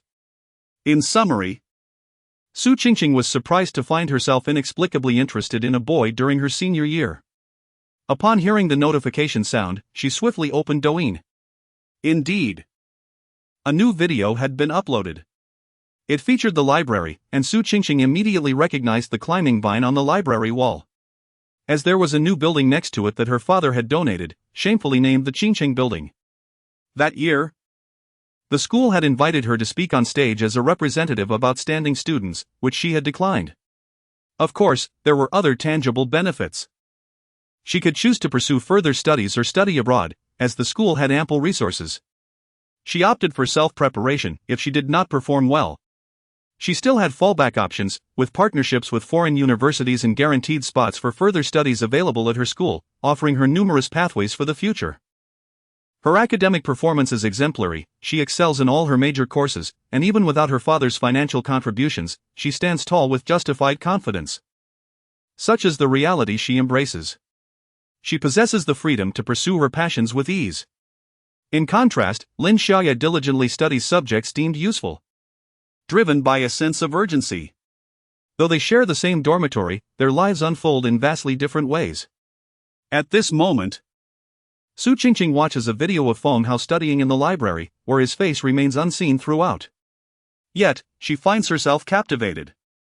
Replaying the video repeatedly without any urge to fast forward, and oddly enough, the image of Phone Hao in her mind appears even more handsome. It seems that during their time together, Su Qingqing scarcely paid attention to his visage. Having watched the video over a dozen times, a sense of unease stirs within her, prompting her to turn it off and take a stroll. Meanwhile, Phone Hao gazes at the new timeline, recognizing it as his free time. However, today he has finally managed to enhance his intellectual attributes, and he feels compelled to immerse himself in learning. Intelligent individuals undoubtedly find joy in their studies, grasping concepts with ease. Just the thought brings him happiness. With his backpack slung over his shoulder, he strides purposefully towards the classroom, determined that nothing shall hinder his ambition. Chapter 53, Tingting. As night fell, the classrooms on campus became noticeably crowded. The dormitories for freshmen through juniors still adhered to a lights-out policy. It was impractical to retreat to hidden corners for romantic rendezvous, especially with the risk of being caught violating disciplinary rules. It was far more sensible to openly gather in classrooms for study sessions. Phone Hao was particularly motivated to study that evening. He rummaged through his belongings to retrieve his calculus textbook, intending to self-study once more. However, after searching for a considerable time, he found it challenging to locate an unoccupied classroom. Every nook and cranny was filled with pairs of students. Indeed, university life was delightful. The simplicity of their romances was refreshing. There was no need for movie outings, shopping sprees, or bubble tea runs. They could simply sit together in a classroom and converse for hours. It seemed that words flowed endlessly, and even in silence, they found contentment. A gentle clasp of hands could bring immense joy for an entire evening. Feng Hao felt a tinge of envy towards the younger students. Most of those comfortably engaged in conversation in the classrooms were freshmen and sophomores. By the time one reached their senior year, such tranquility was a rarity. Many had either begun internships, were anxious over their search for opportunities, or were preoccupied with gaming in their dorms. Few, like Feng Hao, still ventured out to study with such determination. As he approached his final year, a sense of regret began to creep in. Though he could not pinpoint the cause of his remorse. It felt as though he had learned little throughout his college journey, and now, graduation loomed on the horizon, leaving him with an unsettling feeling akin to a pig being sent to slaughter before it was fully fattened. Among all the skills and tools he yearned for, Feng Hao cherished the concept of a time manipulation buff that could grant him quadruple the time. It was as if he could relive his university days anew, ensuring that his tuition fees would not be in vain. After much searching, he finally found a spot in the comprehensive building's classroom. While couples were present, the spaciousness of the room allowed for a lower density, which was less distracting. Determined to enhance his intellectual prowess, Feng Hao took out his calculus book, feeling somewhat buoyant. He sat quietly for 20 minutes, only to be struck by the disheartening realization that some things simply eluded his grasp. He began to understand his intellectual limitations. He had improved slightly, but it was merely a fraction, not a significant leap. Calculus remained a formidable challenge. It was no wonder that Professor Liao's knowledge was rated at 86, while he languished at a mere 69, an egregious disparity. Feng Hao had not expected to be defeated by reality so soon. Calculus had bested him first. The malevolent nature of such knowledge left him pondering its origins. It appeared that the academic competition had intensified. During the new year, he had visited his father's shop and encountered the daughter of a neighboring clothing store owner, diligently working on math problems at the entrance. The little girl was utterly adorable, with a top knot and a round face, exuding an endearing charm that made Feng Hao want to engage her. However, upon glancing at her assignment on elementary Olympiad math, he silently retreated. He hesitated, contemplating whether to abandon his studies altogether. Without a teacher's supervision, and considering his own intellectual capabilities, he surmised that he would likely never need calculus in the future unless he truly intended to seek Professor Liao's mentorship. Resolutely, he closed the book, metaphorically shutting the door on Professor Liao's teachings, only to lift his gaze and be astonished to find Su Tingting before him. Goodness! Feng Hao thought he might be imagining things. He lowered his head and looked up again. It was indeed Su Tingting, sitting directly across from him, gazing intently in his direction. He wondered when she had entered, completely absorbed in his studies, failing to notice her presence. This evening, Su Tingting had donned a dress, an exceedingly simple one. It was sleeveless, with a round neckline, devoid of any embellishments. While it would likely reach the knees of others, it fell just above the mid-thigh on her tall frame, complemented by a pair of white sneakers. The furniture in the comprehensive teaching building offered little in the way of concealment. The dress, although plain and unadorned, accentuated Su Tingting's fair complexion, imbuing her with an air of purity and elegance. No wonder no one dared pursue her, such a simple outfit lent her an aura of aloofness. Perhaps a fragrance of wealth. Having been inspired by the allure of fashion, Feng Hao mused that, despite the dress's lack of labels, it must be quite expensive. He conservatively estimated that it exceeded his entire cash reserve. Overwhelmed by calculus, the first words that escaped Feng Hao's lips upon seeing Su Tingting were, "How much did your dress cost?" Su Tingting pondered for a moment before responding earnestly, "My mother bought it, I'm not sure of the exact price." "She is a VIP and likely received a discount." "I believe the retail price is over 20,000. Upon hearing her reply, Feng Hao felt a jolt of clarity. He did not need to slap himself awake, the reality of his situation hit him hard. For years of tuition paled in comparison to the cost of her dress. What foolish dreams he had entertained. Why did the young lady seek me out? He wondered. It was curious that he had found his way to the comprehensive building without any prior arrangements. Did Su Tingting have some means of tracking him? Su Tingting bristled slightly at being addressed in such a manner. Although she had been teased before, she typically ignored it. Yet, Feng Hao's tone felt particularly distant. However, she found it difficult to express her annoyance, as his voice was melodious and pleasant, so clear and devoid of nasal twang, a refreshing sound that resonated well. She had not intentionally sought him out, she simply wished for a moment of solitude. She disliked lingering in her own department's building and preferred not to engage in small talk. However, it felt impolite not to respond if someone greeted her. Thus, she had wandered into the nearby comprehensive building, where the bright lights made it unlikely for her to encounter the typical couples engrossed in their own worlds. To her surprise, she found Feng Hao there, engrossed in his studies, diligently flipping through pages and taking notes. He wore a simple white t-shirt, sports shorts, and sneakers, attire that was utterly unremarkable. Yet, inexplicably, Su Tingting felt her heart race. The memory of him rubbing his face with his short sleeves lingered in her mind. And having just seen him in a video at the library, she had not glimpsed his face until now, standing before her in the flesh. At that moment, she understood the essence of the poetic line, "In the crowd, I searched for him 1,000 times, he stands in the dim light, just out of reach." He was there, studying in the classroom, unhurried, comfortable, and warm. "Please do not call me that, you may refer to me as Tingting," Su Tingting spoke up. Feng Hao, observing her earnest demeanor, half expected her to request he call her princess. "Have I interrupted your studies?" he inquired. "You don't seem proficient in calculus." As he packed his book into his bag, he remarked, "One cannot judge a book by its cover." "You have an uncanny ability to see through me." "I indeed struggle with it." Su Tingting smiled, revealing a set of perfectly aligned, white teeth. "Shall we go for a late-night snack?"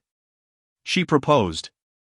Feng Hao assessed her dress, realizing it would be impractical for her to ride a bike. He sighed in relief, then exhaled a deeper sigh.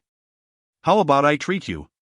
You paid for breakfast, so it's only fair that I take you out tonight." "All right," Su Tingting responded, her face lighting up with joy as she stood. Feng Hao followed her lead. And in the brightly lit comprehensive building, they did not hold hands or walk side by side. The overhead lights shone brightly, and moths flitted about. Su Tingting walked with a buoyant step, her movements reminiscent of a dance. Chapter 54, Blue. The student street was abuzz with life on this lively night, filled with the warmth of human interactions. However, the proprietress selling noodle soup had already closed her stall, as she only served breakfast and lunch, wrapping up by 2 in the afternoon. Typically, boys indulged in barbecued wings and meats for their late-night snacks, yet seeing Su Qingtian, adorned in a dress worth over 20,000, seated on a small plastic chair at a roadside stall, made Feng Hao feel a pang of conscience. Although Miss Su appeared to be in good spirits at that moment, such circumstances likely wouldn't sit well with her. For reasons unknown. Perhaps it was the intimacy of their prior embrace that made him feel this way. Feng Hao had begun to understand Su Qingtian's feelings. He asked her to wait while he purchased 3 servings of barbecued wings, 6 pieces, a portion of potato slices, a serving of kelp and dried tofu, and 2 bottles of pineapple beer. While he waited, he noticed Su Qingtian standing to the side, away from the crowd. Upon catching his gaze, she smiled sweetly at him. Yet the distance felt vast, though it was merely a few people apart. Perhaps her stark white shoes and dress made her stand out, creating an impression of distance. After making his purchases, he observed Su Qingtian's momentary confusion about where to sit. He called out, "Let us go, Qingtian." Without hesitation, he handed her the bag of beers, which, though somewhat heavy, wouldn't stain her dress. Indeed, holding something in her hands seemed to ease the awkwardness and diminish the sense of distance between them. It certainly wouldn't make Feng Hao appear like a mere delivery boy. Su Qingtian did not question him about their destination, she obediently followed his lead. Feng Hao found her behavior somewhat peculiar, at times domineering, yet at others, she seemed at a loss for words. The fact that she harbored feelings for him felt rather unusual. Having received the good person card, Feng Hao found his mindset surprisingly relaxed. Now that he was labeled a good person, he resolved that she could no longer embrace him. If she dared to, he would dare to kiss her. No nonsense. Feng Hao led Su Qingtian to the experimental building, taking the elevator to the top floor and then ascending one more flight. It was dark, lacking any illumination, and the sounds of their breathing intertwined. The moment he pushed open the rooftop door, he finally understood why couples favored wandering in the dark. In solitude, darkness can be fearsome, but with another, it creates a sticky bond, compelling them to draw closer together. This atmosphere shattered like a bubble the instant he opened the rooftop door. Outside lay a nondescript platform. In one corner, a heap of discarded lab tables and chairs rested, yet just a few steps forward revealed the entire campus.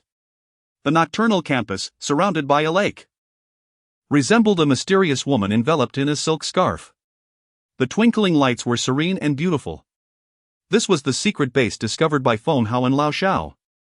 Previously, while Lao Shao was tidying up the lab, he had asked Feng Hao to help move the discarded furniture, leading them to this spot. Regrettably, the lovesick Lao Shao had yet to bring a girl here. Feng Hao, too, had thought that until graduation, he would only sit here with Lao Shao, discussing life. Lao Shao had once said that when he became wealthy, he wished to savor 2 bowls of Kong Shifu beef noodles.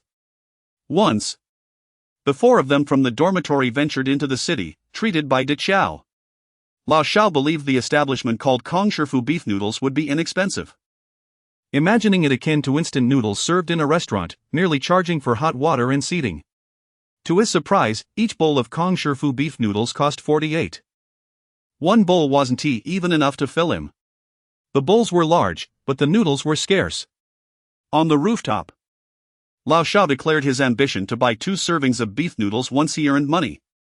Feng Hao placed the chicken wings, potato slices, kelp, dried tofu, and beers on the spot where Lao Shao had previously sat. He wiped the cap of the pineapple beer with a napkin, pulled the tab, and handed it to Su Qingtian. She took a sip, finding it sweet and pleasantly fizzy. The chicken wings, potato slices, kelp, and dried tofu were not items Su Qingtian typically indulged in at night. She was quite disciplined. At school, she maintained a standard diet, and at home, her aunt cooked for her. When dining out, it was not just Michelin-starred establishments but at least Black Pearl-rated restaurants, for her mother was quite discerning. Her father, Su Guolong, preferred more rustic, down-to-earth dining experiences. Feng Hao tore open the wrapper of the disposable chopsticks, snapped them apart, and rubbed them together to eliminate any splinters that could hurt his mouth before handing them to her. Observing Su Qingtian's hesitance with the chopsticks, he recalled how confidently she had eaten noodle soup the previous day. What had changed? She seemed capable of finding seafood porridge by the rice fields, indicating a fondness for food. After tasting the food, Feng Hao concluded that the barbecue vendor was quite generous. The food was decent. "Princess, do you need feeding?" he teased. Su Qingtian paused in surprise before realizing he was joking, playfully swatting his arm, producing a crisp sound. Feng Hao cradled his arm, feeling a sharp sting. This girl had considerable strength. Wasn't he flirting supposed to be gentle? She was all in, giving her all. Holding his arm, Feng Hao quipped, "Are you trying to gift me a free bruise?" "Put. I intended to give you a hoodie. You look very loyal," she replied, and they exchanged smiles. Indeed. Both had followed the hoodie girl Nyo Nyo Estoin account, Turtle Power Baby. After taking a hearty sip of pineapple beer, Su Qingtian earnestly devoured the chicken wings. She wiped her hands with a wet napkin before using her hands to eat, doing so with remarkable cleanliness, leaving only bones behind. Perhaps Su Qingtian was raised with the principle of not speaking while eating, as she remained silent, focused on her food and drink. The night air, tinged with the early autumn breeze, remained warm. Su Qingtian's dress, made of sturdy fabric, remained undisturbed by the wind, while Feng Hao's t-shirt billowed. Her dress lay firmly against her thighs. Truly, a garment worth over 20,000 showed no mercy. Once they finished eating and drinking, Feng Hao noticed that Su Qingtian seemed disinclined to leave, standing silently. He asked, "Do you know where this is?" pointing to the table where they had placed their food. Su Qingtian shook her head. "This is a magical wishing platform. If you have a desire, simply stand here and shout it to the sky, and it shall come true." Su Qingtian replied. "You can't possibly want to see the color of my underwear, right? Crazy. What do you take me for? Why would I want to see that?" "Blue," Su Qingtian answered. Feng Hao felt his face flush. Chapter 55, Exchange. The blue panties were nowhere to be seen. Beneath the skirt were safety shorts, black and just slightly shorter than the skirt itself. Feng Hao helped Su Qingqing climb up, and then he ascended as well. Here, Lao Shao had declared a grand ambition, to buy 2 bowls of Kong Shifu beef noodles once he had money. Feng Hao also made a grand wish. It's a secret. Speaking it out would render it ineffective. Recently, for reasons unknown, many people had suddenly learned that he did not eat chicken feet. Standing atop the high platform, Su Qingqing felt a precarious sense of imbalance. Indeed, when one is in danger, excitement often follows. It was akin to her love for cycling. The thrill of speed with everything around her receding felt exhilarating and unique. It brought her joy. At her core, she was someone who relished extreme sports. Perhaps when one is not burdened by the worries of sustenance, one is inclined toward adventure. If a person is preoccupied with making a living, they cannot afford such audacity. Fearing that poor health or illness would incur expenses, disrupt work, and sever their income, Su Qingqing stood above, arms outstretched. Feng Hao grasped her hands. Ancestor, no. This isn't Titanic, this is the 18th floor rooftop. Su Qingqing turned to see Feng Hao with his eyes closed. His long eyelashes fluttered, an amusing sight. Why aren't you opening your eyes? Fear of heights. If you're afraid of heights, why did you come up here? To accompany you. Mainly because you seem a bit reckless, devoid of any sense of security. When with Lao Xiao, Xiaoma was meticulous, assessing the surroundings before coming up. And she would even clean up. Lao Yang was right, third-year students could be a bit wild. Not just the girls, the boys were the same. He could hardly recall what he had done in his third year. They had climbed up to Feng Hao's makeshift wishing platform. Su Qingqing did not make a wish. After all, she had been reading the 100,000 Whys since kindergarten. Wishing upon a shooting star was futile. A shooting star is merely cosmic dust or solid matter traversing interstellar space, attracted by Earth's gravity, creating a luminous trail during its high-speed passage through the atmosphere due to electronic transitions. Seeing a small meteorite requires no wish. If it's a large meteorite, there wouldn't be time to wish. Bang! It's gone in an instant. If one wishes to see a shooting star daily, one can collide two pieces of iron or stone to create sparks, which feel somewhat similar, or one could bang their head against something hard to see stars. Su Qingqing remained silent. She stood quietly, being sufficiently elevated to share the beautiful view with him had already fulfilled her desire. When it was time to descend, Su Qingqing jumped down herself, even lending Feng Hao a hand. Feng Hao. So what if your legs are long? At that moment, Feng Hao suddenly thought that had it been Lin Xiaoya, she would have certainly squealed for him to carry her down. Go away, go away. Feng Hao was startled. Before him stood Su Qingqing, radiant and beautiful, and yet his mind inexplicably flashed to Lin Xiaoya. He felt a bit disoriented. This was an ominous sign. Accompanying Su Qingqing down from the experimental building was mainly due to the overwhelming number of mosquitoes. He noticed Su Qingqing occasionally swatting at her legs, her face slightly flushed. At that moment, he realized that Miss Su was not entirely invincible, she too could feel shy. Observing the welts appearing on her delicate white calves from mosquito bites, Feng Hao pondered whether he should press across over them with his nails. Then, he actually did it. Is it any better? He squatted down to ask. Watching Su Qingqing sitting on the steps, her calves proportionate and fair. The swelling bumps from mosquito bites were particularly pronounced. Su Qingqing looked at the cross on the bump, it seemed to itch a bit less. Feng Hao chuckled. Mosquitoes are bloodsuckers, akin to vampires, so pressing across can seal them. Su Qingqing shot him a glance. Feng Hao discovered he enjoyed teasing Miss Su. Her various expressions were captivating and unique. Even her eye rolls were charming. Feng Hao glanced at his digital watch. Time truly flies, when he was with Miss Su. It felt as if he had a buff that sped up time. And what felt like a brief moment had unexpectedly turned into the time for them to return to their dormitory. It seemed they hadn't done much in the interim. Where had the time gone? Su Qingqing also noticed Feng Hao looking at his watch and threw him an exasperated look, disliking her own sensitivity. This time, Miss Su resolutely walked back. As they neared the dormitory entrance, Feng Hao finally understood that his glance at the watch had displeased her. Thus, she had fallen silent for the rest of the walk. Upon reaching the parting point, Miss Su cast one last glance at his watch. Feng Hao removed his digital watch and offered it to her, saying, "Here, take it. From now on, when we are together, I promise not to glance at it even once." Su Qingqing laughed again, surprisingly accepting the watch and moving on. The previously tense atmosphere dissipated. as she happily left with his watch in hand.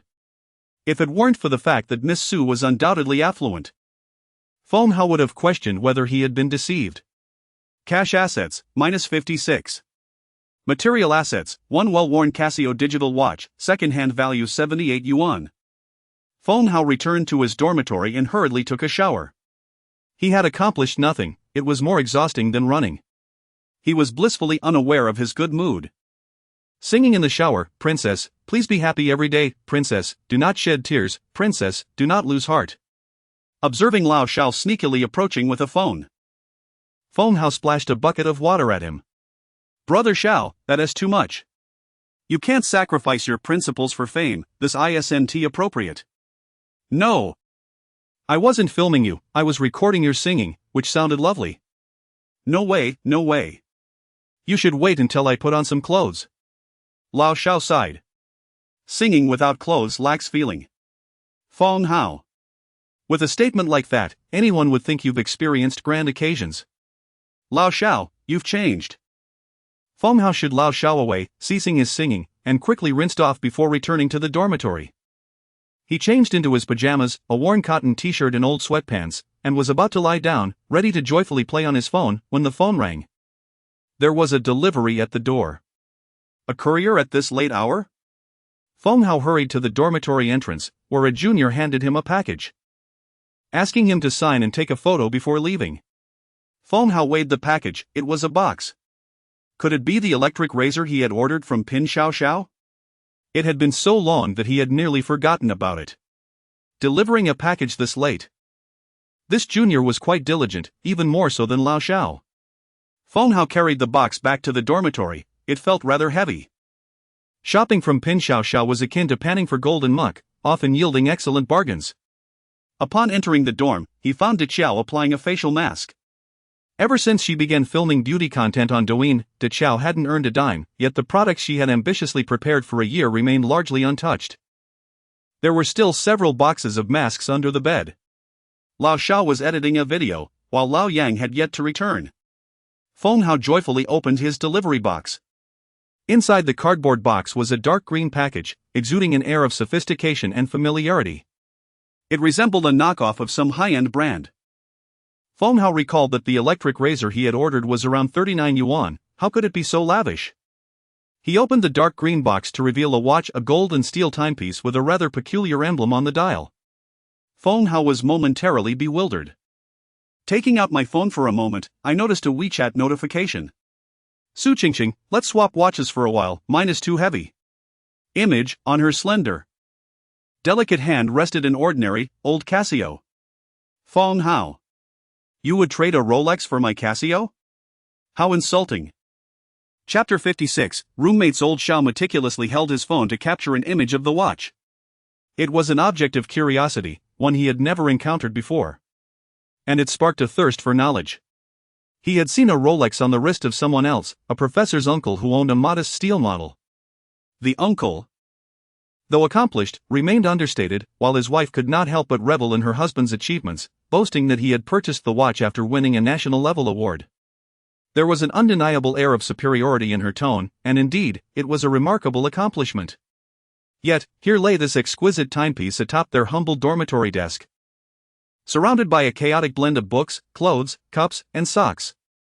It reminded him of a news story about a 6-year-old girl who gifted a gold bar worth tens of thousands to a classmate. The Rolex before him was even more valuable.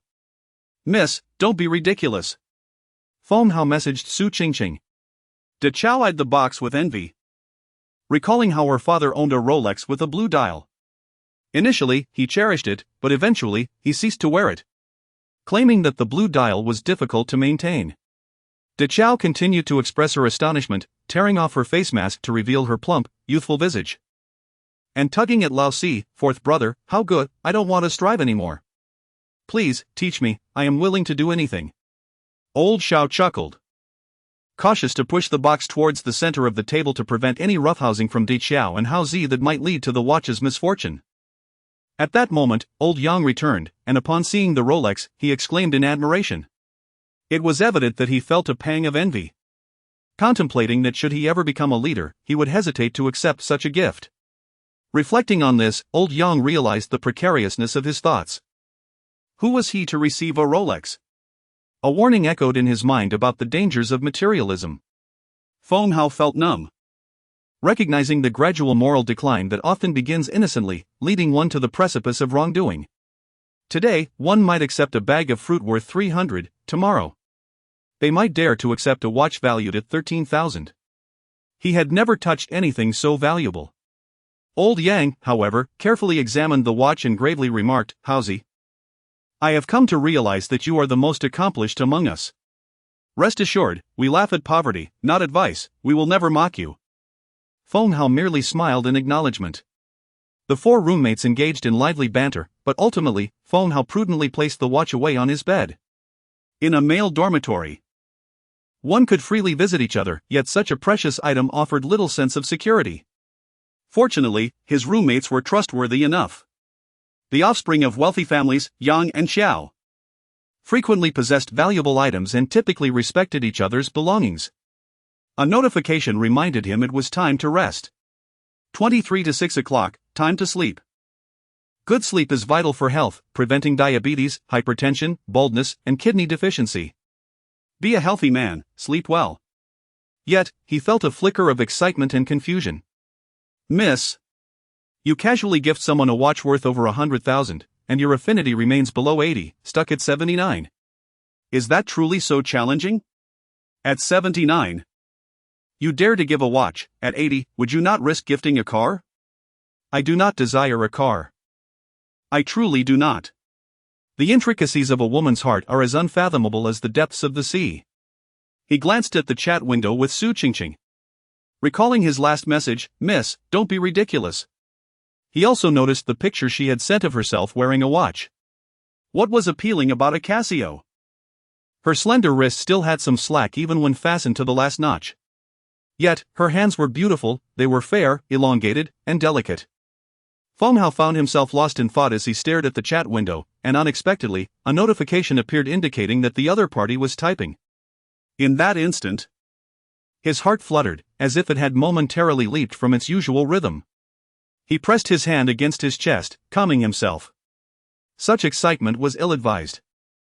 Too many quick beats might necessitate a visit to the ICU. After a lengthy pause, Su Qingqing finally sent 2 words, "Good night." Was it necessary to take so long to type those 2 words? Feng Hao was uncertain if she could see that he was also typing. Ultimately, he replied, "Good night." Yet, it felt as though those words lacked depth. He added, "Qingqing." "Good night, Qingqing." When Su Qingqing received the message, she had already donned a lovely white nightgown. Lying neatly in bed.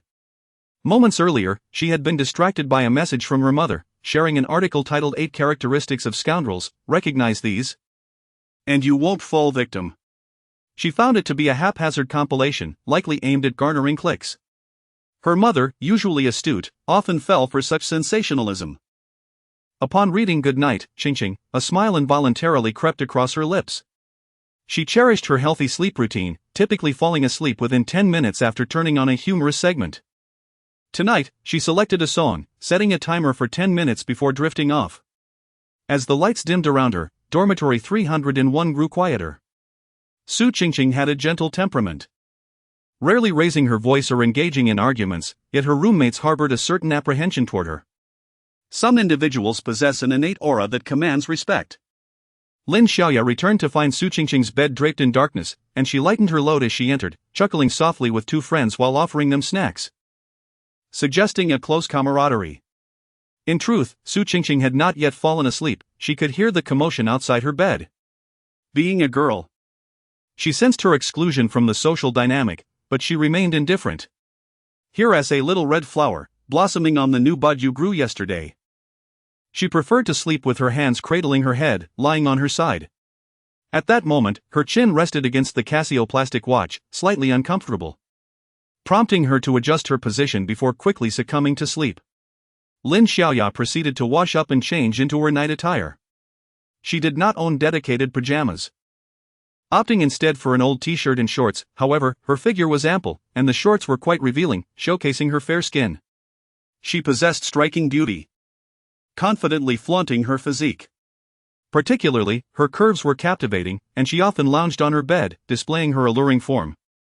The lights extinguished, and Lin Xiaoya drew the curtains around her bed, illuminated only by a faint emergency light.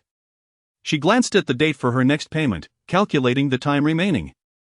With over 2 weeks until then, she exhaled a sigh of relief, grateful for the temporary reprieve from financial anxiety.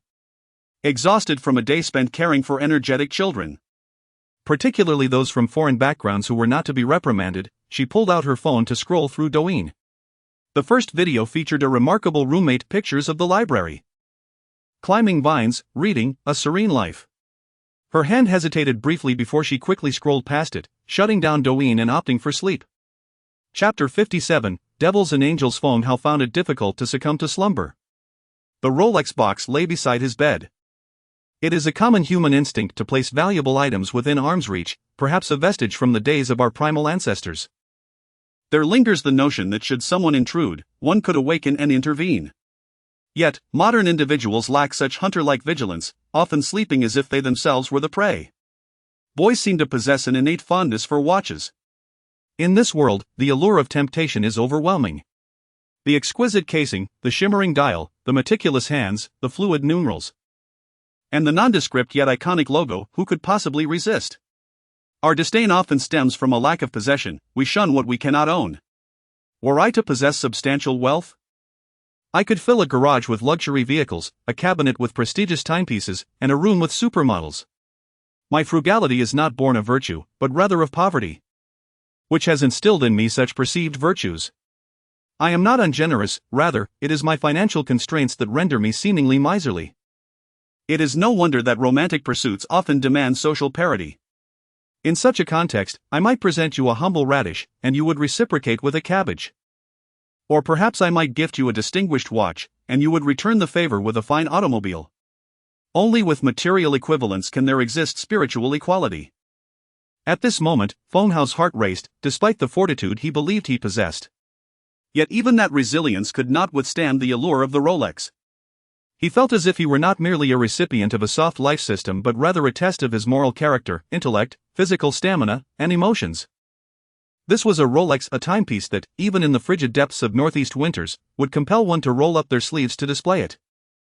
Even the most notorious figures would reveal their Rolexes, a symbol of status, as they fled from the consequences of their actions. The thought of ever owning such a watch was beyond his imagination. His aunt had once boasted of his uncle's national projects that contributed immensely to the state. Details were shrouded in confidentiality, possibly because his aunt could not articulate them clearly. Perhaps involving bearings. These projects, which nudged society forward even slightly, ultimately culminated in the prideful purchase of a stainless steel Rolex, worthy, justifiable, and above reproach.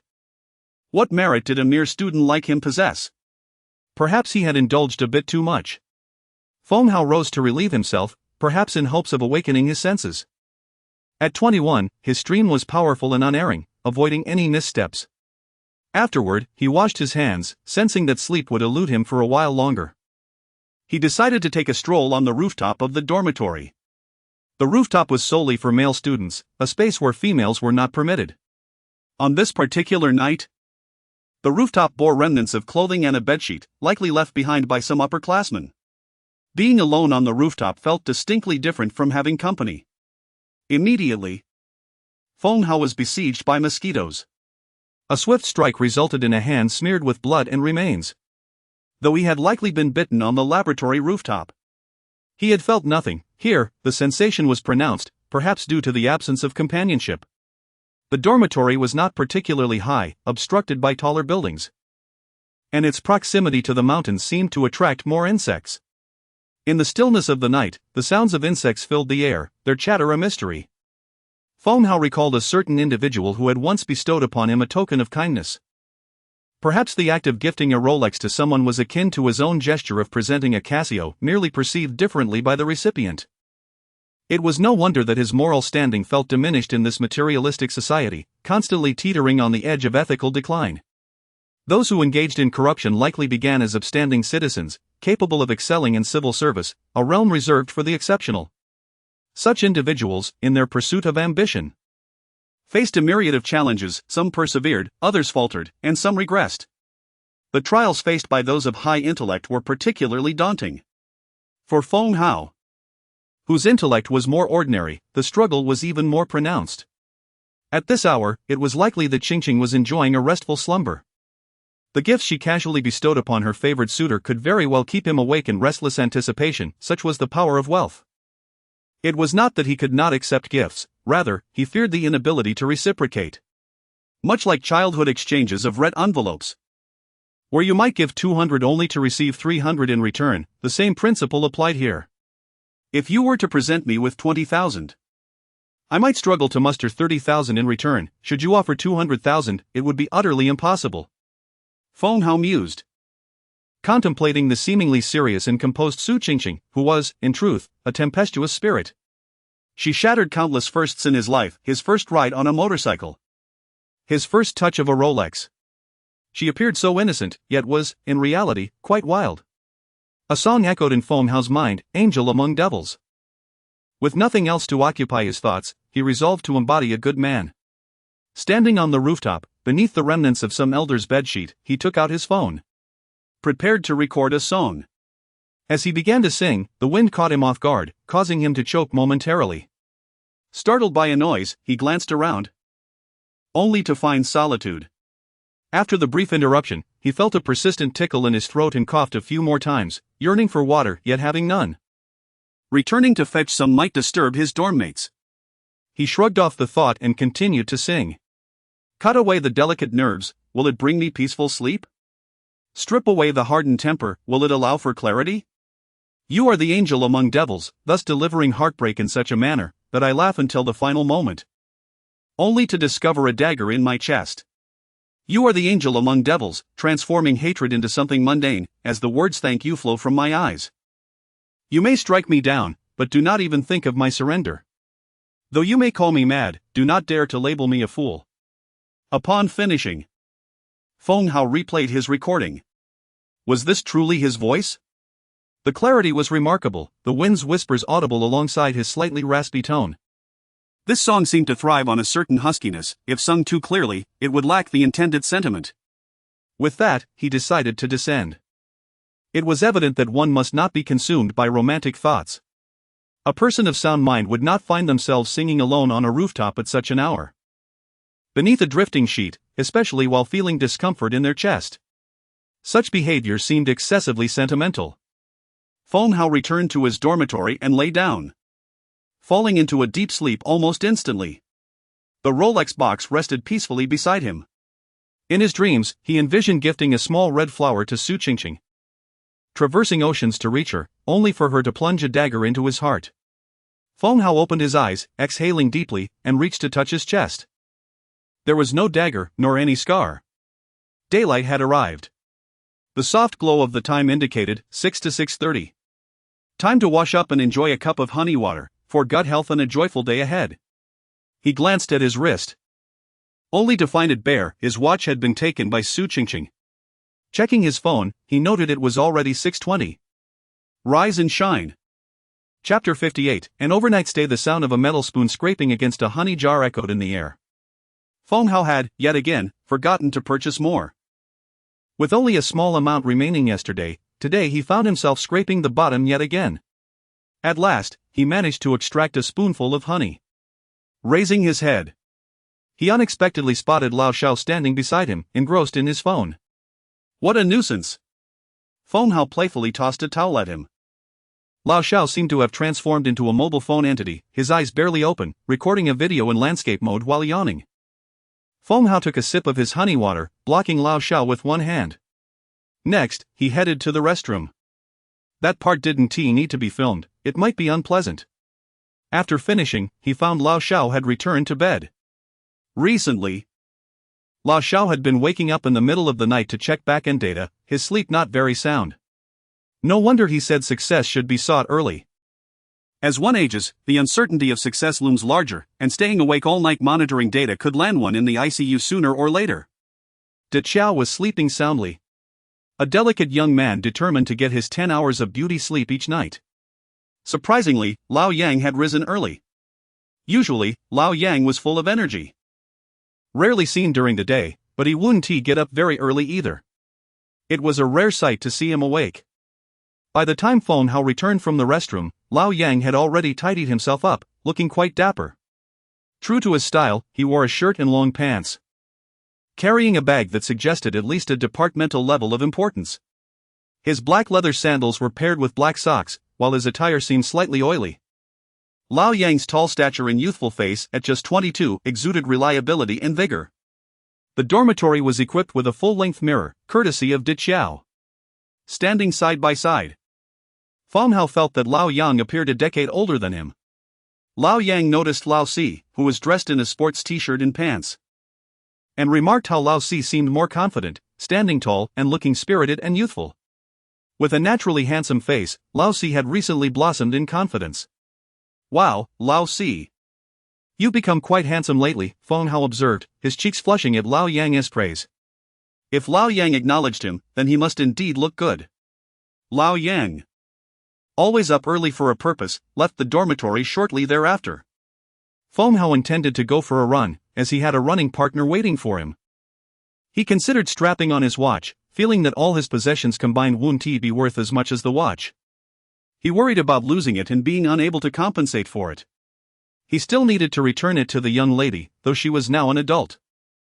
Her mother might not come demanding it back, but one could never be too sure. Imagining a scenario based on Su Qingqing's family background, Feng Hao pictured Su's mother possibly inviting him for a meeting, offering him a check. "How much do you require to leave my daughter?" He was momentarily flabbergasted by his own outrageous thoughts. As he encountered Professor Liao, he forgot to greet her until she spoke first. "Xiao Feng, good morning." "Good morning, Professor Liao. It's a cloudy day, still and muggy." Professor Liao wore a purple knitted short-sleeve top and white knee-length shorts. Remarkably, at 69, her calves remained fair and smooth. Truly, she was a 24K gold single woman, with a net worth exceeding 10 million. While money cannot restore youth, it certainly can make one appear significantly younger than their peers. Professor Liao had even changed her glasses, opting for a fashionable diamond-shaped black frame instead of her usual gold-rimmed ones. Feng Hao, impressed, complimented her style. Professor Liao modestly adjusted her glasses and smiled. "My grandson studies in America, he just sent these to me. I have a meeting in the city this afternoon, so I thought I'd wear them." After sizing up Feng Hao, she noted his handsome features, his refreshing demeanor, and his dedication to morning runs, which made him appear lively and articulate. Suddenly, she said, "Just in time, I need someone to carry my bag. My assistant is on leave. Do you have time today to be my aide?" "Of course. There will be reimbursement for meals and lodging, along with some additional perks." However, the professor did not emphasize these details. Her invitation alone was a mark of respect. Professor Liao's assistant, Xiao Lu, was pregnant and suffering from severe morning sickness during her first trimester, likely to be on leave for a while. The school had planned to assign someone to fill in, but Professor Liao found it too bothersome and had yet to finalize arrangements. Upon seeing Feng Hao, she felt an inexplicable urge to ask him. Feng Hao was taken aback, his surprise turning into excitement.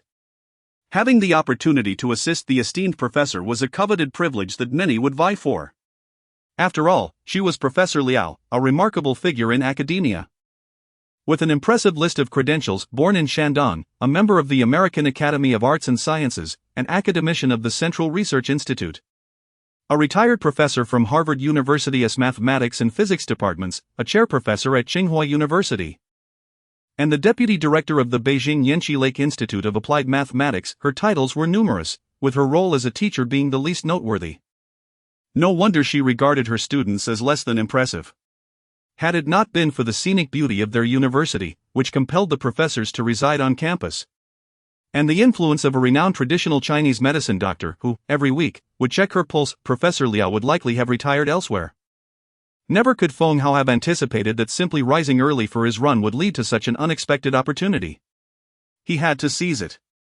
"All right, Professor. What should I prepare? Where shall I wait for you?" Professor Liao replied, "Let us meet at 1 o'clock in front of the faculty dormitory. I'll have a car ready. If we run late, you might need to stay overnight, so bring some extra clothes." "Understood. I'll see you this afternoon." Feng Hao felt a surge of excitement as he bid her farewell and continued on his run. Professor Liao waved, watching his swift figure disappear. Unable to suppress a smile, youth is truly a wonderful thing. Feng Hao's heart soared with joy and unexplainable exhilaration.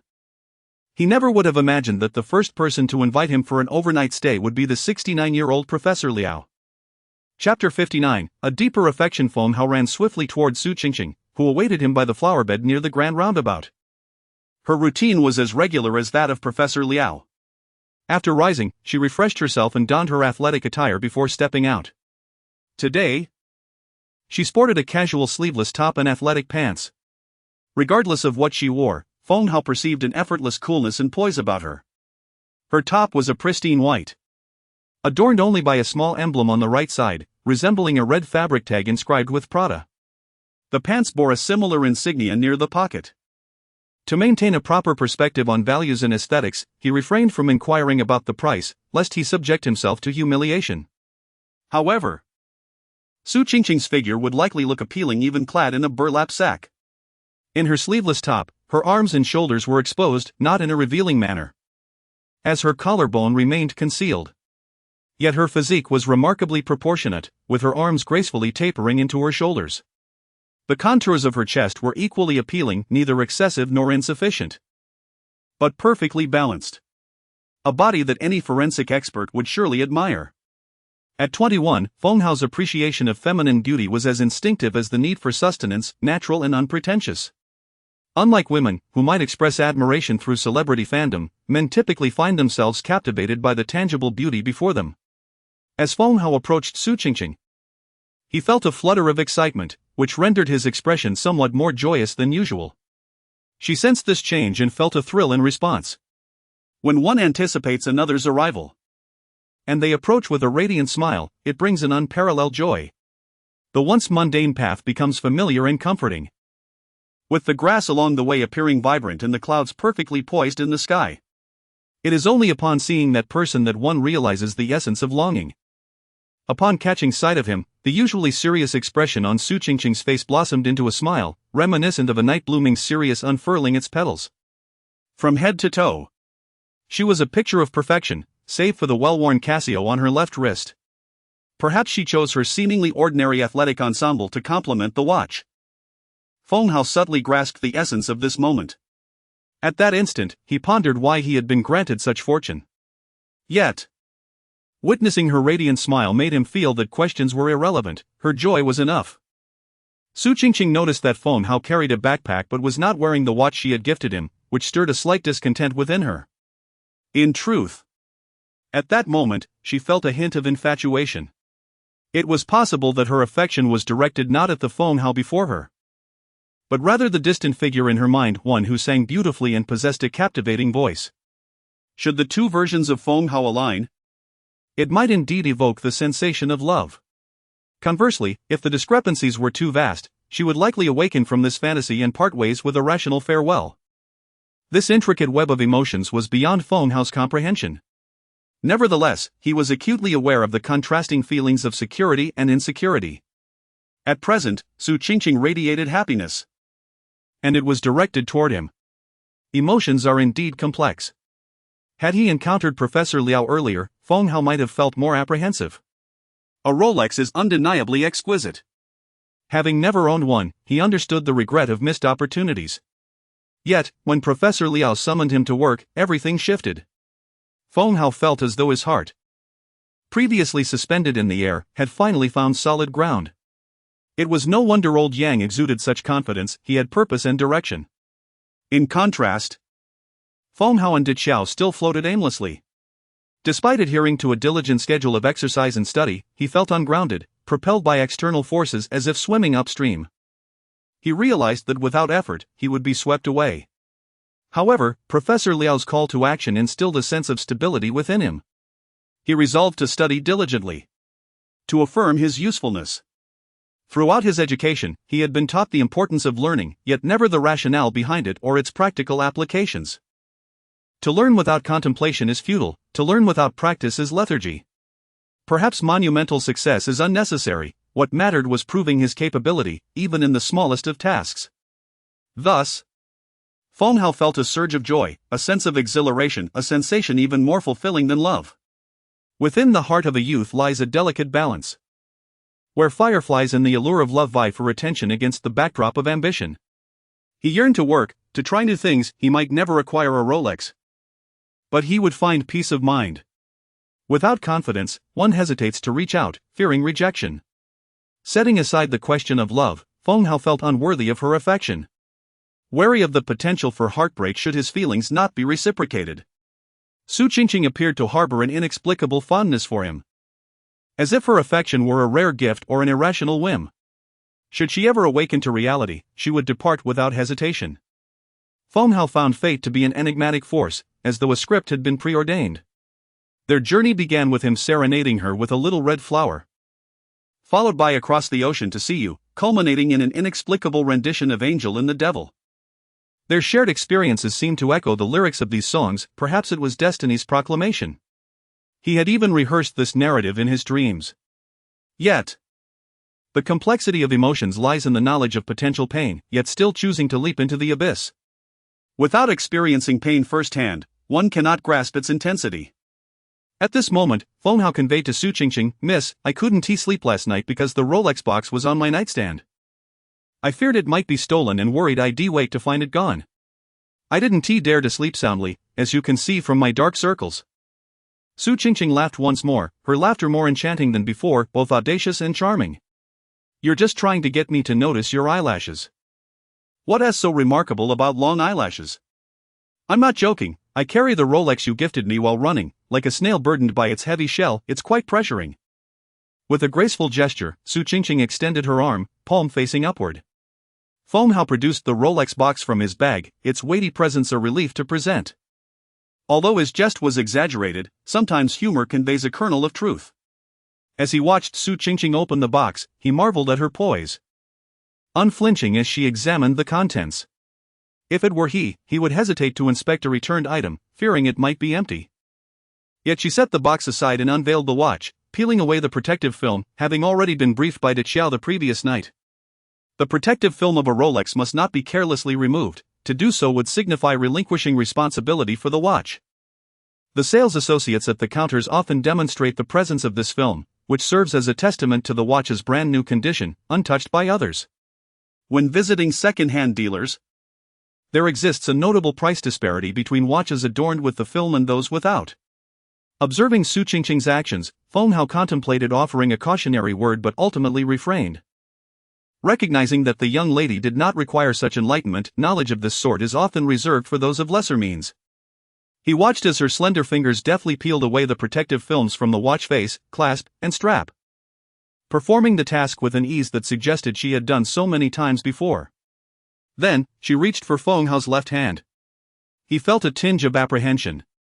In broad daylight, amidst a throng of onlookers, what was the young lady intending? Did she wish to hold hands? Feng Hao found Su Qingqing perplexing. Exhibiting an air of someone unfamiliar with romance yet exhibiting bold and assertive gestures, reminiscent of Lin Xiaya. As Su Qingqing took his hand, her touch was surprisingly warm. With an impassive expression, she lifted his hand and placed the freshly unwrapped watch onto his wrist, securing the clasp with a satisfying click. At that moment, the fountain at the center of the grand circular pool erupted, sending sprays of water soaring high into the sky, only to cascade back down, creating a continuous, resplendent display. This spectacle mirrored the tumultuous state of Feng Hao's heart, which surged like the fountain itself. At this instant, blood coursed through his veins in a rhythmic cycle, propelled outward, striking the vessel walls before retreating, only to be replaced by fresh currents as his heart leapt anew. "Without my permission, do not remove it," Su Qingqing declared with a commanding tone, intertwining her fingers with his for a brief, gentle shake.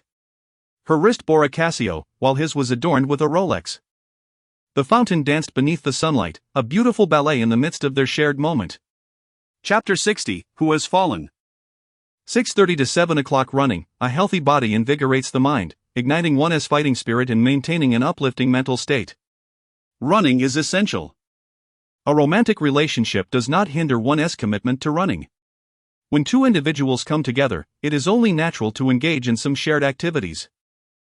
Feng Hao placed his backpack, which contained an empty Rolex box, at the security kiosk for safekeeping. he and Su Qingqing began their run. Although they started a tad later than usual, they encountered numerous banners along the way, celebrating the successful conclusion of the XXX event. No wonder the fountain was turned on, there was an event happening. As they ran, Feng Hao occasionally waved his hand, catching glimpses of the Rolex logo, which was simply stunning. In that moment, he felt slightly dizzy. It is no surprise that a girl as delighted receiving a diamond ring can lead to ecstatic tears. This inexplicable sense of ritual is truly magnificent. Who says boys do not appreciate rituals? They simply prefer not to be the ones providing these rituals every day. Miss Su is quite adept at this. Feng Hao felt himself falling head over heels. It is understandable why a girl adorned with a diamond ring would unhesitatingly embrace the confines of marriage. Truly. In that fleeting moment, had Su Qingqing called for him to leap off a cliff, he would have followed without hesitation. However, Su Qingqing did not urge him to jump. She merely continued running alongside him. Their conversation remained sparse, for the proper running rhythm is not conducive to chatter. Yet, each time their eyes met during their run, Feng Hao would catch a smile, feeling as if he were a boy collecting pearls, with Su Qingqing's smile resembling precious pearls. Running alongside her, he felt as if he were gathering treasures. At 21, one must run with fervor and abandon. It is even better if there is a girl running beside you. Running releases dopamine, infusing one with joy, vibrant emotions, and hope for the future. It makes even the most ordinary multigrain pancake taste exquisite. For breakfast, Feng Hao revisited the multigrain pancake stall, purchasing 2 pancakes, one for Su Qingqing and one for himself, along with 2 cups of soy milk. While buying the pancakes, Feng Hao suddenly thought of Dimao. If he intended to accompany Professor Liao to a meeting in the city that afternoon, he would have no time to walk Dimao. He needed to inform Gu Xiaoman ahead of time. Feng Hao sent a message to Gu Xiaoman. Su Qingqing stood politely beside him. Even though his phone lacked a privacy screen, she did not peek at the screen. Although Feng Hao was not engaged in anything peculiar behind Su Qingqing's back, her courteous demeanor felt somewhat unromantic. After sending the message, he spoke up. I will be accompanying Professor Liao, who teaches us calculus, to a meeting in the city this afternoon. Her assistant is on leave, so I am stepping in as her temporary aide. I need to ask my part-time boss for leave. Alright, Su Qingqing simply smiled, causing Feng Hao's heart to race. Engaging in romance should be timely, otherwise, as one ages, the heart races, signaling a need for stints and bypasses. The two slowly made their way back. There was no space at the multigrain pancake stall, so they found a step near a basketball court to sit and enjoy their breakfast.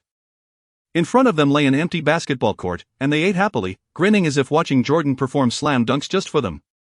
Professor Liao had mentioned that if they were too late, she might stay in the city, which meant he would not be able to run with her in the morning. He wanted to inform her in advance, but if time permitted, he would let her know. Alright, Su Qingqing replied with a sweet smile. Gazing at her smile left him at a loss for words. It was not until they were about to part ways, nearing the fountain from earlier, that Feng Hao remembered he had recorded a song. He sent the recorded song to Su Qingqing. What is it? You'll have to listen when you get back. Feng Hao waved goodbye to Su Qingqing, not escorting her to the dormitory entrance. He sensed she did not wish for him to accompany her.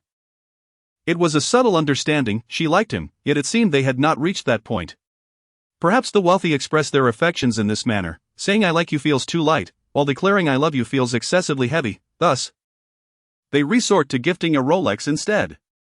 Upon returning to his dormitory, Feng Hao first brought the less appetizing cafeteria version of multigrain pancakes for his roommates, Lao Xiao and Di Qiao. There was no other option, the dormitory was too close to the cafeteria. At the United College, in Gu Xiaoman's dormitory, she had just woken up. She had stayed up too late reading novels the previous night. After reading a heart-wrenching BL story, she was left devastated, and her eyes were swollen from crying. Glancing in the mirror, she was startled by her appearance. Her round face already made her look plump, and now she was both swollen and puffy. She had planned to dress beautifully today to meet Hauzi in the afternoon. She had already chosen her outfit, intending to wear the new hot pants and fitted short-sleeve shirt she had bought yesterday. She hurriedly grabbed 2 cooling eye masks to place under her eyes for a quick fix. Simultaneously, she brewed an Americano. believing that drinking one on an empty stomach could reduce puffiness. Once the Americano was ready, she picked up her phone. Only to see the first pinned message, a new notification from Housey. Boss, I have something to attend to this afternoon, and I cannot walk to Mao. Please inform him for me, thank you. Gu Xiaoman. Furious. Unhappy. She had already prepared her outfit. That insufferable Housey. It was only the second day of work, and he was already asking for leave. How outrageous. She needed to condemn him alongside Di Mao.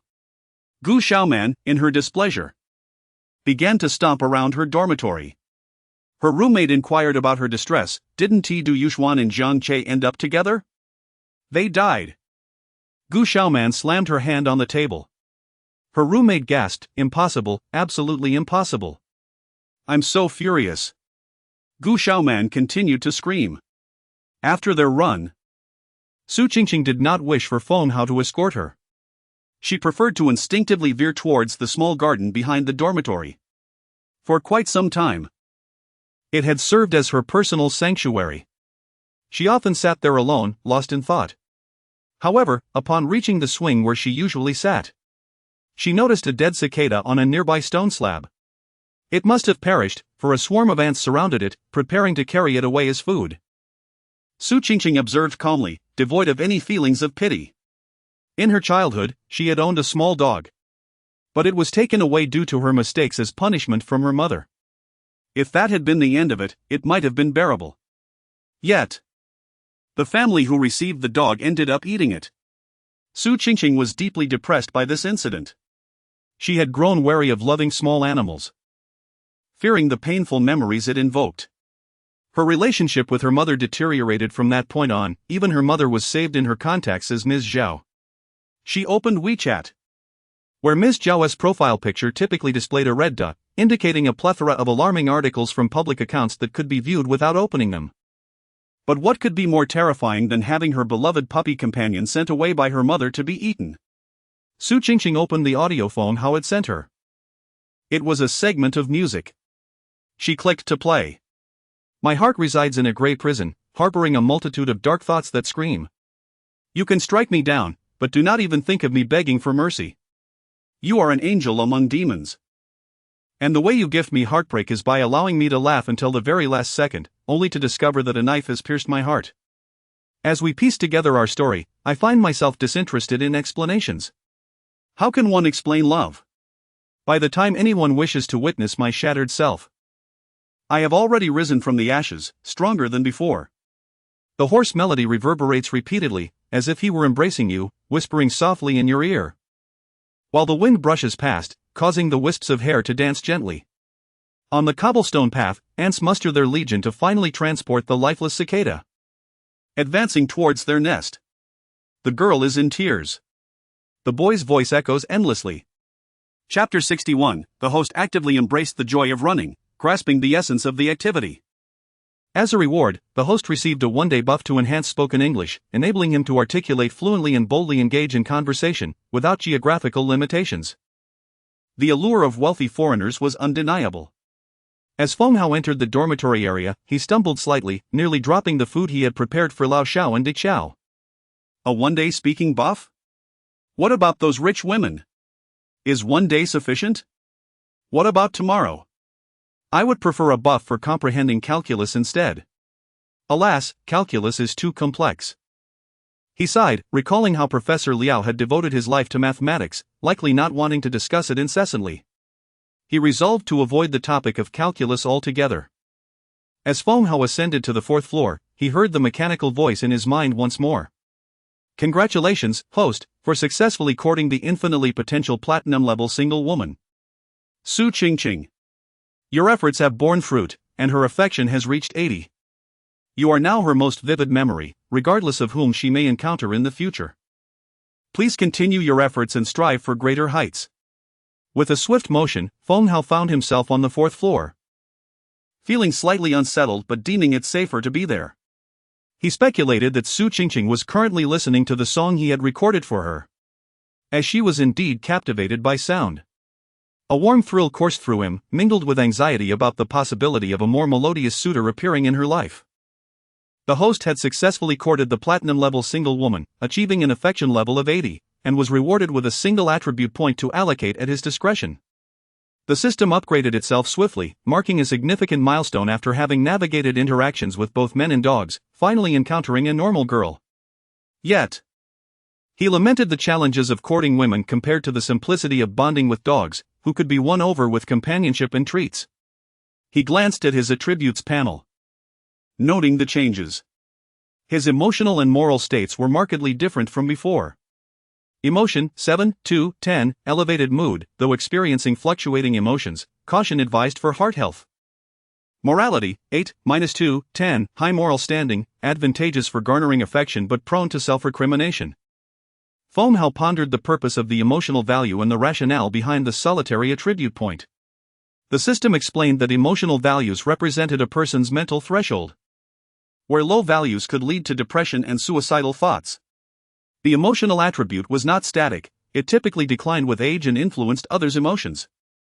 Individuals with high emotional values were often suited for roles in insurance, religion, wellness, psychology, finance, leadership, and entrepreneurship. Digesting this information, Foamhow recognized that his happiness and ability to affect others' moods were crucial. At present, he felt relatively upbeat, perhaps due to youth, retaining a sense of positivity. However, the -2 in morality was self-explanatory, he often succumbed to temptation. The system urged caution in attribute allocation, emphasizing the interdependence of attributes. Initially considering an increase in intelligence, he felt that enhancing his physical attributes would be more beneficial. Socializing with an esteemed figure like Professor Liao required a balance of knowledge and charm. Mere intelligence might not suffice, as a degree of endearing naivety could be more appealing. Upon updating his attributes, he reviewed the new panel, physical, 7, 1, 10, average stamina. With a permanent strength enhancement buff, maintaining balanced exercise provides a slight edge in the human realm. Intelligence, 7, 1, 10, average intellect, the host should persist. For while attractive exteriors may be commonplace, intriguing souls captivate the wealthy. Emotion, 7, 2, 10, high spirits, though experiencing fluctuations, heart health is crucial, consider coenzyme Q10. Morality, 8, -2, 10, high moral standing, effective in gaining affection but vulnerable to exploitation and self-blame. Appearance, 7, 1, 10, average looks, continued effort is necessary. As an appealing fade is foundational for attracting affluent individuals. Surprisingly, there were advertisements present? How grounded! Had the system finally acknowledged its unreliability, necessitating self-sufficiency? Was there a benefactor post-upgrade? Was the system rooted in medicinal sales? Foamhow found this revelation intriguing. What was coenzyme Q10? He resolved to investigate further. Coenzyme Q10 has significant benefits for the heart, combats fatigue, protects cardiac health, and regulates the autonomic nervous system. He decided to purchase it promptly. Noting the recent fluctuations in his heart rate, particularly pronounced in his hand adorned with a gold Rolex. Chapter 62, Uncle. Foamhow walked a few steps to room 402. Lao Shao had already risen, fervently engaged in video editing at his computer. It was not a gaming interface, rather.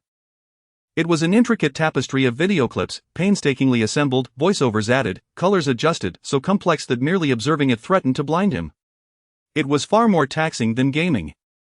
Yet, Lao Shao appeared far more impressive while editing than he ever did playing games.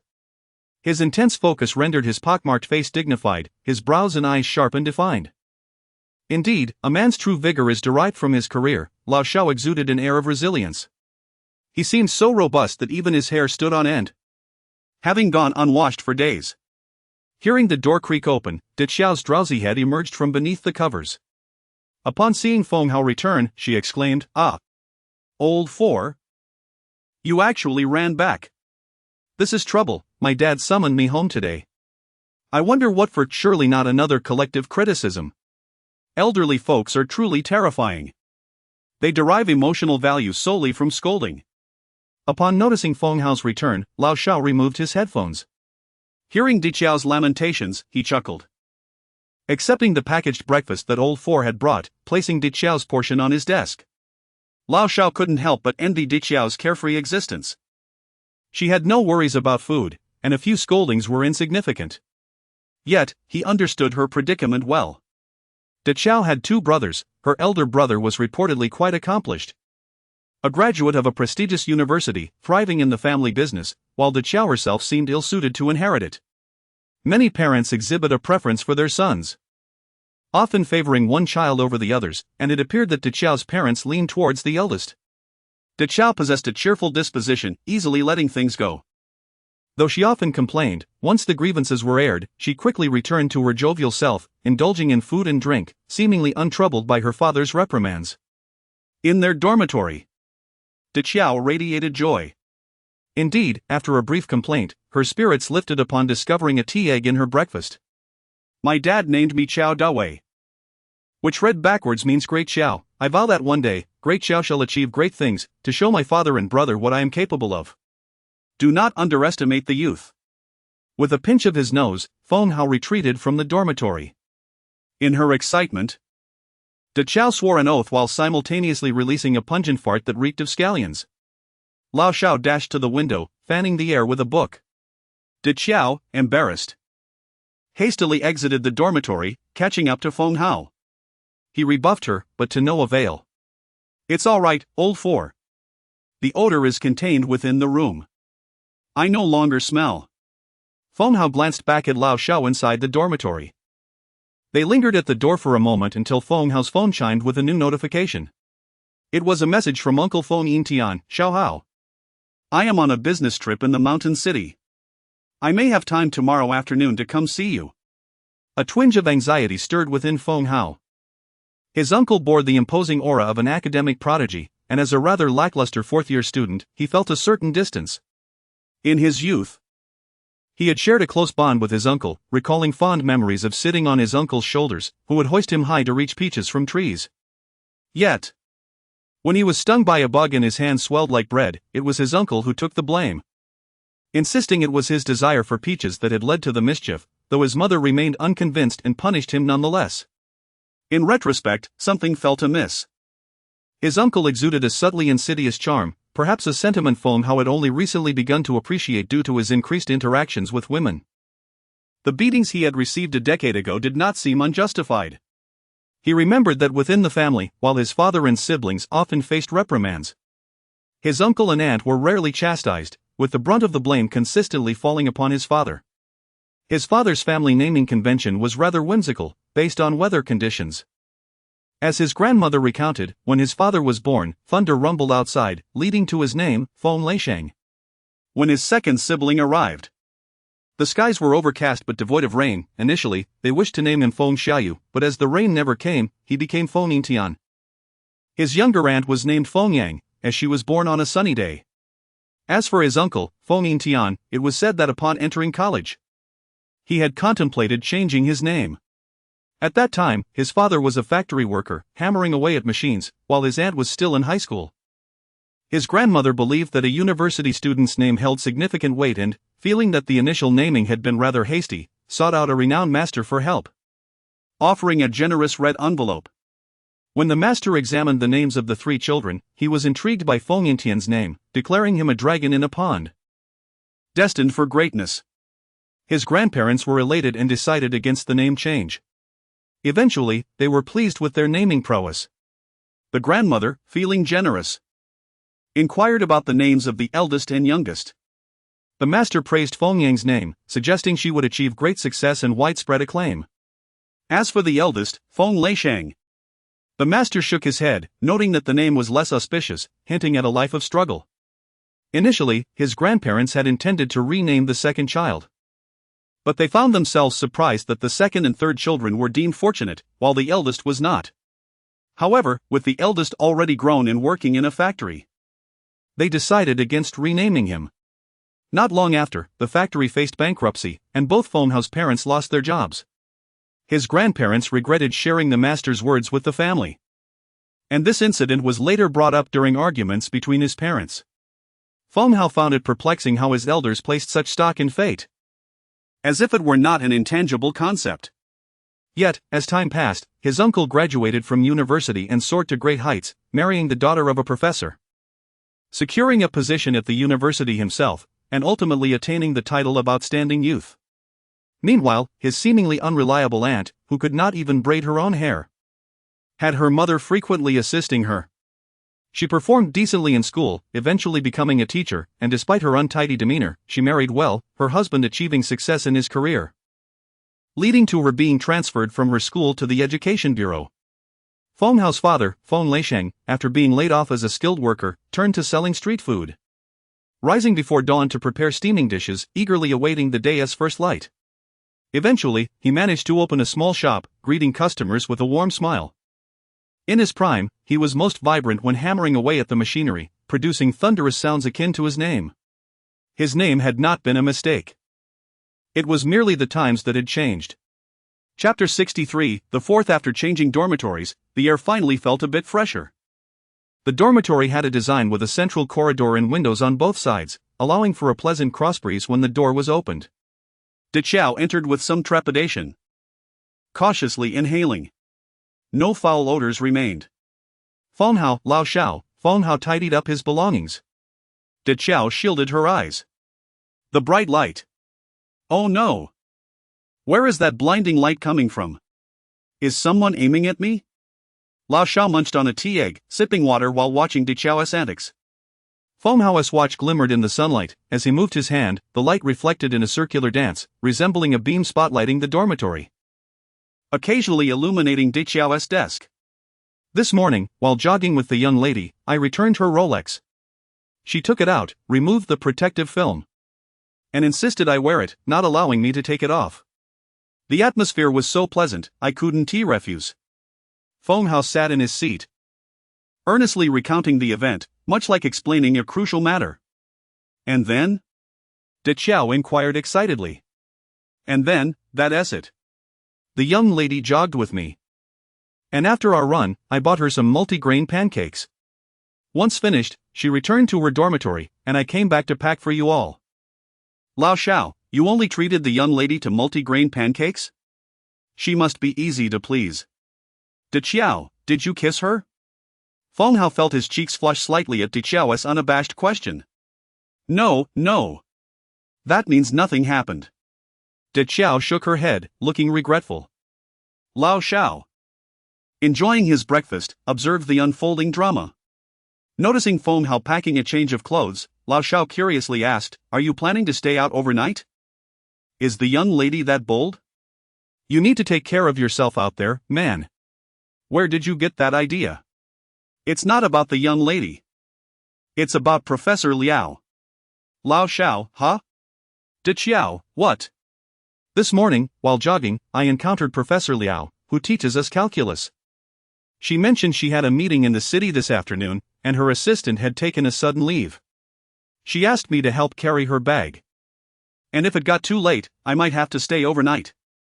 Feng Hao explained, as he felt it necessary to inform his roommates about his plans. Such is the fortune! De Chao exclaimed. Had I known I could encounter Professor Liao, I would have jogged there every day. Lao Shao listened enviously. Yet he had no desire to join. He knew Professor Liao was a very stern woman, even standing in her presence made him feel nervous, let alone carrying her bag. This was not his fortune, one cannot force such encounters. The weather forecast predicted possible rain in the afternoon and tomorrow. Don't forget to take an umbrella, fourth. Lao Shao reminded. Feng Hao had not considered this, gazing out at the current sunshine. It had been slightly overcast in the morning. Perhaps it was due to Uncle Feng's gloomy weather following him to their city. During a family dinner over the New Year, Auntie mentioned that Uncle was on a business trip and it rained wherever he went, truly a rain god. Thanks, Xiao Gu, Feng Hao said, rummaging through his drawer to find his somewhat worn umbrella. He typically avoided using one, preferring to run in light rain and finding umbrellas useless in heavy downpours. De Chao handed him her umbrella. Take mine, I'm going home anyway. I'll use yours. Thank you, Xiao Gu. Feng Hao accepted it. De Chao's umbrella was new, exuding quality with its black fabric, ample enough to shield from both sun and rain. Feng Hao tucked it into the side of his backpack, alongside a bottle of water, with a change of clothes nestled within. De Chao also stuffed in a pack of portable wet wipes and tissues. Admiring the lovely floral-patterned wet wipes, Feng Hao thought, this is very much like De Chao. He felt as if he was preparing for an examination, receiving earnest counsel from his elders. Feng Hao took another shower, changing into fresh clothes. In truth, the change was minimal since his attire was quite similar, just cleaner. He wore a white t-shirt and sports pants. De Chao enthusiastically offered to do his makeup. But Feng Hao firmly declined, stating, "I really don't need that." He preferred to maintain a natural look. If he deemed something important and tried too hard, it would only lead to discomfort. It was essential to remain composed during significant moments. Feng Hao discovered that after the system upgrade, there were now two modes for time management. One was the system's default mode, which automatically arranged tasks, while the other was the autonomous mode, wherein he could formulate his own schedule. The autonomous mode had a note: "Please actively manage your time, do not waste it. Time waits for no one. If you do not strive now, you will have to work even harder later. Begin your efforts now to enjoy life sooner." Feng Hao resolved to utilize this new feature. After packing his things, he left the dormitory to continue his studies. Recently, he had received a speaking enhancement buff and felt it necessary to practice his spoken language skills. After all, this buff was not conjured from thin air. A solid foundation was essential to truly benefit from it. Lao Shao trotted behind him. In their usual routine, their recent videos hadn't gained much traction, but with his emotions stabilized, he felt less anxious. He noticed gradual improvements, with likes and views slowly increasing. Perhaps it was the residual interest from his previous popular video on organization and singing. If someone had previously watched your video and lingered, there was a significant chance they would view it again. Thus, it was crucial to remain steady and persistent. Even without explosive success, as long as he continued creating content, he had a better chance of success than many others. With a calm mindset, he thought that the worst-case scenario would be returning home to farm. At least he wouldn't starve. His former classmates from home had not attended university yet were living well. And an old classmate had even invited him to a wedding during the National Day holiday. Lao Shao's demeanor relaxed, and he held his phone more steadily. After being filmed by Lao Shao for days, Feng Hao had grown accustomed to it. It felt quite nonchalant now. While he sometimes felt a bit awkward watching himself in the videos, he figured that the more he exposed himself to it, the more normalized it would become. He thought it fortuitous that practicing his spoken language felt silly. Having Lao Shao opposite him made it less embarrassing. They decided against looking for a classroom since there were always people in them. While self-study was fine, practicing speaking could disturb others. Instead, they headed to the comprehensive building, which had a lovely garden outside. The university campus was truly beautiful, with abundant greenery. The garden by the comprehensive building featured a long corridor lined with seating, shaded by clouds, perfect for their purpose. Feng Hao set out his books and brought out his water bottle. The system strongly recommended drinking hot water. Feng Hao, at the age of 21, yielded to the notion of health, believing it wise to start early. The reasoning wasn't particularly complex. Purchasing bottled water cost money. If one wasn't careful with their finances, they would soon find themselves short on cash. Therefore, if one could drink tap water, there was no need to buy bottled water. Lao Shao arrived, capturing images of the external environment of the comprehensive building, even managing to photograph a golden butterfly for a while. Feng Hao, holding his English book, began to read aloud. Initially awkward, he soon found a rhythm. Pausing to savor the sound of his pronunciation, he felt more confident with his clear voice buff. Coupled with the speaking enhancement buff, he read louder. It was akin to a child learning to speak. The beginning was stuttered, but once mastered, the desire to express oneself grew, becoming bolder and more fluid with each utterance. As Feng Hao read English aloud, he recalled his last encounter with Lin Xiaoya. She spoke very conversationally, according to their examination standards. Some of her expressions might have been deemed incorrect. Yet, in the realm of language, her delivery was apt and far more authentic. After all, in life, people do not speak strictly according to grammar, but rather express themselves in the most convenient manner. When Feng Hao immersed himself in reading aloud, he momentarily overlooked Lao Shao. Lao Shao, diligently capturing the moment with his camera, recalled how his previous video of reading at the library, despite not showing his face, had surprisingly garnered popularity. He opted for the same approach this time, keeping his face partially hidden. He recorded with utmost seriousness, striving to capture the authentic sound. Feng Hao read splendidly, evoking a tinge of envy in Lao Shao. He felt a sense of inferiority regarding his English skills, hailing from a rural background. He began learning English rather late and spoke Mandarin with an accent, which made his English accent even more pronounced. Although his performance in other subjects was commendable, English was a significant hindrance, a matter of inherent disadvantage. He perceived Lao Si's English reading as dazzling, clad in a tailcoat. He could easily be mistaken for a mixed-blood individual or a returning overseas Chinese. While filming, Lao Shao pondered over how to edit the footage. Growing increasingly excited with each thought, Feng Hao remained focused on his reading. Once Lao Shao finished filming, he discreetly signaled his departure, and Feng Hao nodded in acknowledgement, continuing his task. It wasn't until he drained an entire bottle of water and felt the urgent need to relieve himself, a reminder from his bladder, that he realized an hour had elapsed. What a fulfilling experience! Unlocking his phone, he discovered a flurry of messages.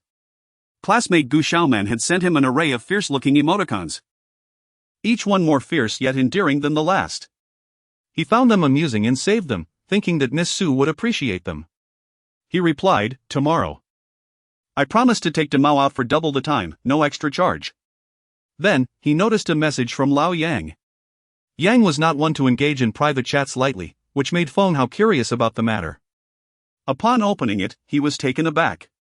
In their dormitory group chat, De Chao had mentioned his plan to help Professor Liao with her luggage. Lao Yang's message read, "Liao Fanghua, age 69, suffers from coronary heart disease, hypertension, and diabetes. And has thinning hair. Professor Liao is quite particular about her hair care, she avoids getting it wet in the rain. Recently, she has had gum inflammation and cannot eat spicy foods. I have chrysanthemum tea in my dorm drawer, portable packaging, you can take a few. And also grab some ginsengzi throat lozenges." Feng Hao read the message in disbelief. No wonder Lao Yang thrived at school, what a treasure trove of information. He responded with a voice message, "Thank you, Yang Gu. I'll treat you to a meal when I return." After a while, Lao Yang replied, "It's a small matter. I helped that old Chinese medicine doctor before and happen to know." "Do well, Lao Si, this opportunity is quite good. Keep it up, and when you return, we'll feast." Feng Hao gazed at his phone, feeling inexplicably moved. To be just a small follower and yet receive such thoughtful guidance from Yang was a privilege. Being the youngest in the dormitory, often referred to as Lao Si since his freshman year, he truly felt cared for this time. How wonderful it was to share the same dormitory with them. Go for it, Feng Hao. Charge ahead. Chapter 64, NPC Exploration of the World. Feng Hao diligently completed his morning study tasks, indulged in yogurt, and savored some fruit. After taking a half-hour break beneath a large tree in the campus teaching building, where couples often embraced, he gazed up at its lush canopy, which indeed provided a sense of security. It was no wonder that couples felt emboldened to express their affection beneath its boughs. The shade was refreshing, and Feng Hao lingered for a while, accepting the system's rewards. The immediate feedback for accomplishing daily tasks was exhilarating. However, he sensed that today felt a tad slower. Perhaps due to his self-directed schedule.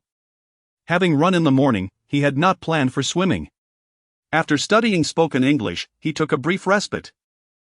He contemplated visiting the library but hesitated, fearing the round trip would impede his meeting with Professor Liao at noon.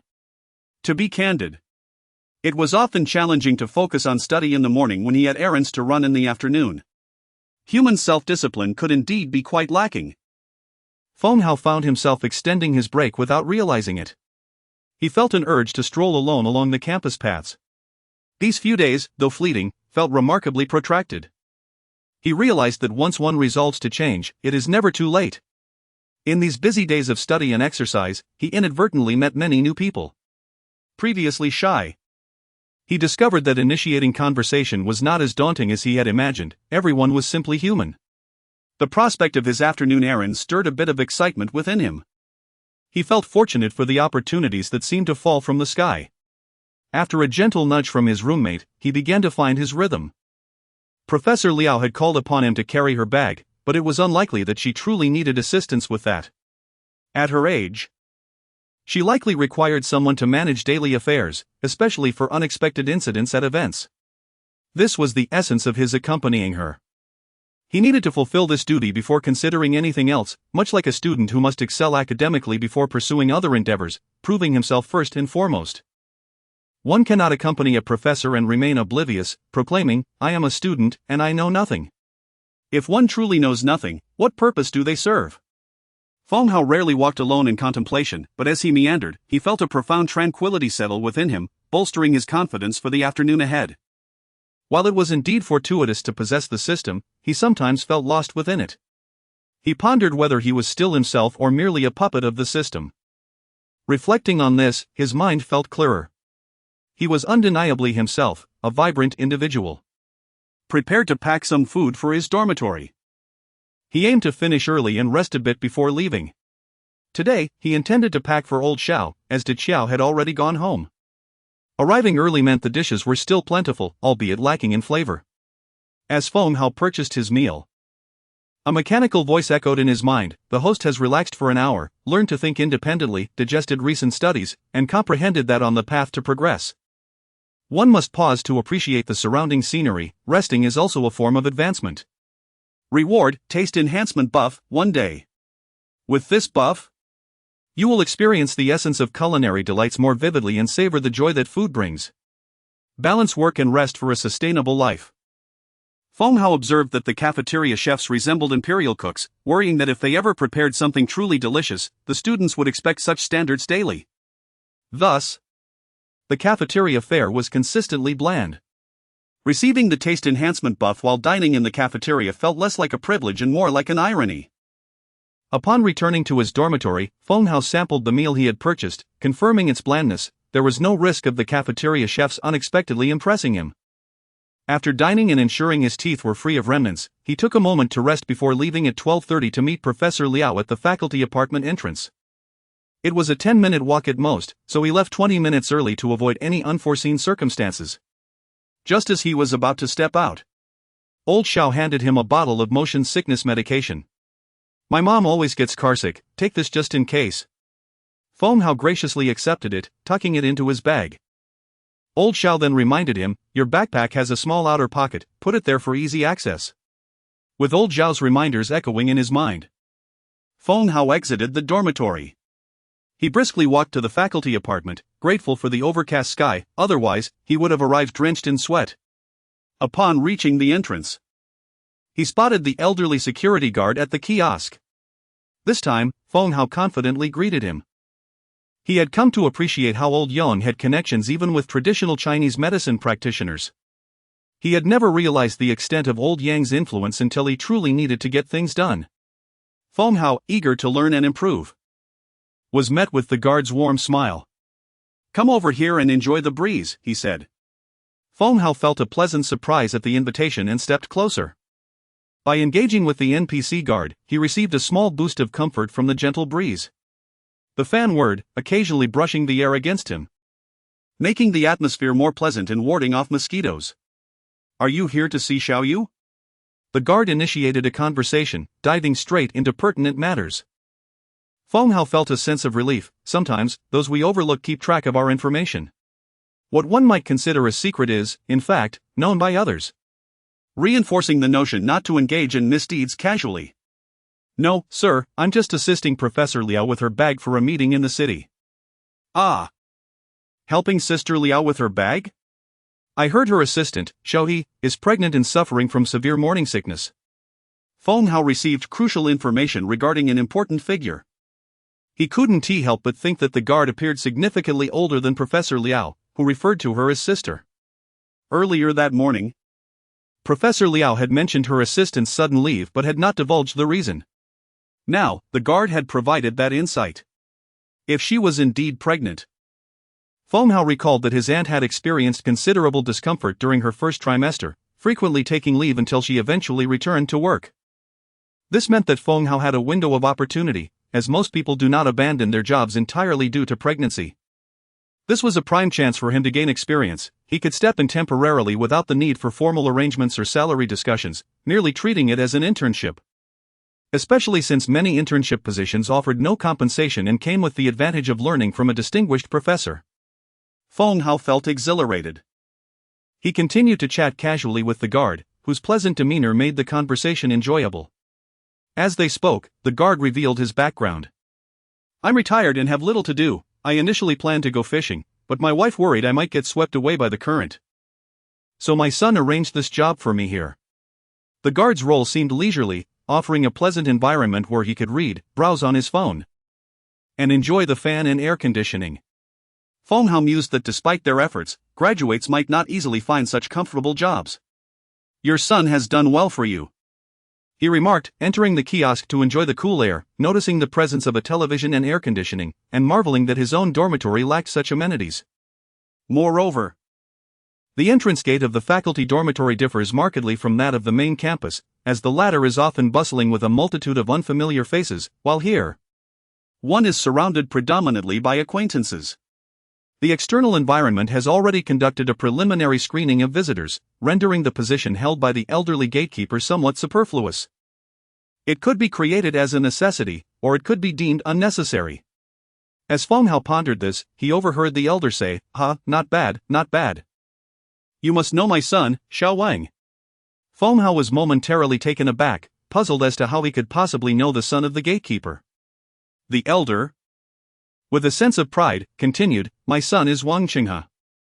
After a brief moment of realization, Feng Hao exclaimed, oh, Vice Principal Wang Qinghe. His knees weakened, nearly causing him to collapse. At that moment, a vehicle approached, prompting the elder to cease the conversation, visibly pleased with himself, and he directed Feng Hao, look. That car is here to pick up Sister Liao, you may proceed. Feng Hao replied, thank you, Elder Wang. I shall return for another chat. Chapter 65, The Silent Competition in the Workplace. A business vehicle approached, resembling a Buick, though it was likely a Toyota. Feng Hao had limited knowledge of cars, as his family owned a basic Volkswagen worth less than 200,000. This business vehicle was a 7-seater, and upon seeing it, Feng Hao felt somewhat perplexed. In the past, he would have simply boarded a vehicle, but now he found himself contemplating how to sit. The passenger seat offered a good view, while 2 seats were located behind the driver's position, followed by a rear row.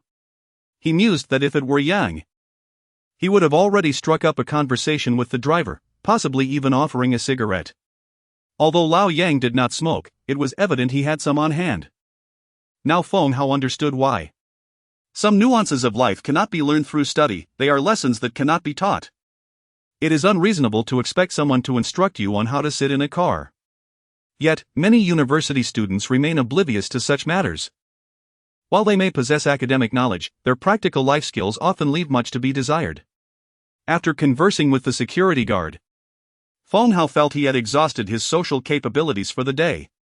The driver, appearing somewhat intimidating, left him uncertain about how to initiate a conversation. Fortunately, he did not have to wait long, as Professor Liao soon emerged.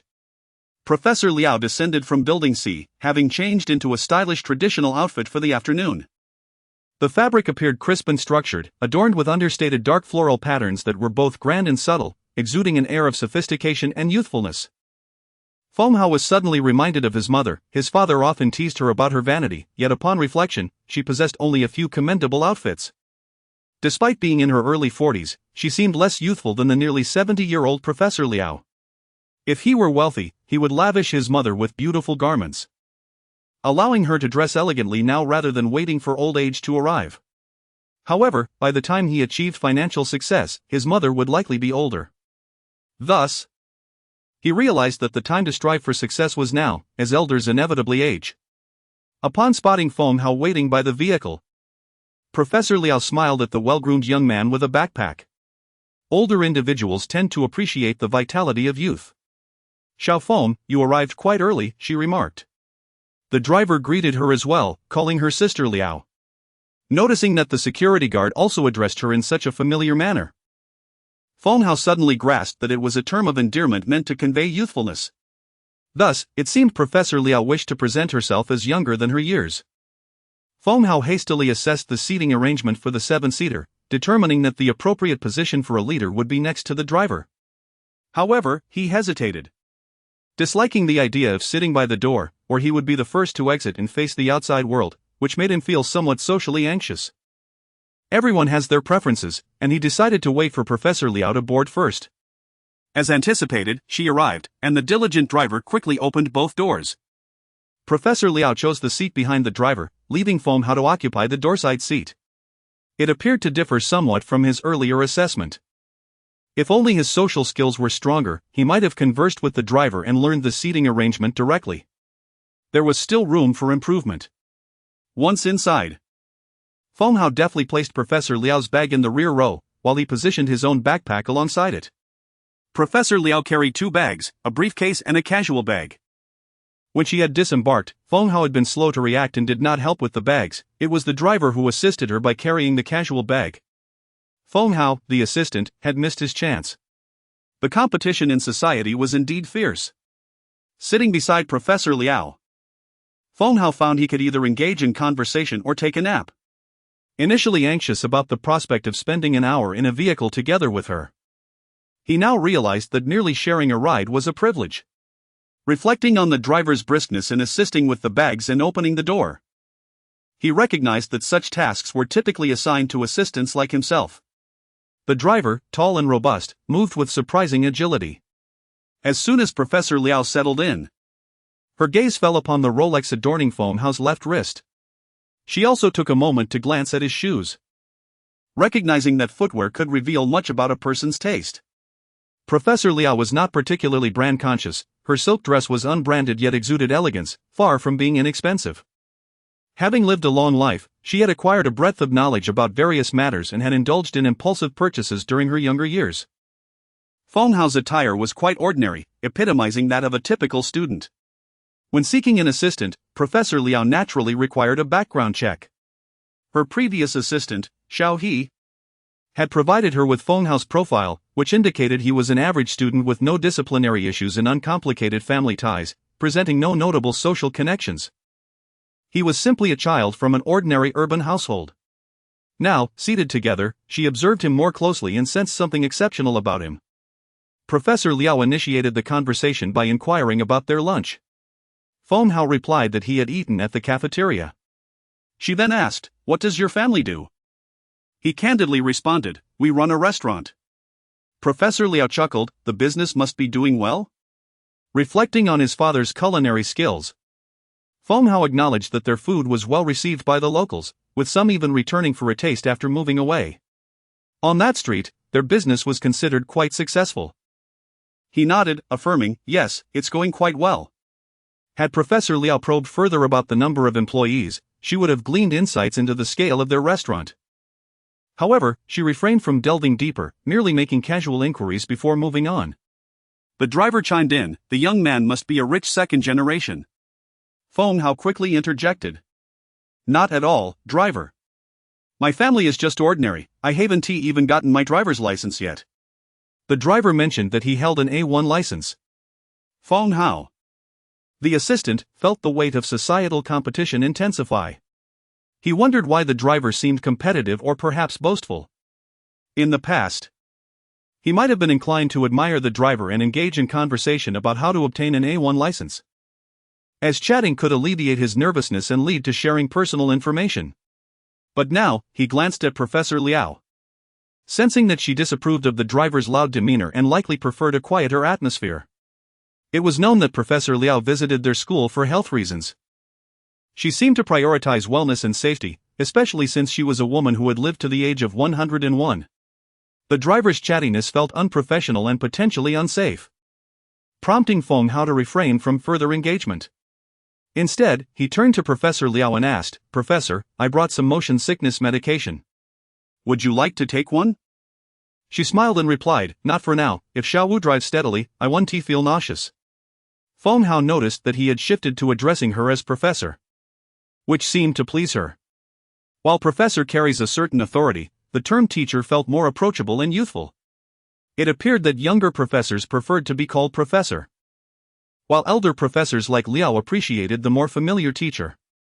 Furthermore, Professor Liao had instructed the driver to drive steadily, which sparked a moment of realization for Feng Hao. Subsequently, Professor Liao closed her eyes to rest, and Feng Hao followed suit, settling into a quiet moment. The journey to the city center would take nearly an hour. So he decided to allocate half an hour for a brief nap. Once settled, he closed his eyes to rest and soon fell into a deep slumber. The habit of taking a midday nap, once established, became indispensable. Without it, he felt a lingering fatigue. Moreover, with the practice of afternoon repose, his energy surged in the late hours, and his mind did not fade as swiftly by nightfall. In the days when he forewent the nap, his mental acuity dwindled post-dinner, rendering him incapable of engaging with his studies. He could only partake in mindless activities like gaming or scrolling through social media. Should he force himself to study? His efficiency plummeted. Feng Hao quickly succumbed to sleep. Professor Liao, however, merely feigned slumber. When the driver made a sudden maneuver, the car tilted forward, prompting Professor Liao to open his eyes. Glancing outside, he was startled to see a large vehicle alongside them. Turning his gaze, he noticed Feng Hao peacefully asleep, his breathing steady. He appeared quite serene, comfortably resting against the seat with his seatbelt fastened. His long eyelashes cast a gentle shadow over his closed eyes, lending him an innocent charm. His hands rested on his flat abdomen, and the watch adorning his wrist added a touch of elegance. Professor Liao thought of his grandson and wondered if he wore a watch, contemplating purchasing one for him. Youth was a blessing. The young man slept soundly. With another glance at Feng Hao, Professor Liao resumed his rest, sinking into a drowsy state that resembled sleep. Meanwhile, the driver, Xiao Wu, quietly focused on the road. At a red light, he turned to survey the back seat, spotting the university student in a deep, tranquil sleep. Initially skeptical about Professor Liao's choice of a student as a temporary assistant, especially considering that his regular assistant, Xiao He, had taken leave. He recalled how he had previously met Xiao He's partner. They had conveyed their desire for Xiao He to maintain his position despite his health issues, not wanting to be replaced. In truth, the newcomer was merely a university student, posing little threat. He appeared as an innocent young man. Having received a couple of cigarettes, driver Xiao Wu felt inclined to contribute in some way, to justify his acceptance of the gift. At that moment, observing the student in a sound sleep, he recalled Professor Liao's earlier inquiries, sensing that the young man hailed from a well-off family. As the light turned red, Xiao Wu scrutinized Feng Hao again, catching sight of the Rolex on his wrist. Goodness! While he may not recognize many brands, he certainly knew a Rolex. A student with excellent grades, capable of attending university, and from a prosperous background. Indeed, wealthy individuals seem to be born into their fortune, benefiting from favorable circumstances. Comparing oneself to others was futile. The student with the Rolex could hardly be competing for a mere assistant position. Likely, he was merely engaging in social practice or enjoying an outing. As the green light illuminated, Xiao Wu resumed his earnest driving. Chapter 66, The Proud Prodigy. Upon arriving at their destination, Feng Hao stirred from his slumber, observing that Professor Liao was peacefully asleep and had not been disturbed. The driver, having parked the car, hastily exited to open the door. Feng Hao found it peculiar. It seemed that after a brief nap, the driver's demeanor had transformed considerably. Earlier, upon boarding, Feng Hao had sensed a lack of warmth from the driver, as if he harbored an intrinsic aversion towards him. Yet now, inexplicably, a sense of goodwill appeared to have arisen. Not only did the driver refrain from claiming Feng Hao's bag, but he also handed over Professor Liao's travel bag, which contained some toiletries neither particularly heavy nor light. Professor Liao, feel free to call me if you need anything. Feng, reach out if you require assistance, the driver, Xiao Wu, said, presenting Feng Hao with a business card before driving away from the hotel. A slight flush crept across Feng Hao's cheeks. He had indeed been awake during the latter part of the journey and could have asked for the driver's contact information for future reference. However, he had neglected to do so, lacking the initiative to engage in such networking. It became evident that intelligence alone was insufficient. Experience and perspective played a crucial role as well. Upon their arrival, the driver's address for Professor Liao had shifted from Sister Liao to Professor Liao, indicating a more formal setting. As they disembarked, an attendant approached them, a middle-aged man who grasped Professor Liao's hand sincerely, shaking it vigorously while slightly bowing his head, a broad smile adorning his face.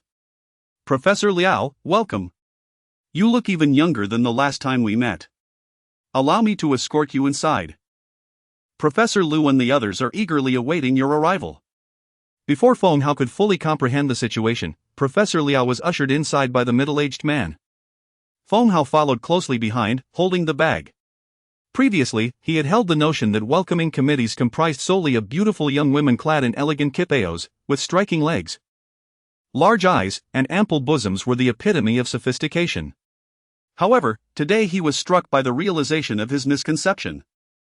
While there were indeed charming female attendants at the entrance, Professor Liao was greeted by a middle-aged man in a suit, who exuded the aura of a successful individual of considerable standing in society, something only his uncle seemed to embody within Feng Hao's family.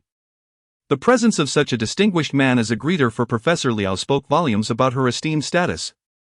It became clear that true prestige and welcoming was not merely represented by attractive women, rather, a well-dressed gentleman serving as an attendant elevated the occasion to a far superior level. It was akin to the distinction between a boss who travels with a female secretary and a leader who is accompanied by a male secretary.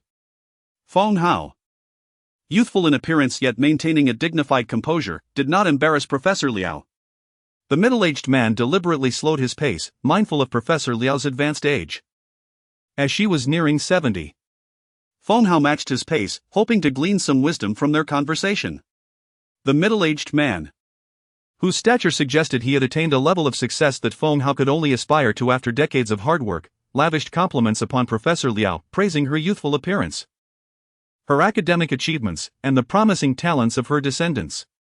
The nature of these accolades revealed a certain finesse. Feng Hao, though unable to fully comprehend the academic jargon, noted phrases like mathematical issues arising from general relativity and string theory and systematic development of partial differential equations in differential geometry.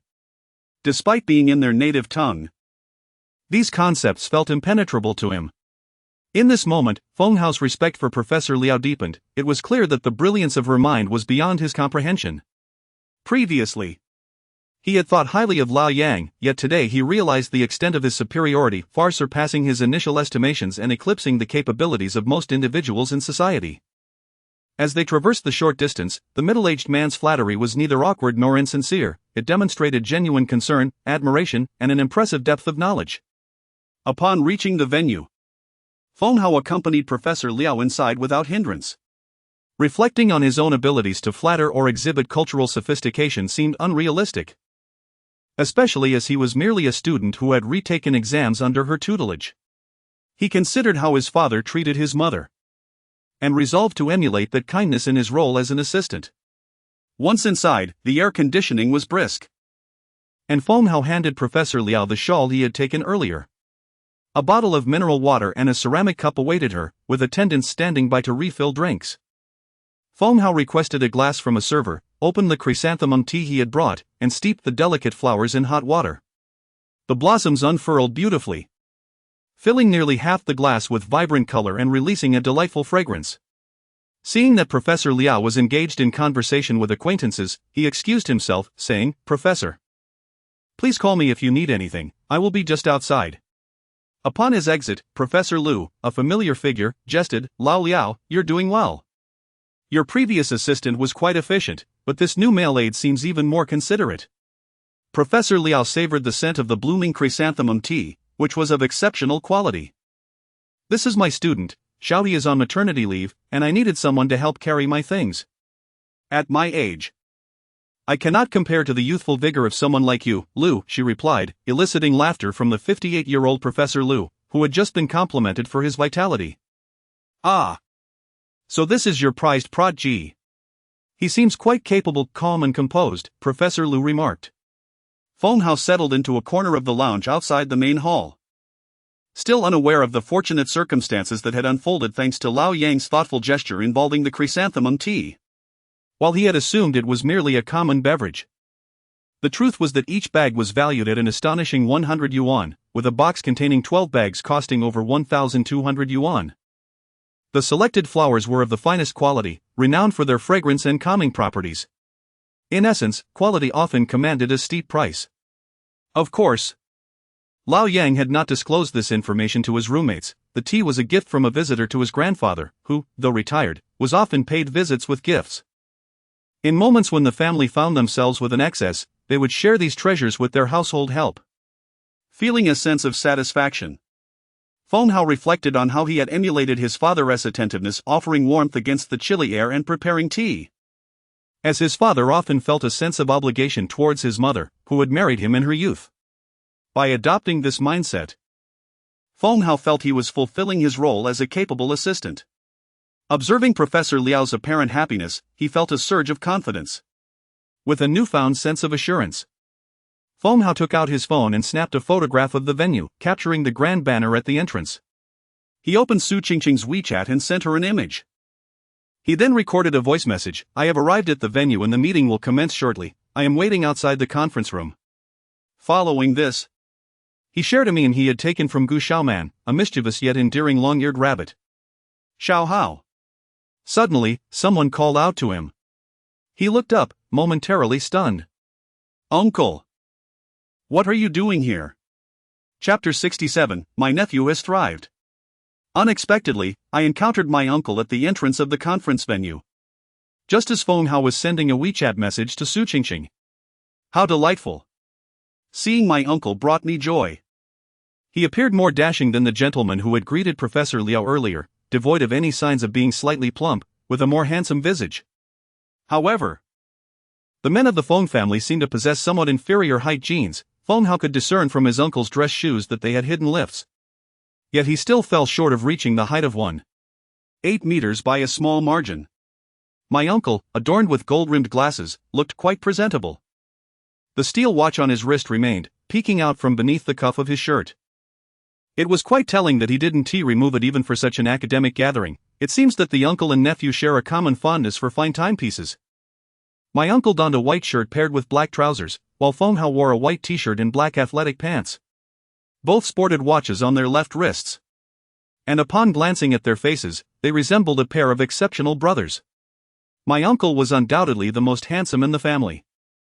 The second child often inherits the best traits from his parents. He was even more refined than my aunt. As I had heard her lament about how my uncle's looks had led the daughter of an esteemed professor to pursue him relentlessly, despite his initial reluctance. Eventually, for reasons unknown, he acquiesced. Feng Hao, in his youth, had not been as striking as his uncle. Although he was young, he lacked refinement. Thus, when they engaged in mischief together, it was always he who bore the brunt of the consequences. Recently, having enhanced his appearance attributes, he found himself more akin to his uncle. Feng Yingtian was pleasantly surprised to see his nephew here.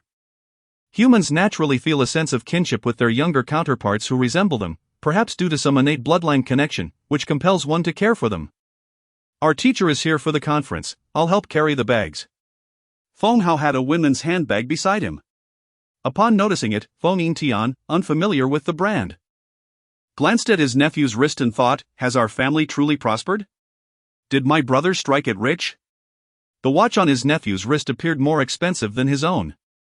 With the conference about to commence, there was no time for idle chatter. He entered the venue unaccompanied, as everyone present was a professor. A stray object could easily topple multiple esteemed scholars. He decided to take his seat and chat with his nephew once the conference concluded. Feng Yingtian settled into a seat towards the back, surrounded by older, distinguished individuals in the front row. Although he wished to greet them, they were unfamiliar, and approaching them seemed inappropriate. Scholars of considerable age often maintain a certain decorum, thus, he sat quietly. Meanwhile, outside the venue, Feng Hao was busy sending images, voice messages, and emojis to Su Qingqing, promptly receiving a reply from the young lady. She, too, was occupied, studying in her classroom, and surprisingly, she was learning Portuguese. She sent him a photo of her Portuguese textbook, which Feng Hao could not comprehend. She also replied with a voice message. Her clear voice sounding even more gentle than in person. "Portuguese is quite tricky, it's a bit challenging to pronounce." Feng Hao listened to her message twice, imagining her slightly spoiled demeanor as she complained.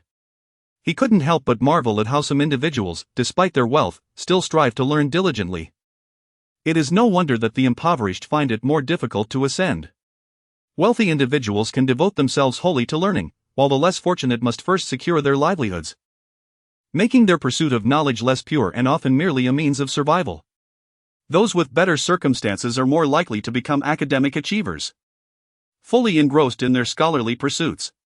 He refrained from interrupting her studies, contemplating that waiting idly was a waste of precious time. Hours passed, And he regretted not using the time to play video games or take a leisurely stroll. However, ever since he adopted a structured study routine, he began to value every hour, recognizing its significance. Wasting time felt disgraceful.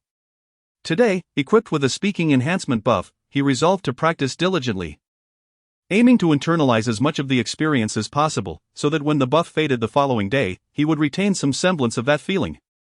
Feng Hao retrieved his tablet, a thoughtful gift from his aunt. Designed to facilitate class notes and translations, a device he had only remembered to bring along in case it proved useful. He donned his headphones, attentively listening to the English-speaking material stored on it. This tablet was incredibly convenient, allowing him to learn while simultaneously jotting down notes and sketches, with ample storage capacity. An hour passed as he immersed himself in study. Suddenly, he felt a trickle from his nose and hastily grabbed a tissue to wipe it. His brain felt overheated, likely due to prolonged study, causing his mental juices to overflow. After wiping away the nasal discharge, he noticed it was intermission, with people entering and exiting through the side door. Previously, he had heard Yang mention a peculiar rumor regarding ultra-high-level national conferences, where attendees often endure hours of speeches without bathroom breaks, leading them to wear adult diapers as a precaution. It sounded absurd, yet it seemed plausible. Those who participated in such conferences were rarely young, and their bladder systems likely weren't in prime condition. Academic conferences are somewhat more relaxed. Professor Liao emerged alongside a foreign woman with blonde hair, engaged in animated conversation. Upon seeing Professor Liao, Feng Hao instinctively stood and moved closer. The professor, feeling the need to stretch her legs due to her age, had already accomplished a remarkable feat by remaining seated for an hour. Feng Hao recalled Yang mentioning that Professor Liao had diabetes. He quickly searched for information on diabetes management. Learning that individuals with the condition must regulate their sugar intake and have frequent small meals to prevent hypoglycemia. Controlling sugar doesn't mean completely abstaining. One can supplement with small amounts of food as needed. Professor, I brought some dried fruit from my hometown, would you care to try some? Professor Liao, feeling invigorated after her morning run, found the young man quite charming and polite, inviting him to assist with her bag without much thought. She even self-deprecatingly remarked on her fondness for youthful exuberance, perhaps missing her own grandson. She had a favorable impression of young Feng. Little did she expect that bringing him along would turn out so well. It was evident that he had been raised well, albeit somewhat inexperienced, yet earnest. Professor Liao accepted the dried fruit and inquired whether the foreign woman beside her would like some.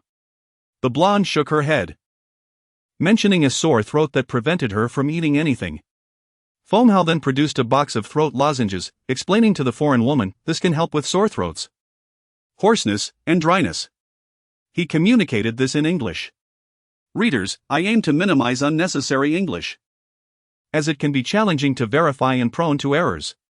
Feng Hao briefly explained the ingredients on the lozenges packaging. While some foreigners might be skeptical, others would express admiration. The blonde woman appeared pleasantly surprised. Thank you, I really need it. She opened the package and took one on the spot, with Professor Liao doing the same. She introduced Feng Hao as her student, and the foreign woman complimented him for being attentive, thoughtful, and handsome. They conversed a while longer before heading to the restroom, then returned to the conference. Professor Liao hadn't anticipated that young Feng's English would be quite proficient. Allowing for smooth conversational exchanges, despite struggling with mathematics, he performed well in other subjects.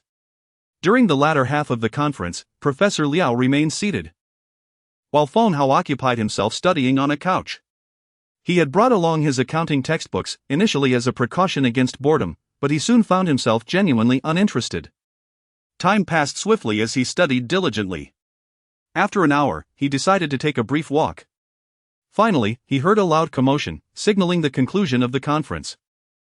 The grand doors of the conference room swung open, revealing a throng of professors spilling out, creating an overwhelming scene. Professor Liao, along with a few elderly gentlemen and a foreigner with strikingly blonde hair, led the way. His uncle found himself engulfed by a throng of professors. Feng Hao gathered his belongings and approached them. Upon noticing Feng Hao, Professor Liao said, "Xiao Feng, come, let us dine together." There will be a small-scale seminar this evening, and it seems we may need to arrange for accommodations. Please inquire about the lodging details shortly.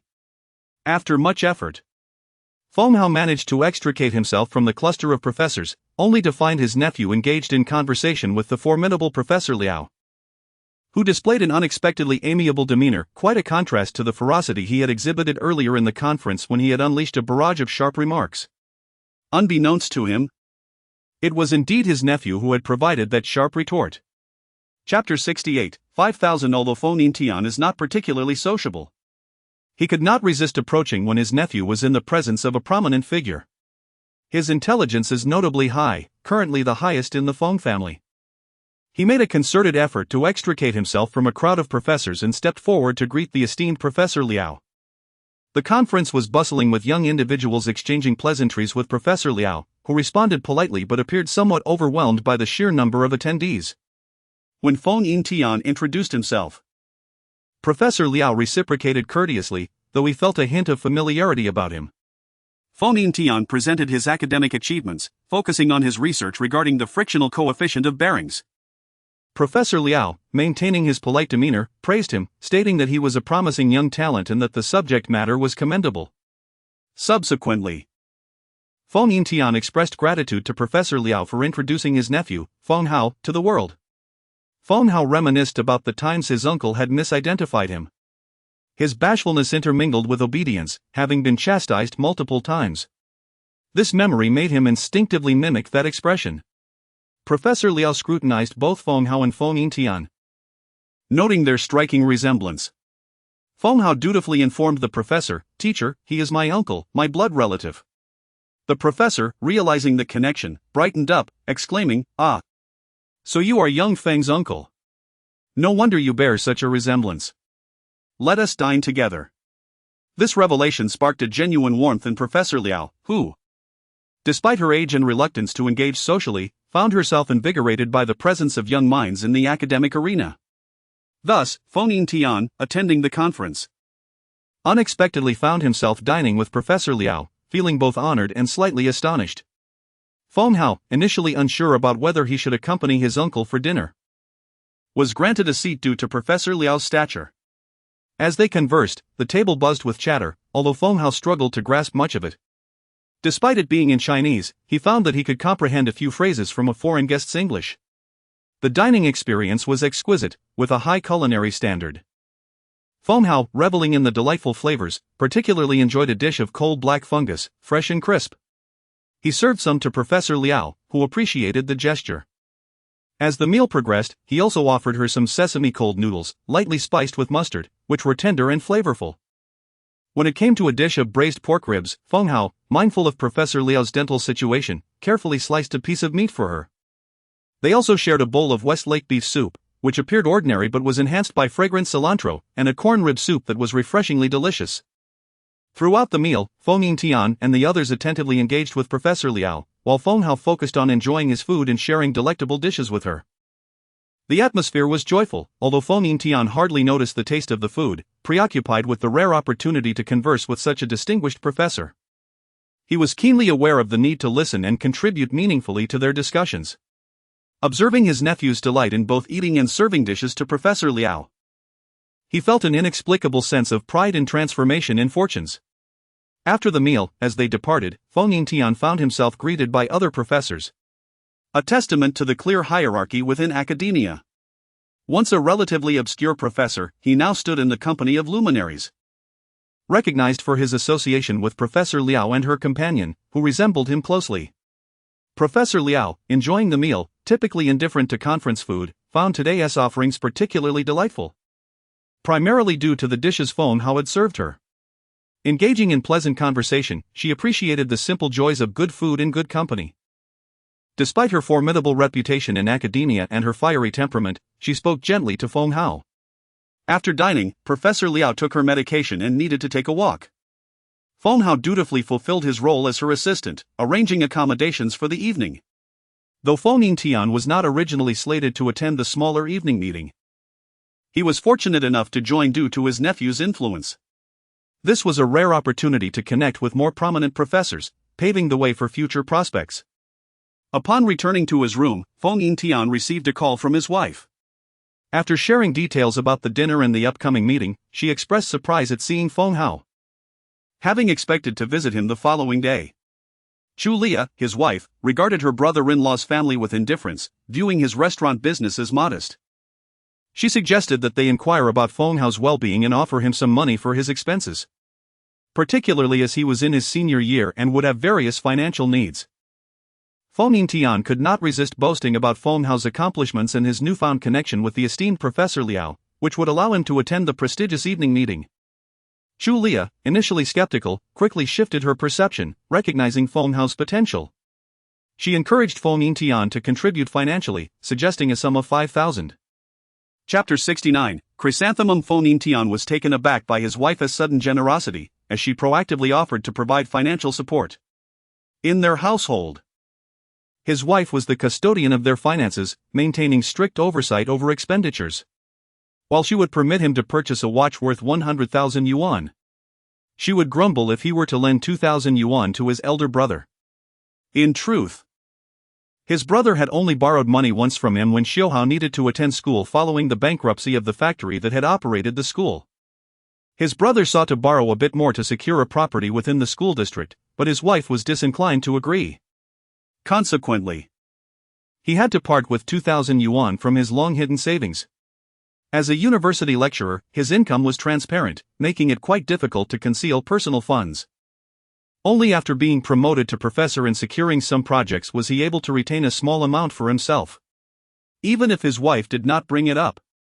He had always intended to provide his nephew with some financial assistance, especially since it was not proper to merely visit without offering anything of substance. Having attended university himself, he was acutely aware of the uncertainty and financial struggles faced by fourth-year students. He had planned to engage his nephew in a meaningful conversation, hoping to guide him slightly and help him avoid unnecessary detours. However, upon witnessing his nephew's demeanor that evening, he was astonished. Xiaohao appeared even more impressive than he had been during his own youth. Back then, he had been cautious and anxious, striving to earn the approval of his professors while diligently studying, ultimately gaining favor due to his looks, which caught the eye of a professor's daughter. Otherwise, he might have had to grapple with the harsh realities of the world outside academia. He recognized his own limitations.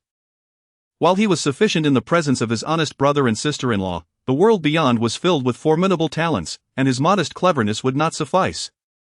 He observed and learned, marveling at the disparities in intellect and emotional acuity among individuals. Yet, in the presence of Professor Liao, Xiaohao appeared at ease, enjoying the meal while Professor Liao consumed only the dishes that Xiaohao served him. Professor Liao was notorious for his irritable temperament, and Feng Yintian recalled a time when he was inadvertently caught in the professor's wrath during a meeting, nearly receiving a notebook thrown at him. Professor Liao's confidence was palpable. He was formidable and unafraid to express his dissatisfaction, unlike the submissive leaders who surrounded him. Feng Yintian mused that his nephew had far surpassed him, being a prodigy in his own right. He pondered whether Professor Liao had a daughter. Given his age, it was likely she was already married. Perhaps he should consider if there were grandchildren involved. As Feng Yintian reflected, he felt a tinge of embarrassment. Relying solely on his status as a son-in-law and a professor seemed rather unambitious. Ideally, he would aspire to contribute directly to research, as that would allow him greater freedom. Initially, he had intended to covertly gift his nephew 2,000 yuan while reporting 800 to his wife, mindful of the limited funds he possessed and the risk of his nephew misusing the money. However, with his wife's approval for 5,000, he found himself with a total of 7,000 yuan to offer. Given his nephew's current demeanor, mature and promising, he felt reassured that the funds would be used wisely. Money ought to be spent judiciously. Frivolous expenditures on shoes or gaming equipment yield only fleeting joy, while true happiness stems from continuous growth. After taking a moment to clear his mind, Feng Yintian prepared for the evening meeting, aware that he needed to remain sharp lest he struggle to comprehend the discussions. Meanwhile, Feng Hao was busy arranging accommodations, feeling a bit anxious, particularly since he had yet to experience a romantic rendezvous. In the dormitory, they had expected Yang to be well-versed in such matters, but it soon became clear that Yang was just a regular individual.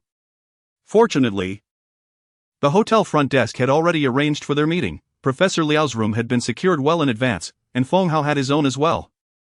This establishment was a prestigious five-star hotel frequently chosen for conferences. Professor Liao's room was in Block B, room 701, while Feng Hao's was in room 703. Feng Hao first inspected room 703, which was a standard double room, surprisingly spacious. It featured a large bed, a lavish bathtub in the bathroom, floor-to-ceiling windows with a table, and a cozy corner with a sofa, all furnishings of commendable quality, making the space feel expansive. This room was larger than 3 dormitory rooms combined. Upon seeing the bathtub, Feng Hao felt a twinge of regret. Such an opulent room should have been shared with his friend Xiao, who had claimed to have never used a bathtub, purely platonic friendship, of course. After settling his belongings, Feng Hao proceeded to check room 701, expecting it to be similar, only to discover it was a suite. Astonishingly, it was more than twice the size of his own room, featuring a bedroom and a separate living area, effectively a small conference room with sofas encircling a bar area and a refrigerator stocked with beverages. Regrettably, Professor Liao likely would not indulge in those refreshments. Feng Hao noted that there were no price tags, indicating they were complimentary. He pressed down on the bed, recalling Yang's advice that older individuals required firmer mattresses and pillows. The bed was exceedingly soft, as was the pillow, but Feng Hao had no issues with comfort. Following Yang's instructions, he checked the telephone at the bedside and inquired at the front desk about obtaining a firmer pillow and mattress for room 701. The staff likely had access to the room's details and asked whether he needed 1 or 2 buckwheat pillows. They would send someone to turn the mattress to its firmer side. Feng Hao requested just 1 buckwheat pillow, as Professor Liao would be sleeping alone. He wondered how long it would take for the staff to arrive. Should he simply wait in the room? That didn't seem right, as the evening meeting was approaching. Ultimately, he resolved to head to the conference venue. After completing his tasks, Feng Hao breathed a sigh of relief. He had initially perceived the role of a small assistant as trivial, merely accompanying others for meals, but he soon realized the myriad small details that demanded attention. Overlooking such matters could result in his not being invited again. Upon arriving at the venue, he indeed spotted Professor Liao conversing with others at the entrance. His uncle was present as well, though he stood off to the side. Feng Hao approached, struggling to grasp the conversation, and opted to engage in dialogue with a foreign colleague standing nearby, using it as an opportunity to practice his spoken English. Those who have studied abroad are well aware of the instinctive urge to converse with foreigners, equating them with opportunities for language practice. The foreigner, a blonde woman, seemed quite taken with the young man who had just provided her with some throat lozenges, though her academic prowess was average. The novelty of her background allowed her to occupy a place among the elite. Wearing translation headphones, she had trouble comprehending the ongoing discussions. Feng Hao's arrival provided her with a comfortable conversational partner. Conversations among foreigners typically revolve around 3 topics: weather, environment, and politics. The latter was off limits, so they discussed the weather, surroundings, and cuisine. The blonde woman, who mingled in academic circles, had chosen the Chinese name Li Gangtai. Feng Hao stifled a laugh at the name. She proudly explained her choice, noting that there had been a king with the surname Li Shimen, from the royal lineage. Hence her selection. The other attendees, all sharing the surname Li, appeared slightly embarrassed. The notion of Gangtai implied a steely resolve. She mentioned she hailed from Slovenia, leaving Feng Hao momentarily perplexed, as his geographical knowledge was limited, and he struggled to recall details about the country. Li Gangtai habitually introduced Slovenia, a country located in the south-central region of Europe, at the northwestern edge of the Balkan Peninsula, bordered by Italy to the west and Austria and Hungary to the north. With this description, one could grasp the essence of this densely populated area.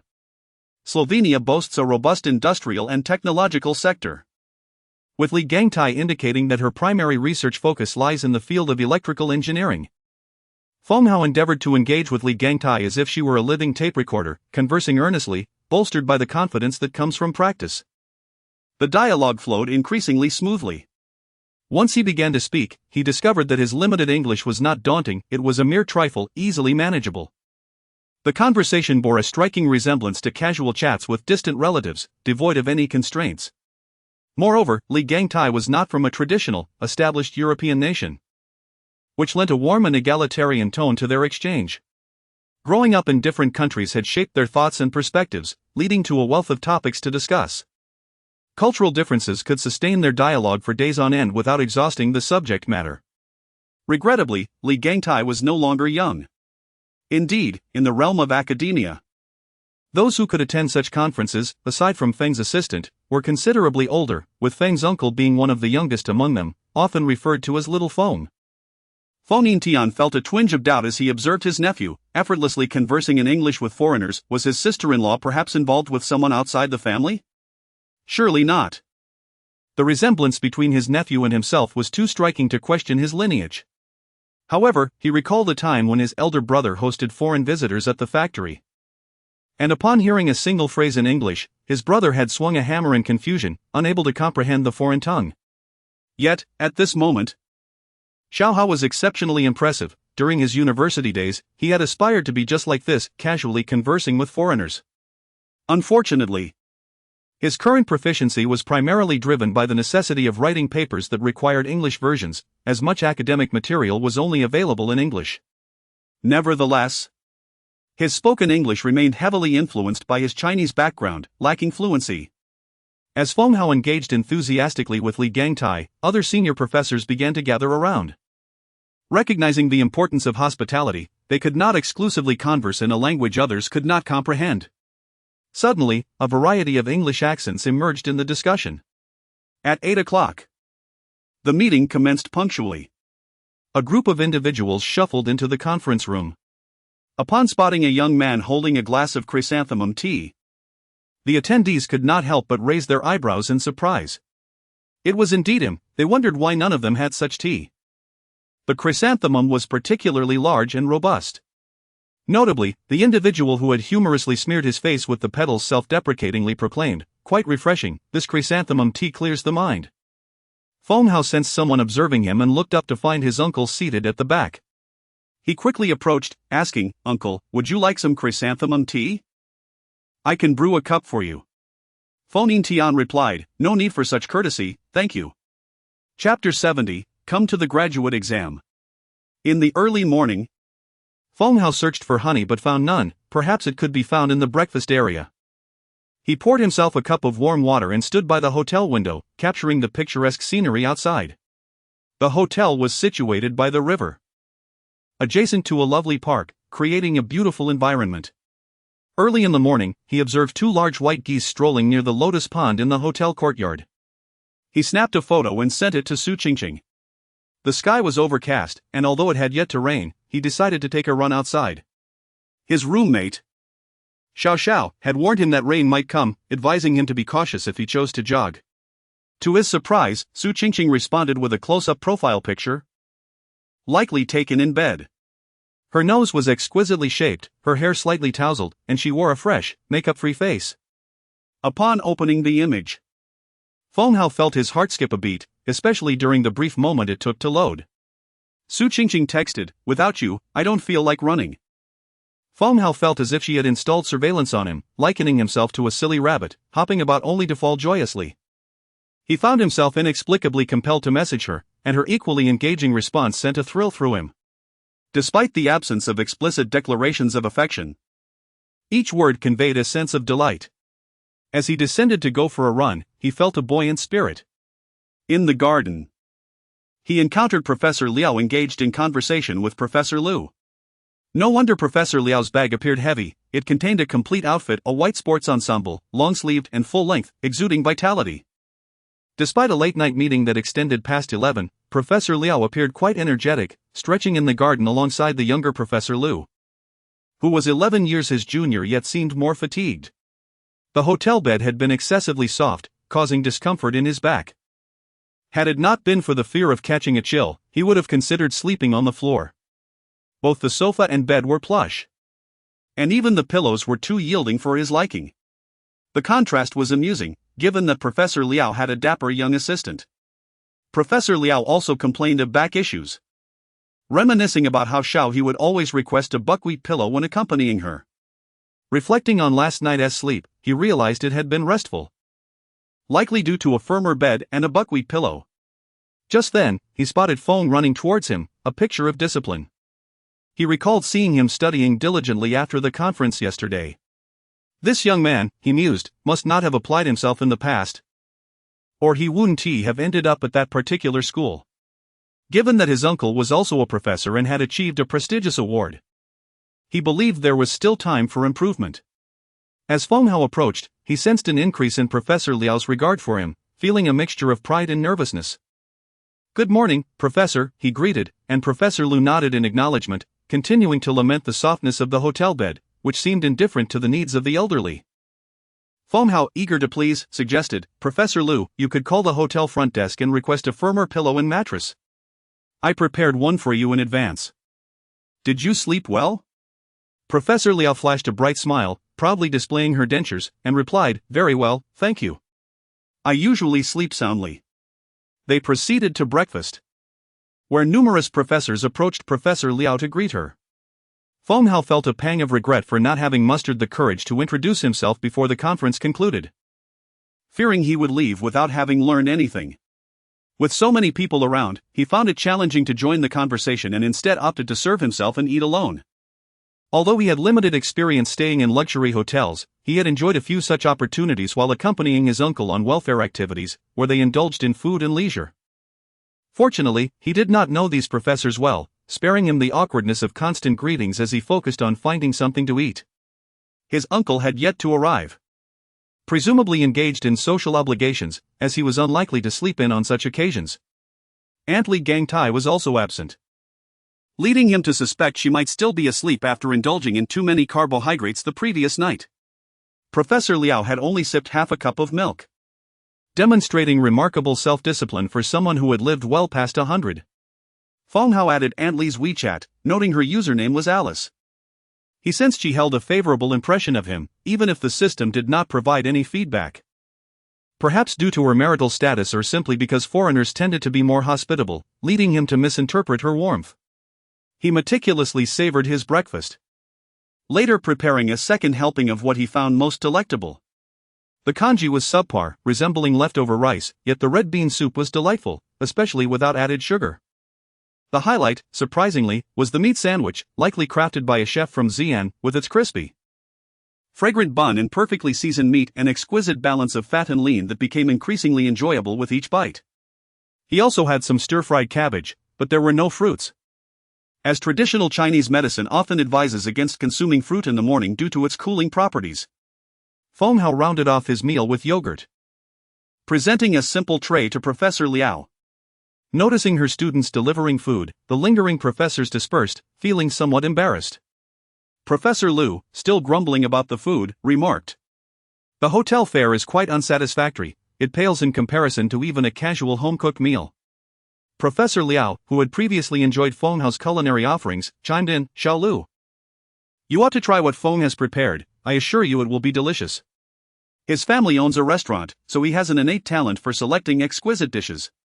Professor Liu appeared skeptical, yet Feng Hao promptly offered, "Allow me to fetch it for you, Professor Liu." While Professor Liu had not undergone the same scrutiny as Yang, he seemed to have a fondness for spicy food. Feng Hao prepared a selection for Professor Liao and added a plate of chili sauce, suspecting that Professor Liu might require more substantial fare. He also included a potato pancake and a glass of cucumber juice. As Professor Liu engaged in conversation with Professor Liao, he observed the swift arrival of food for Professor Liao, noting the quality differed significantly. He had perceived that Professor Liao's choices were somewhat bland, yet the young assistant demonstrated keen insight. Upon tasting the food, Professor Liu was pleasantly surprised. Each item was indeed delightful, in stark contrast to yesterday's offerings. Feeling rejuvenated after his satisfying meal, Professor Liu couldn't help but commend Feng Hao. After all, he was not merely a genuine assistant but also a student of Professor Liao. "You're quite impressive, Xiao Feng. Do you have plans for graduate studies? If you're considering it, you might want to apply to our university. We have ample programs for you to choose from. My field is available as well, but I have too many projects on my plate. Should you choose my discipline, you would be under the guidance of my students during the initial phase." Feng Xiaozili Hao, taken aback, had never contemplated pursuing a postgraduate degree, primarily because he believed himself to be ill-suited for academic endeavors.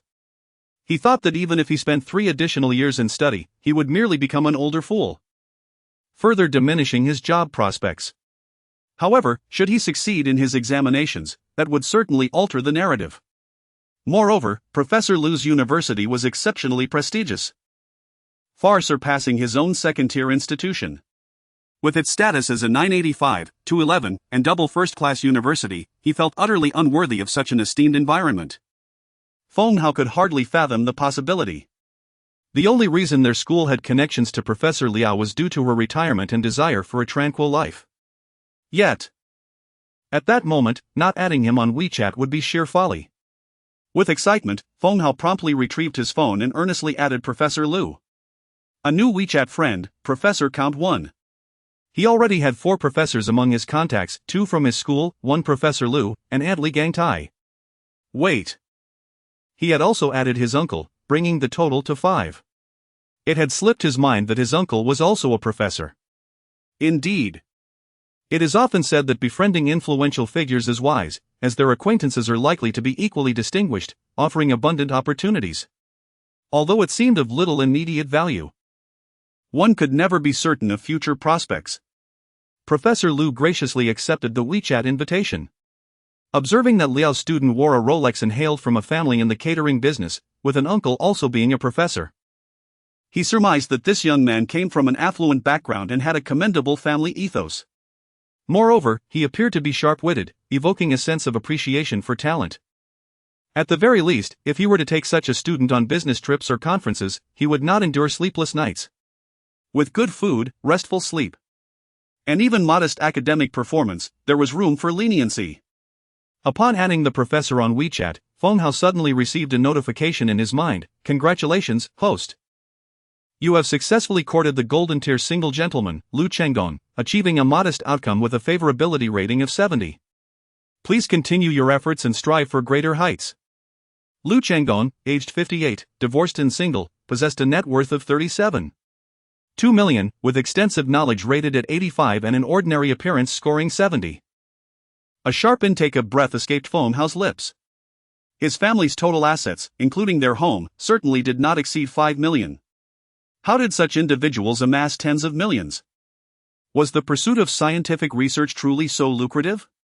Yet, gazing at Professor Liu Chenggong, whose hair had dwindled to a mere 1/6 of its former glory, he found the bald head reflecting the strong light of the overhead lamp, momentarily blinding Feng Hao. Chapter 71, Private Savings Morning. Hasty and bustling. Feng Hao found honey in the dining hall and poured himself a glass of honey water, sipping it quietly. His uncle, Feng Tian, arrived, appearing as if he had been summoned to an impromptu morning meeting. Professor Liao, having finished his breakfast, was set to meet a few old friends for a private chat. Thus, Feng Hao waited for his uncle in the dining area. Feng Tian did not arrive until 9:30. The uncle and nephew chose a table in a corner with a good view. The breakfast rush typically peaks between 8 and 9, and after 9:30, the crowd thinned somewhat. Feng Tian was ravenous. Early that morning, he had received a call from their dean inquiring about the meeting, where Professor Liao had apparently made quite the stir. What was the situation? Any gossip? The meeting was of high prestige, with chrysanthemums adorning the venue. Of course, Feng Tian could not merely indulge in gossip. As a young professor in the institute, he was also expected to report on his growth and insights from the meeting. He mentioned some key points from a smaller meeting he attended the previous night. The dean sincerely encouraged him and spoke about project funding applications for the semester, urging him to be bold and aim higher. Feng Tian felt fortunate indeed, and exceptionally hungry. He gathered an array of food, eager to indulge, as reporting to superiors was mentally taxing. Yet, this mental exertion was unavoidable. Failing to report adequately meant he would need to work even harder. Observing his uncle's large plate, Feng Hao thought it likely that much of it would remain uneaten.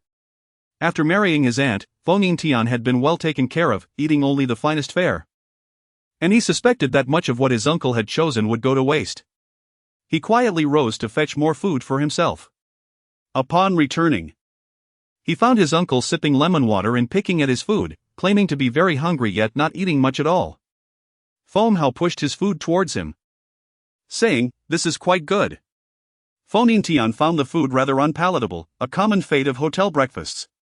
After frequent business trips, he had grown weary of them. Noticing what his nephew had selected, he tentatively tried a bite. Ah! Indeed, Feng Hao had chosen better options, and they were considerably tastier. Suddenly, Feng Tian understood why Professor Liao had barely touched his food last night. He had been relying on the dishes chosen by young Hao. Speaking of luck, Feng Tian finally recalled the watch on Feng Hao's wrist. Initially, he thought it might signify his elder brother's financial success, but reconsidering, he deemed that unlikely. His elder brother was quite earnest. He couldn't help but share any good fortune, making it difficult for him to quietly amass wealth. Furthermore, his brother and sister-in-law were not overly indulgent with their children, so it was improbable they would suffer while providing their child with the best. young Hao, despite having average academic performance, had no significant flaws. When he saw his uncle wearing the same model of Rolex, Feng Hao anticipated a question. Young people with a strong sense of morality often find it challenging to stray from the right path. Even wearing a watch that far exceeds their living standards can induce anxiety and guilt, emotions that deter most from making poor choices. It was a gift from a female classmate, Feng Hao replied demurely, embodying a blend of innocence and charm. Feng Tian gazed at his nephew, momentarily transported back to his own youth during his senior year. Without needing an explanation, he instantly understood. Back then, he too had been pursued by a girl who lavished him with gifts. His aunt was a slightly plump girl whom he had initially overlooked. At that moment, the fates of the uncle and nephew seemed intertwined. Feng Tian felt as though he had traversed time, returning to his own adolescence. He said nothing further. Merely placed a firm hand on his nephew's shoulder, noting the strength it now bore. The once small child had grown into a young man. He drained the last sip of his cucumber juice, slightly bitter, then took out his phone. With a deep breath, he transferred 10,000 yuan to his nephew. Your aunt suggested I send you some money for a few new outfits. Be generous and confident, we lack for nothing. Feng Hao heard the notification on his phone. Upon opening it, he was astonished by the numerous zeros, 10,000. 00 yuan. His uncle had gifted him a substantial sum. But why? Was it a sudden awakening of conscience, perhaps reflecting on the times he had treated him poorly? Feng Tian still had to meet a teacher and Wun Ti visit Feng Hao's school in the afternoon. Looking at his nephew, whose face still bore a hint of youthful fuzz, he chose not to elaborate further. He patted Feng Hao's shoulder once more and left without hesitation. Each path must be walked alone. Young man, once you've traversed your journey, you may come to understand your uncle. I hope you find more joy than I have. Feng Hao, puzzled, felt an inexplicable sadness wash over him as he watched his uncle's retreating figure. Yet, it was quickly dispelled when he saw his uncle briskly approach a balding elder, greeting him amiably, Professor Liu. The momentary sorrow vanished, replaced by a fleeting illusion. Feng Hao returned to his room to pack his belongings and called his mother. I ran into my uncle, he is here for a conference. And I'm assisting our professor. Oh, our Hao is making strides. What did the professor see in you to have you carrying his bags? His mother laughed on the other end. Feng Hao replied. Every time I hear Hao, I feel like I'm 8 years old again. Mom, I'm quite capable. Isn't it normal for the professor to recognize my potential? He asserted, feeling a childish defiance. Mom, I'm being serious. I met my uncle. And he gave me 10,000 yuan to help with my studies. Initially, he contemplated withholding some of the amount, but it was merely a fleeting thought that he dismissed. He relayed the truth. Your uncle is quite generous. What have you done? His wife is quite strict with him, he rarely has much money. How could he give you so much? His mother exclaimed in surprise. He then heard her summon his father. The phone was handed over, and his father inquired. Is your uncle doing well? Did he have a quarrel with your aunt? No, he said this money was for me to buy clothes. On the other end, he could hear his parents discussing the matter in confusion. Finally, his mother took back the phone, saying, "That is fine, we understand. Just don't spend it recklessly. And let us know if you need anything." After updating his parents, Feng Hao packed his belongings into a single bag, feeling a twinge of regret. The room, priced at 1,200 yuan per night, had gone unused. He felt he had squandered that amount. However, he had cleared it with his parents. Net worth, 10,000. Feng Hao slung his bag over his shoulder and set off to find Professor Liao. Meanwhile, Feng Tian had just concluded a meeting with a prominent figure when he received a call from his elder brother. His brother inquired about the family and why he had given so much money to young Hao. Touched by his brother's concern, Feng Tian replied, "It seems young Hao has started seeing someone with a good background.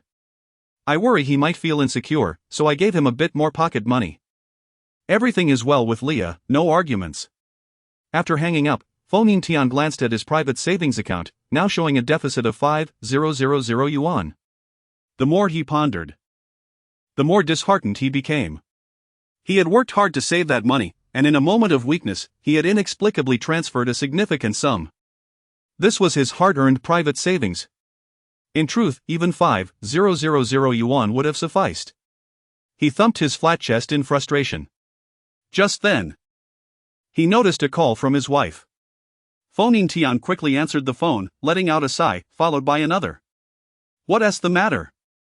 Did you give Xiao Hao the money?" "I did, my dear wife." "Ah, I must ask you not to scold me. This morning, I was with Xiao Hao. And it seems Professor Liao has taken a liking to him as a potential graduate student. That silly boy was reluctant, wanting instead to seek employment. I scolded him a bit, and in a moment of impulse, I transferred him 15,000, urging him to focus on securing a place with Professor Liao first. There are so many others vying for that opportunity, and Professor Liao hasn't even considered them yet. My dear wife, will you be upset with me for making such a decision? This opportunity is indeed rare, and I couldn't bear to see that foolish boy failing to appreciate it." On the other end of the line, Shu Lia quickly responded, "That's all right.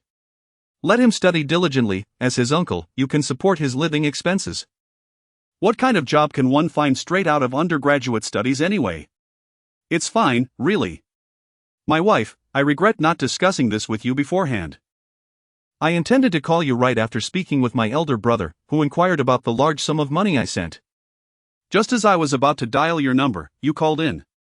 Shu Lia had also been trying to reach him, and upon hearing his explanation, she understood. "No worries. As long as Xiao Hao doesn't squander it. What he told your brother and sister-in-law was indeed correct. My dear wife, I love you. I have a flight this afternoon. And I will see you tonight."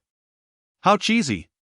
Save it for when you get home, Shu Lia teased before hanging up. Feng Tian patted his chest, feeling relieved. He had recouped the 5,000 he gave his nephew and requested reimbursement of 10,000 from his wife. What a clever maneuver.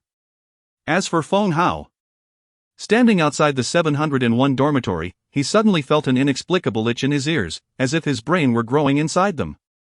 Chapter 72, The NPC Returns. It is raining heavily outside. Feng Tian has taken a car to the airport. Feng Hao, along with Professor Liao, sees off Professor Lu and Aunt Li Gangtai as they board the bus, and he also bids farewell to his uncle. They wave goodbye.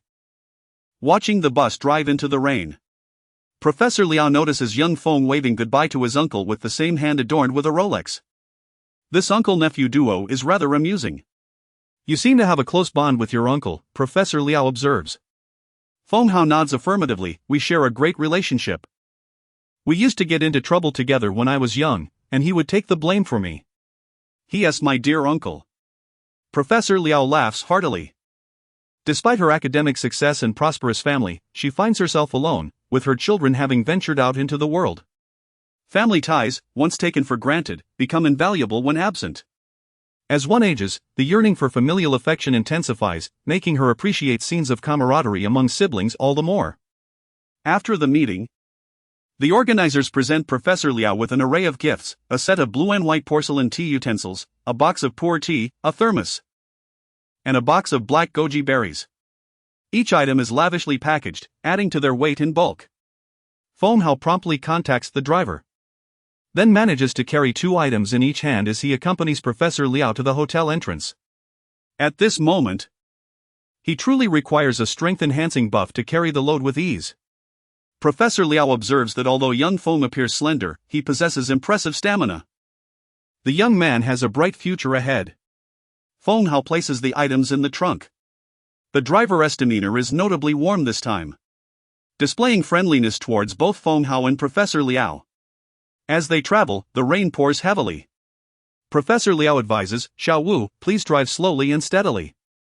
Having spoken extensively throughout the day, Professor Liao chooses to rest in the car, refraining from conversation. Upon arriving at the university, Feng Hao finally utilizes the large umbrella he had carried. With his left hand occupied with the items, he skillfully holds the umbrella with his right, shielding Professor Liao from the rain as they enter the C building faculty apartment. Professor Liao resides on the 5th floor. Upon entering, they are greeted by an entirely different atmosphere, immaculately clean, with a large bookshelf occupying one wall, filled with books. By the window, a tatami tea space awaits, complete with a cabinet dedicated to various tea utensils, all of which appear quite exquisite. The living room is spacious, featuring a tea area, a reading nook, and a separate bedroom, resembling a conversion of a two-bedroom into a one-bedroom layout, likely designed with a modern Chinese aesthetic in mind. Feng Hao sets the items down without lingering, preparing to take his leave. "Please rest well, Professor. I'll head back now, feel free to call me anytime. I'm always at school." Returning home, Professor Liao lets out a sigh of relief, finding comfort in her own space, especially at her age. After a long day's travel, this trip has been relatively easy. If her assistant, Xiao He, had come along, being a girl, it would have been inappropriate to burden her with so much. Xiao Wu, the driver, tends to be a bit reckless, and Professor Liao often carries a few items herself. This time, however, Feng Hao managed all the heavy lifting effortlessly, demonstrating the advantages of having a male assistant. He is also thoughtful, bringing an umbrella, knowing that at her age, she is particularly susceptible to colds, especially when living alone. A simple cold could be quite detrimental. Overall, Professor Liao is very satisfied with Feng Hao's assistance. The chrysanthemum tea he prepared is delightful, and the throat lozenges are much appreciated after a day of speaking. "It seems you come from a good family. This chrysanthemum tea certainly appears to be of high quality," she remarks.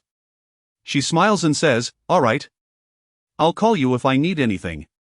As Feng Hao places the meeting gifts in a corner, Professor Liao suddenly recalls a shelf in her bookcase that has a partition fallen down, obstructing half of it. Every time she intends to tidy it, she forgets. She requests Feng Hao's help in repositioning the partition. It's a simple task, just remove the books, replace the partition, give it a firm tap to secure it. Push it slightly, and then return the books. Feng Hao, the diligent assistant NPC, completes this task with ease. As he prepares to leave, Professor Liao inquires whether his parents enjoy tea. He thinks of his mother, who has a fondness for floral teas, and replies affirmatively. Professor Liao gifts him 2 jars of tea, saying they are quite good for his mother. She then asks if he needs cups. Feng Hao recalls that Uncle Xiao's thermos is rather shabby, with its paint flaking off, causing him to worry about its safety. He politely responds, "Professor, may I give the cups to my roommate?" Professor Liao opens a cabinet by the door, revealing a collection of cups received from various meetings. "You seem to have a good relationship with your roommates," she comments. After some thought, Feng Hao candidly admits, "Actually, I tend to be a bit careless. It was my roommate who reminded me that it might rain, prompting me to bring an umbrella. My umbrella is quite old, a gift from another roommate." He refrains from mentioning the chrysanthemum and medicine, as it pertains to Yang, who seems to maintain a certain air of mystery and has previously asked him to delete their chat history after reading it. Professor Liao insists that Feng Hao take 4 thermoses with him. "They are all good quality, each of you should have one." "Thank you, Professor." Feng Hao hadn't expected that his mention of his roommate's help would lead to this. The system promptly notifies him that Professor Liao's favorability has increased by 1 point, now standing at 76. Professor Liao believes that youthful carelessness is to be expected, as they have yet to experience the rigors of society. However, the fact that his roommate looks out for him indicates good character, and their amicable relationship is commendable. Feng Hao departs Professor Liao's home, carrying 4 thermoses and 2 jars of tea intended for his mother, labeled Oriental Beauty. Unfamiliar with the tea, he captures a photo to look it up on Taobao. Wow! Oriental Beauty, Ya Feng by Haolong Tea, New Bamboo Competition First Prize, 150g after coupon 1200. Original price 1400. One bottle costs 1200, and two total 2400? Feng Hao recalls that his mother used to buy tea for 85 a pound. And she had complained about the rising prices, reminiscing when it was only 30. Curiosity piqued, he also snaps a picture of the chrysanthemum given to him by Yang, as it was enclosed in a beautiful box.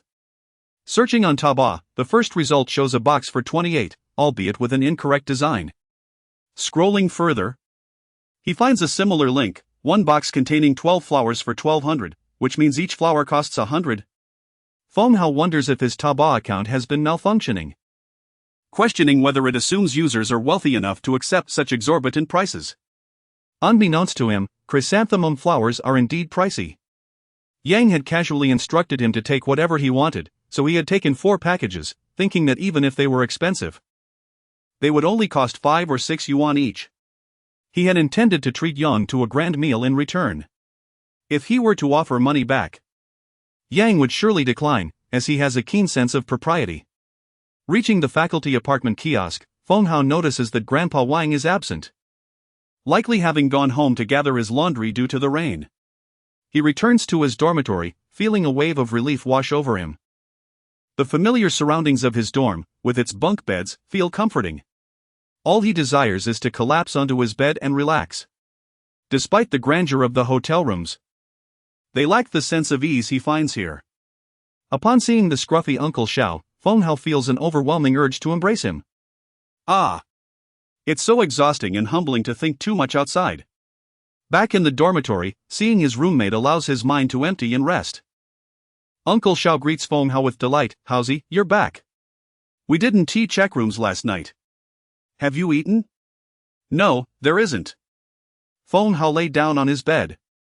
He even pondered for a moment about what Professor Liao might eat for lunch. After a brief reflection, he immediately halted his thoughts. Reminding himself that he could not indulge in such considerations, he couldn't truly assume the role of a caretaker.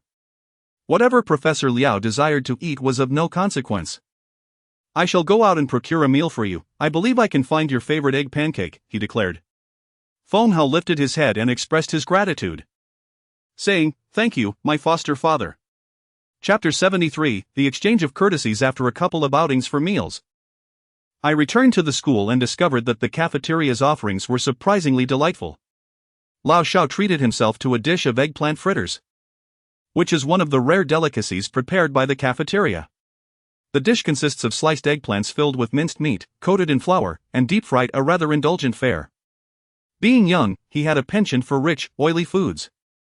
Having just finished their meal in the dormitory, Lao Shao and Feng Hao were joined by Yang Chu upon his return. Dejia had not yet come back, stating she would return in the evening. Feng Hao, who had just stepped out, was still quite exhilarated and eager to share his experiences. Even though he merely assisted Professor Liao with carrying bags during a meeting, he felt the atmosphere was distinctly different from their campus life.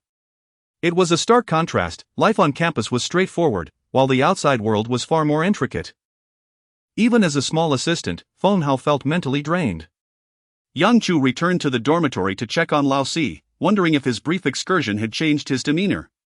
He recalled how students from the student council would accompany teachers on outings, returning with an entirely different air about them.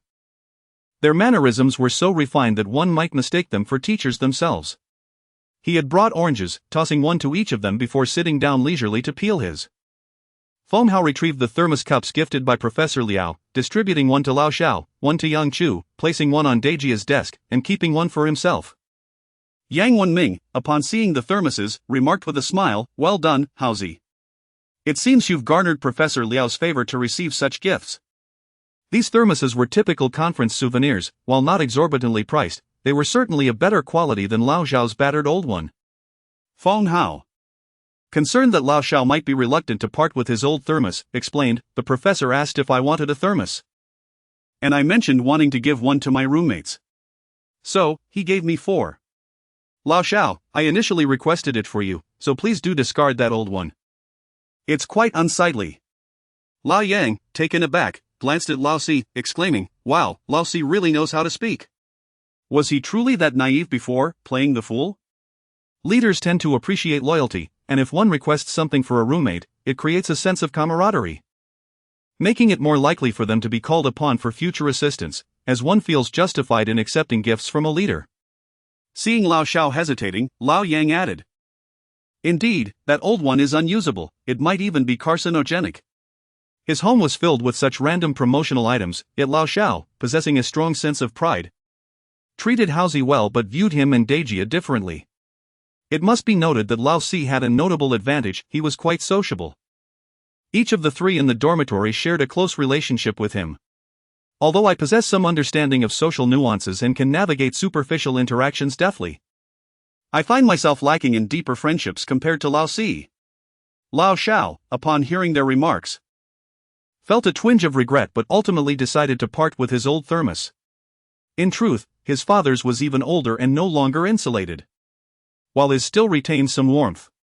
He had initially intended to take the new one home for his father's use.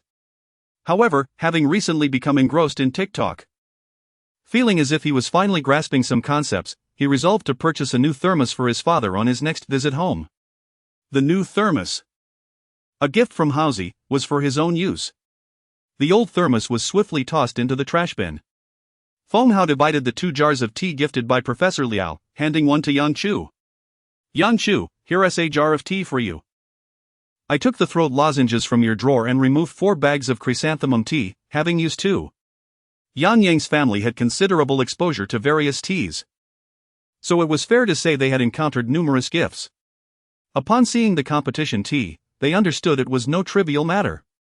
Each year, some competition tea from Hsinchu in Taiwan is released, and the Oriental Beauty variety is particularly esteemed. It appeared Lao Si had indeed captured Professor Liao's affections. The gifting of thermoses was common at conferences, a normal practice for drivers and assistants alike. However, this tea was exceptional. Lao Yang boasted slightly, explaining, "This Oriental Beauty competition tea is quite costly. It is made from tender buds that have been sipped upon by the small green leafhopper. Akin to the coffee made from civet cat droppings, possessing a uniquely fragrant aroma that is particularly favored by women." Feng Hao was taken aback by the intricacies involved. Lao Shao was also surprised to learn that tea made from leaves visited by insects was more expensive. Many such leaves grew abundantly in his hometown. Perfect. Since Professor Liao mentioned it was meant for my mother, I'll send 1 jar to your elder relatives and keep 1 for my mom. Feng Hao felt this arrangement was quite satisfactory, acknowledging the significant favor owed to Yang Chu, who was always generous, likely having used countless items like chrysanthemum tea. Initially, Yang Yang intended to decline but found himself agreeing. "That sounds great. My mother loves oolong tea, I will shamelessly accept it. I'll send it off shortly. Haozi, please provide me with the address so I can send it all together." Feng Hao felt a surge of happiness. Lao Shao struggled to comprehend the exorbitant price of tea. If he were to procure such costly tea, he would surely face his parents' incessant nagging, as they sourced their own tea from the fields, albeit slightly astringent, with a pleasantly sweet aftertaste that invigorated the senses. He was quite intrigued by the new thermos, which was silver and featured a lid that displayed the temperature. Lao Yang's was black, Dejia's pink, and Feng Hao's white. The distinguishing feature of these thermoses was the electronic temperature display on the lid. Lao Yang, displaying remarkable efficiency, rushed out with the tea, foregoing his midday rest. Feng Hao still believed a short rest was essential, having developed the habit. When the dormitory was empty, he explained to Lao Shao, "Lao Yang asked me to take his chrysanthemum tea in medicine." I had no idea his chrysanthemum tea was so expensive. 1 flower costs $100.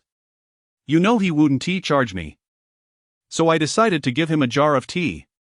Lao Shao was equally unaware that chrysanthemum could be sold by the flower at such a price. The world of the wealthy and influential seemed a distant realm.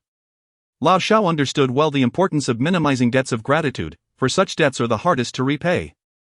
Feng Hao lay on his bed, embracing a brief respite, and soon drifted into slumber. Half an hour later, he awoke and went to the washroom to splash water on his face. He had recently gleaned a small insight: by setting a time frame for tasks such as an hour to assist the professor, he could reward himself with a small incentive upon completion. However, If the time was merely spent sleeping during the ride without engaging in learning, no reward would be forthcoming. Feng Hao discovered that establishing time limits often led to confusion. It is challenging for individuals to maintain complete discipline. In the absence of external mandates, one tends to become lax and seek shortcuts. Yet, by mastering his time management, he recognized the significance of time and his own role within it, which made his endeavors more efficient and bolstered his confidence. Determined to study for an hour, Feng Hao donned his backpack and made his way to the classroom. Along the way, he called his mother to discuss sending the tea, emphasizing that it was a precious gift from the professor, specifically for her. On the other end, Ms. Tan Lijuan found it somewhat disconcerting. Had her son truly grown up enough to send tea leaves to his mother? Was this sudden maturity a sign of enlightenment? Listening intently to the phone call, Feng Leixing silently pondered whether the tea was not actually a gift from the professor, but rather from a girl who harbored feelings for his son. After all, during his uncle's school days, girls would often pursue him with gifts. Perhaps Haozi was following in his uncle's footsteps. Lao Yang Wenming, also sent a package and called his mother to inform her. Oriental beauty? Was it your roommate who sent it? That Deji, a classmate, perhaps? Did you assist him with something? It is not so. It is Feng Hao, who has taken on the role of a temporary assistant to Professor Liao from Peking University. Recently retired and re-employed at our school. I provided him with some information about Professor Liao, and upon his return, he expressed his gratitude by gifting me a thermos and a jar of tea. The thermos is something all my roommates possess, but the tea is exclusively mine. Both the thermos and the tea were gifts from the professor, indicating that he must hold Feng Hao in high regard. Please convey my thanks to him, and I shall send something for your dormitory in return. Therefore, Xiaowan, as your mother has previously advised, never underestimate anyone, for each individual possesses unique qualities. Interpersonal relationships are of paramount importance. Sincerity towards others is the key to cultivating friendships. Understood, mother. Please take care of your health and refrain from engaging in cold wars with father, lest you become agitated. As for matters concerning my parents, do not worry. Mother is sensible and it will not affect you. Xiaowen ended the call and observed a couple walking hand in hand towards her. In that moment, she felt a sense of maturity, as if she had transformed into Lao Yang, passing by with a sense of worldly wisdom. Chapter 74. Did you see that tree? Feng Hao located a classroom, the same one as last time, which housed 2 tables occupied by diligent graduate students. Upon entering, he noticed the triangular layout, with each individual claiming a corner, undisturbed by one another. The rain had ceased, leaving the atmosphere refreshingly cool, and the air felt invigorated. Pushing open the window, he was greeted by the damp, fragrant air, vibrant green leaves, and the cheerful chirping of birds. Feng Hao retrieved his information management textbook, a pristine copy that seemed as if it had just been issued. It appeared he had scarcely perused its contents. He set a study schedule for himself, 14 to 1500 hours study information management. Sitting down, he opened the book but felt a sense of unease as if he had forgotten something. Ah, yes. He snapped a photo of his desk and then another of the view outside, capturing the crown of the tree he affectionately referred to as the kissing tree. He sent the images to the young lady. I have returned to school, accompanied by an emoji of a well-behaved rabbit sitting at the desk. The young lady did not respond immediately. Feng Hao found himself momentarily lost in thought, wondering what she might be doing. However, the blinking timer above urged him to focus on his studies. He set aside his phone and diligently began reading and taking notes. Also utilizing the iFlyTech tablet his aunt had gifted him, which made it convenient to keep track of his notes. In the tranquil environment of the classroom, he felt a profound sense of peace, a stark contrast to the outside world. Participating in meetings with Professor Liao, surrounded by academics, left him feeling out of his depth. The intellectual discussions were challenging to comprehend, and the social dynamics among professors were equally exhausting. Observing the distinct hierarchies among them was illuminating. His uncle, an accomplished young professor, held promise but lacked recognition. Others, having only recently achieved professorship, seemed to drift through their careers, while distinguished figures like Professor Liu garnered admiration for their substantial contributions. Feng Hao realized that within academia, there existed a hierarchy even among professors, and it was daunting. He resolved to concentrate on his studies and cultivate his intellect before worrying about other matters. After all, with his current capabilities, he would struggle even to assist with carrying bags in the future. Immersed in his studies, Feng Hao felt a surge of intellectual growth. His understanding of the material became more accessible, although he noticed a slight decline in his memory retention, necessitating more reading and writing. He believed that enhancing his intellect was foundational, while improved memory could aid in rote memorization. It was the clarity of understanding that truly mattered. As his intelligence flourished, learning became a more seamless process. Engrossed in his studies, he savored the experience, feeling as though time was suspended in this boundless ocean of knowledge. After a considerable period, he was suddenly enveloped by the sweet aroma of lychee. Looking up, he spotted Su Qingqing, dressed in a flowing white dress. Her short black hair adorned with a sparkling hairpin, and her feet clad in stylish black sandals decorated with studs. While Gu Xiuman's long dress exuded a charming, neighborly feel, Su Qingqing's attire radiated coolness and confidence. Her elegant hairpin, paired with her radiant smile, made Feng Hao's heart flutter, akin to being fed a lychee. His heartbeat quickened. "How did you find me?" he inquired. "I saw the photo you posted of that tree. I deduced from the angle that it was likely this direction." "Around the third floor, and I was correct," she replied, leaving Feng Hao in awe of her perceptiveness. "Shall I study with you?" she proposed. "Is that even possible? Will it hinder my progress?" He pondered, adjusting his position to make room for her.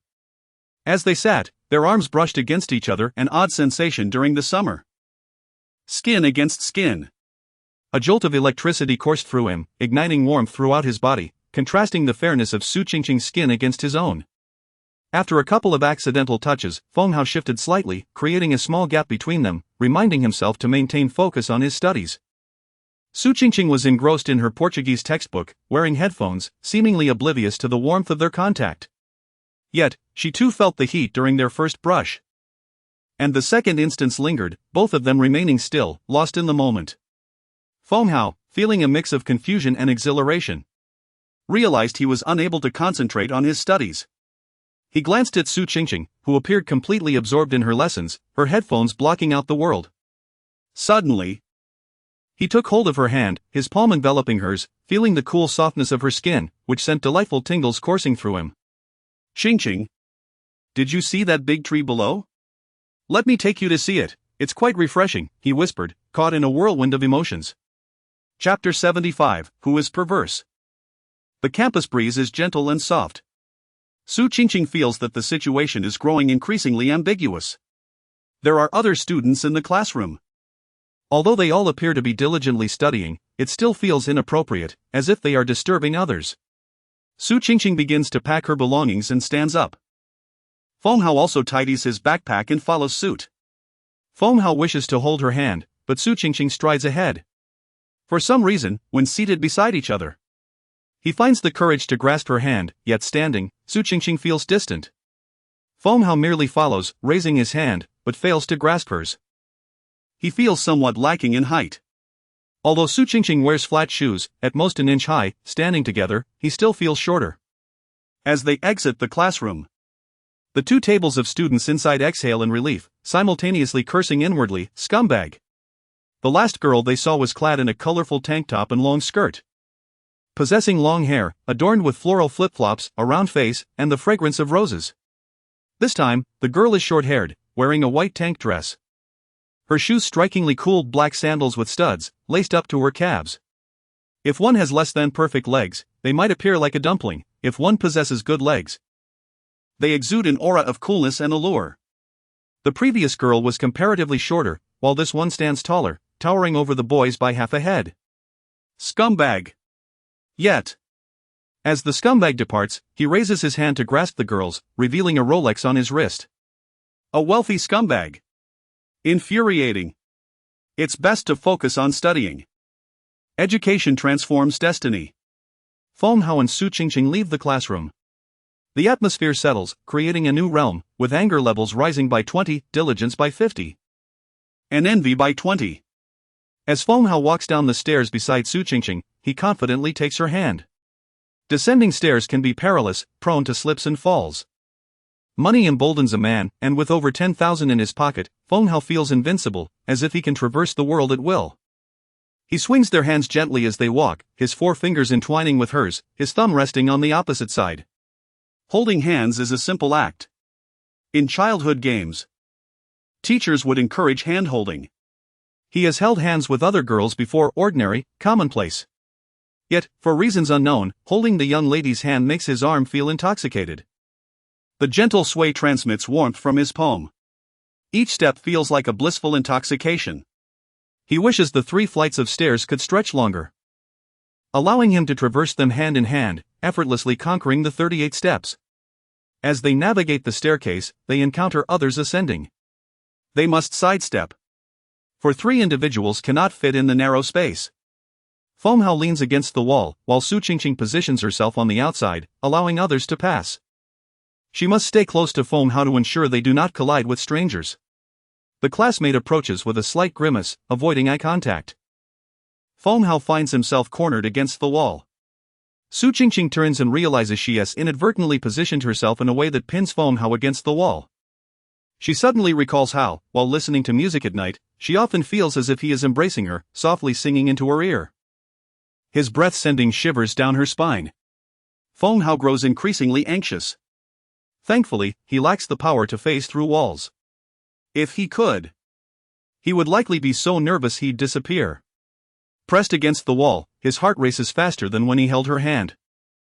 The young lady appears lost in thought, pressing closely against him, their positioning precarious on the narrow staircase where a misstep could lead to a fall. He calls out, "Qingqing." Su Qingqing instinctively replies, "No." Feng Hao, puzzled, "Huh?"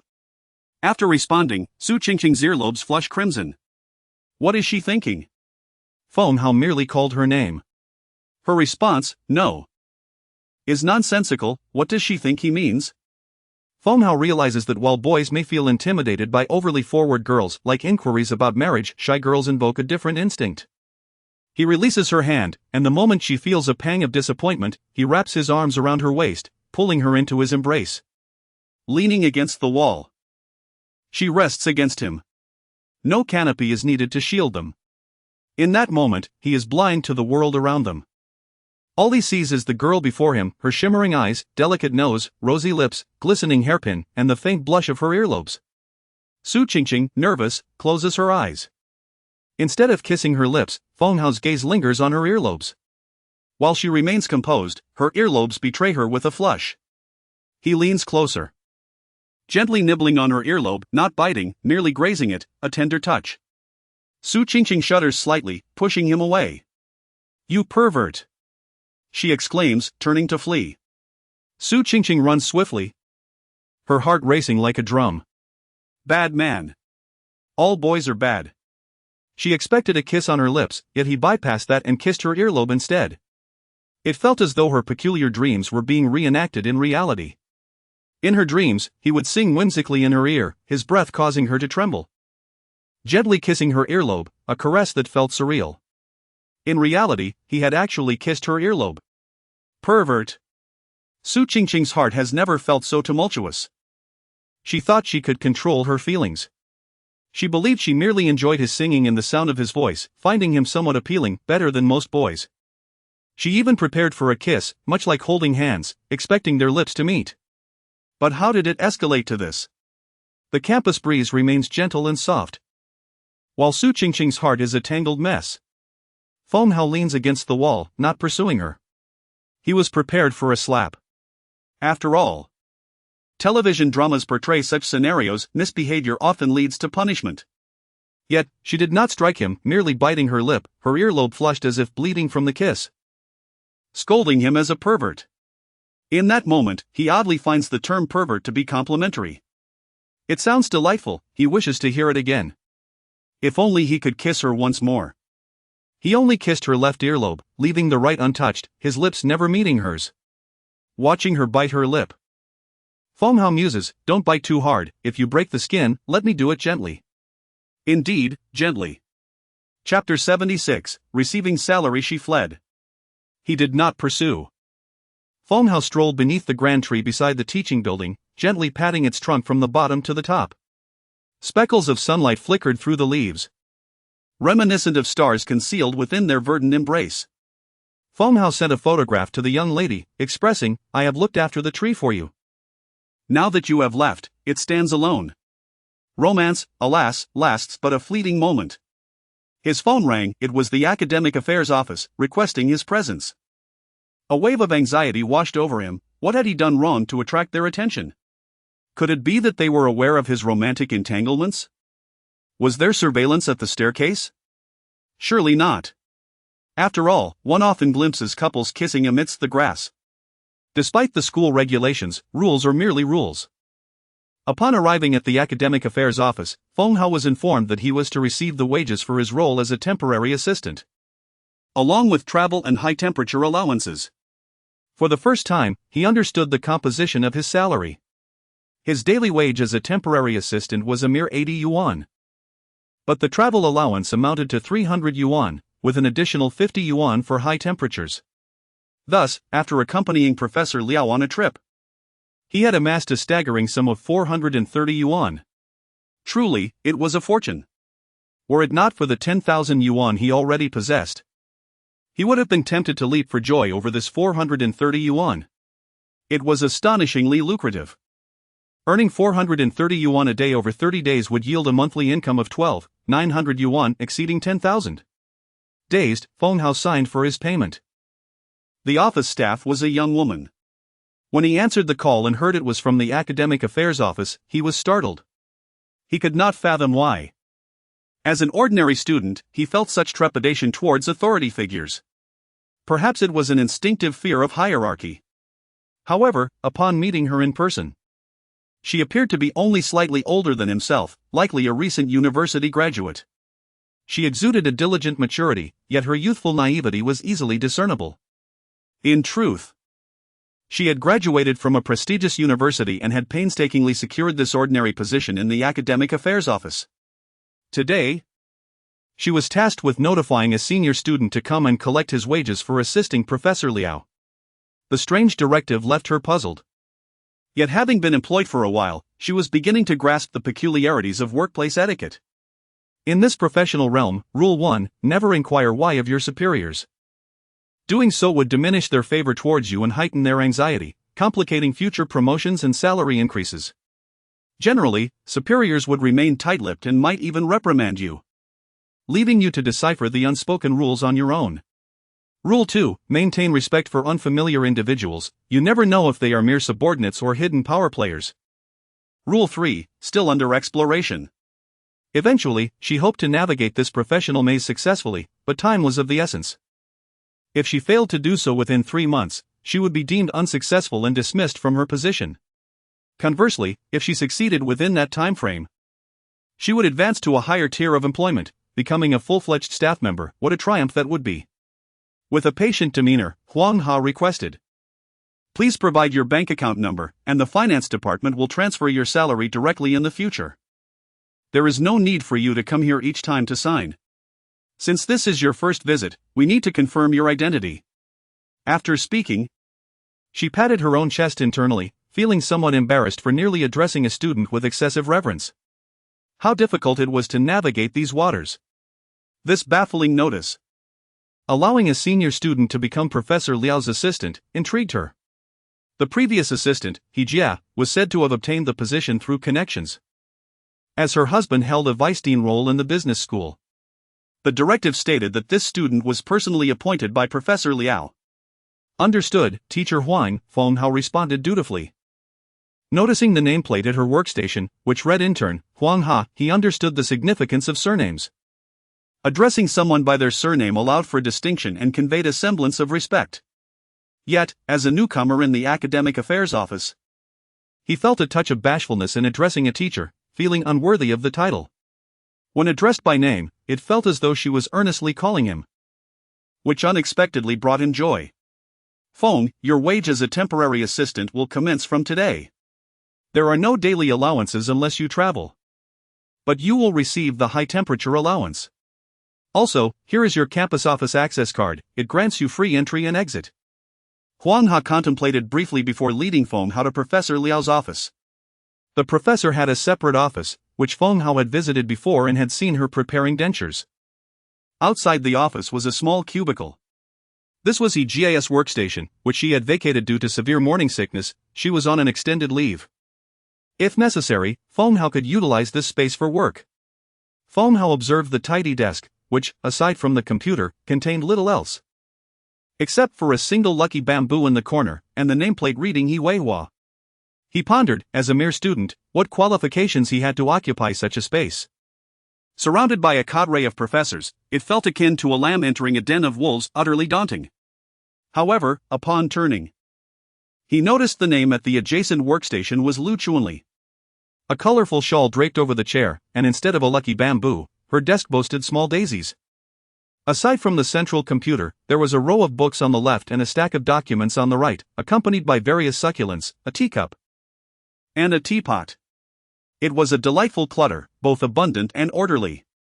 Having never been called to Lu's office before, Feng Hao was surprised to discover she worked there. Her desk mirrored her personality, neat, diverse, and imbued with a sense of life. Teacher Huang, I doubt I will need this space. If Professor Liao requires my presence, I shall return. Thank you for the tour, Feng Hao said politely. Faced with someone only slightly older than himself, he felt a sense of empathy. After all, they were both navigating the struggles of the workforce. Huang Ha completed the task assigned by her superior and returned to her own office. She mused to herself about the high emotional intelligence and wealth of today's students. How remarkable that he wore a Rolex, a two-tone model at that. Wealthy and emotionally astute. If he did not succeed, who would? No wonder she was relegated to menial tasks in the academic affairs office while he, still an undergraduate, had become a professor's assistant. Surely, he would find it effortless to glide into a graduate program under Professor Liao's guidance, expanding his network to universities nationwide, and perhaps even reaching central government departments. Fortunately, she was well versed in workplace etiquette, especially Rule 2, maintain respect for unfamiliar individuals. One can never tell if they are merely a subordinate or a hidden powerhouse. She narrowly escaped a potential misstep and returned to her duties. Feng, the pseudo-NPC, now possessed cash assets of 430. Henceforth, as long as he showed up and clocked in, he would accrue an additional 130 cash assets daily, 80-50. With 130 yuan daily, he would find it impossible to exhaust his funds, so plentiful they seemed. Reality items, a card granting access to the campus office. Continuing his NPC quest, a blind senior student. Feng Hao glanced at his phone. Miss Su had not replied. However, he recalled his promise to take Demao for a walk. Feng Hao set a new schedule for pet care. Then, a mechanical voice echoed in his mind, Host. Study diligently and focus on resisting external distractions. While the ultimate resistance may falter, your effort is commendable. As a reward, the host may increase their height by 1 millimeter. Applicable to any part of the body. Feng, standing at 173. For centimeters, glanced at his phone once more, yet Miss Su had still not replied. Panic set in. Had he truly managed to offend her, causing her to ignore him completely? At that moment, a mechanical voice echoed in his mind, Congratulations, host. On successfully courting the infinitely potential platinum-level wealthy lady Su Qingqing. Your efforts have proven fruitful, with a favorability rating reaching 81. Please continue to strive for excellence and ascend to new heights. A friendly reminder, upon reaching a favorability of 90, new functions will be unlocked. Feng Hao pondered. She called me a pervert, and my favorability increased by 1. Who is truly the more perverse one? Chapter 77, The Boy and the Dog in the Dormitory. Upon Di Qiao's return, the chat history suddenly burgeoned. Di Qiao proposed a dinner together, presumably seeking solace after a difficult time at home with her father and elder brother. Feng Hao replied, offering to treat them. The dormitory had developed an unspoken understanding regarding meals. It was customary for everyone to take turns paying, with the dorm leader, Lao Shao, exempted once. This meant the others would treat twice while Lao Shao treated once. Occasionally, the youngest, Feng Hao, would also be excused. Both Lao Yang and Di Qiao were quite proactive about footing the bill, yet this time, Feng Hao insisted he would pay. Proudly showcasing his first-ever paycheck from the Academic Affairs Office after years of schooling, an unexpected windfall. They agreed to meet at 6 o'clock on Student Street. As Feng Hao jogged over to Gu Xiaoman's place, he was greeted by Demao, who wagged his tail excitedly, welcoming his little brother. Today, the cleaning lady was absent, leaving Gu Xiaoman as the sole occupant. Feng Hao had anticipated a spirited confrontation with her, but upon entering, he found her languidly reclined on the sofa, using a cushion to press against her abdomen, her expression listless. Her long hair draped casually over her shoulders, and her attire, a pair of notably short denim shorts, obscured her midsection, presenting the illusion of bare legs at first glance. Was her plushness a tad excessive? The cushion was pressed against her belly, yet her ample form loomed over it. This was the scene that greeted him at the door. Goodness! Were it not for the protection of the divine, this situation would have been quite overwhelming. Nevertheless, his gaze inadvertently lingered on the two plush creatures resting atop the cushion. Humans possess an innate curiosity about the peculiarities of their own kind. Gu Xiaoman had intended to express her displeasure at the tardiness of certain individuals but was rendered powerless by the onset of her menstrual cycle. Pain coursed through her, leaving her too fatigued to scold anyone. Demao, sensing the shift, kept his distance. When the discomfort arrived, it was best not to provoke the master, who often exhibited a short temper during these times. Thankfully, little brother was in good health, devoid of any trace of blood. Demao seemed satisfied, barking affirmatively. Feng Hao reached out to pat Demao's bald head, prompting an even more vigorous wag of the tail. Xiaoman, what troubles you? Do you require assistance? He inquired from the doorway, sharing Demao's instinct to keep a respectful distance. Just as he spoke, a cushion was hurled in his direction. He caught it with ease. Demao's eyes sparkled with anticipation. Indeed, as expected from their golden retriever lineage, Feng Hao's agility was commendable, quickly retrieving the flying object, unlike those foolish huskies who would simply stare blankly at thrown items. As Feng Hao held the cushion, he noticed that Gu Xiaoman had momentarily lost her covering, revealing a snug little top and her delicate waist. How astonishing! Her waist was so slender, a stark contrast to her usual loose-fitting attire, which had led him to believe she carried a bit more weight. How did such a petite waist support her generous form? Gu Xiaoman, feeling his gaze upon her, hastily grabbed another cushion to shield herself, allowing the plush companions to resume their perch, stabilizing her position. Though Feng Hao had never had a girlfriend, countless late-night discussions in the dorm had imparted him with an array of knowledge about the fairer sex. For instance, he understood that women undergo a cycle of menstruation each month, with heightened irritability in the days leading up to and during this phase. Naturally, if they were not experiencing it, one should tread carefully. A school rule warning. Just the other day, while playing tennis, she had mentioned her impending cycle. And given the timing, it was likely she was currently experiencing it. The room was pleasantly cool, the air conditioning humming softly, and yet Gu Xiaoman wore so little. He pondered her reasoning. It seemed rather unwise. Shall I fetch you a cup of hot water? It is said to cure all ailments, he offered. Gu Xiaoman rolled her eyes in response. Feng Hao made his way to the kitchen, with Demao closely following. Upon arriving, he noticed a water dispenser, topped with a glass cabinet. One shelf contained teacups and pots, while another housed various dried goods, roses and ginger candy among them. He selected some ginger candy, added a handful of rose petals, and placed them into a clear teapot, filling it with hot water from the dispenser. He then retrieved a cup and set the concoction on the coffee table in front of her. Despite his newfound wealth over 10,000 yuan, he understood the importance of respect towards those who provided for him, regardless of their familial ties. Gu Xiaoman began to regret her choice of attire. Her outfit was indeed quite revealing, and the timing of her cycle made her feel awkward. She preferred a cute style that concealed her ample bosom, feeling somewhat out of place in this more sensual look. Her long hair, cascading down, failed to provide adequate coverage. Yet, upon noticing Feng Hao's lingering gaze on her chest, followed by a glance at her waist, her initial regrets began to dissipate, replaced by a slight thrill of vanity. As she sipped the rose ginger tea he had prepared, she found it both sweet and spicy, warming her body and alleviating some discomfort. However, she felt lethargic, preferring to lounge rather than move. She had always been prone to feeling cold and, with the onset of her cycle, the pain was nearly debilitating. Perhaps you could take Demao out to play in the courtyard, she suggested weakly.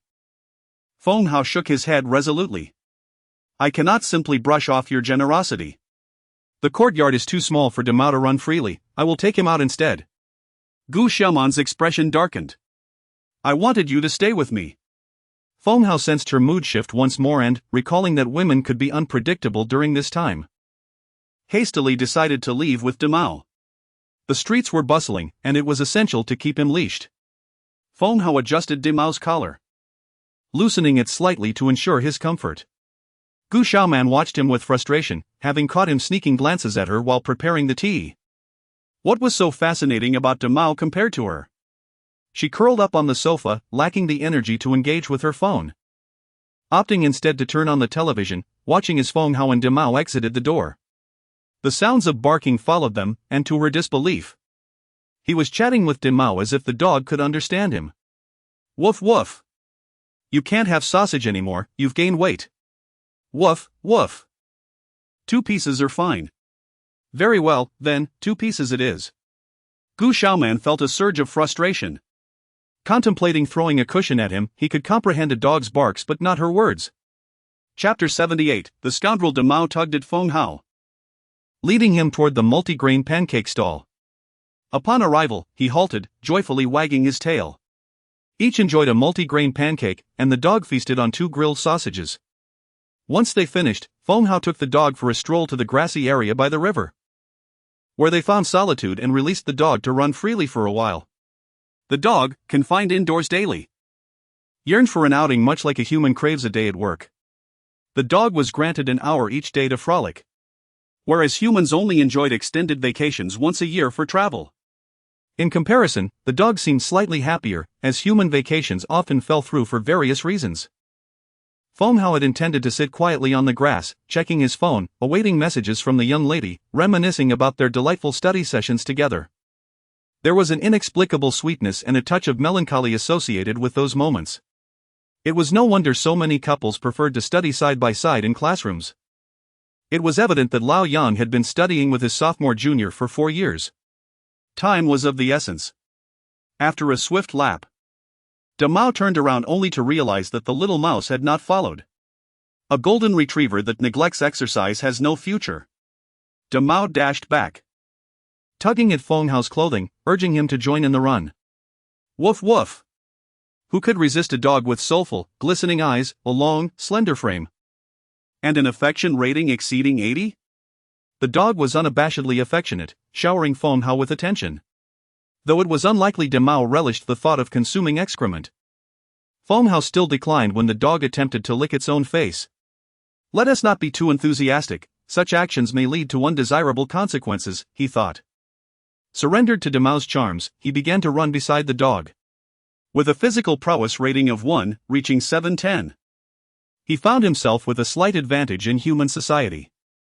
In the canine realm, however, he still lacked a bit, but it was merely a small deficiency. De Mao raced on 4 legs while Feng Hao sprinted on 2, completing several laps. Panting heavily, De Mao extended his tongue to cool down, while Feng Hao collapsed onto the grass, exhausted from the exertion. Despite the effort, he felt inexplicably joyful. Lying on the ground, the grass no longer bothered him as he gazed at the azure sky and fluffy white clouds, one of which resembled the smile of Su Qingqing. His spirits soared. Boys and dogs, in essence, share a commonality. Most of the time, they do not overthink. They embody their true nature, they laugh when happy and cry when sad. And a good run can restore their spirits. Their expectations are not high, finding joy is quite simple. After a short rest, De Mao noticed that his little companion was still lying down, understanding his limited stamina, as he lacked fur and was considered disabled in the canine society.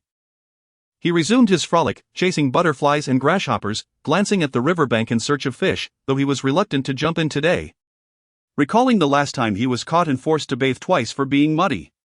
After a while, tired from play, he returned to tease the little mouse. Feng Hao, seated on the grass, kept himself busy by taking pictures of De Mao, ensuring he could report back to his employer. One photo, particularly evocative, captured De Mao standing by the river, gazing thoughtfully at the water, resembling an astute canine. After finishing his photo shoot, he opted to share them widely, sending them to Gu Xiaoman and Shen Xiaoyu. Gu Xiaoman, his employer, needed to be informed of her dog's condition, while Xiaoyu, concerned that Feng Hao might be bored, also adored De Mao. He reserved the contemplative dog photo specifically for the young lady, stating, "He misses you," as the message was sent. Feng Hao anticipated a silence akin to previous messages, but suddenly, a mechanical voice echoed in his mind, "Congratulations, host. You have successfully endeared yourself to the infinitely promising platinum-level wealthy lady, Su Qingqing. Affection has reached 82, please continue your efforts and strive for greater heights." Feng Hao was taken aback. His young lady was remarkably easy to win over, merely a photo of the dog sufficed. How starved for affection could she be? In that moment, he felt a surge of longing to embrace her. Su Qingqing gazed at the photo of the golden retriever on her phone, nearly dropping it in shock. Ever since her mother had given away her puppy, which subsequently met an untimely fate, the topic of pets had become taboo in her home. Her father had also refrained from mentioning it. Consequently, their household had remained devoid of pets. She herself had never brought it up, as if it had never happened. Perhaps she was one to harbor numerous secrets, not one to express her feelings or confide in others. She found it foolish to share her troubles, believing it would only serve as fodder for others' amusement. She had never spoken of it, and she admired how her roommate, Lin Xiaoya, handled her own difficulties similarly. Lin Xiaoya kept her own struggles to herself, finding solace in riding motorcycles, where the increasing speed allowed her to escape her worries, distancing herself from the mundane aspects of life. This was her outlet for emotional release. She possessed a license, and though her father worried about her safety, he purchased her a bike. Yet, she preferred the exhilarating sensation of battling the wind, finding stable vehicles rather dull. Upon seeing Feng Hao's photo of Dimao standing by the river, she felt as though she were witnessing her own beloved pet, Chen Chen, grown up. It was elegant and intelligent. Then she read Feng Hao's message, "He misses you." Tears streamed down her face as if a dam had burst. In that moment, she felt as though Chen Chen had always been there, expressing its longing for her. Overwhelmed with emotion, she cried and laughed simultaneously. Just then, her phone rang. It was Ms. Zhao. "Darling, I'm outside your school, let us have dinner together tonight," she announced. As Su Qingqing answered, she heard Ms. Zhao's voice. The woman had already arrived at the school gate. Su Qingqing attempted to wipe her tears, but the more she wiped, the more they flowed. She realized this was the consequence of her pent-up emotions, a punishment for her silence. She had simply asked Ms. Zhao a question. And now the woman had come in full force. A stunning blue-on-white Bentley parked at the school entrance. As the sun set, Feng Hao returned home with his dog, who seemed reluctant to part ways. Dimao cherished the little mouse, eager to spend more time together. He had many tricks yet to teach him, such as how to wear a bow tie on his head to amuse his owner or how to avoid punishment by lowering his head and whimpering when he misbehaved. Yet, today had been delightful. Dimao sensed that his little companion's stamina had improved significantly, attributing the success to his own training efforts. Feeling thoroughly justified for the 2 sausages. As Feng Hao led Dimao past the student street, he spotted an exquisite car parked not far away. It was a magnificent winged Bentley, truly impressive. Inside sat a stunning lady clad in a royal blue professional outfit, her fair skin and sunglasses giving her an air of elegance akin to that of a celebrity. Ah! The system has not reported a wealthy lady. She is likely not single, he mused. Indeed, it seemed that affluent individuals often traveled in pairs. Ms. Zhao sat in the car, her fingertips gently drumming on the steering wheel as she observed the passing students. Each seemed increasingly lackluster, appearing disheveled and anxious in their gait. Initially, she had envisioned sending Qingqing abroad for her studies, but her husband vehemently opposed the idea. Even a repeat year was unappealing to Qingqing, and both she and her father consistently contradicted her. Consequently, 4 precious years were squandered in such a school, how foolish. A glance around revealed a boy walking a golden retriever, who seemed somewhat lively and could be considered an attractive young man. His smile radiated with warmth, and the sight of him with the dog was quite pleasing. However, it is often said that boys who own dogs are likely to be unreliable. Surveys have indicated that such individuals frequently use pets as a fade to attract young women. Moreover, as the boy approached, it became evident that he was adorned with a Rolex watch. Rumor has it that this school also hosts a joint college, catering to a group of somewhat affluent individuals who are unable to gain admission to reputable universities. This boy likely belonged to that category. Fortunately, Qingqing was on the verge of departing for her studies abroad, otherwise, the idea of her becoming romantically involved with such a cad would be utterly terrifying. Chapter 79, University Life. Feng Hao safely escorted De Mao back and was greeted by the sight of Gu Xiaoman, who seemed to have been rejuvenated.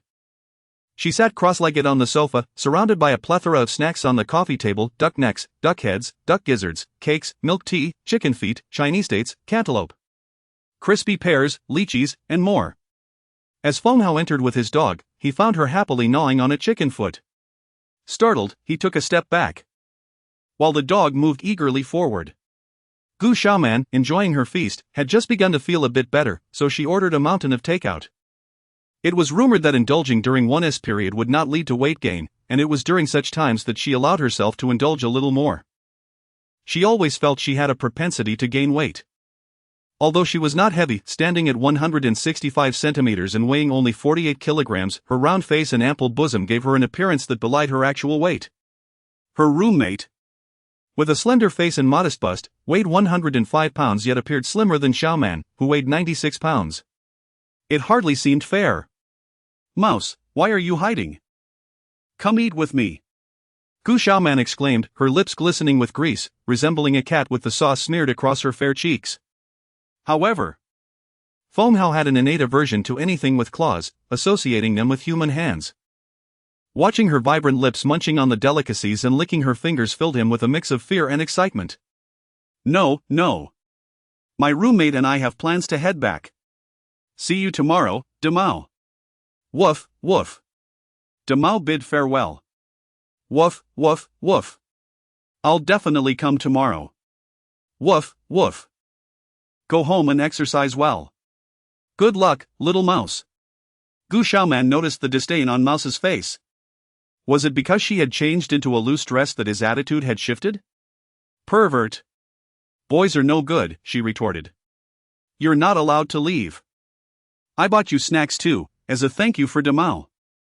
Feng Hao glanced at the mountain of snacks before her and then at the large bag of snacks at the door. At the rate Gu Xiaoman consumed them, hot followed by cold, spicy followed by sweet, hard followed by soft, he feared that not only would her stomach ache the next day, but her stomach would likely protest as well. To his surprise, he realized that he had gained a little insight, recognizing Gu Xiaoman's lack of intelligence, which was somewhat terrifying. Had others viewed him similarly before, as adorably foolish? Thinking this way, Gu Xiaoman's silliness became rather endearing, and it made him feel a curious sense of intellectual superiority and relaxation in her presence. Concerned that she might finish off the remaining snacks, he decided to take them away. "Eat less, Gu Xiaoman. Your stomach will hurt," he cautioned as he turned to leave. "Mind your own business," Gu Xiaoman retorted defiantly. "Woof. Woof, woof." De Mao reluctantly said goodbye. Once the others departed, Gu Xiaoman suddenly found the snacks less appealing.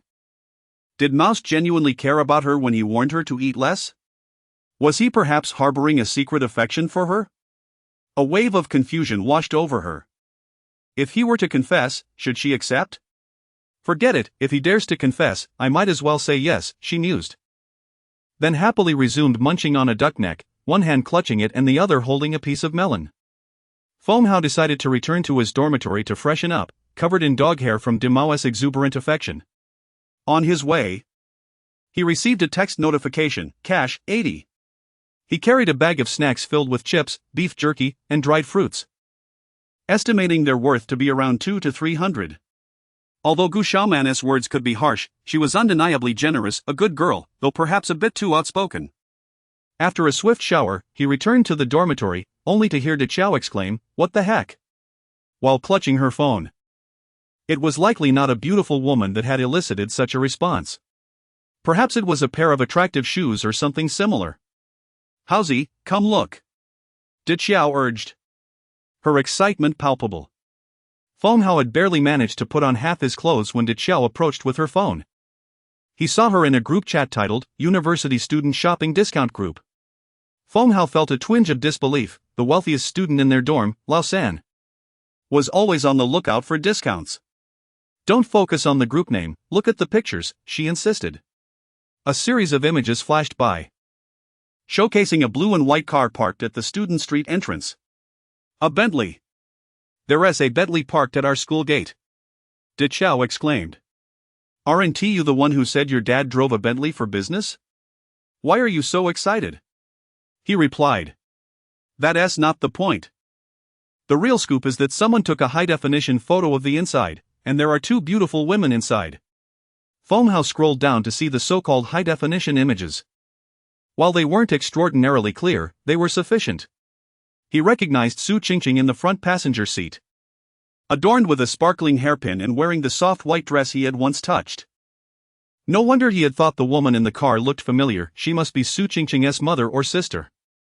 Su Qingqing was an only child, so it had to be her mother. The two seemed to be engaged in conversation, though their expressions were far from pleasant. In that moment, Feng Hao felt an inexplicable heaviness. Some people possessed a vehicle worth more than all of his family's assets combined. How could he even begin to compare? Those stunning sisters in a Bentley were out of his league. Lao Si, what's wrong with you? Why aren't you excited at all? De Chow queried, puzzled by his demeanor. What does it have to do with us? I'll treat you all tonight. You can choose anything above 50 yuan since it's rare for me to have money, Feng Hao said with a grin. 50 is too little. It should be at least 500. De Chow countered, shifting the topic. Just then, Lao Shao barged in wearing tattered underwear, overhearing, what's this about 500? A concert? 500 concert? Hilarious. It's all the audience singing. De Chow chimed in, and the conversation wandered off course. As Feng Hao finished dressing and stood before the dormitory mirror, he dried his hair with a towel, revealing a relatively fair-skinned young man who lacked confidence and wore a hint of sadness. At 21 years old, he was still empty-handed, pedaling a shared bicycle. What right did he have to concern himself with the happiness of a girl seated in a Bentley? His thoughts were spiraling downward. At the Student Street, the usual gathering spot, Good Luck Stir-Fry Restaurant, was where the mysterious figure of their dormitory, Yang Chu, arrived first. He secured a prime spot by the window, which offered a somewhat respectable lakeside view. The restaurant, with a per capita cost of 40 yuan, rarely provided such a scenic seat. Lao Shao had reluctantly washed up, though he still wore an unshaven face and a black checkered t-shirt with a collar, resembling a guardian figure. De Chow returned from home, clad in a new outfit, a white t-shirt adorned with a large red flower. While the floral pattern was quite lovely, on De Chow, it evoked the imagery of a sanitary pad advertisement, making one imagine the flower bouncing forward, eventually revealing a winged pad. This was De Chow's favorite brand, Kenzo, which had been well discussed in the dormitory. It was famous for its tiger logo shirts, each costing around 500 yuan. De Chow had a collection of various colors of tiger shirts, displaying a hint of obsession. She even attempted to designate the tiger shirts as dormitory uniforms, but was met with strong opposition. Everyone deemed it utterly ridiculous. Upon Lao Zhao's arrival, he immediately served everyone their meals, while Yang Chu poured hot tea for all. The round-faced second-generation factory heir, De Chow, was sweating profusely from the heat. Feng Hao found himself at a loss for what to do, as he certainly couldn't venture into the kitchen to sort dishes. With a tissue in hand, he intended to wipe the table, only to discover that Yang had already attended to it, so he reluctantly passed the tissue to De Chow. In response, De Chow emitted a playful yet teasing sound, saying, "Thank you, fourth brother." Startled, Feng Hao inched his stool closer to Lao Shao, muttering, "Pervert." As the dormitory members engaged in their playful banter, Ms. Zhou, elegantly clad in a bespoke outfit costing several tens of thousands, strode by in custom leather shoes, her expression one of impatience as she accompanied her daughter. "Is there anything appetizing here? The hygiene is subpar, it appears rather filthy. Let us go to the city instead. Didn't you say you wanted to understand my life?" In the establishment, Yang, holding a disposable plastic cup, addressed everyone, "I propose a toast. This is our final year of university life. May all our wishes come true." Lao Shao, De Chow, and Feng Hao each raised their plastic cups, clinking them together in unison. "To our dreams coming true." As the cups met, tea splashed, creating a bubbling and steaming commotion. Chapter 80, Top 10 Singers. September. For seniors, it marks a conclusion. For freshmen, however, it signifies a beginning. Yang Chu raised his glass ceremoniously. At the adjacent table, a group of freshmen chattered excitedly, sharing their aspirations for university life, discussing the girls in their class, raving about a certain impressive teacher, talking about the student union, and pondering which clubs to join. Listening to their animated conversations felt like a journey through time, transporting Feng Hao back to his freshman year, so reminiscent and endearingly naive. He felt as though, apart from aging, he had changed little at all. The senior table, in contrast, was shrouded in an air of unwarranted silence. Eventually, it was old Xiao who broke the stillness. "Hey, Haozi, did you forget there's a competition tonight?" Feng Hao responded, "What competition?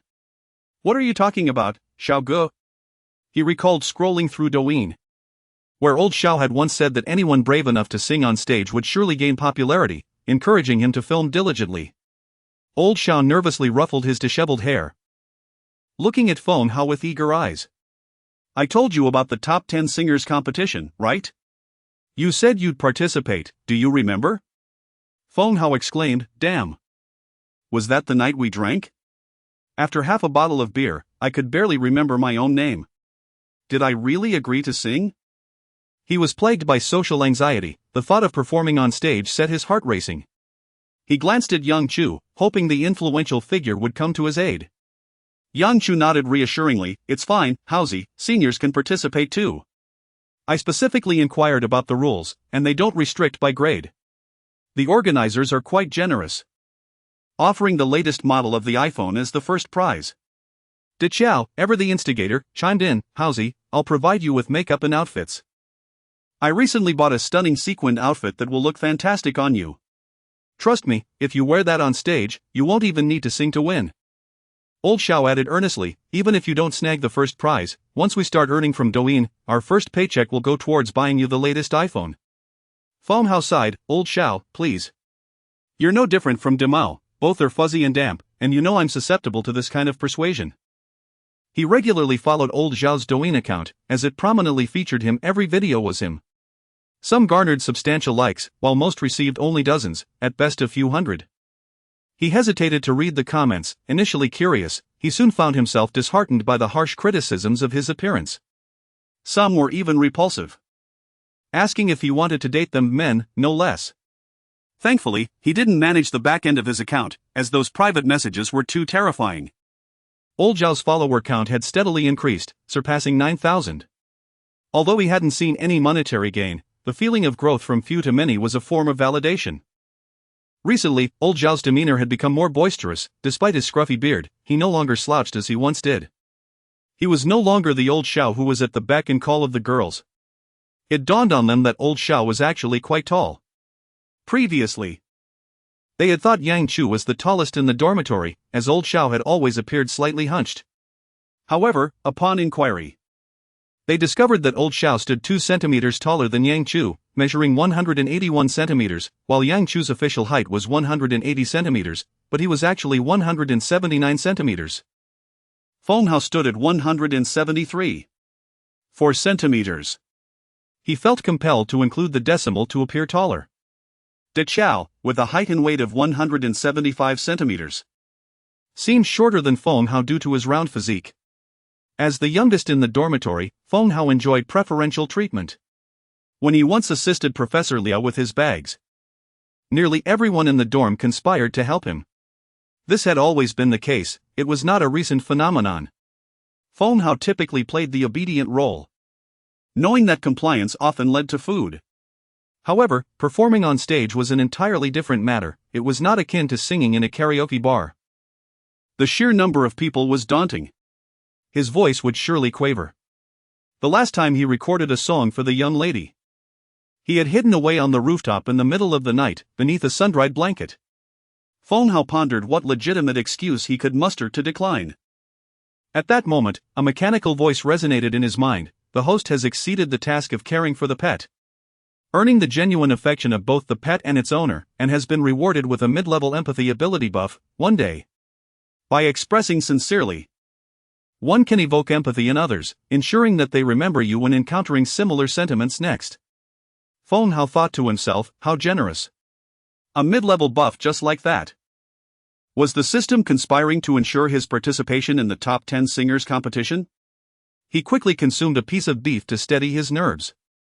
Dining with his roommates. They engaged in trivial conversations that were devoid of substance, yet the atmosphere remained lively, filled with endless chatter. Deqiao lamented his impending scolding upon returning home, where a barrage of criticism awaited him from his father, mother, brother, and grandfather. They would first berate him for his lack of ambition, then for being single, until finally, his grandmother would intervene, rescuing him from the verbal onslaught. The image of his chubby grandmother embracing her equally plump grandson was endearing.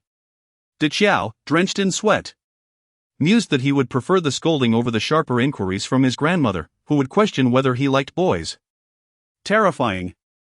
He merely enjoyed makeup and dressing up, it didn't equate to his sexuality being anything but normal. Upon hearing Deqiao assert his normalcy, the other 3 roommates felt reassured. After finishing their meal, Feng Hao settled the bill. He had ordered generously, and with no alcohol consumed, everyone merely drank tea. The total came to a mere 181 yuan. After dining, they returned to their dormitory to prepare. The singing competition was set to begin at 8 o'clock, and there was still time. Perhaps it was the system's fervent wish for Feng to soon enjoy a sumptuous life, as he was unexpectedly rewarded with an enhancement to his complexion. Deqiao insisted on applying makeup, explaining that the stage lights were too harsh and that without it, his face would appear flat and unphotogenic. Ultimately, with the assistance of the other 2 roommates, Deqiao unveiled his arsenal of 108 makeup tools, a veritable treasure trove of cosmetics. Unfortunately, Deqiao's sequin outfit was too large for Feng Hao. In the end, Yang Chu provided a new casual white shirt, while Feng Hao donned his own relaxed pants and sneakers. He also borrowed Yang Chu's golden-rimmed glasses, only to discover they held no prescription. Yang Chu indeed possessed an impressive collection of props. Deqiao worked his magic on Feng Hao's face, applying layers that left him feeling somewhat unfamiliar with his own reflection. Perhaps his attractiveness had escalated from a 7 to an 8? Had he transitioned from merely handsome to strikingly handsome? With the glasses perched on his nose, he truly resembled a refined rogue. Deqiao took charge of the bag, old Xiao handled the filming, and Yang Chu was responsible for the praise and encouragement. At 7:30, they departed from the dormitory. The auditorium was already teeming with people. Freshmen craned their necks, while sophomores paired off in couples.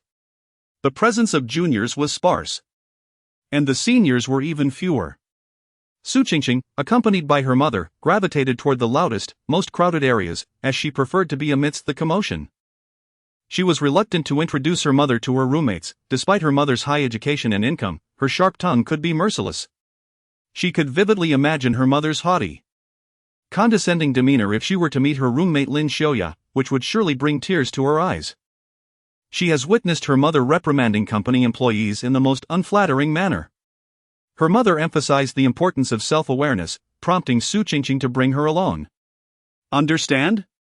Well, it is what it is. Chapter 81, the advanced sycophant banners fluttered, fountains danced, lights flickered, and the air was filled with a cacophony of voices. The stage for the top 10 singers competition at the university resembled a makeshift setup. The quality of university events often hinges on the effectiveness of those securing sponsorships. In fact, this singing competition was relatively commendable. At least the stage was erected, the lighting was adequate, and the school's large screen was quite impressive. Such events attract numerous participants, heightening the atmosphere, making them ideal for advertising. Particularly on stage, one could spot an iced tea advertisement here, a driving school promotion there, and even an advertisement for the school's dessert shop. The individual responsible for sponsorship this time had solid connections within the campus. Old Jiang gazed at the event with a sense of nostalgia, as he had once been in similar shoes. Although he did not compete, he had organized and led large-scale events multiple times. His first undertaking was the Top 10 Singers competition, managing everything from securing sponsorships to pre-event promotions, participant registrations, mentor evaluations, awarding prizes, and post-event publicity. His cohort had achieved remarkable success, even making it onto the local evening news and newspapers. Initially, it felt like child's play. But after traversing the entire process, Yang realized that society operates like a vast, makeshift stage, effortless and trivial. He had been merely a sophomore, brimming with confidence. only to be humbled by his father, who took him out to socialize and exposed him to the world. Upon returning to school, he had become much more modest. Tonight, there were 20 participants, with 10 being eliminated and the remaining 10 vying for rankings. During the registration phase, a VCR screening had already taken place to avoid any mishaps on stage.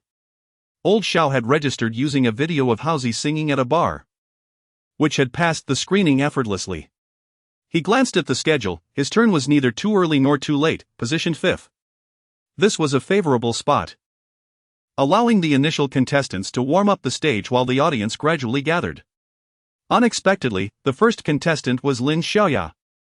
Dachio was ecstatic, eager to buy flowers to present to her goddess. The first performer often faced various unexpected incidents. Sometimes, the microphone might not even be properly adjusted. Feng Hao mused. Could Lin Xiaoya be seeking a new phone? However, as the flower of the English department, she served as a promotional gimmick.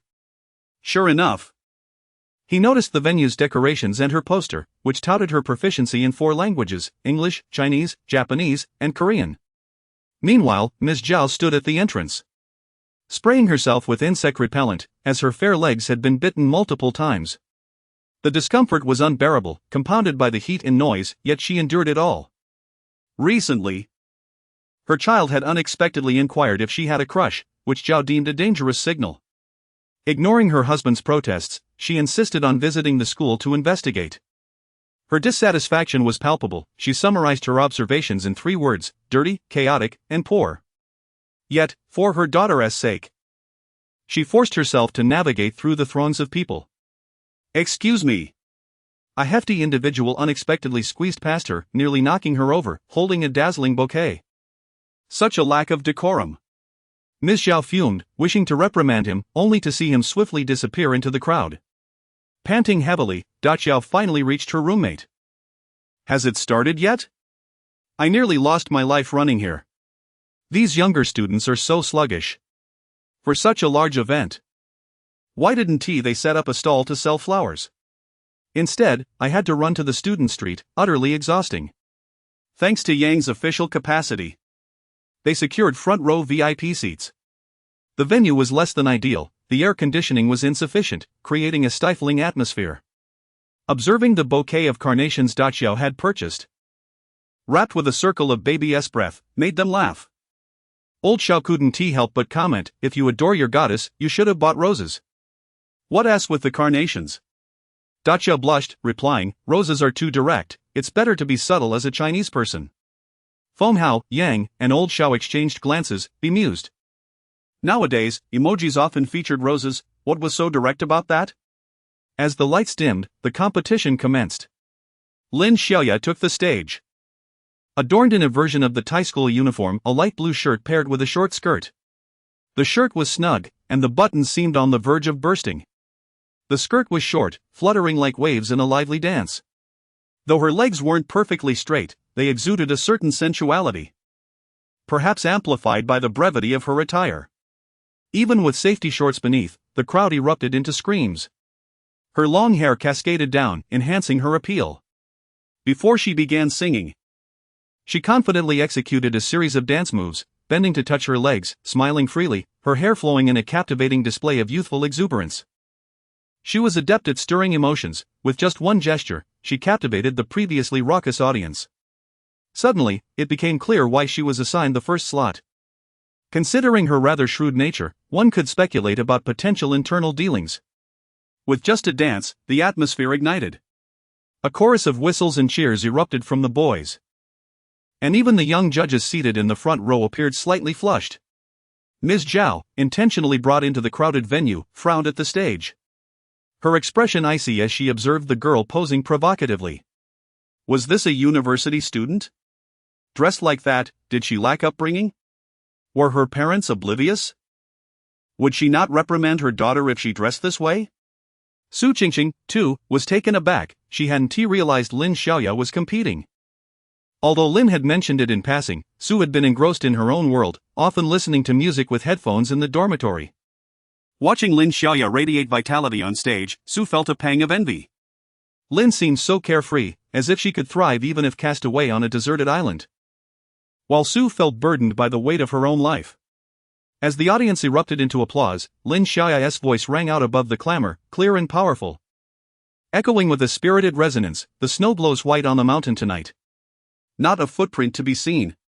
A kingdom of isolation. And it looks like I'm the queen. It was electrifying, the atmosphere charged with exhilaration. She sang with such earnestness, completely transforming from her earlier display of flirtation to embodying the essence of the Ice Queen. Her stage presence was impeccable, she exuded confidence and sang as if proclaiming her spirit to the world, even if her voice occasionally cracked, it was infused with passion. Applause resounded once more. On the large screen behind, lyrics in both Chinese and English are displayed, while students below hum along. De Qiao, filled with excitement, waves a glow stick, her plump figure swaying in harmony with the goddess on stage. Be the good girl you always have to be, conceal, don't feel. Don't let them know. Well, now they know. Let it go, let it go. Let it go, let it go. As she sings, beads of sweat glisten on her brow, and the way she brushes her hair back is utterly alluring. Who could resist their enchanting English major, fluent in the language? Possessing a melodious voice and exuding beauty and confidence? Upon finishing her song, Lin Xiaoya introduces herself to the audience. Hello everyone. I am Lin Xiaoya from Class 2 of English. Thank you for your support. After her performance, she surprisingly reverts to an exaggerated, sweet voice reminiscent of Lin Jiling, playfully winking with a heart gesture towards her rosy cheeks. Who could withstand such a charming contrast? Just moments ago, one would have presumed her to be a robust singer with a powerful voice. De Qiao, hurry up. You've bought the flowers, sung the song, and yet you remain seated. Feng Hao and the others urged, their concern palpable. De Qiao continuously wiped the sweat from her brow, suddenly thrusting the bouquet into Haozi's arms. Old Four, I implore you. Help me this once. Deliver these flowers to her, and I shall be your servant for a month. I will comply with your every request. Feng Hao responded, bewildered. Why should I deliver flowers for your crush? Quickly, Haozi, if you delay any longer, she will come down. De Qiao insisted, pushing Feng Hao forward, leaving him in a state of confusion. Old Xiao and Yang Chu exchanged glances, speechless. Why are you, a rich second generation, so apprehensive? You are less daring than I. A mere admirer with nothing to my name, Old Xiao questioned, perplexed. Did you not mention that the goddess recently initiated conversations with you? De Qiao silently reminisced about their exchanges, recalling the gentle smiley face she had sent him. Indeed, the goddess had reached out, but ultimately, her inquiries were about Haozi. Wondering where he had disappeared to. His affection for her compelled him to cater to her whims. Presenting the flowers himself might not elicit joy, but if Haozi delivered them, she would undoubtedly be delighted. This subtlety is difficult to articulate. A true admirer would even inquire about the goddess's boyfriend's preferences when purchasing breakfast, asking if he liked spicy food or if he wanted cilantro. Chapter 82, Born as a Human. The air was filled with sounds of screams, applause, and revelry. A grand celebration meant for the youth, brimming with vitality and exuberance. As Ms. Zhao observed the young girl dancing on stage, the frown between her brows deepened, reflecting her disapproval of what she deemed a lack of upbringing. However, as the girl began to sing, the furrow slowly eased. After all, her singing was commendable, and her English was quite proficient. Yet, once the performance concluded, and the girl spoke in a high-pitched, affected tone, Ms. Zhao gripped her handbag tightly, nearly distorting its shape. She found such pretentiousness in young women irksome. Couldn't they speak plainly? In contrast, Su Qingqing felt her own tension dissipate.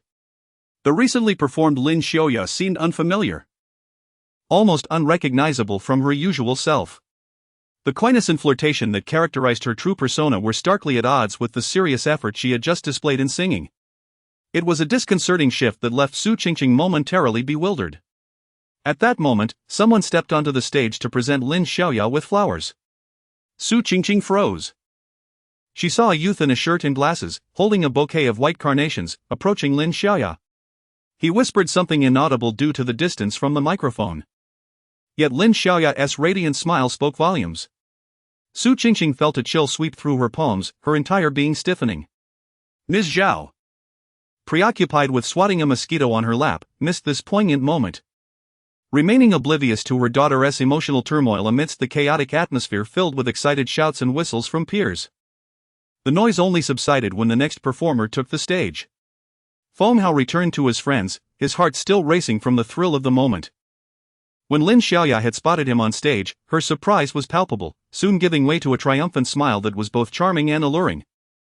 He quickly clarified that it was his roommate De Qiao who had gifted her the flowers. Lin Xiaoya playfully chastised him, calling him a coward, though it was unclear whether she meant him or De Qiao. Regardless, he was drenched in sweat, feeling an inexplicable sense of guilt despite having done nothing wrong. Lin Xiaoya's performance set a precedent, drawing more students towards the auditorium. Even Lu Chuanli, who had been out for an evening stroll with Xiao Yu, felt compelled to join in the excitement. Xiao Yu, at an age when even dogs would snub him, was irresistibly drawn to the commotion. Gu Xiaoman was still munching on snacks, having opted to skip dinner. She was keen to support a junior in her major who would be performing that evening, while her roommate had been swept away by infatuation with him, insisting that he resembled the charming Wang Hedi and insisting on her accompaniment for moral support. Ms. Zhao remained impatient, while Su Qingqing drifted into a reverie, grappling with feelings of uncertainty. Initially, she had firmly resolved to study abroad and to avoid Feng Hao. Yet she found herself unwittingly contravening her own decisions, jogging alongside him, sharing breakfast, cycling together, strolling through rice fields, and studying side by side. They even exchanged watches, though she refrained from wearing the watch he had given her, fearing her mother would notice. She was disconcerted to see him donning the very watch she had gifted him on stage. Watching Lin Xiaoya's beaming smile, she felt an unsettling discomfort. She had initially resolved to relinquish her feelings, yet the mere thought of him possibly liking someone else sent icy tendrils of anxiety coursing through her. She had believed her emotions were mere curiosity or a slight infatuation, but at this moment, she realized she had been deceiving herself. Her heart had stirred long before her mind acknowledged it, feeling the pangs of sorrow first. A profound sense of loss enveloped her. Strangely, she noted that Feng Hao had not sent her any messages. Feng Hao refrained from contacting Qingqing, having heard that her relatives were visiting, and assumed she would be preoccupied. He did not wish to intrude upon her time. One by one, the performers took the stage, each surpassing the last in skill and charisma.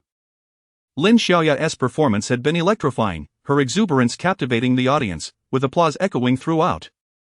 The second contestant was a tall young man who sang operatic pieces with remarkable prowess. The third was a stylish performer who rapped, garnering cheers from the audience, particularly from the throngs of admirers. Feng Hao, however, was oblivious to the fourth contestant, as he was backstage preparing for his own turn, consumed by nerves. His three roommates accompanied him, with Lao Xiao capturing every moment on camera, while De Qiao enthusiastically promised to present him with roses after his performance, declaring her intent to cheer him on. Yang Chu offered a reassuring pat on Feng Hao's shoulder, encouraging him with words of pride. As he prepared to step onto the stage, Feng Hao felt a surge of anxiety. He had not originally intended to perform this song, but upon seeing a picture in the group chat that stirred something within him, he chose Born as a Human, a piece he had once heard while taking a taxi, which had left a profound impression on him. Trembling with nerves, he felt as though he were stepping onto the stage with his eyes shut. When he opened them, he was met with blinding lights, rendering the audience nearly invisible to him. Reflecting on his life over the past few months felt surreal, like a dream, at times floating, at times lost, at times grounded, yet ultimately resembling a fleeting reverie. He had exerted immense effort, only to find the finish line receding further away, beyond belief. As the bright light shone upon him, Feng Hao grasped the microphone, his palms damp with sweat. He could not see the audience clearly but could discern the timer above him indicating the remaining duration of his performance, which felt oddly comforting, akin to a whimsical dream of youth. The prelude began gently, soft and flowing. Below, some were engaged in conversation, others snacking, some on calls, some swatting at mosquitoes, some lost in thought, while others brimmed with ambition. With the microphone in hand, he began to sing, "I once vowed never to smoke. Yet the smoke has lingered in my lungs for years. I once dreamed with naive innocence, only to later be consumed by thoughts of wealth. People inevitably change. My apologies. They say life should not be measured by wealth, yet some are born as young masters, while others can only gaze at the ground, their heads raised to behold the filthy faces of society. Sincere words, my apologies." That day, with hands clasped, I gazed at my disheveled reflection in the mirror. I used half my youth to ponder the essence of being human. Forgive me, my youthful self. As I journey through countless miles, may I never forget my original intent. A clear voice emanated from the microphone, initially resembling a gentle stream, which soon merged into a river, rushing swiftly towards the sea. The ocean appeared tranquil on the surface, yet tumultuous beneath, waves crashing one after another, resembling a tsunami. Each wave surged past the ears of the audience, silencing all chatter, snacks, phone calls, swatting of mosquitoes, idle gazes, and sorrowful hearts. No one felt ambitious. It is often said that life should not be measured by wealth, yet some are born as young masters, while others can only gaze at the ground, their eyes meeting only the grimy faces above. I yearn to forget the past, to live as a mundane individual, shunning the crowd and becoming a cunning fox from this day forth. On stage, the young man sang, his eyes reddening as tears streamed down his cheeks. Some are born as young masters, while he is but a small mouse, leading a most ordinary life yet dreaming an extraordinary dream. Traveling countless miles. One must not forget their original intentions. My father remarked, "My son Hao is smarter than I am, he will surely surpass me in the future." My mother said, Hao is very well behaved, he will undoubtedly enjoy a life of comfort. My senior year teacher encouraged, "Feng Hao, your future is boundless, keep pushing forward, young man." University professors proclaimed, "You know nothing, what can you do? You are capable of nothing, just be a diligent worker." A girl said, "I'm sorry, you are a good person." The song resonated powerfully, enveloping the venue in silence. On the large screen, the young man held the microphone, his singing calm yet filled with emotion, tears streaming down his face as he wept for himself and all present. A young judge removed his high prescription glasses, wiping away tears inexplicably. He had come to judge because students mentioned that the extra income from a single night could alleviate some mortgage pressure, despite his distaste for the noise. He preferred the comfort of home. Gu Xiaoman, munching on snacks, found herself unable to swallow or spit them out, simply crying, feeling the deep sorrow of the one on stage. Lu Chuanli pushed Xiaoyu to the outer edge, her thoughts drifting to her ex-husband, recalling their shared efforts and how they had lost sight of their original intentions. Ms. Zhao felt a mosquito resting on her foot. She did not swat it but instead clutched her bag, gazing solemnly at the stage. At that moment, Su Qingqing was reduced to tears, unsure of what to say, feeling as though the song was sung directly to her. Lin Xiaoya, who had been chatting with the staff backstage, froze upon hearing the poignant words about life's inequalities, tears flooding her eyes. Lao Shao struggled to capture this moment on his phone, uncertain how to best document it. He focused on Haozi. Yet his mind was filled with images of his bent-over father, his lowered mother, the vast mountains, the bustling city, and the endless haze. Chapter 83, Your affection for him. Xiao dashed onto the stage, presenting a magnificent bouquet of roses to Feng Hao. As he gazed at Xiao, adorned in sequins and running towards him with the flowers, he thought to himself, "This is it. Tomorrow everyone will understand why the school rules had to be amended." Changing from prohibiting relationships between boys and girls to forbidding any romance altogether. What a fool he felt. Buying carnations for his beloved goddess while gifting his roommate red roses. Holding the roses, he was caught between laughter and tears. The first bouquet he received was from his roommate. Fortunately, others soon followed onto the stage with flowers. To his astonishment, Gu Xiaoman ran up, offering him a vibrant bouquet. She had seized the flowers meant for her classmate and rushed to the stage without a second thought. With tears in her eyes and a choked voice, she exclaimed, "Haozi, your singing is too beautiful, please don't sing anymore, it's too heart-wrenching." And with that, she ran off in tears. Feng Hao thought this could lead to misunderstandings. The applause thundered, the flowers continued to pour in, and the lights dazzled. Standing on the stage, Feng Hao felt an overwhelming surge of emotions. It was no wonder so many aspired to be stars. At that moment, he felt truly radiant, almost believing himself to be a star. Soon, he regained his composure. In crucial moments, a resolute heart proves invaluable. He did not let a mere round of applause sway him. The applause and emotions from the audience were often directed not at the singer, but at themselves. They applauded out of resonance, celebrating the music in themselves. Thank you, everyone. I am Feng Hao from Class 2 of Information Management. Let us all remain true to our original intentions and move forward thousands of miles. The applause erupted, echoing for what seemed like an eternity. After stepping off the stage, he embraced his roommates in excitement. He was uncertain about how well he had sung, as the sheer emotional connection had moved him to tears. However, he felt a sense of progress in being able to introduce himself smoothly, articulating without mistakes or trembling, and expressing encouraging words in front of such a large crowd. Reflecting on his first self-introduction as a freshman, where he stumbled over his words and even mentioned his height, he felt a wave of embarrassment wash over him. Thankfully, everyone was in the same boat back then. Aside from Yang Chu, whose affluent background set him apart, the majority were just ordinary individuals. Sometimes, being among the masses offered a comforting sense of security. Feng Hao believed that having performed was enough, merely taking the stage was a victory.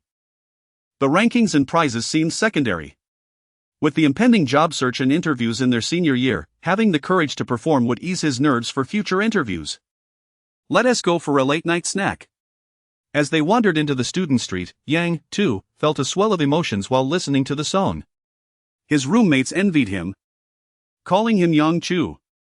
Yet, he was acutely aware of the class disparities and backgrounds that separated them.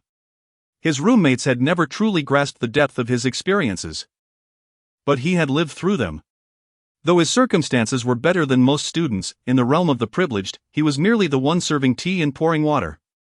He had a more visceral understanding of class differences, fueling his ambition and desire for success. He yearned for the day when others would serve him tea, nodding and smiling, sharing delightful tales to make him laugh, rather than the other way around. Yang Chua's insecurities were unfathomable to Feng Hao and the others, yet they ran deep. More intense and twisted than they could comprehend. Sometimes, simply being a healthy, ordinary person was a blessing in itself. The late-night barbecue trio was ready to go, barbecued food, beer, and crayfish. However, on Student Street, vendors typically displayed fruit beers prominently, while traditional beers were discreetly hidden away, available only upon request. Hausi, you were remarkable. The moment you opened your mouth, I was utterly amazed. It felt like a resurrection, De Chao exclaimed with excitement. De Chao, however, felt the least moved. He had always been referred to as the young master. His brother had faced financial struggles in his childhood, but by the time De Chao was born, the family had been thriving, and he had scarcely tasted hardship. His struggles were limited to familial nagging, which, while annoying, hardly constituted true suffering. Thus, he felt a bit of sentiment but not much, joking and laughing instead. In contrast, Lao Shao, who had a wealth of emotions, remained silent. A volcano of feelings waiting to erupt. Yang Chu, too, said little. Those who are fierce often speak less, the true actions they intend to take are not verbalized. The group strolled towards Student Street. Having completed their performance, they felt an immediate sense of relief, their steps lighter. This sensation was extraordinary. Releasing stress brought a greater joy than maintaining a constant state of composure. As they reached the entrance of Student Street, they encountered a young child struggling to maneuver his bicycle past the entrance, caught in a comical predicament. The bicycle's pedal was wedged, making it impossible for the child to move forward or backward. Feng Hao, without a second thought, stepped forward to help, carefully lifting the bicycle to free it. The child beamed, riding off happily on his newly liberated bicycle. Thank you, big brother. Feng Hao waved goodbye. He recalled his own childhood. Feeling small and finding it challenging to ride a bicycle, yet yearning to do so. Watching the slender figure on the bicycle, he was reminded of his younger self. Smiling, he watched the child disappear into the night before turning to rejoin his roommates. Nearby, a quiet mother and daughter walked in silence, their lack of words palpable. Su Qingqing, having heard Feng Hao's song, no longer wished to linger in the bustling venue. Initially, she had only come to coax her mother into attending. Yet she hadn't anticipated being moved by Feng Hao's performance. The moment he finished singing, she yearned to rush onto the stage, to offer him flowers and embrace him. But as she watched the tears in his eyes on the big screen, she was unable to hold back her own tears. With her mother beside her, she felt she couldn't express her feelings, and so she understood the depth of Feng Hao's song. He sang for her. Yet he had never dared to reveal that truth. His tears fell silently, like the song itself, calm yet capable of evoking profound sorrow. Her mother, unusually quiet, noticed her daughter's reddened eyes but said nothing. The two walked toward Student Street, enveloped in a heavy silence. At that moment, Mrs. Zhao felt a whirlwind of emotions. She had once enjoyed a prosperous upbringing, only to face a decline, enduring a period of hardship before marrying and gradually regaining stability, albeit at a lower social standing. She spent extravagantly, attempting to compensate for her past, seldom reflecting on her experiences. Her sole desire was to provide her daughter with the best life possible, ensuring she would never face the hardships she had endured, wishing only for her daughter's happiness. Yet, contrary to her intentions, no matter what she did, her daughter remained unhappy, often arguing and rebelling against her. As one reaches midlife, a multitude of concerns arise. Wealth may have been acquired, yet beauty has faded and one's figure has transformed. The pleasures of indulgence are now approached with trepidation, sleepless nights become commonplace, and the skin loses its elasticity. Despite investments in aesthetic treatments, the vitality of youth remains elusive. Outside, there are countless young and beautiful maidens, seemingly devoid of boundaries. She finds herself perplexed by this reality. Her life has been a roller coaster of trials and tribulations. Though she has achieved a life of comfort, happiness remains elusive. Even the joy she once felt when first savoring fried chicken has dissipated. Unexpectedly, amidst the cacophony of a playful school event, she hears a song that brings her to tears. It has been an age since she last wept, rarely allowing herself to be vulnerable. Yet in this moment, she realizes the narrowness of her previous views. She had often lamented the inadequacies of her daughter's school, deeming it lacking in prospects. However, she now understands that even those who seem unremarkable possess their own brilliance. Sitting on a humble chair, swarmed by mosquitoes, alongside her daughter, she experiences music that surpasses any concert for which she has paid exorbitant fees for VIP access. Eyes may deceive, but the ears and tears bear the truth. Thus, Ms. Zhao falls into contemplation, pondering how to communicate with her daughter. Both women remain silent, each lost in her own thoughts. They then observe a young man assisting a child in freeing a bicycle. In stark contrast to his earlier dazzling performance on stage, he now appears quite ordinary. He jogs over to help, receives gratitude, waves farewell, and then turns to rejoin his friends, engaging in lively conversation and laughter.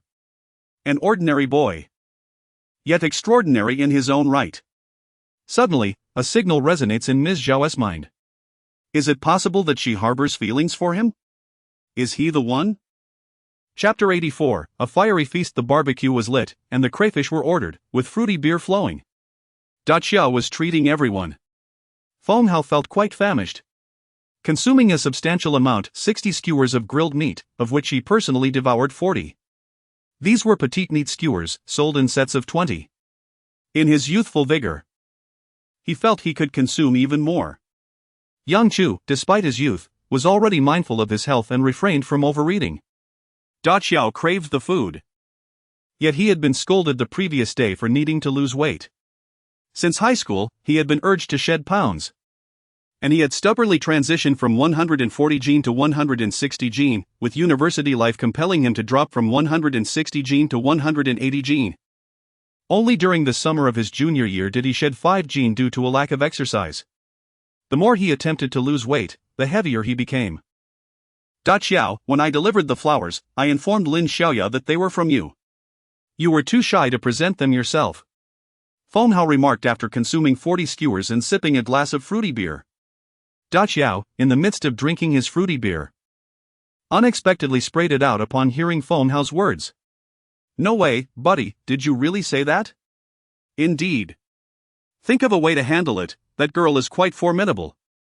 Feng Hao continued, returning to his skewers. He recalled the evening he had shared skewers with Qingqing, which included grilled chicken wings, potatoes, and kelp. Ultimately, all of it had found its way into his stomach, while Qingqing had barely eaten. He snapped a photo of the grilled meat and sent it to Qingqing, speculating that her elders must have returned home by now. Have you had dinner?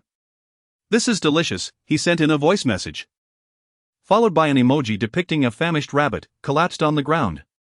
Facing her mother's inquiries, Su Qingqing immediately denied any allegations. I'm not. I didn't. Stop saying such things. Mrs. Zhao pondered for a moment, realizing it was unreasonable to assume her daughter liked someone merely upon seeing him. It seemed rather obsessive.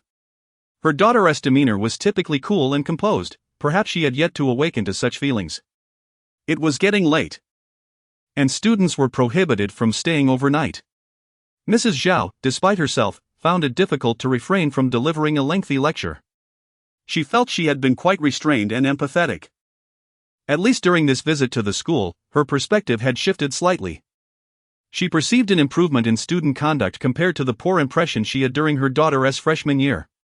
That day, it had rained, and she had worn a white dress, only to have a mud splash from an old man carrying a snakeskin bag. The apology he offered was meek, and with onlookers watching, she had no outlet for her frustration. The dress she had meticulously chosen was now marred with muddy stains, and she had no intention of wearing it again. The old man had even attempted to compensate her with a handful of filthy herbs from his bag, claiming they could alleviate heat. The foul odor had infuriated Mrs. Zhao, who dismissed him in disgust. The enrollment process that followed was equally disheartening, leading to a significant clash between Mrs. Zhao and her daughter. On the first day of school, Su Qingqing had hidden under her bed, weeping. That very day, Lin Xiaoya entered the dormitory and, upon picking up an item from the desk, was met with a cold voice, "Please do not touch my belongings." Mrs. Zhao, suppressing her irritation, explained to her daughter, "It's not that I disallow you from dating. At your age, it is perfectly normal to have feelings for someone. However, as a girl, you must protect yourself, there are far too many scoundrels out there. Including your father." At that moment, Su Qingqing's phone chimed. She quickly grabbed it, fearing her mother would mention her father. The topic of her father's infidelity was far too distressing for her. She had not set up a privacy screen, thus Mrs. Zhao saw the images, stickers, and a voice message. Su Qingqing instinctively avoided discussing the matter with her mother and opened WeChat, clicking on Phone House Chat. Only when she was about to listen to the voice message did she realize her mother was right beside her. Mrs. Zhao was quicker than her words, reaching out to press play. "Have you had dinner? This is delicious." A familiar male voice resonated, calm yet tinged with warmth. Mrs. Zhao's expression darkened while Su Qingqing blushed. A gust of wind swept through. As Feng Hao enjoyed his grilled meat, he suddenly found himself choking on a pepper, coughing uncontrollably. Beside him, Xiao Xiao, who had been engrossed in video editing and had barely touched his food, lifted his gaze and offered Feng Hao a glass of water.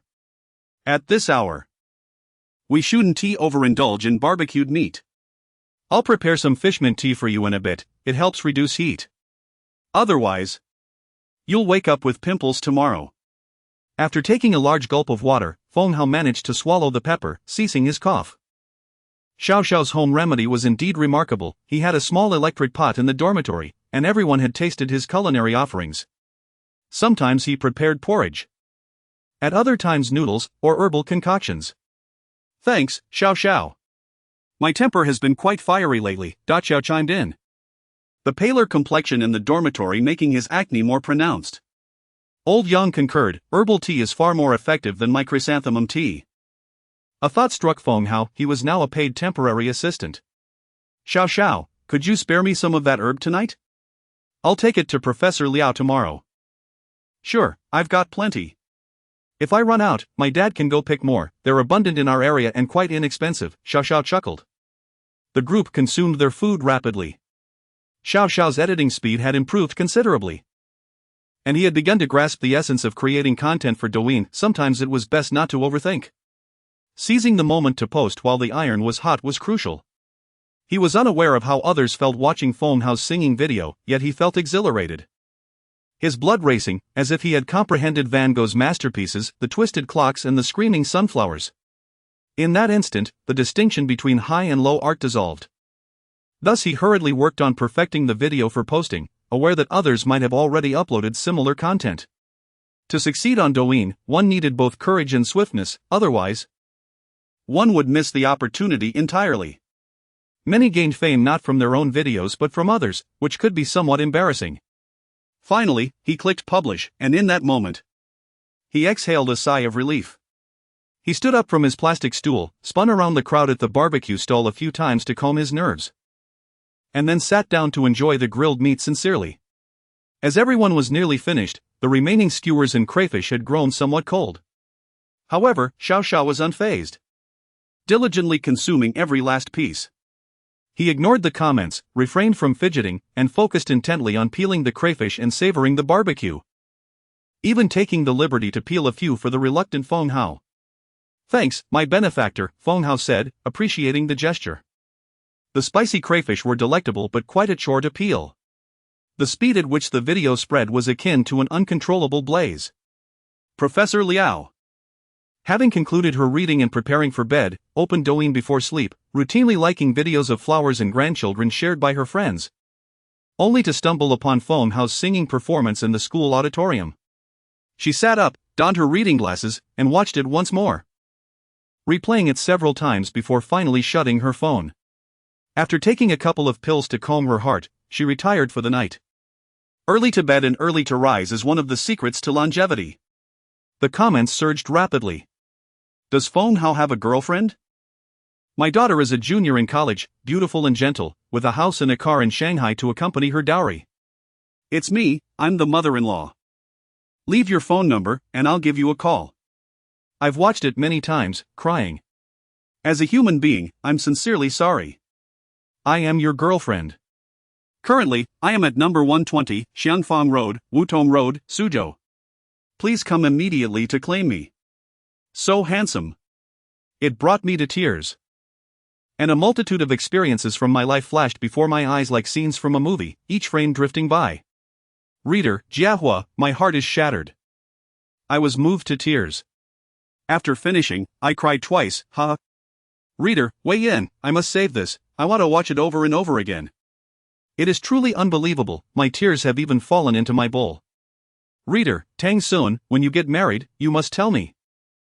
I want to know what kind of girl is worthy of marrying someone like you, so I can strive for that in my next life. He has completely captivated this middle-aged lady in her 30s or 40s, leaving me bewildered and savoring nothing. Chapter 85, The Cherry Blossoms of Early May in the Top 10 Singers Contest. There was no suspense, Feng Hao claimed the first position, while Lin Xiaoya secured fourth. The results seemed quite fair. The second place went to a talented junior who excelled in bel canto. She had a pleasing appearance, albeit slightly plump by contemporary standards. And her singing was so powerful it felt as if she could shatter glass. The third place was taken by a handsome junior from the United College, who seemed to have already gained a small following online. Lin Xiaoya, though average in singing, possessed a captivating stage presence and an attractive figure. After enjoying a barbecue, Feng Hao managed to return just in time for the award ceremony. Meanwhile, Mrs. Zhao and her daughter Su Qingqing faced off. Mrs. Zhao slapped her calves multiple times, the bites swelling her skin. She had hastily purchased mosquito repellent from a small supermarket on Student Street, but it proved utterly ineffective. It was as if she had a unique constitution that attracted every mosquito in the school. Observing her mother's red legs, Su Qingqing couldn't help but laugh. Her mother, accustomed to high-end venues and luxury, was ill-prepared for the chaos of the school environment. Su Qingqing felt a sense of satisfaction seeing her mother struggle.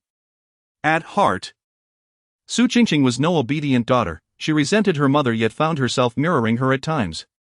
The daughter emerged victorious in their standoff, with Mrs. Zhao reluctantly stepping back. It's not that I want to interfere, but I genuinely worry about your safety. There are too many bad people in society. Mom, I haven't even entered society yet, I'm still in school. If you forbid me from dating classmates now, I might end up with someone from the streets. You know I love biking, I could find someone with tattoos who shares that passion. Or if you let me study abroad, I might date a foreigner, someone with blonde hair and blue eyes or a dark-skinned foreign son-in-law. Mrs. Zhao's face turned pale. I'm not saying you can't date. I actually think that young man seems quite nice. If you have time this weekend, you could bring him home. Your father and I would love to meet him, she said through clenched teeth. Su Qingqing fought to suppress her blush and feigned annoyance. Mom, what are you talking about? We're not even dating. I just like him unilaterally. He doesn't even like me back, look, he gives flowers to someone else. Her anger was genuine, not an act. Mrs. Zhao sensed something amiss. Their earlier conversation had been rather ambiguous, but she felt something was off. It was hard to believe her daughter, so outstanding, could be unlikable. The other girl, in Mrs. Zhao's eyes, was merely average, overly made up, and dressed haphazardly. Yet, reflecting on her own worries about her husband being pursued by such girls, a sense of unease crept over her. She had initially feared her daughter would enter a romantic relationship, but now she worried she might never experience love, feeling insecure and defeated. Deep down, she recognized that it was unusual for a girl in her 20s to have never dated. She had married young, having only dated her husband before that, and found herself trapped in a relationship that brought her more pain than joy. Perhaps she had been too strict with her daughter, who now lacked the experience to navigate romance. Listen, I have a keen eye for people. That boy is shy, loves animals, and is helpful. You can afford to show some vulnerability with him. Sometimes, you should be bolder. You'll surely win him over, Mrs. Zhao advised. Su Qingqing was taken aback. Was her mother truly giving her dating advice? Mom, do you even hear yourself? You once told me that boys who love animals are scumbags, and that helpful ones are just air conditioning types. Her mother's past comments lingered in her mind. Your father, back in the day. Stop right there, Mom. This conversation is over. It's too late now, you should head back. I'll have the driver take you home. I'll return this weekend, Su Qingqing said, waving her mother off. As Mrs. Zhao settled into the car, fatigue washed over her. The air conditioning was refreshing, but soon her shopping spirit ignited, and she resolved to buy her daughter some lovely clothes. When Su Qingqing returned to her dorm, she found Lin Xiaoya had also come back, holding a bouquet. The atmosphere felt oddly tense. Lin Xiaoya, perceptive as always, broke the silence. Qingqing, don't misunderstand. Feng Hao was just helping his roommate, Da Qiao, deliver these flowers to me. Da Qiao bought them but felt embarrassed to hand them over, so she pushed Feng Hao onto the stage, and he mentioned it to me. She set the flowers aside, having received them often in the past, discarding them carelessly. You know I prefer wealthy men. Feng Hao is too poor for my taste, she continued, turning her back on Su Qingqing as she changed clothes. Su Qingqing remained silent. Lin Xiaoya usually tossed flowers aside, deriding the foolishness of giving them. But this particular bouquet of carnations and gypsophila, while modest in price, was treated with care. Girls in love can be both naive and astute, possessing an uncanny intuition. Once Lin Xiaoya turned back around, Su Qingqing smiled and assured her, "It's fine, I understand it was just a favor. Don't take it to heart." The following morning, the soft light of dawn felt familiar and comforting, signaling a return to routine. As the system took over the day's schedule, Feng Hao, the quintessential lazy NPC, breathed a sigh of relief. From 6 to 6:30, he washed up and enjoyed a cup of honey water for intestinal health and overall happiness. Afterward, he realized he had forgotten to buy more honey. At this rate, it seemed he would have an endless supply for a lifetime. Today's honey water was less sweet than usual. After tidying up, the dormitory remained quiet. It was atypical for fourth-year students to rise so early. Xiao Xiao seemed to have pulled an all-nighter, while Da Qiao was up late gaming, and Yang was busy with his many responsibilities. From 6:30 to 7 o'clock, he ran to maintain a healthy body and a sharp mind, invigorating his spirit. As he saw the next time block appear, a sense of joy enveloped him. He eagerly anticipated the morning run, especially because Qingqing would be there. He felt no sense of dread, rather, he experienced the normal excitement of a young man, oblivious to the complexities around him. Last night, Qingqing's affection for him had notably increased, reaching a score of 83. On his way back to the dorm, he had sent her a good-night message and recounted the singing competition, mentioning Da Qiao's flowers, which had amused her. With that pleasant thought, he had drifted off to sleep. Before heading out, he grabbed some fish mint he had asked Xiao Xiao for the night before, 2 handfuls, enough to last the summer, though it would take a considerable amount to gather the fresh herbs. As he stepped outside, he encountered Professor Liao, who was also on his morning exercise routine. As if they were two NPCs meeting at a predetermined time and place. Today, Professor Liao's eyelids appeared slightly puffy, suggesting a night of insufficient rest. When Feng Hao approached, she was swinging her arms back and forth. Professor Liao had opted for a pair of lightweight gold-rimmed glasses today, devoid of chains. "Good morning, Professor. My roommate, Xiao Rui, has brought some fish mint from his hometown. which is excellent for cooling off in the heat. They received their thermos cups yesterday, and we are very grateful to you. Professor Liao indeed seemed intrigued. She picked up the herb, took a whiff, and nodded in acknowledgement. This is the scent. It is available in the market now. But it feels different, perhaps cultivated differently. Thank you, and please extend my thanks to your roommate. Professor Liao instructed him to set the herb aside. As her bag rested on the chair nearby, she resumed her exercise, walking in a circle. Just as Feng Hao was about to take his leave, Professor Liao called out. Xiao Feng, I watched your singing video yesterday, you performed quite well. Thank you, Professor, Feng Hao replied with a delighted smile before dashing away. Professor Liao watched the youthful figure sprinting off, a smile gracing her lips as well. As Feng Hao approached the fountain, his pace instinctively slowed, though his heart raced faster. There exists a certain happiness found in anticipation, waiting for blossoms to bloom, for spring to arrive, for sunny days, for rain, for the wind, and for you. Upon seeing the girl in white standing by the fountain, Feng Hao's heartbeat gradually steadied, and his smile broadened. Qingqing, good morning. Su Qingqing, noticing Feng Hao rush over, tilted her head and replied with a smile, good morning. Today, she had a playful scheme, donning a figure-hugging white sports outfit that accentuated her physique. While not particularly endowed, her proportions were exquisite, and the fitted attire required no embellishment, showcasing her enviable curves from head to toe. Her short hair, casually framing her face, often fell into her eyes while running, but today she had cleverly secured a small tuft of bangs with a ruby-red hairband, lending her an adorable charm. For reasons unknown, Feng Hao felt that the young lady appeared particularly soft and sweet today, reminiscent of cherries in early May, still tinged with green but exceptionally sweet. Chapter 86, I cannot. Yet I teach you. During a run today, for reasons unknown, I encountered a classmate who unexpectedly greeted me with a smile. Feng Hao was not fond of this, he was preoccupied with romance. His mind could typically handle no more than 2 tasks at once. For instance, while eating, he could manage to chew his food and select vegetables simultaneously, but engaging in social pleasantries proved to be quite the challenge. At present, he was running alongside Qingqing. Yet he was confronted by a stranger who greeted him. It felt peculiar not to respond, yet responding seemed equally strange, especially since he truly did not know the individual. Such encounters were reminiscent of his walks with Yang Chu, during which they frequently met acquaintances who would call out, "Hello, senior," or "Greetings, President." Titles such as President of the Calligraphy Association, Vice President of the Student Council, and President of the External Relations Society often left Feng Hao feeling awkward, prompting him to distance himself from Yang Chu. Yet Yang Chu would always respond with grace and warmth, embodying the demeanor of a well-regarded university student. As Feng Hao and Qingqing quickened their pace towards the lakeside path, the number of people diminished significantly. He finally understood why those in love preferred secluded spots. He too found himself wishing to avoid the presence of others. Previously, the NPCs around him had each played their part, minding their own business, but today, they were greeting him as if he were one of them, which was rather unsettling. Su Qingqing kept pace with Feng Hao. Earlier that morning, while preparing to leave, she had seen Lin Xiaoya, who was dressed in short shorts and an old t-shirt.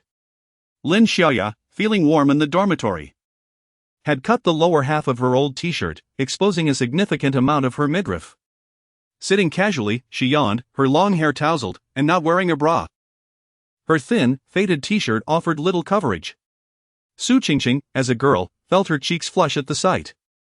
Now, seeing the fresh and invigorating Feng Hao, she felt a pang of jealousy. A Capricorn girl, burdened with unspoken thoughts, constantly engaged in self-analysis and self-doubt, ultimately encasing herself in layers of emotional armor, transforming the grit of her existence into the luster of a pearl, brilliant, yet coldly majestic. As Feng Hao ran alongside Qingqing, he suddenly sensed her discontent. He was puzzled. Moments before, she had seemed genuinely happy, a feeling that mirrored his own elation. Yet, after a while, her mood appeared to darken. Feng Hao was at a loss to understand what had transpired. Was she weary? Or perhaps influenced by older relatives? De Qiao had returned home, only to return and engage their dorm mates in conversations that felt like a relentless barrage. She would argue in group chats and then jump into video games, hurling insults at other players. Yet, the notion of Dixiao engaging in such trivialities felt out of place. If she did not indulge in these activities, how was she expressing her emotions? Bottling them up? Studying? Solving problems? Feng Hao, the ordinary NPC, mused that normal humans indeed required an outlet for their emotions. Stifling them was unbearable. Surely, Dixiao, being human, needed that too. He gradually altered their course, and to his surprise, she followed without protest, her naivety evident. The duo arrived at a gazebo on a small hill by the lake, where the absence of others brought Feng Hao a moment of joy. The early riser truly had advantages. Aside from a few elderly professors, most students were still asleep. Otherwise, this picturesque spot, adorned with mountains, water, and trees, would not have been available to him. Shall we take a break? He suggested. Okay, Su Qingqing nodded. The stone slabs within the gazebo were remarkably clean, polished smooth from the countless students who had sat upon them. Feng Hao took a tissue to wipe the surface, mindful that Su Qingqing might be particular about cleanliness. The morning dew rendered the tissue damp. After cleaning the seat, he disposed of the tissue in a nearby bin. Upon returning, Su Qingqing offered him a bottle of water. He had just witnessed her drinking from it, the transparent mouth of the bottle gently pressing against her rosy lips, the water flowing down her delicate throat. Her slender neck arched, revealing the fine fuzz upon her skin. In that moment, Feng Hao understood why vampires were drawn to bite necks rather than arms or thighs. As she extended her fingers to hand him the bottle, he grasped it gently, inadvertently covering her hand with his. It felt foolishly intimate. Are you going to drink? She prompted, breaking the silence. Only then did Feng Hao, flustered, take the water, releasing her hand in the process. It felt peculiar, when he grasped his own hand. He felt nothing, yet touching Qingqing's hand sent a jolt through him, akin to being stung. Qingqing was intoxicating. In a state of confusion, he accepted the water and drank normally, forgetting the etiquette of not touching the bottle's mouth after she had. As he took a sip, he noticed the way his Adam's apple bobbed, standing while she sat, forcing her to look up at him. He drank hastily, water trickling down his neck. Su Qingqing lowered her gaze, attempting to feign indifference to the fact that his lips had touched her bottle. Typically, she was not particularly well liked in the dormitory. Partly due to her mild obsessive-compulsive tendencies, which made her averse to others touching her belongings. Yet now, Feng Hao not only drank from her bottle but had also pressed his lips against it. Su Qingqing, normally proud and composed, felt her earlobes flush red, her face maintaining an air of nonchalance. Feng Hao, taking a seat, pulled out his phone and asked, "Shall we play a game?" "Ah," she replied, surprised. "Get on. Let us play Honor of Kings." Su Qingqing had the game installed. She had downloaded it out of boredom after seeing her roommates play. As they claimed, it was a game even elementary school students could master. She rarely played games herself, and when she finally opened it, she struggled to understand the mechanics and ultimately gave up. "I cannot," Su Qingqing admitted, a hint of embarrassment in her voice. Feng Hao, unfazed, thought it quite normal to speak Portuguese yet be unfamiliar with gaming. "I will teach you," he offered, settling beside her as they opened the game together, which required an update due to her long absence. A gentle breeze swept through the morning, the air by the lake cooler. It was said that on the hill above the gazebo lay a cemetery, yet in this moment, Feng Hao felt no fear, only tranquility, relishing the absence of disturbance. He simply sat beside Qingqing, waiting for the game to update, and found the experience far from dull. In fact, he wished for the update to take longer. Here, in this serene setting devoid of other living souls, they sat a tad closer than before. This was not a time for study. Although it was designated as run time, Feng Hao naturally disregarded the clock.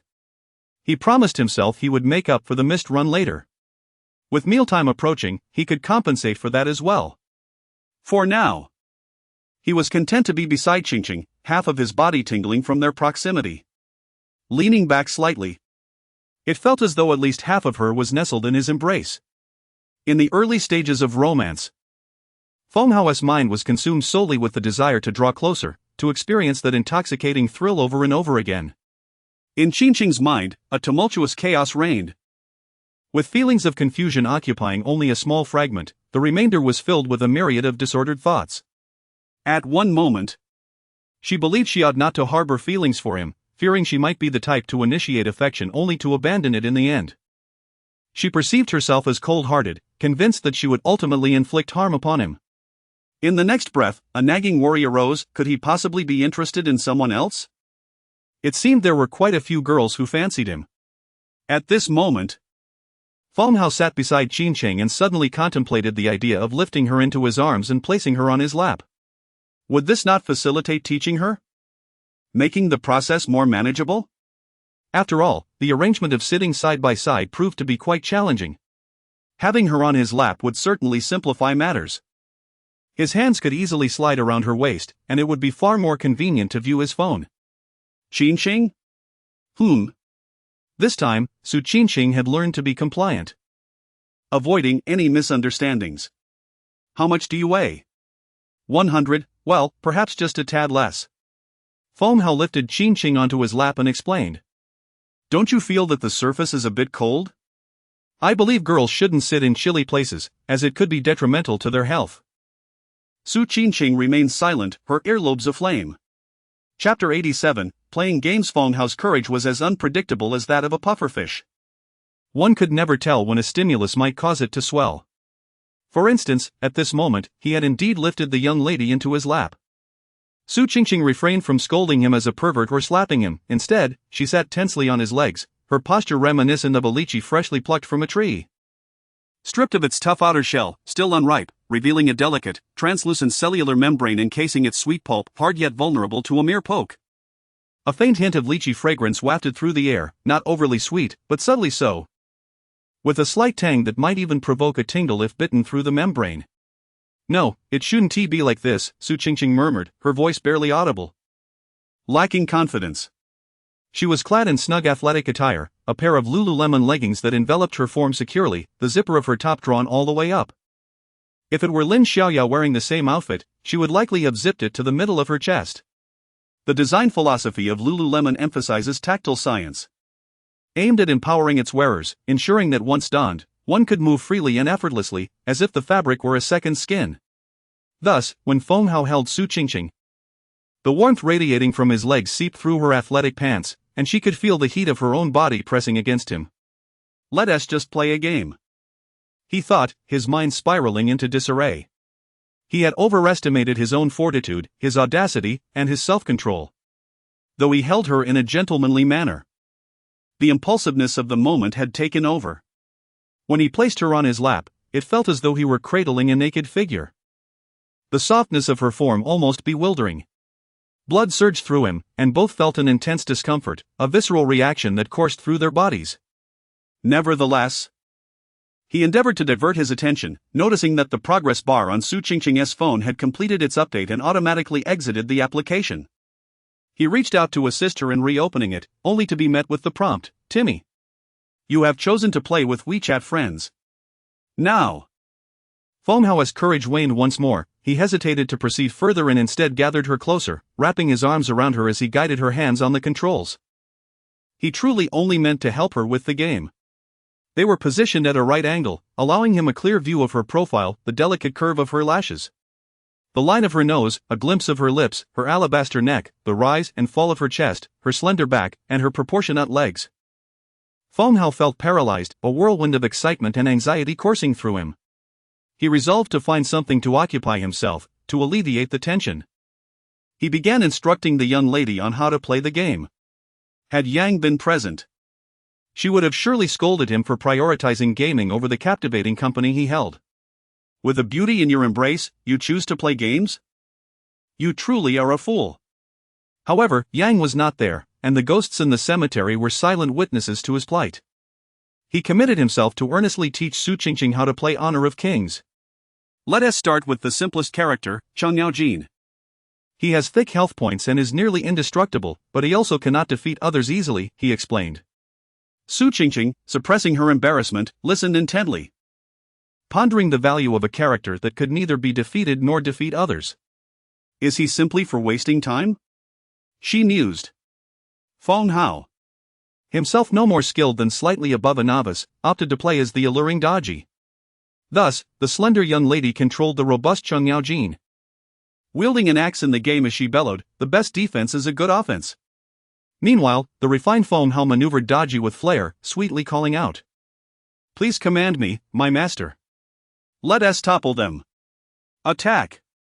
In this amateur pastime, he found himself flushed with excitement. Not quite understanding why the usual banter now struck him as peculiar. Su Qingqing clumsily navigated Cheng Yaojin, watching as he was relentlessly pummeled, her attempts to attack falling short. Often striking their own tower or merely swiping at the air, failing to even hit the minions, her shouts ringing with a singular exclamation, "Attack!"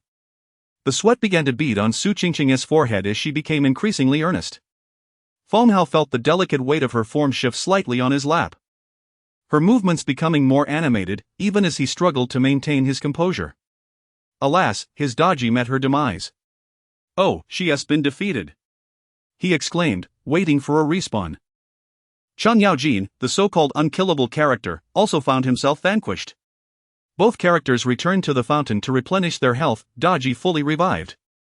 Yet Feng Hao felt it prudent to wait for Cheng Yaojin to do the same before venturing out again. Their avatars nestled closely together at the main tower. Their remaining teammates, engaged in battle, soon realized two were missing. What could the others be doing at the fountain? They wondered. Unbeknownst to the teammates on the other side, Dodgy and Cheng Yaojin were engaged in a tender moment, healing together rather than rejoining the fray. Suddenly, Su Qingqing accidentally activated the voice chat, and a barrage of curses erupted through the speakers. She turned to Feng Hao, wide-eyed in disbelief. They had not been asleep together. "Quick on the uptake." Feng Hao silenced the voice chat, preventing their teammates from unleashing their frustrations. It's all right. The teammates we encounter in the morning are often like this, either still waking or just not awake at all, he reassured her, concerned she might take offense. However, when he met her gaze, he found her cheeks flushed and her lips biting down in contemplation. "A kiss?" Feng Hao leaned closer, gently brushing his lips against hers, wrapping his arms around her in a tender embrace. Their connection was soft, tentative, and reciprocated as her hands found their way around him. "The best defense is a good offense," he playfully echoed, while she sweetly responded, "Please command me, my master." The phones overlapping on the stone surface emitted various sounds, while birds chirped melodiously in the trees. The cemetery remained eerily quiet, with the wind rustling the pine trees among the graves. Chapter 88, Honey, how could saliva be sweet? Indeed, it is sweet. After personally verifying this with the authoritative NPC, Feng Hao concluded that practice is the sole criterion for testing truth. Without first-hand experience, one can never truly know. If possible, he would love to erect a sign in front of the pavilion, commemorating their first kiss. This seemingly ordinary pavilion would forever hold extraordinary significance in his life. Even when he encounters similar pavilions elsewhere in the future, they will no longer seem ordinary. The structure boasted 6 corners, black tiles, and red columns, surrounded by a circle of stone benches. Feng Hao now understood why the stone bench nearest the red column was the shiniest and smoothest.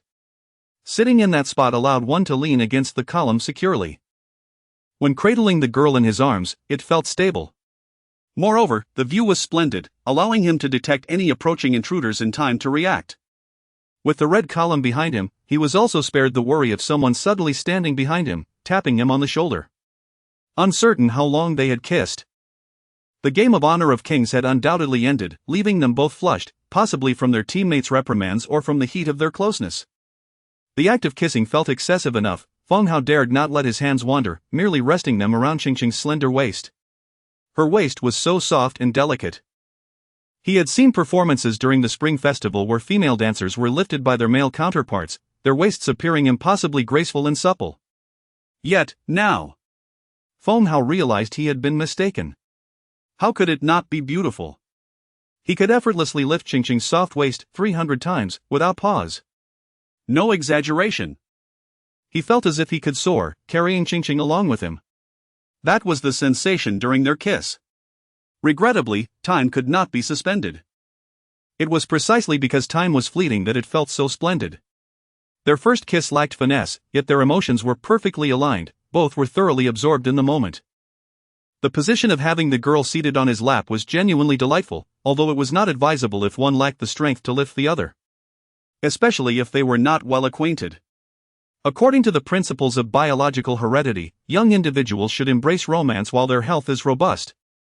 Enabling kisses without unusual gastrointestinal issues or hormonal imbalances, and free from dental concerns. Engaging in romance at this age, if developed to a certain extent, also enhances the likelihood of procreation, contributing to the continuation of humanity. If one refrains from romance in youth and waits until later in life, concerns multiply, health may decline. And stress may hinder reproduction, requiring years of preparation, abstaining from smoking and drinking. In youth, there is no need for such preparations, merely taking precautions against unintended pregnancies suffices. Of course, at that moment, Halsey was not contemplating pregnancy. Having studied biology, he understood that kissing would not lead to such an outcome.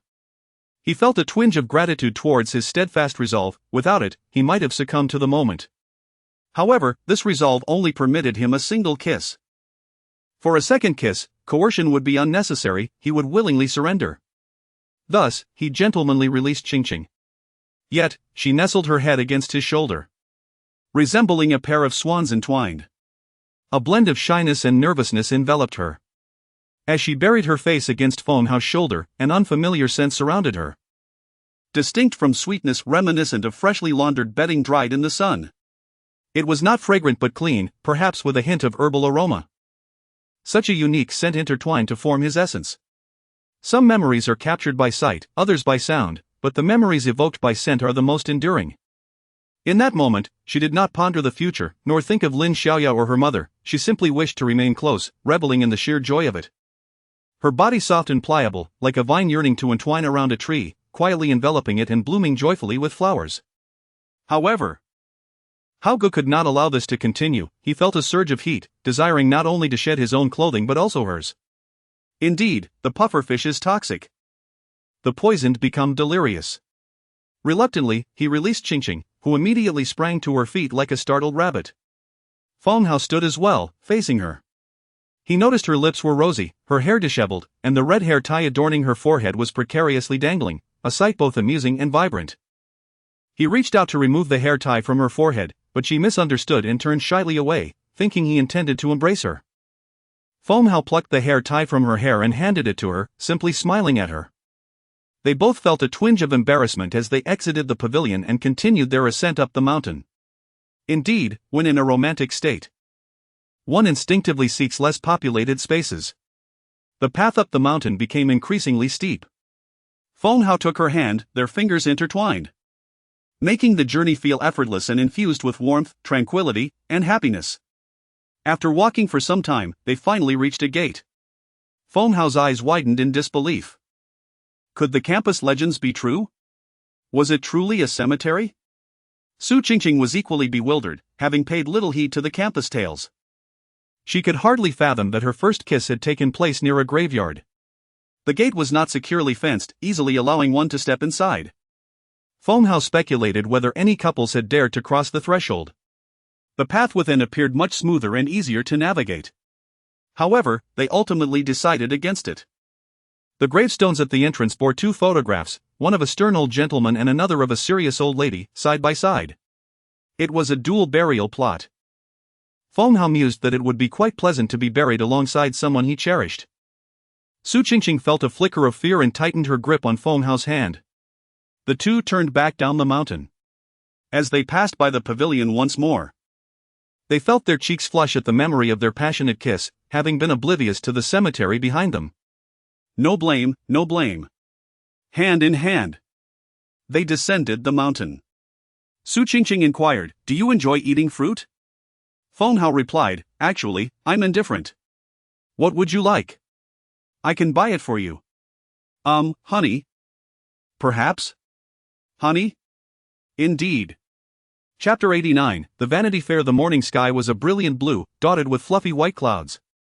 Feng Hao found the scenery to be exquisite and pristine, a testament to the meticulous artistry of the world. He had arranged to attend a class with his foreign teacher, leaving no time for breakfast together with Qingqing. In a hurry, he dashed to pack 4 servings of vermicelli soup for his roommates. Today, the proprietress of the soup stall looked even more enchanting than usual, adorned in a black lace top reminiscent of a fishing net, accentuating her curves. Yet, Feng Hao averted his gaze. He found her less appealing than Qingqing. In fact, he could envision Xingxing's likeness in the very shape of the vermicelli soup she served. He hurried back to the dormitory, the soup packed richly with ingredients: pig liver, beef, fried dough sticks, shrimp, and garlic sprouts. Breakfast was consumed between 7 o'clock and 8 o'clock. A time when one would hope to avoid gallstones and kidney stones. Only a man free of such afflictions could be deemed healthy. By the time he reached the dorm, it was already 8 o'clock, and to his surprise, it was eerily quiet. Feng Hao, brimming with excitement, began to crow like a rooster, unable to contain his enthusiasm. Old Xiao, disturbed by the commotion, sat up with vacant eyes, clutching his phone, only to discover it was completely out of battery and scrambled to find a charger. De Qiao, awakened by the delightful aroma, stirred without fully opening her eyes, her nose twitching in delight.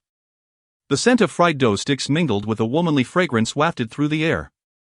As she rubbed the remnants of sleep from her eyes, she squinted at Feng Hao, inquiring, "Haozi, what's with you? You smell delightful." Yang Chu, roused from slumber, donned a pristine silk pajama set. Sitting up with an air of sophistication akin to a husband waiting for his wife to return home late.